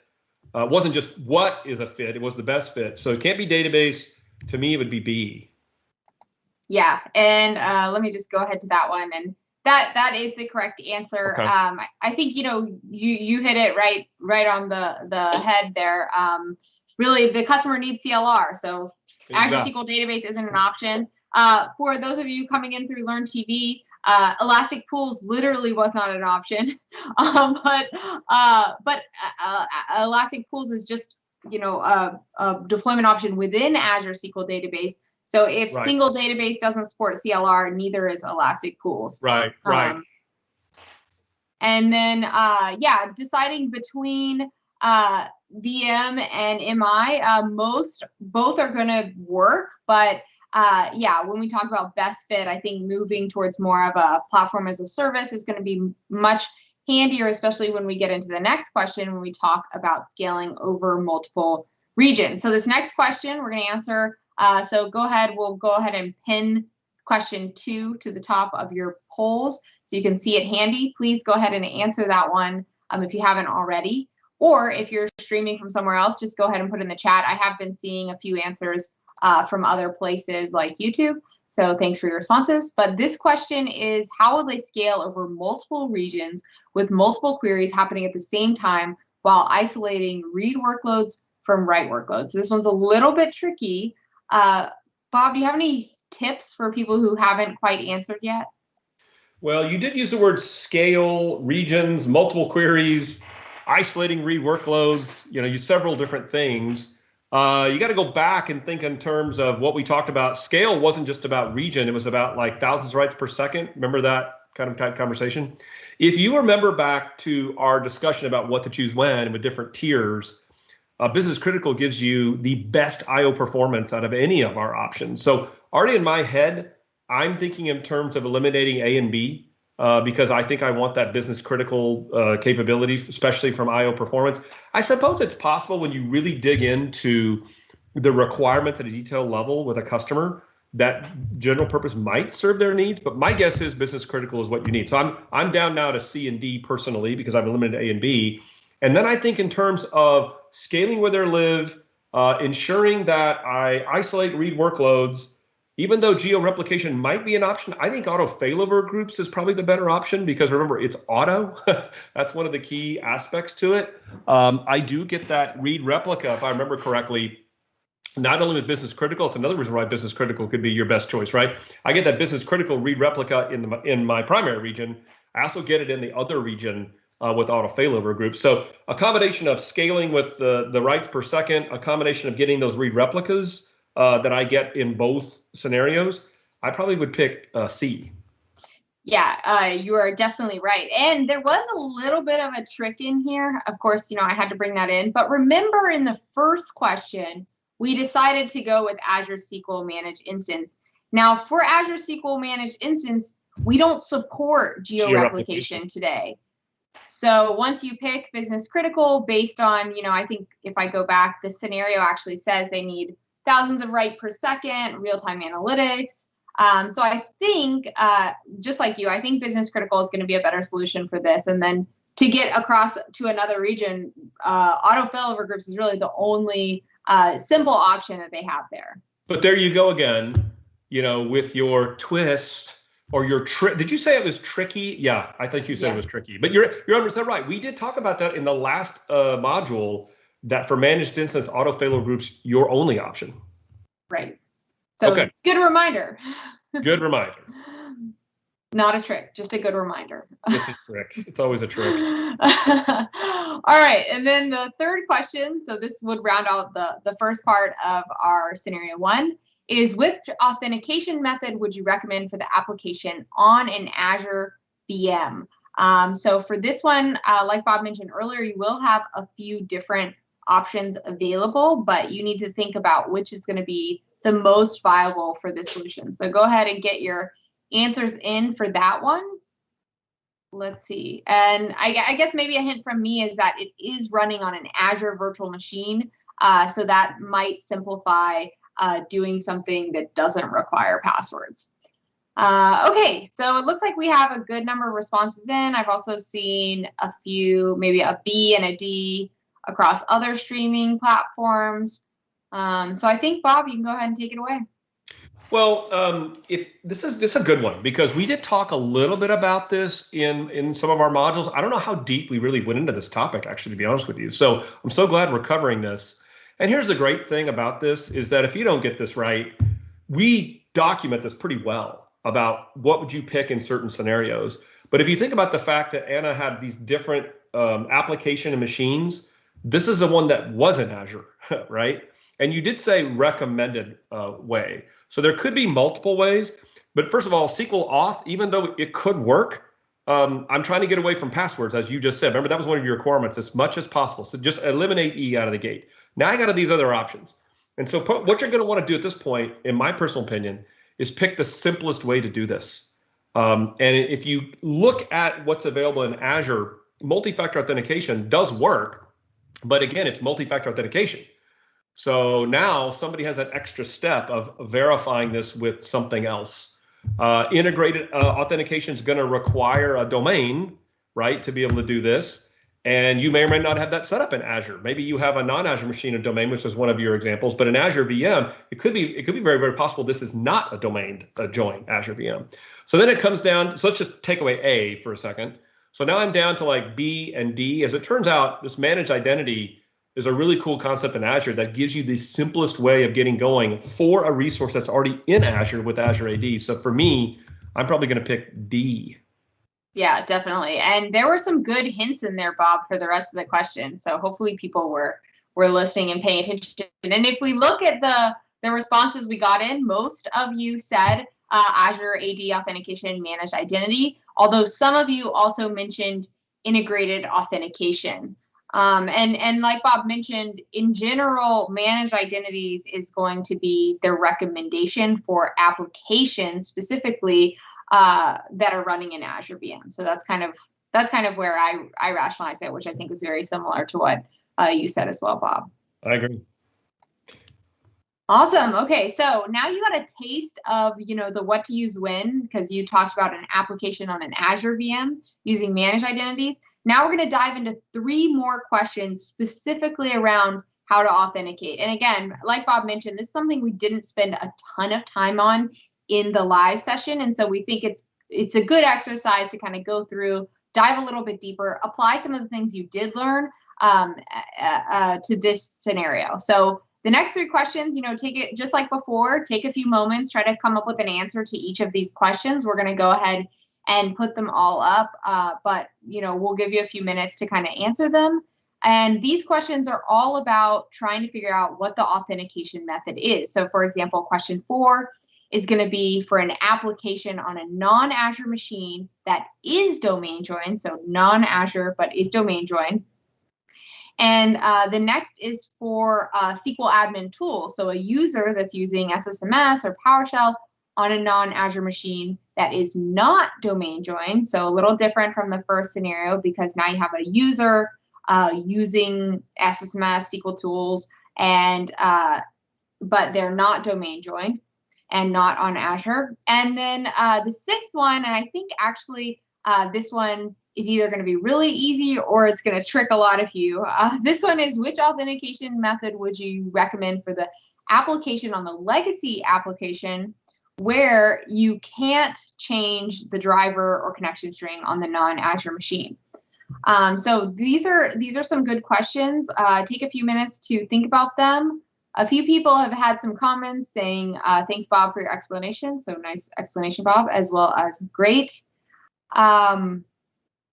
We have an interesting question on Twitch that is not related to Azure SQL.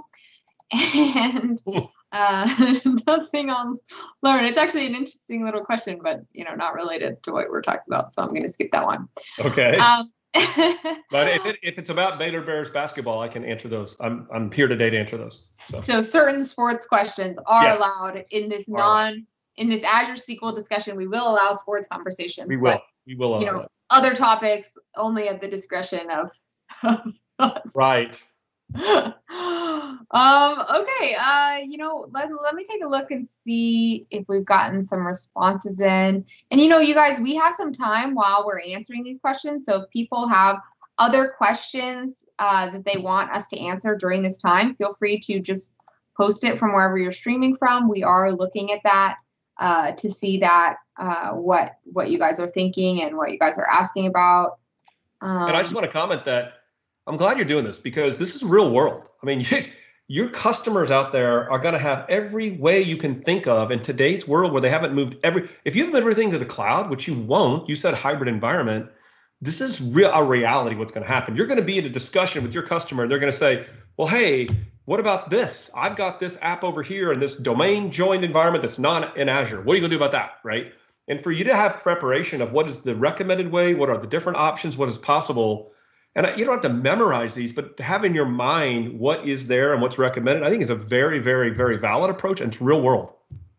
Yeah, definitely. Yeah, I definitely think, and thank you. I'm glad you think these are useful and you're not upset about having to answer these questions. I mean, I didn't say they weren't tricky. I just think they're useful.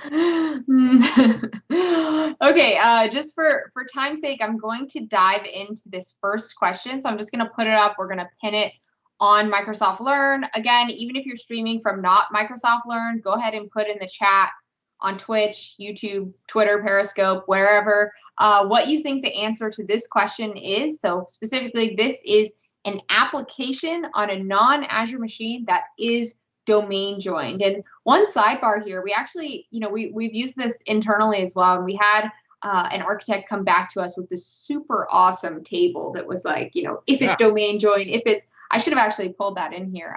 But these That's are what things I would recommend doing after this is all over. If you do this with a client, I would have a table of this to say, okay, this one makes sense. And remember, it's not just important to say what's possible, what's recommended is the best and why.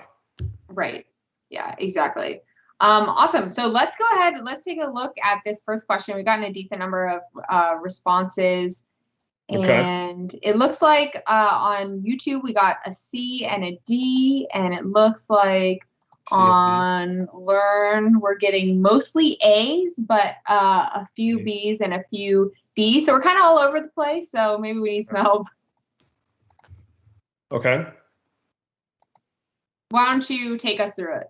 Yeah, I mean, again, like we just talked about, remember the overall requirement you said, you would like to eliminate hard-coded passwords and so forth, right? So SQL Auth, I'm going to take that off the board here because it's even though it would work, this is the recommended way. So let's just take that. I'm eliminating that one, right? Plus, it's a non-Azure machine, and we just said managed identity is an Azure thing. You need to be in Azure. So let's take away D for a second now. Now I'm left with these last three. So multi-factor authentication could be a possibility, I suppose, here. But again, that requires a little more complexity. So even though it's a possibility, it probably wouldn't be recommended. That leaves me with the last two options. And so client ID certificate, I think that would work here, actually, Anna. But I want the best option. And so since I'm domain joined, integrated authentication is a great way to do this. So that's what I would pick. I think A would probably be your best, again, the recommended way. Definitely. Yeah, I would say A is the recommended and probably the easiest way, considering that you are domain joined. But you are correct in that the client ID and certificate is a way forward. You just have to create an application identity for your application in Azure Active Directory, and then go through that process of getting the certificate and the private token, all that good stuff.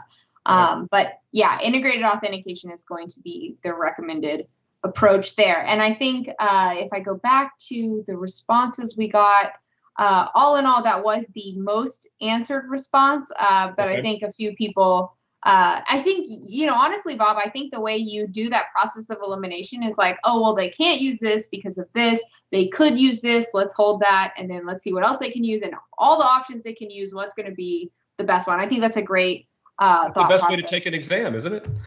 It is. Yeah. You could go take the SAT and ace it, I bet. Oh, gosh. Okay. The last question for this scenario. Oh, wait, no, it's not. I think you have two more, right? Two more. Yeah. So, the second to last question, this is, same scenario. We're trying to minimize password usage, but this time we're trying to recommend authentication methods for accessing from SQL admin tools. So like SSMS, Azure PowerShell, Azure Data Studio, SQL CMD, all those SQL tools you know and love. How do we give folks access on non-Azure machines that are not domain joined. So think about those requirements and how they might play into what you're selecting. Right. So go ahead. You starting to get some answers there? Yeah, it looks like we've got a few answers coming in. Would love to see a few more answers from YouTube or Twitch or even Learn. So keep your answers in. But it looks like option C is winning. A few people have said E, which is SQL Auth, and a few people, maybe one or two people each, are saying Azure AD Auth using integrated or client ID or certificate. Okay. I think we can go ahead and probably take a stab at this one. We've kind of talked a lot about how to do these eliminations. Well, let's eliminate D. Again, we did that last time. It's non-Azure machine, so we can't do that. Well, let's just get rid of that. It's a non-domain join, so I can't do A either. Remember what we just said? You have to be domain join machine to do A. So I'll get rid of A and D. I'm left with B, C, and E. That gets a little more interesting. If I'm not mistaken, with like say Management Studio or these tools, I can't do the client ID cert method. I have to be like an app that I can write to do that. I can't just use the tool. So I'm going to eliminate that one. Now I'm left with MFA and SQL Auth. So even though SQL Auth works here, remember we did say we'd like to eliminate the need to do that. So if I have an option to do that, I would prefer that. Would be my recommended ways. It turns out, like I'll just pick on SSMS, there is a way with SSMS to go in and choose in that when you connect. I think I know I've seen you do this before. Where you go in SSMS, you connect. You might have even shown that actually in one of the demos you did during our modules. You can pick MFA. Then you do that because you're Azure AD enabled. And then you would actually go through the MFA process, phone, whatever you have set up to do that. So for me, it's about the recommended way. So again, I'm keeping around C and E, but I think C would be recommended way. Yep, I think that does it. And yeah, depending on your tool, this is supported. But like you said, SSMS supports this, ADS supports this. Right. Most of the SQL tools are going to support using MFA.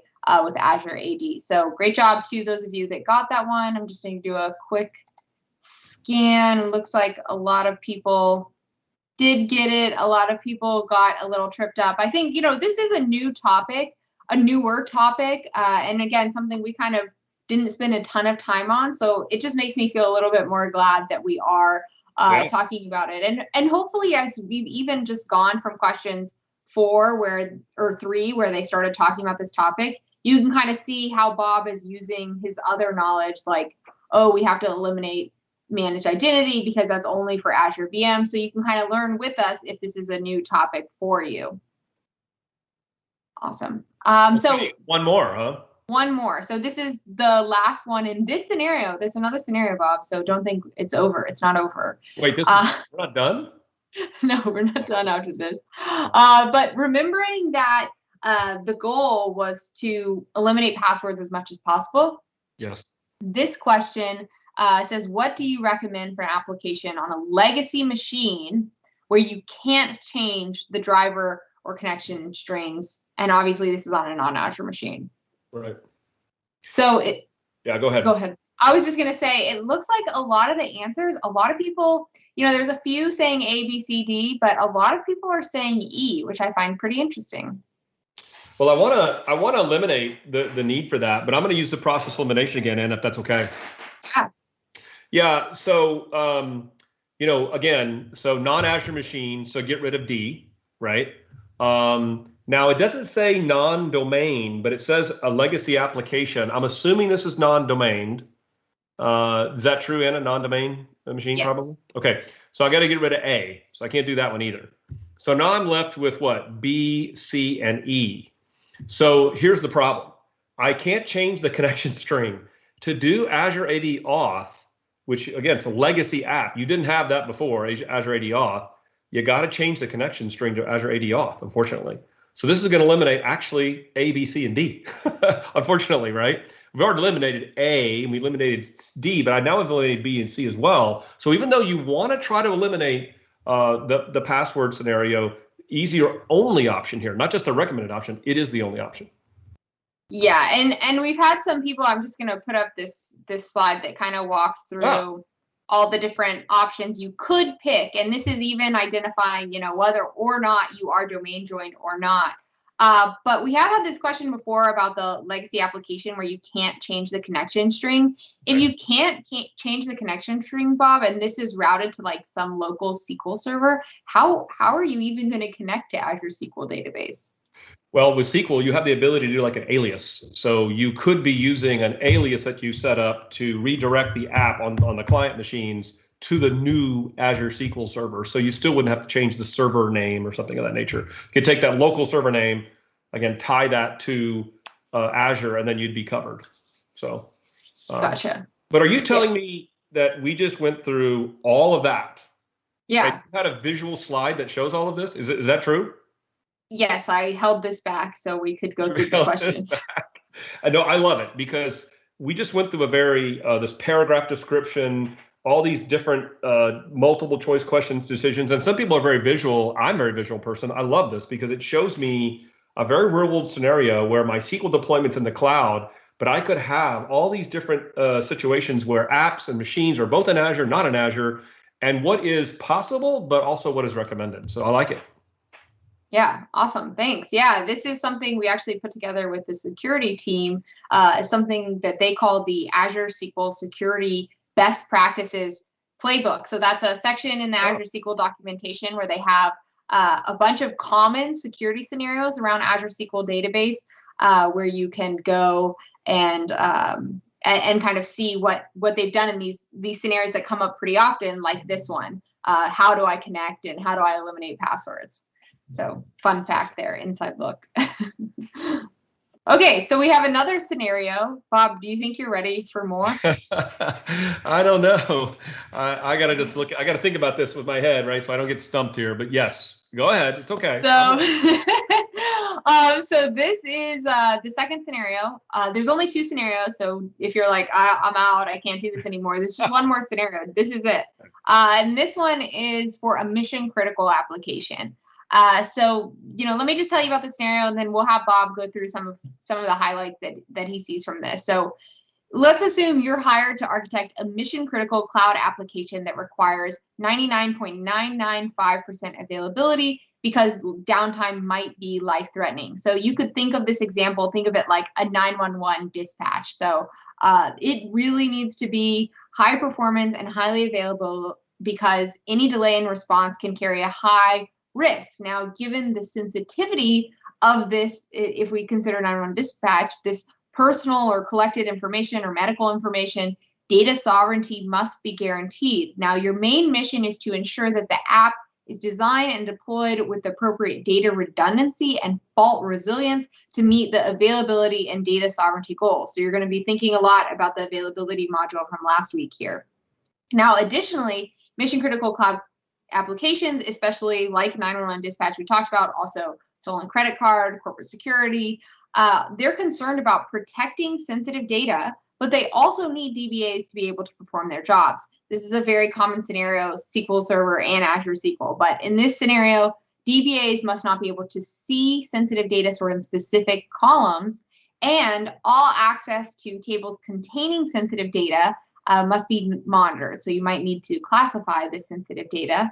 And at the same time, DBAs need to be able to troubleshoot performance using the Azure portal. So some of the things in the performance module that Bob showed you can do through the Azure portal, as well as SSMS and Azure Data Studio. And they also need to be able to create new contained database users who must be mapped to Azure AD principles. So there's a lot in here. I'm going to highlight a few things, but Bob, I'd love to get your take on what really stands out to you about this scenario. Well, just like before, you broke it down into overall capabilities that the application needs, which is going to help dictate your choice, the what to use when choice, and even like a service tier choice potentially, right? Here, there's some performance discussions. I went right to the number, by the way. I'm a number guy, so I went right to that 4.5 nines thing. I'm like, okay, that eliminates a lot of stuff from a choice perspective that we have right now with Azure. Because again, you want probably not just that to work, you want us to back it up with our service level agreement, I'm guessing, because that's what's required. So if you're going to come to platforms of service, you want Microsoft to back that up. So there's a choice you're going to need to make there. The sovereignty thing, I did kind of did resonate with me, probably not as much as you highlighted right here. I did see, though, that you need to ensure the app is designed and deployed with appropriate redundancy and fault tolerance to meet both of these goals. So I'm thinking in terms of availability here and some sort of regional, capability I need to put into this whole thing. So that's kind of what stood out to me in the first one. And the second one's interesting. This wasn't about authentication as much as it was about information protection. But you also put at the very end there some comments about, I need the DBA to be able to do something both out and inside of Azure. So there's probably going to be some authorization that you've got to give them, which isn't necessarily how they're going to authenticate, but how are you going to give them access to Azure? Remember we talked about this before in security. How are you going to get access to things outside of Azure and then Azure SQL? And then what are you going to do inside of Azure SQL? So I see both an information protection comment there and kind of a authentication, or excuse me, an authorization that you've got to do on the second part. Yeah, definitely. You definitely called out the highlights and things that we're going to be asking questions about. So hopefully that was useful to some users. Just like before, we're going to do the first 3 questions and we'll talk about them. We'll give you some time to answer these first 3 questions. We'll go through them, then we'll do the second 3 questions.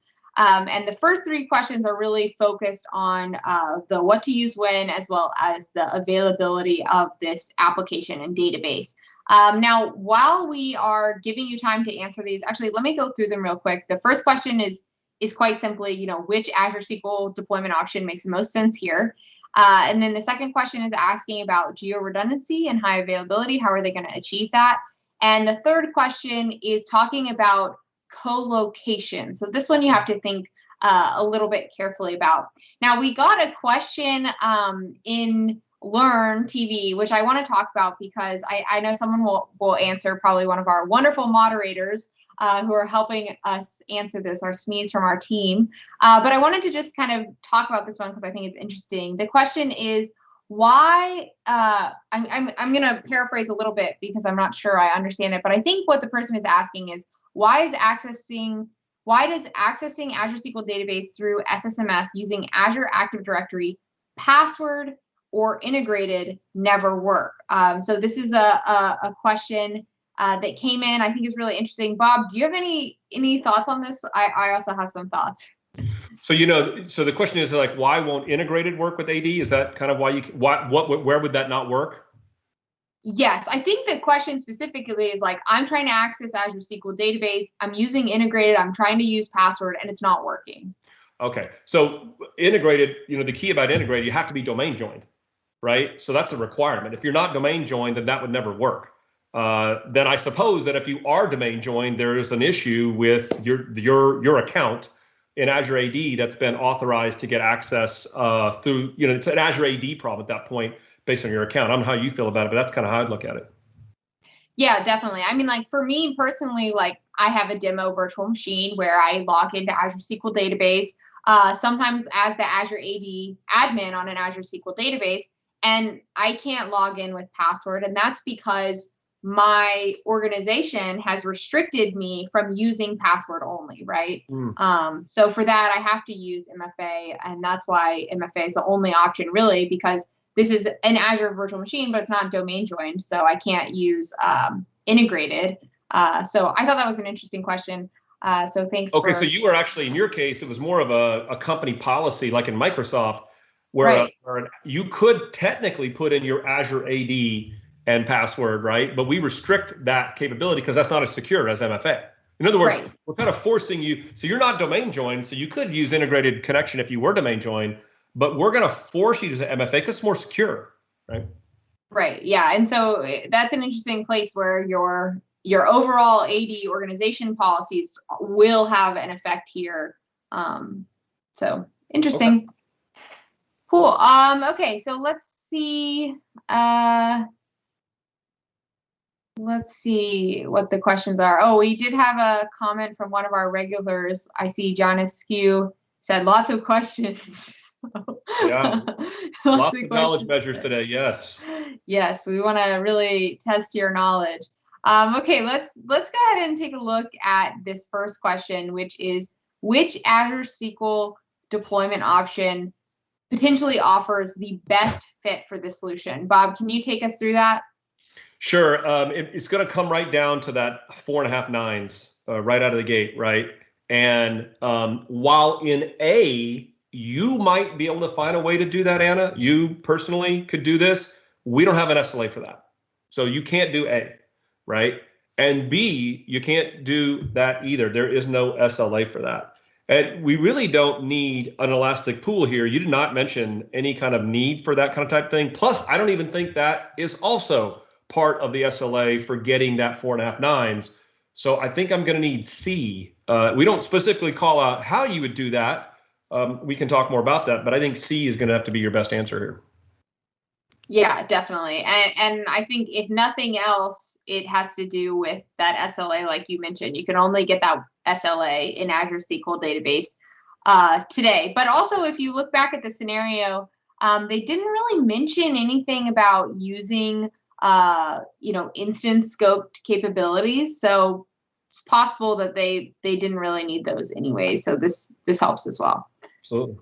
Now, the second question was, so we're using Azure SQL Database, and it says, which option is the best for them to enable geo-redundancy and maintain high availability? Now, this question is kind of an interesting question, maybe subjective, especially given some new information or new releases we can talk about that happened recently. But if we talk about the best option or the easiest option, which option is it going to be?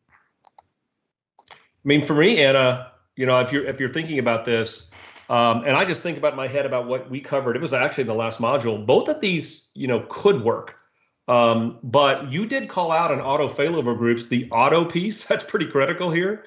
The fact that you're connecting through a given server, right, and then literally, if a failover is needed, you would fail over to the other region automatically. I think you called out that for geo-replication, you have to make a manual change to make that work. And so that would not be probably your best option there. There are some things that we've just released that might could help you, even things like DNS alias and so forth that we've talked about. But I think for me that B would be the best option. Yeah, I would agree with you. And if we just take a look at what other people thought for this question, most people did also think auto failover groups is going to be the best. And again, that's just because when you deploy an auto failover group, we go ahead and give you something to connect to. So you connect to a name that's specific to the failover group, not specific to one of the Azure SQL Database logical servers. So when this failover happens or is required to happen, we can auto fail you over and you don't require any connection changes, Right. connection string changes. So that can Right. help in keeping you more available. But maybe with DNS aliasing, like you were saying, like you could set up a similar system for your geo replicas, but I still think there would be a little bit of downtime during. You still got to manually fail over. Right. You still have to go decide that you're going to fail over. Right. Awesome. Yeah, that's a good question. Okay, so now for the third question, the last one in our first segment, what role does co-location play in this scenario? Looks like we've got a few answers in already. Go ahead and put your answers in. For all the people on Twitch and YouTube and Periscope, would love to see your answers as well in the chat. It looks like on Learn TV, we're getting a good amount of responses.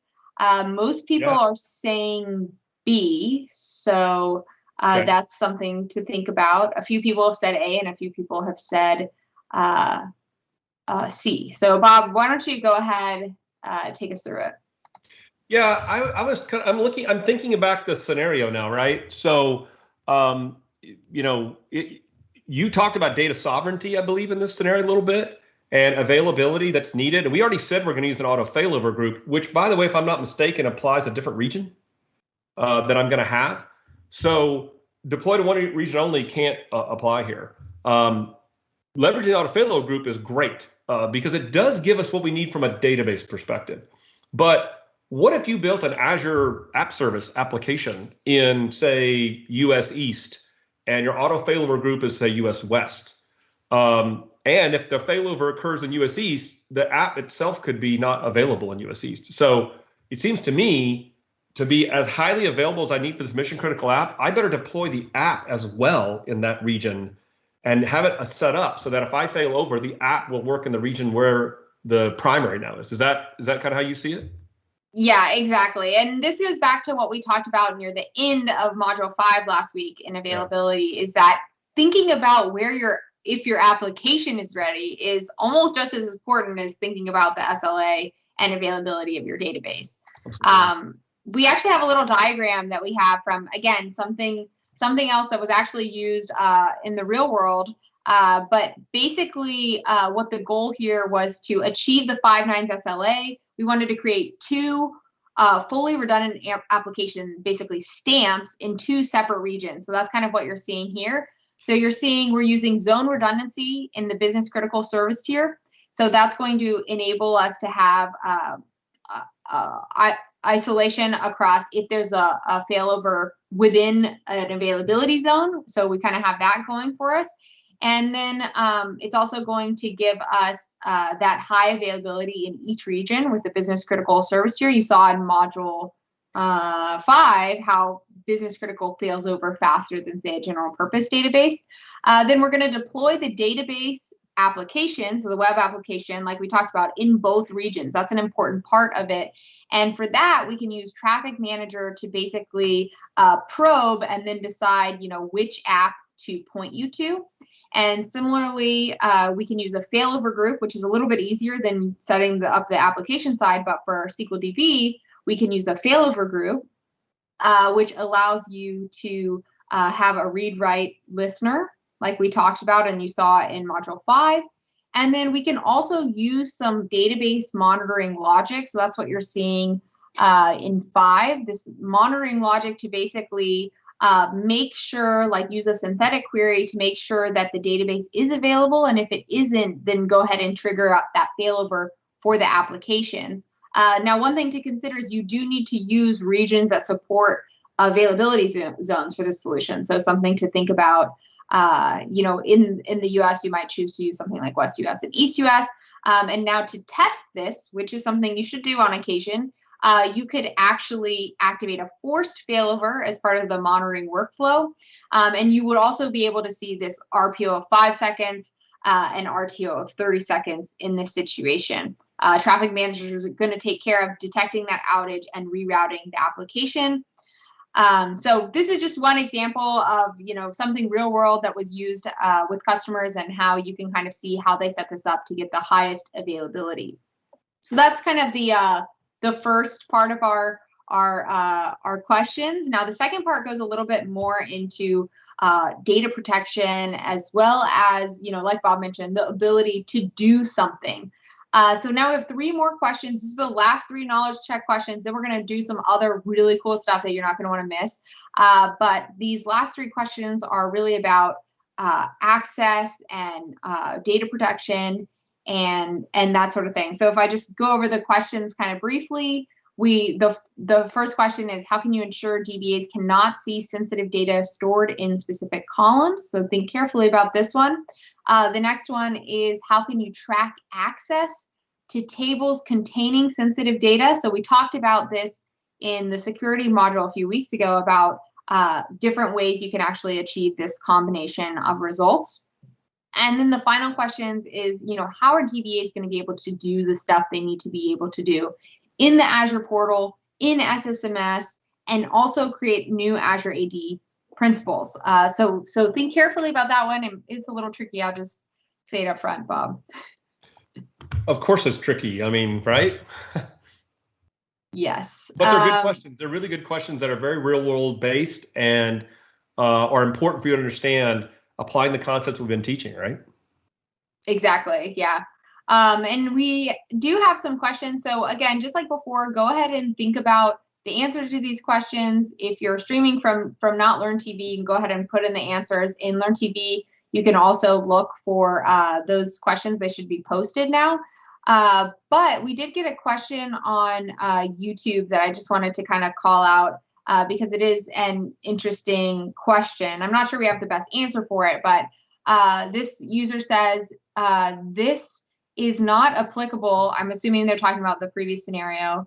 This is not applicable for a country which only has one region available, for example, Southeast Asia. So in that situation, Bob, do you have any guidance or tips on how to think about this?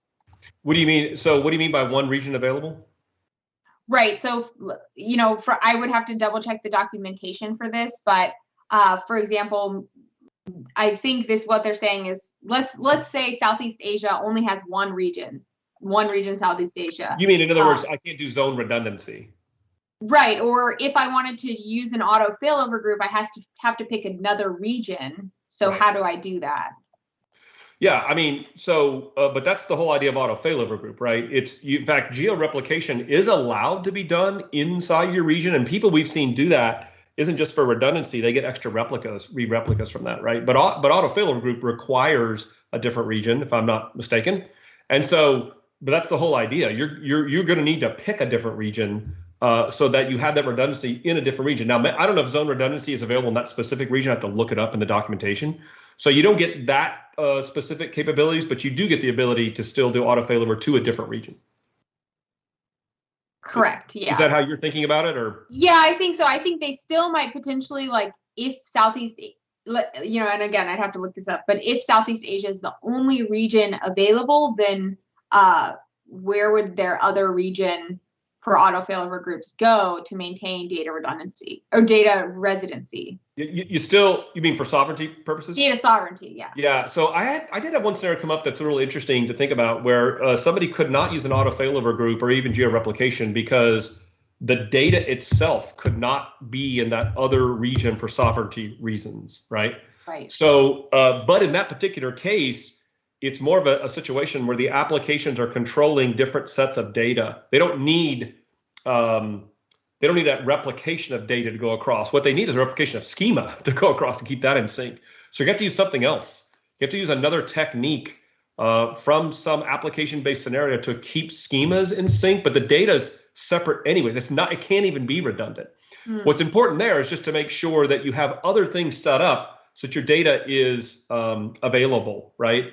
Whether it's, we have automatic backup set up and so forth, and those kind of type things, so that you have at least a HADR story. And remember, if you do something like business critical, we have separate replicas of your data, even in the same region. And remember that the data itself, even like in general purpose, is redundant in storage. So we have redundancies of data even within a region, even if you don't use availability zones, and even if you can't do a failover group.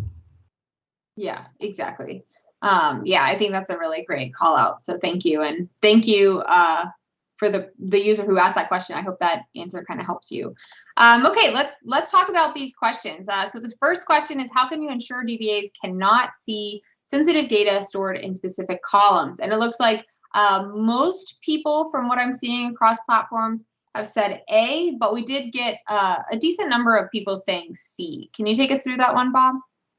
Yeah, remember the concept here is that I want to ensure that a specific person can't access or see data in a column. So audit is not the answer, because that doesn't control access.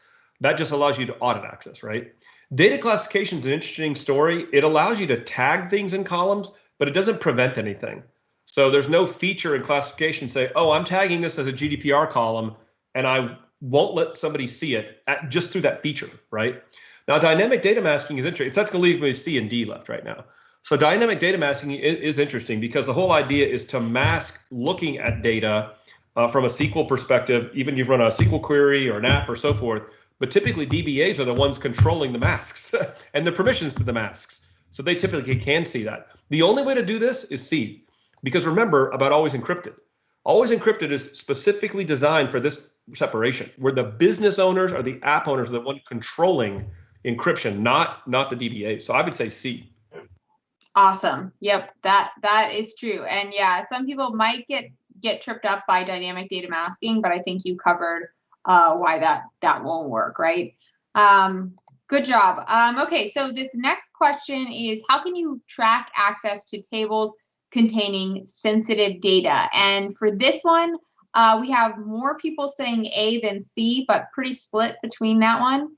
And then we also, I was just looking on other streaming platforms, looks like we also have a few A's there as well. Bob, you want to take us through this one? I think it's a little bit easier than the other one. Yeah, I mean, so it's not going to be B, because B has nothing to do with tracking.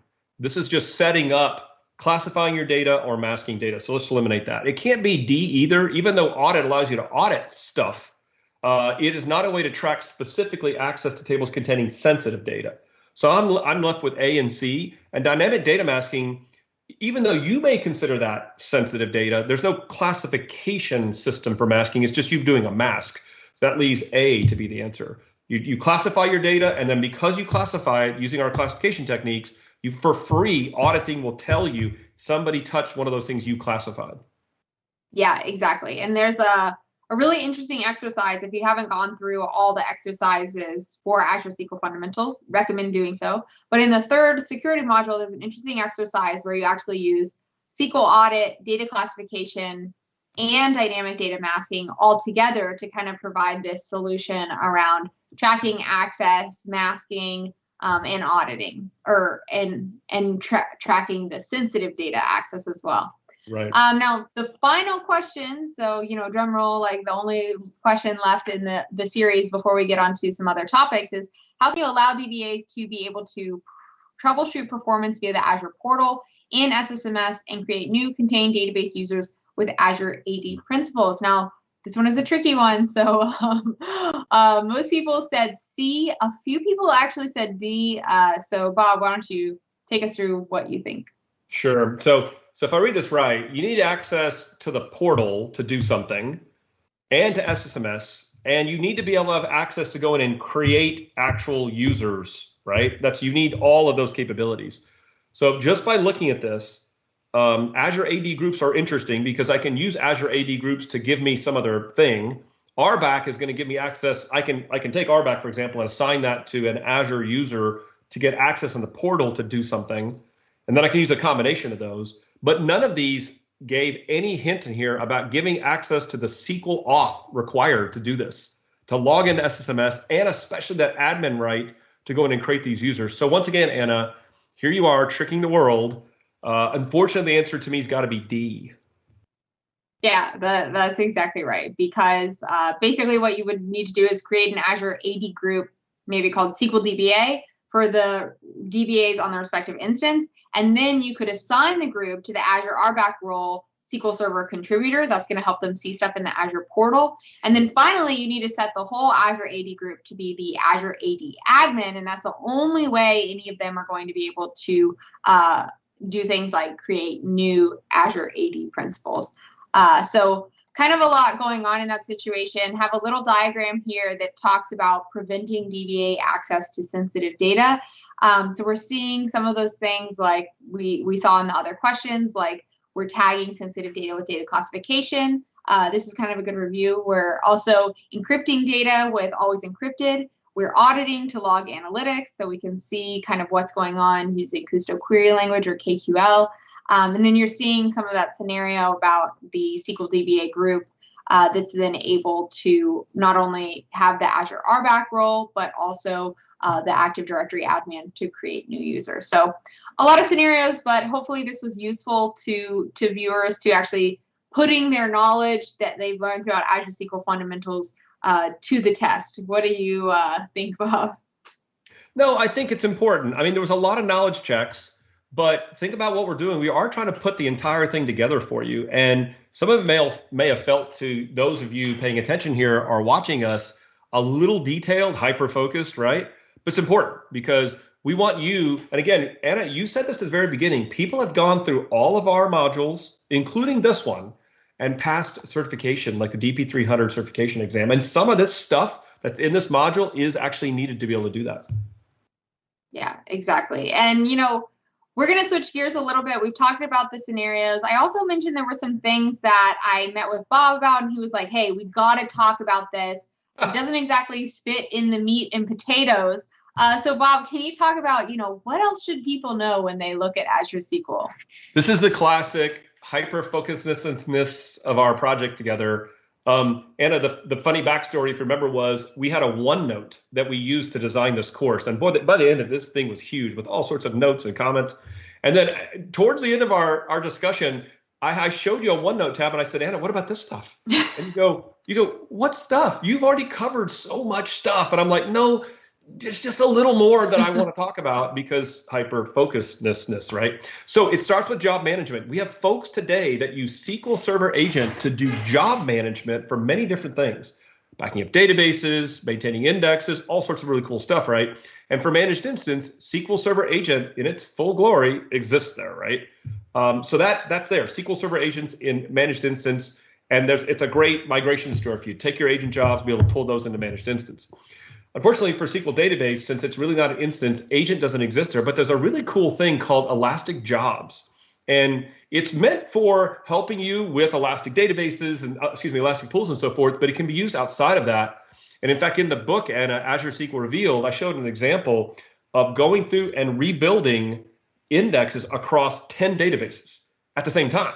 Using Elastic Jobs as a service, you get to build like these jobs that are T-SQL based. So you get to connect to your Azure SQL database, and Elastic Jobs comes with a database that you point it to. Think of that as like your MSDB to schedule a job. So that's pretty cool. Also, there's something pretty powerful called Azure Automation with something called Runbooks. So with PowerShell and various things like that, you could build a schedule of tasks to do things in the cloud. And this is really nice, Anna, because this is kind of like serverless, right? You are going through with either agent, Elastic Jobs, or automation, and you're not actually building another VM to do all this work. We will provide all the compute for you. You just declare what you want to do. So there's different ways you can do job management, and a lot of times those are combined with things to do with SQL type activities. But there's other SQL Server capabilities that are interesting for you to note. So SQL 19 has this really cool thing called Polybase, and we don't have that full capability in PaaS yet. But people, you may not realize this, but you could do an external table, something like you could do in Polybase, and you can do that across Azure SQL databases, or even into a serverless SQL pool in Synapse, which is a really interesting scenario where you can effectively, you're building like a cross database type query to another Azure SQL database or to serverless. Now we have the full, not the full, but the link server capabilities for SQL-based providers exist in managed instance. And then look at the different options here. So you can do link servers to Azure SQL VM database instance, a SQL server, or even to Azure Synapse SQL pools themselves. And so other things exist on here that are surface level things you should know about. We've kind of mentioned some of these, but if you didn't know Database Mail and now Service Broker, I think there's a new announcement on that, Service Broker across managed instances for Service Broker applications. We've had some customers come to us and say, look, I need Service Broker. I'm relying on this. And managed instance is going to give you those capabilities. And then full text search is interesting. It's been in the product for a very long period of time. But if you haven't looked at the Azure search integration, specifically, especially with Azure SQL Database, that's a really cool concept. So don't just say, hey, I just need to keep full text search going. You might go further with the cloud and use this Azure search integration. It's pretty powerful. There are other cognitive services capabilities with Azure search that you wouldn't get from SQL full text search. Now, we just announced general availability for Azure for machine learning services with R and Python in managed instance. And I think you even had a data exposed episode not long ago where we showed off those capabilities and why that's a great story for you in the cloud. Distributed transactions are an interesting one. And for a while, we did not have this capability except for Azure VM. In fact, that was a reason why you had to use VM. But now you can do that in preview and managed instance across Azure managed instances. I mentioned the XP command shell is not supported only because some people are relying on that capability in SQL Server today. But, you know, Anna, every time I've talked to a customer about this, you know, I said to them, hey, I know so many people that just turn this off because it is kind of a surface level attack vector for your SQL Server. So we don't support that, and I don't envision us supporting that in a platform as service environment anytime soon. And then this is really interesting. Database migration service is out there today as an Azure service. We have this new capability called log replay service to do an online migration. And I'd like to show you that to you here in a second. But first, let me just also mention that we talked about this a little bit throughout our other modules here, but there are some new errors unique to Azure that are not in SQL Server, and we've got a hyperlink. You can go find them. You can just do a search. You can just look at error handling in Azure SQL, and we will show you some of those examples. And we've talked about some of those. So remember we said that if your gateway's up but your database is unavailable, you might get a different error than you would like in SQL Server when you can't connect. Or you might have run into the maximum number of sessions in Azure SQL Database, which isn't a thread pool wait now, it's an actual error. So there's new errors that you need to handle in your application, and we talk about those. The good news, Anna, is that it's not an exhaustive list, but there's some specifically you need to think about in a platform as a service environment. And then this is really interesting because I've had this question before. Customers are like, look, I used to get like this thing called a stack dump. And Anna, I've been across the world actually sometimes showing stack dumps on stage with debuggers and so forth. And often you take the stack dump and you contact Microsoft support and they will help you with this. But guess what? In Azure SQL, you don't have access to those, but that's a good thing. In fact, we monitor for these things behind the scenes and decide whether it should cause a failover. But then we look for these all the time, and we're always diagnosing, should we fix this proactively, which is that great benefit of versionless. Yeah, definitely. This is a great list, and Bob, we have a little bit of time left, so I would love to see this demo of migrating to MI with LRS, and this is something I haven't actually seen before. So. Oh, okay. Well, let's show it off. It's pretty cool. So let me share my screen, and you tell me if you can see this okay here. Yes, I can see it. So here's my goal. I've got a SQL 16 Azure VM going. So one of the cool things about log replay service is, let's say you're already in the cloud with Azure VM, but you would like to migrate online to managed instance. So your backups are already at Azure storage. Why not just take advantage of that and just access those things and migrate for you with a few PowerShell commands to your managed instance online? So to quickly kind of demonstrate this, what I'm going to do is I'm going to go ahead and back up a full version of my database. I don't know how that name got in there, the name of the database. I don't know who created that. Oh, I know. It's because that school just won the national championship in basketball. So in case you haven't heard about that before, that's why that's there. So I'm going to back up the database, notice, to an Azure Blob Storage container. So I'm going to do that. And then let me flip over to the Cloud Shell and show you what I've got here. I've got a PowerShell command like this. And let's kind of look at this a little bit here. I'm going to use this is in preview now, a new PowerShell command called log replay here.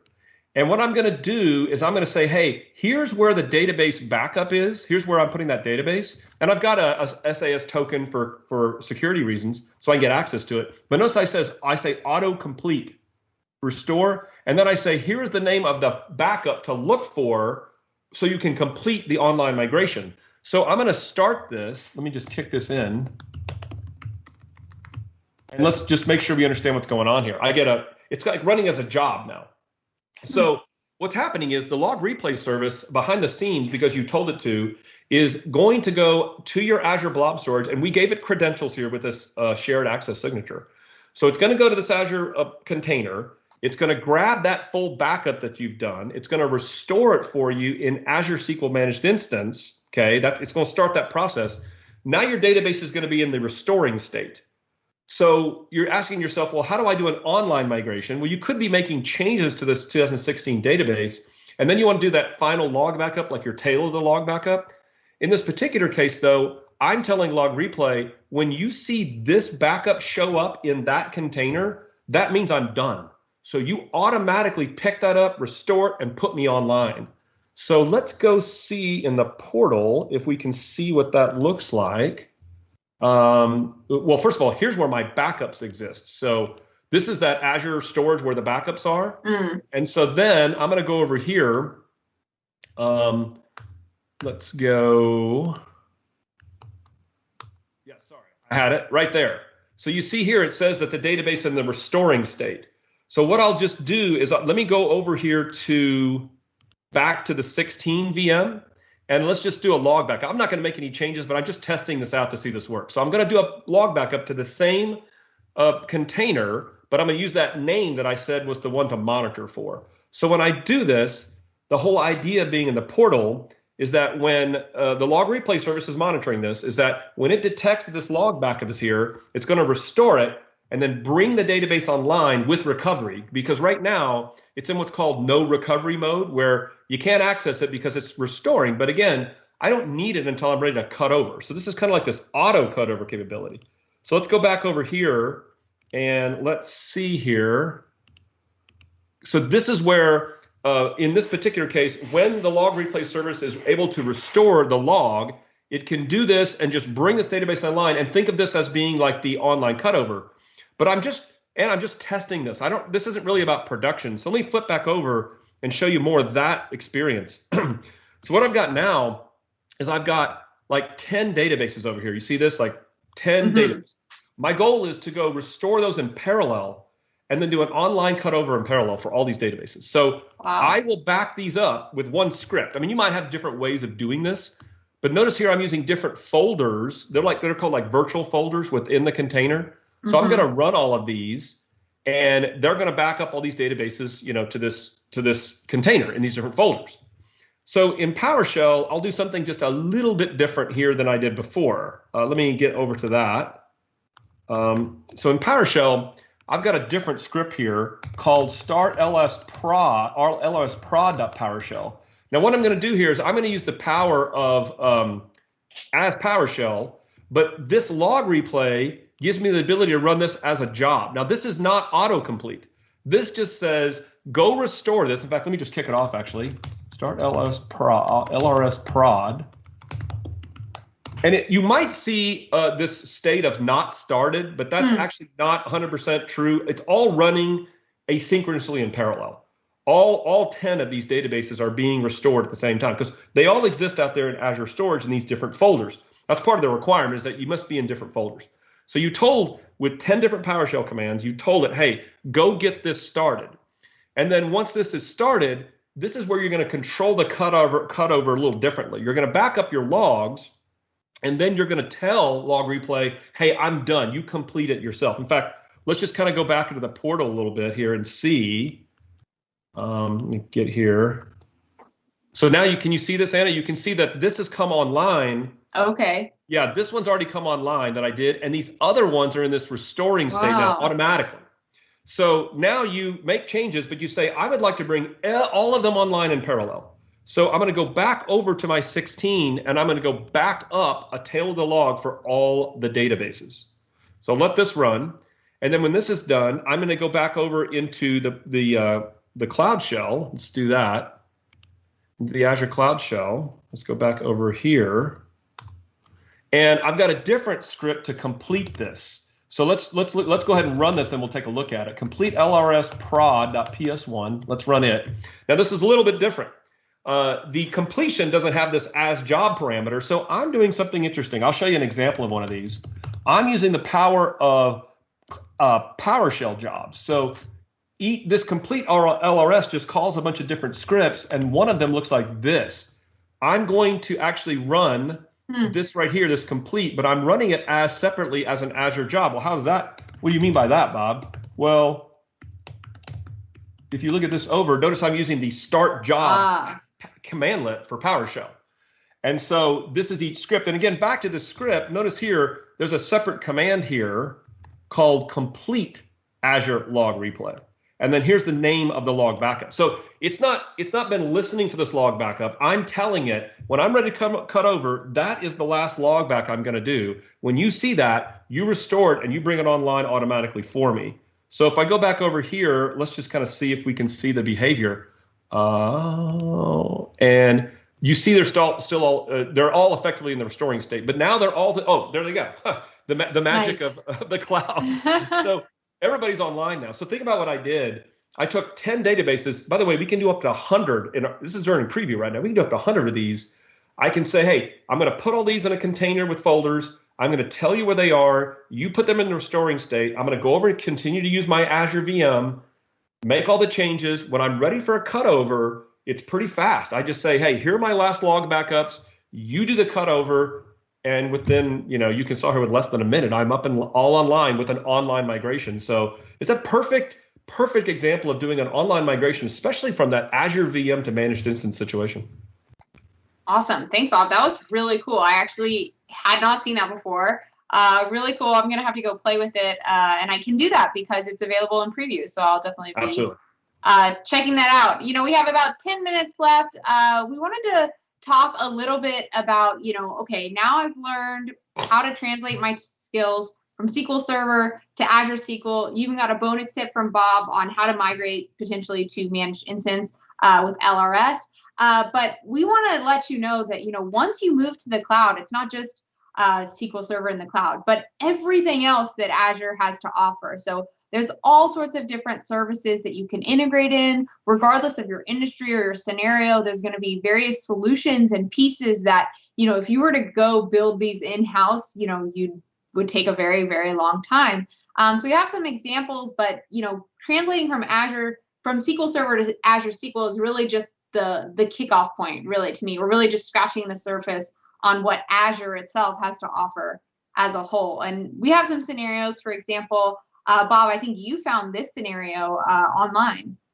Think about, Anna, in your environment today, if you're in your data center or your company, you had to go build that right there. Somebody said, go build an IoT application. And by the way, make sure you include Azure ID authentication, stream analytics processing. Oh, can you do some machine learning with it? And can you put a logic app into it and do some reporting on it, right? All that kind of stuff. Right.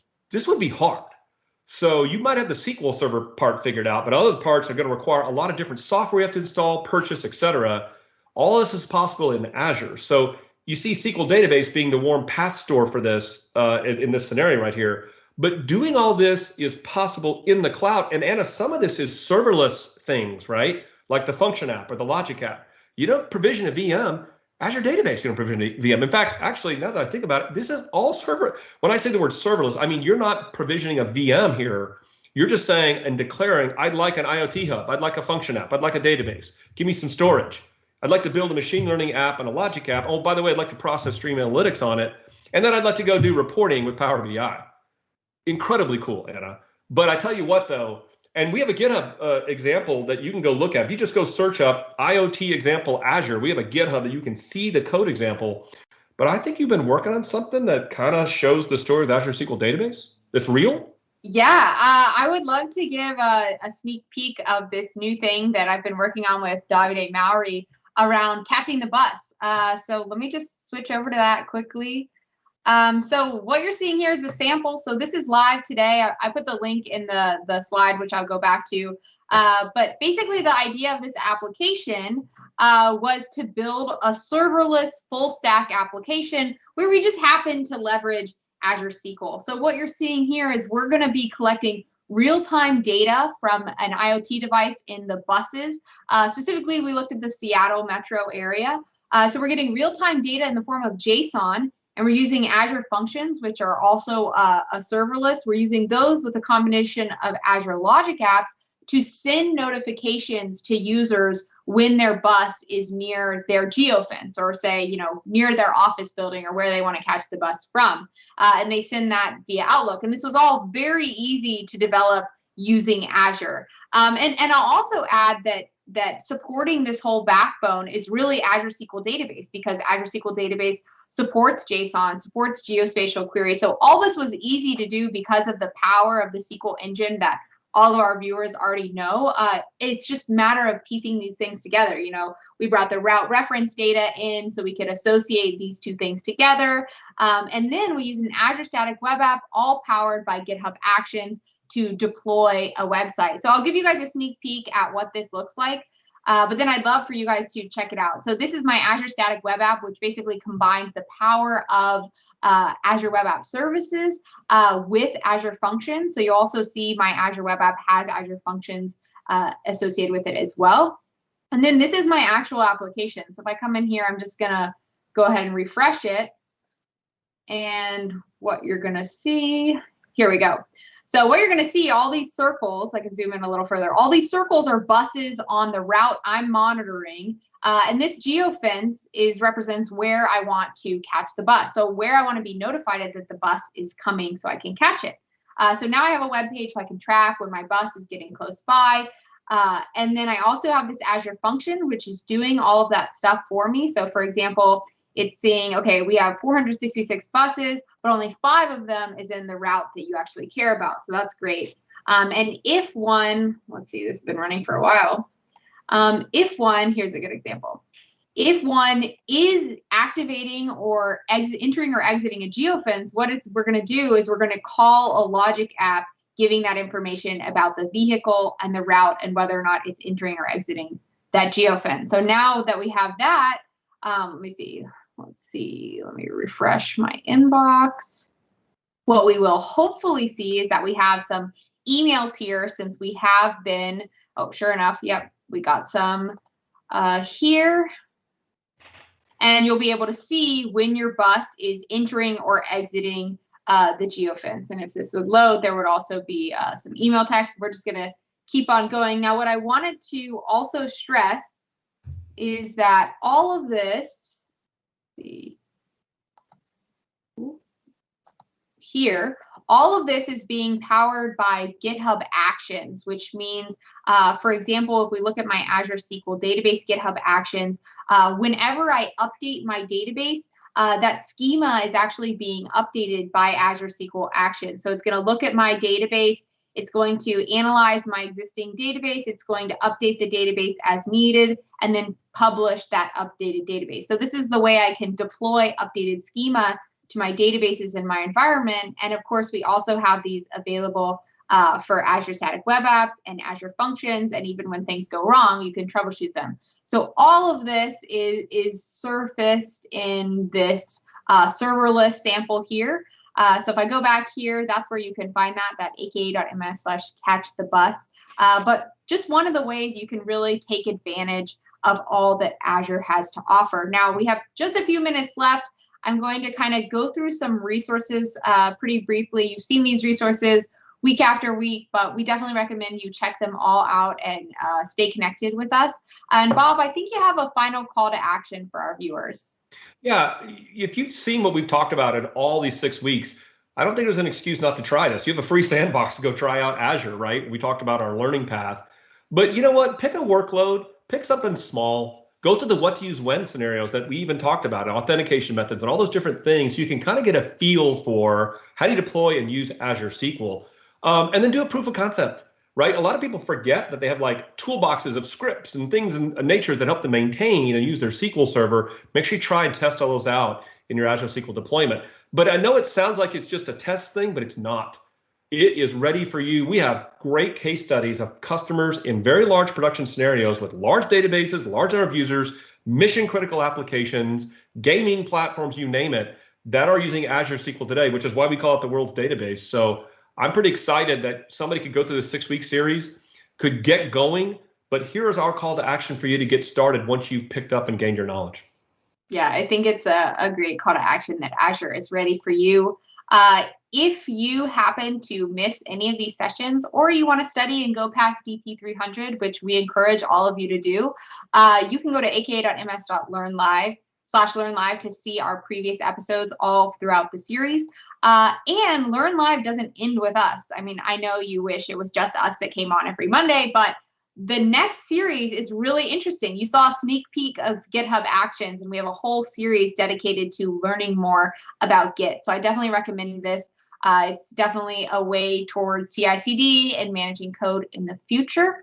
I also wanted to call out this event that we're doing called Innovate today with Azure SQL. Bob, do you want to tell people just a tiny bit about what this is? Because I know you're involved. I'm kind of involved with this. You might see me show up in this as your host for this event. Hey, want to hear from Rohan Kumar, our corporate vice president, about Azure SQL, how important it is? A surprise guest may show up. I think some other people that you may know may show up and doing some demonstrations as well. And then we have people like myself and others from the engineering team. We have the MVPs from the SQL community, video testimonies from Microsoft mechanics with customers. We have it all. A lot more details about stuff we've talked about in our fundamentals and learning path and more. So stay tuned. I think it's going to be one of the largest digital events we've ever done on this topic. I'm looking forward to it. You know, just to wrap this up, we want to thank you all so much for spending your time with us. We know you have a choice of where you spend your time. We appreciate you spend it with us. We hope it was useful. Please let us know. Please like, subscribe, add a comment, whatever. We're just so happy and thank you. And we'll see you next week. Well, not us, but someone else will see you next week on Learn Live. Thanks again, everybody.